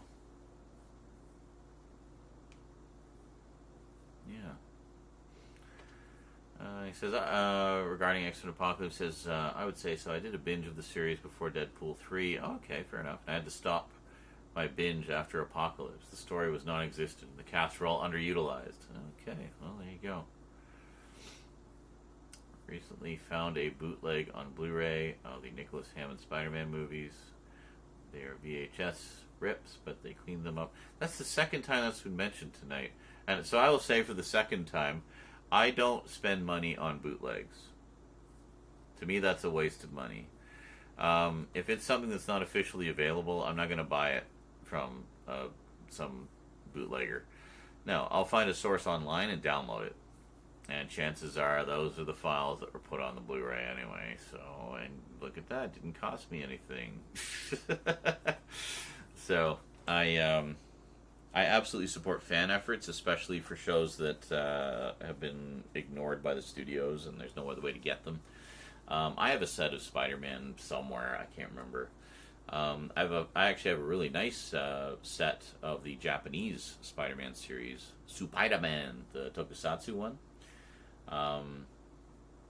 Very nice, the nicest set I've seen of it.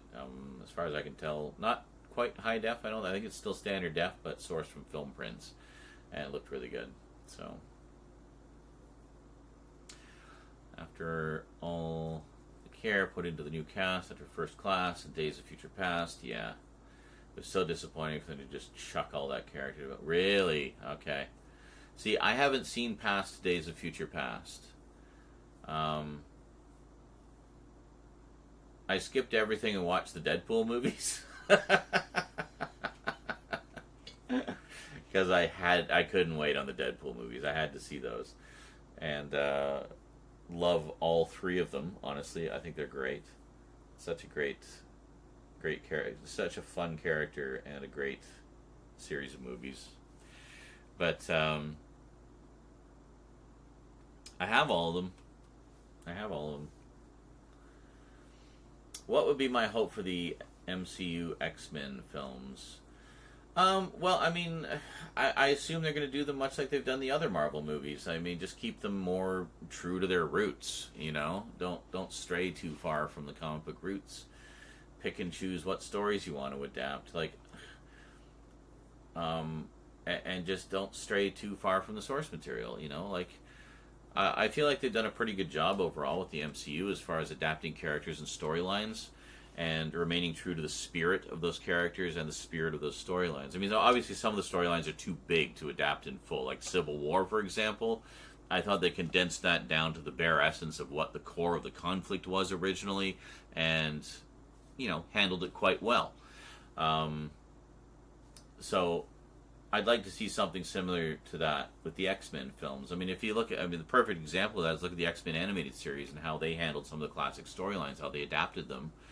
I don't see any reason why they can't do something similar with the new movies. So, you know, it's not like I'm hell-bent on seeing like the perfect adaptation of any specific storylines. I feel like the animated series has kind of already done that.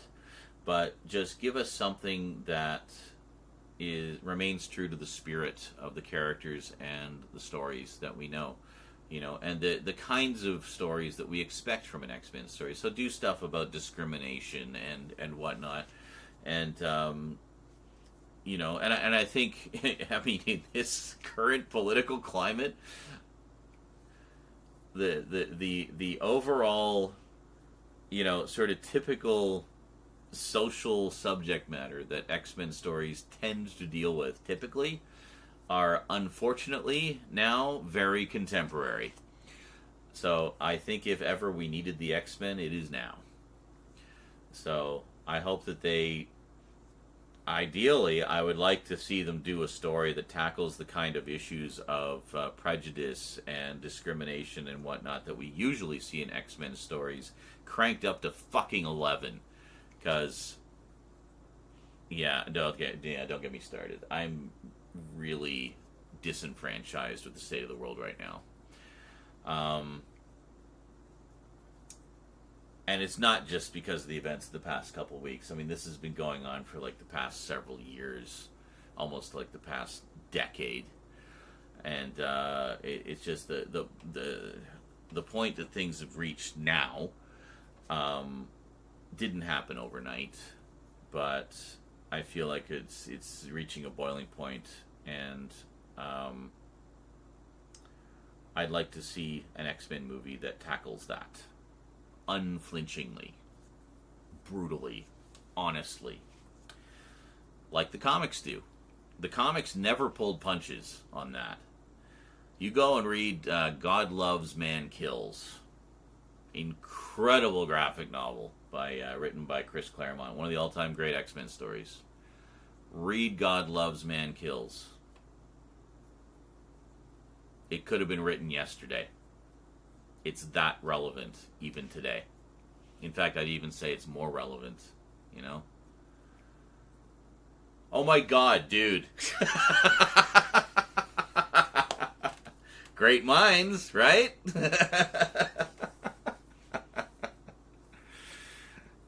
Yeah. God loves, man kills. Absolutely. Hey, Scully. Yeah, we got 2 done. A big update of these. And we did Michael's package. Jonkler's package. Some Doctor Who and Star Wars goodies. Thank you again, by the way, Jonkler, for literally all that is currently available on physical media of Clone Wars. Which, was just starting to really sink in when I went out for my smoke break earlier. It was like, fuck. He literally sent me all of Clone Wars. That's so awesome! So, yeah, pretty cool. If X, I know the big hope is doing the multiverse saga, we might have the next saga be mainly focused on the mutants. If X-Men 97 is to show, then hey, I'm hopeful. We're not anal purists by any means here either, yeah. I'd love to see them go some more weird villains. Yeah, I mean, it's a big... I mean, the whole X-Men thing became so huge with all the simultaneously running series and crossovers and such, that it actually became like its own almost side universe within the Marvel Universe, the X Universe. There's a lot of stuff they could dive into there, not just in the core series, but in all the spin-offs as well, and the crossovers, and it's a massive roster of characters. Like, there's a lot of stuff they could do. So, a Wesley Snipes Blade movie. Unfortunately, I think he's a little bit too old now, but also I don't think he would want to do it. I mean, he's friends with Ryan Reynolds, so he got him to come back for Deadpool and Wolverine, obviously, and that was great. But I think that's it. That's the last blast right there. But yeah, who was it? Mahershala Ali. I always mispronounce his name. But he was going to play the new Blade. But that seems to be stuck in development hell now. I don't know what's going on with the Blade movie that they were working on. But, possibly, yeah, if they do Secret Wars, we might see him there. Depends. And holy shit, Jennifer Garner hasn't aged a day. Like, wow. By the way, just as an aside. I did like the little mention of Daredevil. So where's Daredevil? Oh, he died. Oh, I'm sorry. No, it's fine. Oh, okay then. I laughed so hard at that line. Like, oh my god. No, it's fine. Just doesn't even give a shit. Even Deadpool was like, wow, that's kind of harsh. But okay. Okay, thank you so much, Thomas. I do appreciate the patience. I know everybody... Hey, it only took me a little under a year to get to Michael's package. We will try to get to yours in a more timely fashion. But, so, when was our last dono? It's been a while since our last dono. Can we get another dono here, guys? Let's knock out a little bit more of this. We're getting really close. Really, really close. And we've only got a day left before the end of the month. So let's knock it out, eh? Let's do it. Let's do this! I 1000% believe we'll see Logan and Wade together in Secret Wars. So I haven't really been following the latest slates. I'm guessing Secret Wars is going to be the new big event that they're leading up to.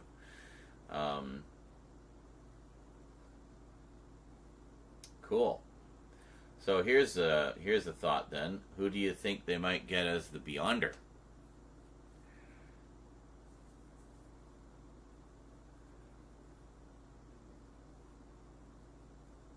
I always thought David Hasselhoff might make a good Beyonder, based entirely on his performance in that music video he did for Guardians of the Galaxy.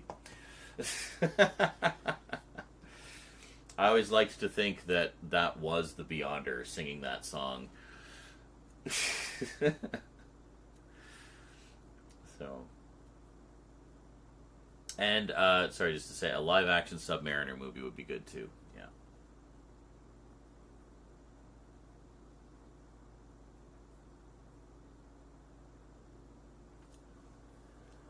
Oh, what time is it?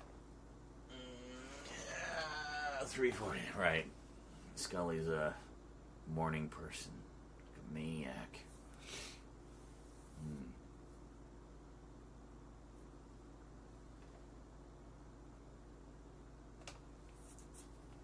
Battery's still charging. I do have a fresh one in the camera, though. We can film anytime. I actually made a divorce joke with Hugh Jackman. Wade says Logan's had some weight gain during the divorce. Greetings, Masamune989. How's it going? So, 2 divorce jokes. Well, there you go.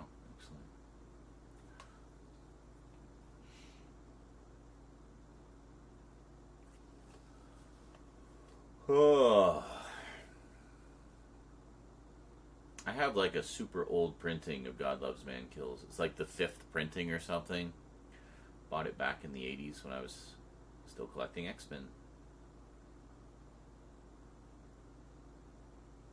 Do I sing in the shower?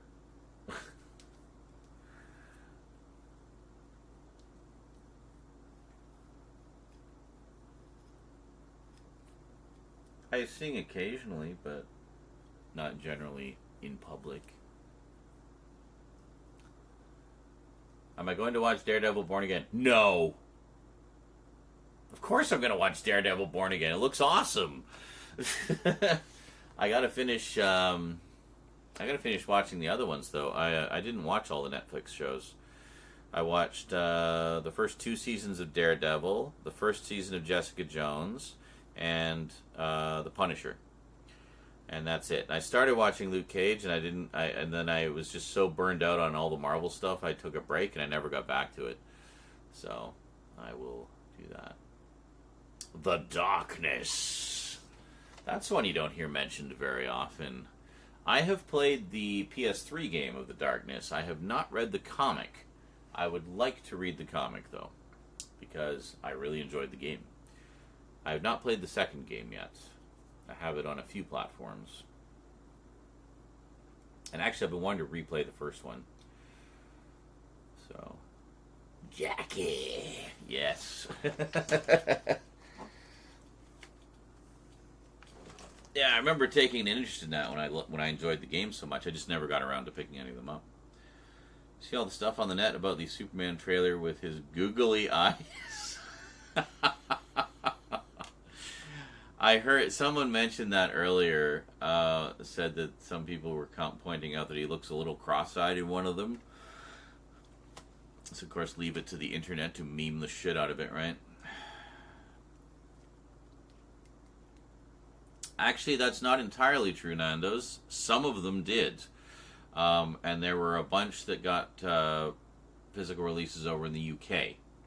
But we did not get releases here. They didn't all get releases, but some of them did. So. Aww. Scully says, I played a little of the Darkness game, but I didn't care for the controls, so I didn't finish it. Aww. That's too bad. Some of the best voice acting up to that point in video games, honestly. It's got such a great cast. It's so well acted. It's got a great story. It's violent as hell. Gory as hell.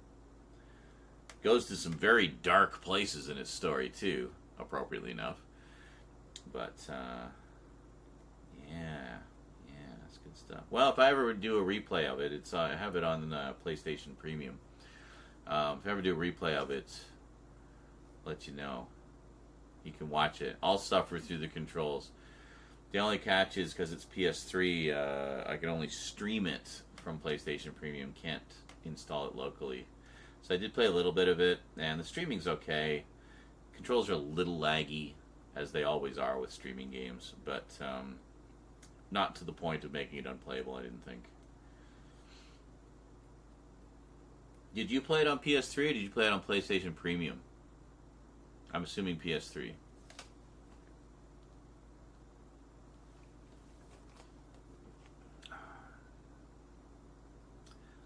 PlayStation Premium. That could be why. You might have had the same issue with it that I did, because I didn't remember the controls being that laggy. So I think that's just a side effect of the streaming, honestly. But yeah, some of them are missing seasons.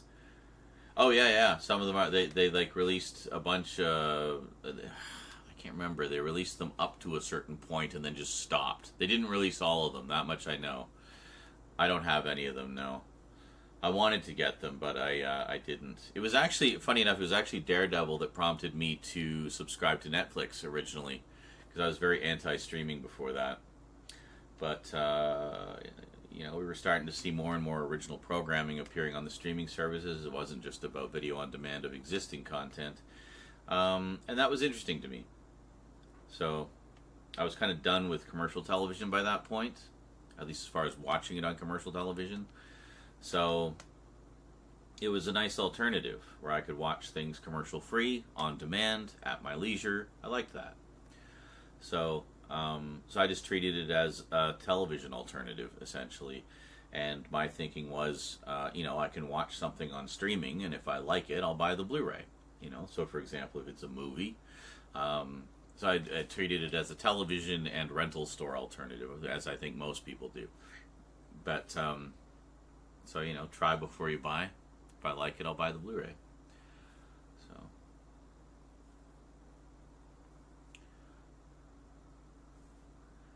Oh, John Clear is defending the shot. He says, look, it was a goofy camera shot. The whole stretched face and zoom is a very unflattering style choice. Doctor Who did it in an episode of Jodie recently. Black Adam did it, yeah. I don't know. People just, like... I think part of it is stemming from just people being dumb about the new Superman movie, like we were talking about earlier. So, dumb's gonna dumb, you know? But yeah, unfortunately I did not get those, and it makes his arms look tiny. Okay. So we will see memes of it, is what you're saying. Googly-eyed Superman with his spindly little arms.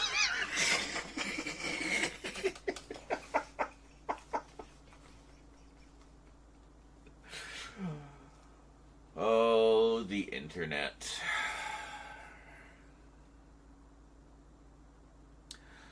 So is this in some of the concept art, and according to Ryan, they originally wanted to bring back Affleck's Daredevil and Nick Cage's Ghost Rider, but Ben just left being Batman, and Cage is now being Noir Spider-Man, so yeah, so they didn't. That's unfortunate.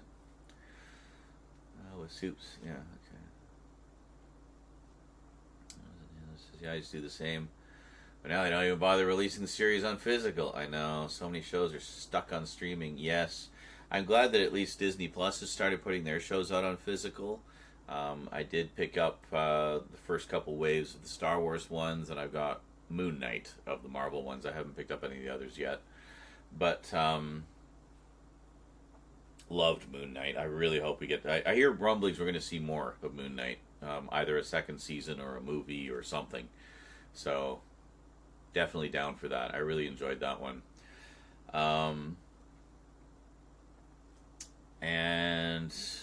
But there's other streaming services, like we're talking about Star Trek. Star Trek puts all their shows on Blu-ray.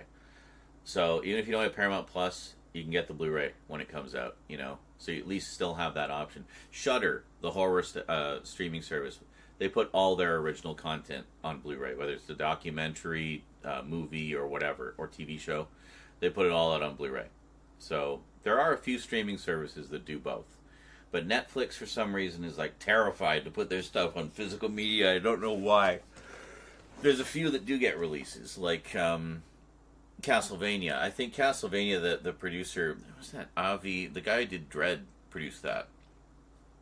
But anyway, he I'm pretty sure included a clause in his contract with them that you need to let me put this on physical. So they allow it in that case. But it's one of the few. And then the other thing that bothers me is when they'll do a physical release, but they'll only put it on DVD. There was a bunch of Netflix shows that had that happen. Where, like, was it Voltron, Legendary Defender? They put out the first 3 seasons, I think, in a DVD collection. It's a high-def show. Why is it only on DVD? You wonder why it didn't sell? Yeah, because you put your high-def show on DVD. That's why it didn't sell. You fucking idiots. So, yeah. Recently watched Kraven the Hunter. Have you seen it, and what do you think of it? I don't go to movie theaters. I wait for the physical release.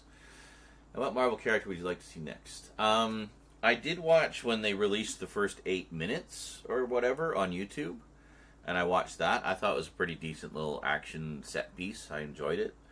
Beyond that, I can't really say. I mean, that may be the only good 8 minutes in the movie. I don't know. But, I mean, I liked what I saw. I thought it looked decent enough. But, I don't know. I mean,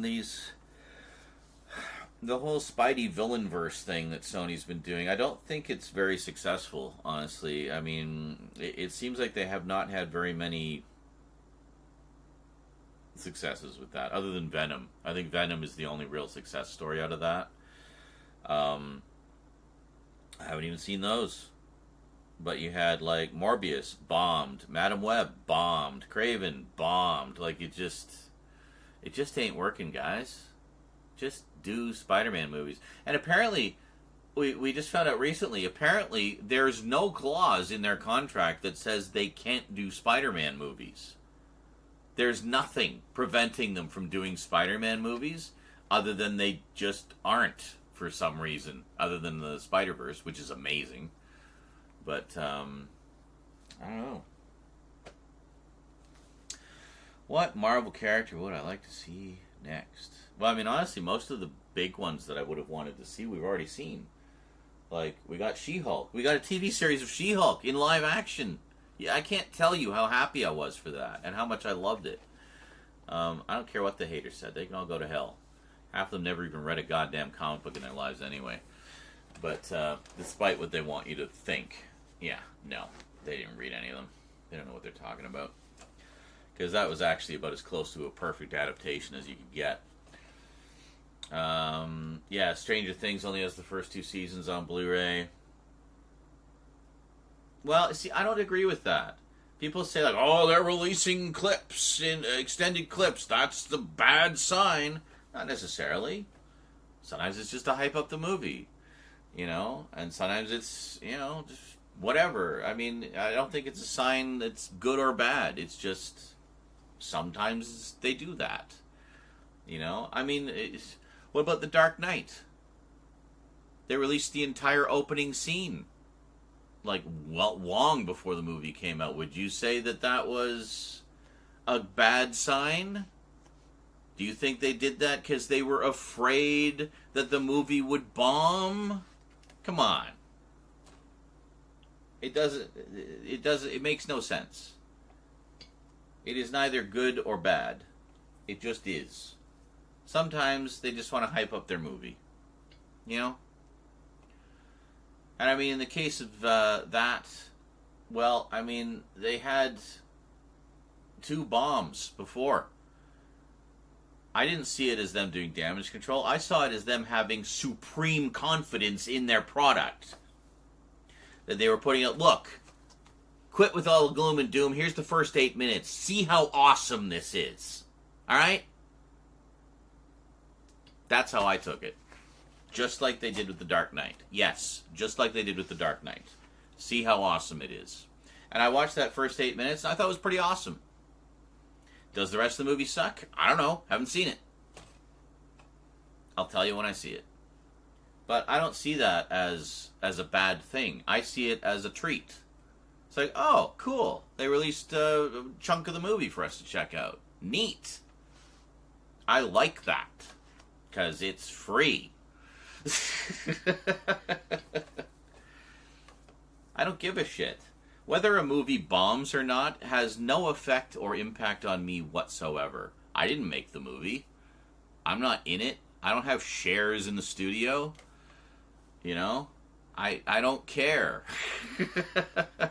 All I care about is whether I enjoy the movie or not. You know, that is the only part that actually affects or impacts me in any way. Did I enjoy it? Cool. Was it so bad it's good? Can we just, like, revel in the badness? Sure, sometimes. A lot of movies are, oh, you should have seen some of the shit we were watching around Halloween. Oh my god, dude. I wish you'd come to more of those screenings, John, because you would have had an absolute blast. We watched some of the most spectacular crap. It was so much fun. We were just laughing our butts off through almost all of it. It was great.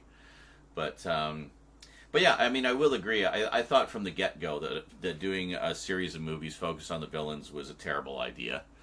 Now, if they were doing it kind of like a reverse MCU, where it's like we're going to do all these villain origin stories and then have a big, you know, mash up with Spider-Man, cool. Yeah, that could be fun. But it just seemed it just seemed so directionless. You know what I mean? They were just like throwing out these movies. Like, let's just keep throwing shit at the wall until something sticks. But and yeah, I mean, like them or not, they absolutely feel like cash grabs. It's like, we just gotta use our licenses. So, I mean, at least with Venom, they made something that seems to be entertaining and generally well-liked. Probably largely thanks to Tom Hardy being an incredible actor. And just rocking both of those roles. But, you know, I don't know. I haven't seen the Venom movies. I'm probably just going to binge the trilogy at some point.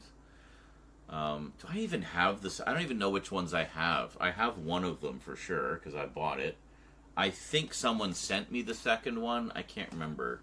I definitely don't have the third one, though. Unless it's in a package somewhere. But, a trilogy of cash grabs. But yeah, that's not inaccurate. That's exactly what they are. But I mean, sometimes cash grabs can be good. It's like, all right, this was done for, you know, nothing more than reasons of greed. But hey, despite that, they made an entertaining film. But that's not always the case. Anyway, I enjoyed the 8 minutes I watched. If it's just some big, dumb, beefy action movie, cool. That's fine. As long as the set pieces are good, then I don't care if the plot is thin as a sheet of paper. You know, give me some just big, dumb, beefy action stuff, you know? Never forget, if you look up some of the leaked emails from Sony, Avi Arad wanted to do a spy thriller Aunt May film. Have her team up with Alfred Pennyworth. The crossover you never asked for. Super spy Aunt May with super spy Alfred Pennyworth fighting, I don't know, jaywalkers.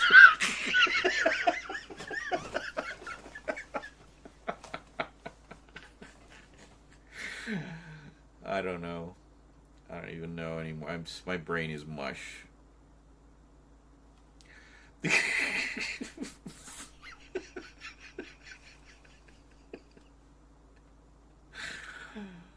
Oh my god. Oh, well, no wonder. We've been going for almost 9 hours. Good lord. Yeah, people ask me, how do you stream so long? I don't know. I just do. I think it's because I enjoy it. I enjoy, like, just shooting the shit with you guys and hanging out and occasionally being productive. By the way, today is a Fortnite day. As much as I still need to do filming, we got to take a break to do some Fortnite because Godzilla is leaving apparently, and I don't want to miss out on the big G. So we're going to be grinding hard for Godzilla quests. The season isn't ending until next month, so that's fine. We can relax a little bit, but But the Godzilla stuff is leaving, so we want to make sure we get all that done before it's gone. So tune in tomorrow, well, later today, and we'll do that. Aviarad needs to fuck all the way off and live off his retirement money. Dude has zero creativity. Well, I mean, yeah, it just... And get rid of Tom Rothman. Those two are just the duo of suck. Look how much better the X-Men movies were after Tom Rothman left. You know? For the most part. I mean, he didn't want to do Deadpool. As soon as he left, they did Deadpool. Highest grossing R-rated film of all time. If Tom Rothman had stayed, it never would have happened. Yeah. Just get him out of the movie biz, please. He's doing more harm than good.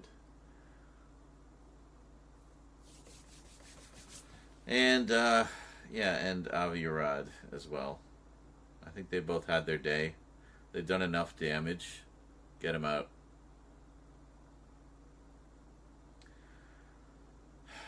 See, Sony needs their own, like James Gunn or Dave Filoni or Kevin Feige. They need someone like that to be running their movies, like their comic book movies. And they don't have one. They have fucking Avi Arad and Tom Rothman. So, yeah. I'd love a doc. Oh my god, a doc about the behind-the-scenes drama for The Amazing Spider-Man. Just all the fucking studio interference bullshit. Yeah, talk about cash grab. I mean, that, I remember, I mean, I've definitely warmed up to aspects of those movies, but, Andrew Garfield, of course. I mean, it's just fantastic. Love Andrew Garfield. But they definitely felt like, oh, we should do something to make sure we can hang on to the license. And the fact that Sam Raimi's Spider-Man 4 got shit-canned for it. Like, I was very bitter the first time I saw The Amazing Spider-Man. I was like, this should be Spider-Man 4. Why are we doing the origin of Spider-Man again? And doing like it really kind of shittily, despite having Martin Sheen as Uncle Ben, who is amazing. I love Martin Sheen, but yeah. And then the second one, yeah, I mean it was definitely like just too much being crammed in there. But it has some good moments. You know, I saw it for the first time very recently. It still, I mean, it has some good moments, but it was definitely overcrowded. It was just overstuffed. There's too much shit in it. Like, it should have been split across a couple of movies. And also, I mean, they set it up for a third one that never happened. So, are you serious? Shit canned 4 days. So they actually had done pre-production even? I did not know that. I didn't know it was that far into holy shit. Wow. Yeah, so there's obviously a few stories to be told there. I wonder if we'll ever hear them. Interesting. That sounds like you know, some kind of documentary, like one of those big 4-hour documentaries needs to be done on that whole saga. Just all the drama. All the drama. Wow.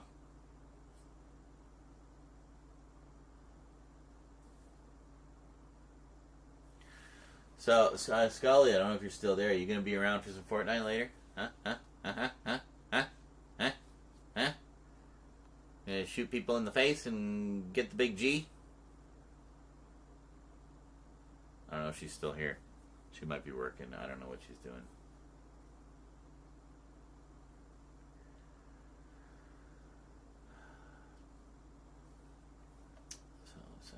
people and cats, apparently. Or people cats. So it was like, it was going to have the Thundercats in it. Ooh, new Hitman game, eh? I really got to play some of those. I've got a bunch of them.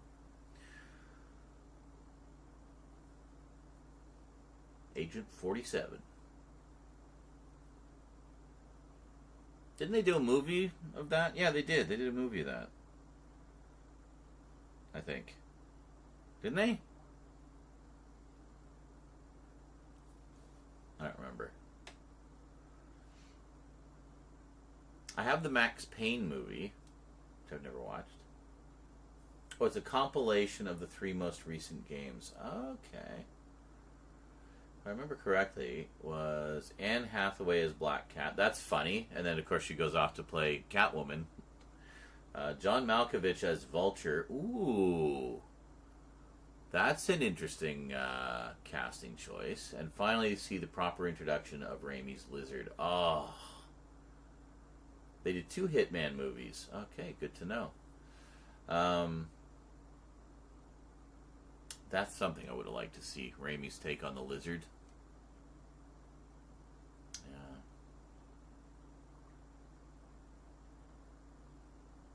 Although, I mean, despite not being wild about the design, I thought the portrayal of the Lizard in Amazing Spider-Man was pretty good. I thought it was pretty good adaptation overall. But I was kind of surprised it took so long for us to see the Lizard on screen. I mean, he's such a major, important villain in the comics, that recurs frequently. So a nice slow build to that. We saw him introduced in Spider-Man 2 and 3. That's true, yeah. The way Sam Raimi handled Darkman, I think he might do well with the Hitman IP. Yeah, possibly. Darkman's fun. I loved it. I finally picked up the sequels, which I used to have on Laserdisc, but I picked up the Blu-rays, so I finally got the full Darkman trilogy. Arnold Vosloo of the Mummy fame plays Darkman in those. You got Jeff Fahey as villain in the third one. And I think you got Larry Drake back as Durant in the second one. And there's Otto's college and Peter's college teacher. Oh, okay. Yeah, I vaguely remember. It's been a long time since I've watched them. But yeah, they were clearly leading up to that.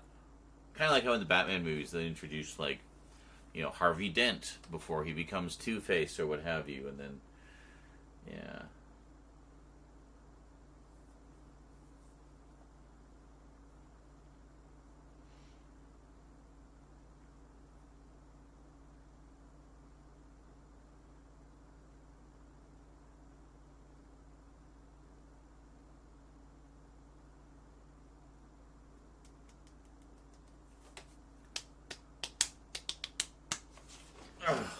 Ooh. What day is it? Oh, it's not Tuesday. It's Thursday. Oh.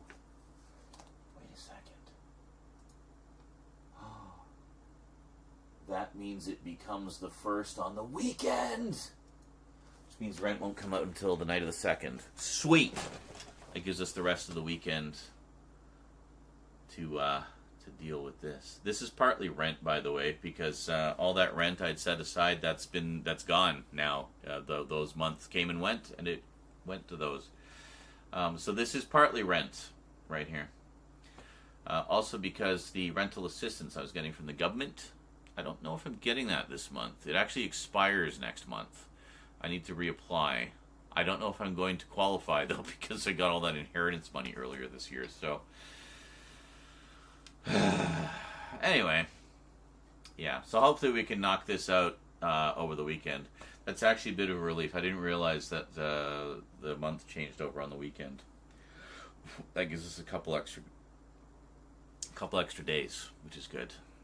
So we're going to keep streaming every day. Boo-ba-doo-boo, ba-doo, boo-ba-doo-boo. Raimi After how much a disaster Spider-Man 3 was, apparently did a rough draft plan for another trilogy, but more properly well thought out. Yeah. Well, I mean, to be fair, it wasn't his fault. He was, like, severely pressured by the studio to alter Spider-Man 3. I really wish they had just let him do what he was planning to do because, I mean, as we've talked about before, the parts that he clearly was more directly involved in, like the Sandman story, that was great. Really enjoyed that storyline and the emotional punch of it. That was Sam Raimi. You could tell. And then all the Eddie Brock stuff. I mean, to be fair, I mean, he was forced to put Venom in it, and he did give us a couple of iconic Venom moments from the comics, which I was happy to see, like the whole thing using the church bell to disrupt the symbiote to get rid of him, and then that's how Eddie Brock gets it. That was great. That was like the comic book brought to life, that scene. That was done very well. And I thought Eddie Brock, what's-his-face, Topher Grace, I thought he was fine. I didn't have a problem with him. I actually kind of liked seeing him play a villain, because, of course, we mainly knew him from that 70s show. So, I kind of liked him playing sort of an unlikable character, But I mean, I don't know. But it did feel very shoehorned in, and we're kind of getting into overcrowding, I feel like it should have just been kept with the Sandman story and just let Sam do his thing. For God's sake. I mean, he just gave you 2 hit movies in a row. The man has proven himself. Let him do his thing. Like, what the fuck did you hire him for? Oh, no, the fans want Venom. Cool. We'll work him in at some point down the line. Why does it have to be right now? Right this second? Venom's never going to drop in popularity. The fans will always want Venom. So, I don't know. Really? That's interesting. You prefer Raimi's Eddie. That's what I've been saying. I've said this for years. Like, I always thought Topher Grace was pretty good as Eddie. Like, I liked how he played that, and then he has an edge to him. He's scary. There's some moments where he's really scary, and I like that. But, what is it? Let's see, you don't... I didn't know you were that down on the Hardy ones. I thought you thought they were okay, but... So is that the main issue? You don't like that it went in a more sort of humor direction? I mean, to be fair, there has... In some of the Venom comics, it has been like that. Like, in particular, when you get into, like, the Lethal Protector stuff, where he's trying to be a hero... That's largely where I think that comes from, is that era of Venom, like the sort of, trying to be a hero, but being really brutal about it. It's like ridiculously violent. But whereas the Venom we got in Spider-Man 3, that was just a straight up villain Venom, like where he started from, so...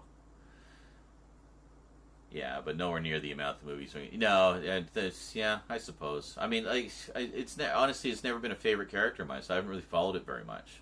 I just kind of skimmed through the history. I have a collected, like an epic collection style book that has all the earliest stories of Venom, like basically all the original Spider-Man appearances and stuff like that. And pretty much everything leading up to right before Lethal Protector. So it's basically a collection of all the Venom as, well, the symbiote and Venom as villain storyline. So, I don't know. I'll check it out. I'll check them out at some point. Like I said, I'll probably just binge all 3 of them in one sitting one day. And I'm sure they'll be fine, but, I'll be watching for Tom Hardy more than anything else. And just let me put it on the record, Tom Hardy was fucking awesome as Mad Max. Hey Z, I sent you a friend request on GOG. Oh, okay. Good old GOG. I didn't know you could do that. Alright. Them being rated R or not is the least of the issues. I was excited for Woody Harrelson as Carnage. Everything outside of Venom himself, I dig. See, like everything except the main character of the movies. Like the title character, technically the reason you're there to see the movie. Yeah, I don't really like him. Everybody else is good. I mean, Woody Harrelson is terrific, and he can play unhinged quite well. I still say though, I always thought Jackie Earle Haley would be great as a Cletus Kasady. I mean, he basically looks like him, and he's also an incredible actor. So I thought Woody was an odd choice, but I could see it, you know, because I mean, I'm a huge fan of Natural Born Killers, the Oliver Stone film, and you want to see how unhinged Woody can be. Even Woody himself was a little disturbed by some of the dark places that they went to in that movie. You see in the some of the behind the scenes stuff, but yeah, Woody's great. So yeah, I don't know. I'll check him out at some point.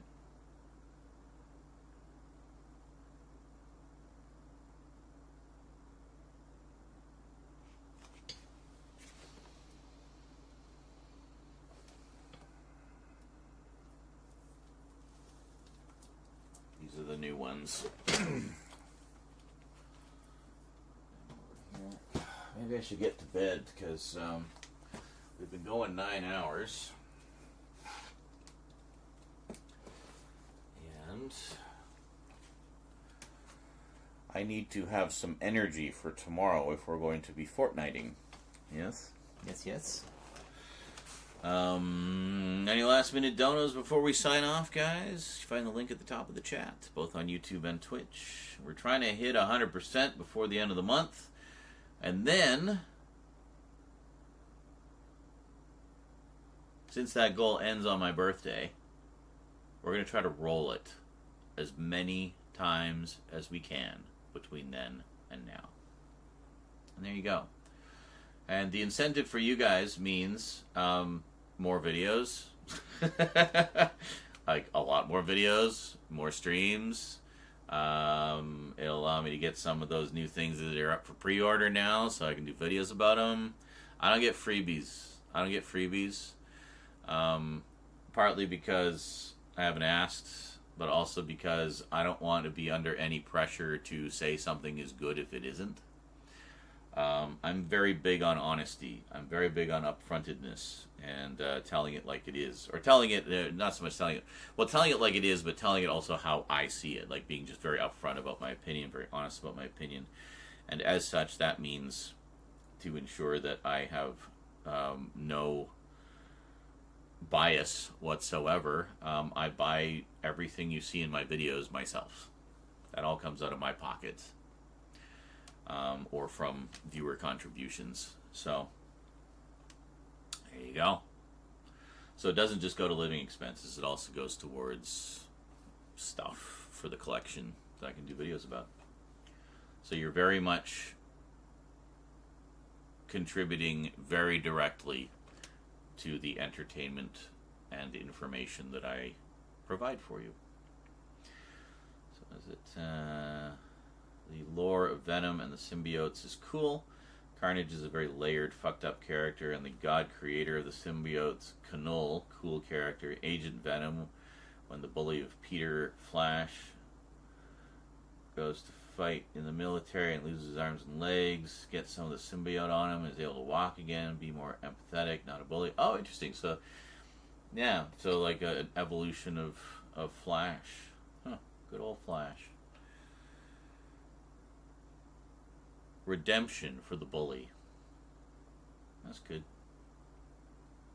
That happens. I mean, it's nice to see also. I like story arcs where former rivals become friends, or at least, or not so much become friends, but at least, you know, develop a respect for each other, or make their peace in some way. Those could be nice. And also, you know, it shows that people can change, which is a very human thing. And a lot of people are afraid of that, I think, and resistant to that.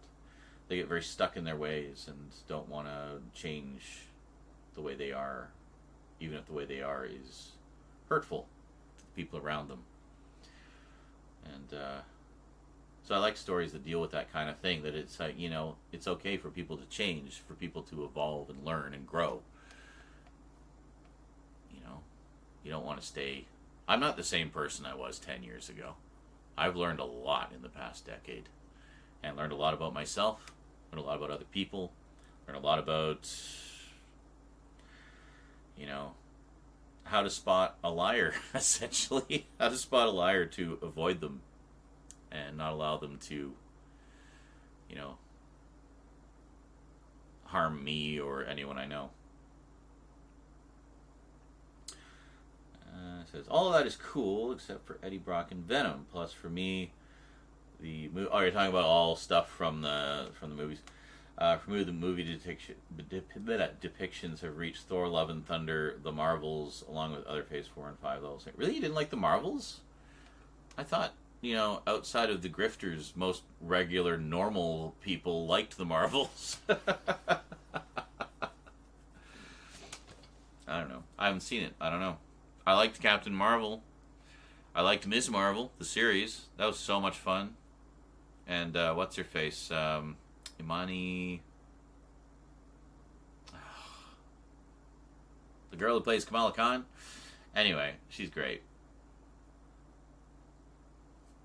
It's 50-50 for people. But are we talking normal people or are we talking grifters? I don't consider grifters to be people. I consider them to be scum.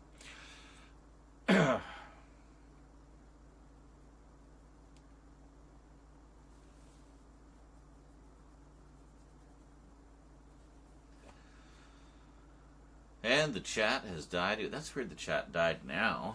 I thought people were waking up. Oh well. Oh, I should be going to bed. Well, good. And true. It says you should know me. I wouldn't refer to those people. Yeah, fair enough.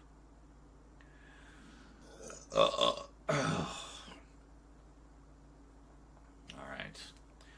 So, Fortnite tomorrow, and then filming for the rest of the weekend, basically. I think that's the plan. Sound good, folks? Will you join me? Will you help keep me sane during all of the madness? Just going to make sure everything is powered off. There we go.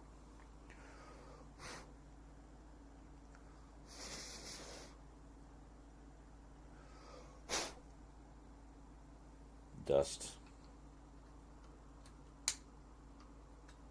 Okay, there we go. We'll put you guys back over here, I think.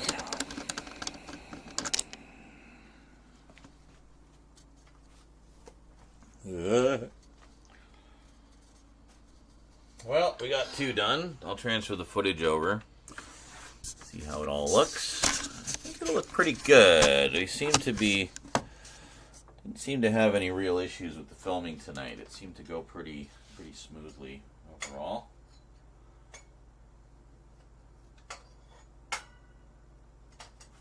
Oh, so what were these for? What were all the what was like the big thing of CD DVD sleeves for? just because you had some extras? Very neat. I mean, I can always make use of these, so. It just seems such an odd addition, like just in the middle of all these like CDs and Blu-rays and stuff. And here's some sleeves. Alright, cool. Yeah, and as I was saying, like, these are the nice sleeves too. Like, these are the nice, I like these ones. They're very, like, scratch resistant, you know, like, they don't scratch the discs really and keep them safe. Which is good. Bring these over. Bring these over. Yeah, okay. And turn this off.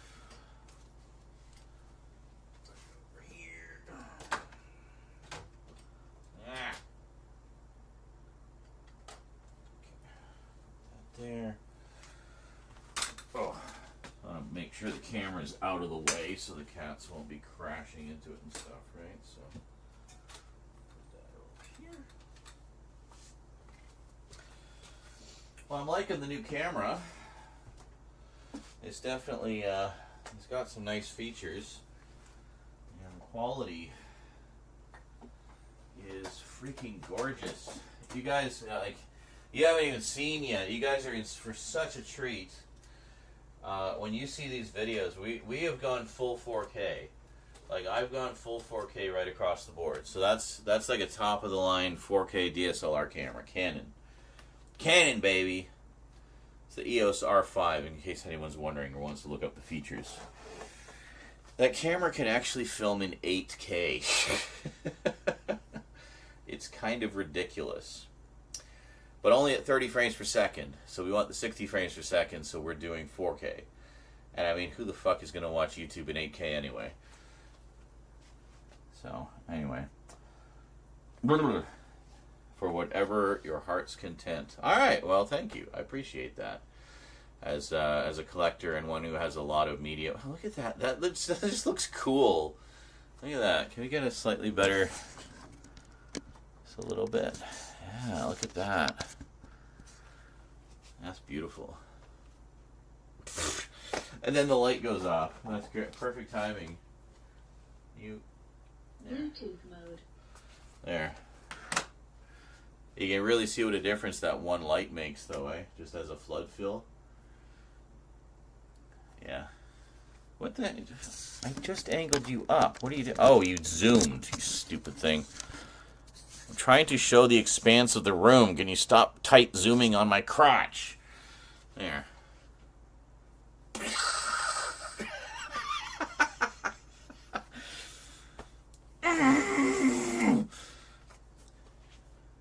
There. Good enough. Stop. There. There we go. That's actually pretty... It's actually pretty good. Okay, do this. Okay, it stopped. I think that is what it is. I think I figured it out. So that's why because we were wondering why it wasn't working sometimes. And other times it was just like really hyperactive. And I think that's why. You use the hand to start it or stop it. So that's what it is. See, now it's not doing it. Notice that? Yeah. But if I do this... Really? Do you need it bigger?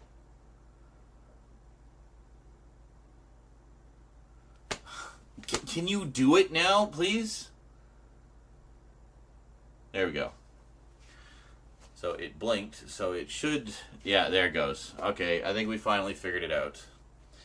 So you do the hand gesture to turn it on and off.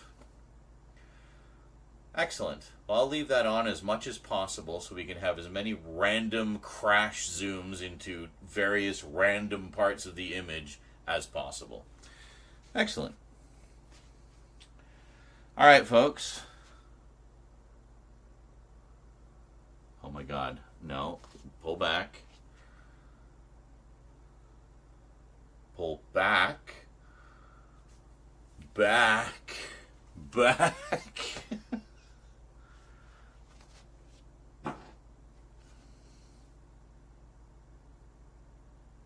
Okay, there we go. Neat. It kind of ruins the illusion when you see the Grinch pants, doesn't it? The illusion is that I'm wearing nice pants because you never see them. So you just imagine nice pants.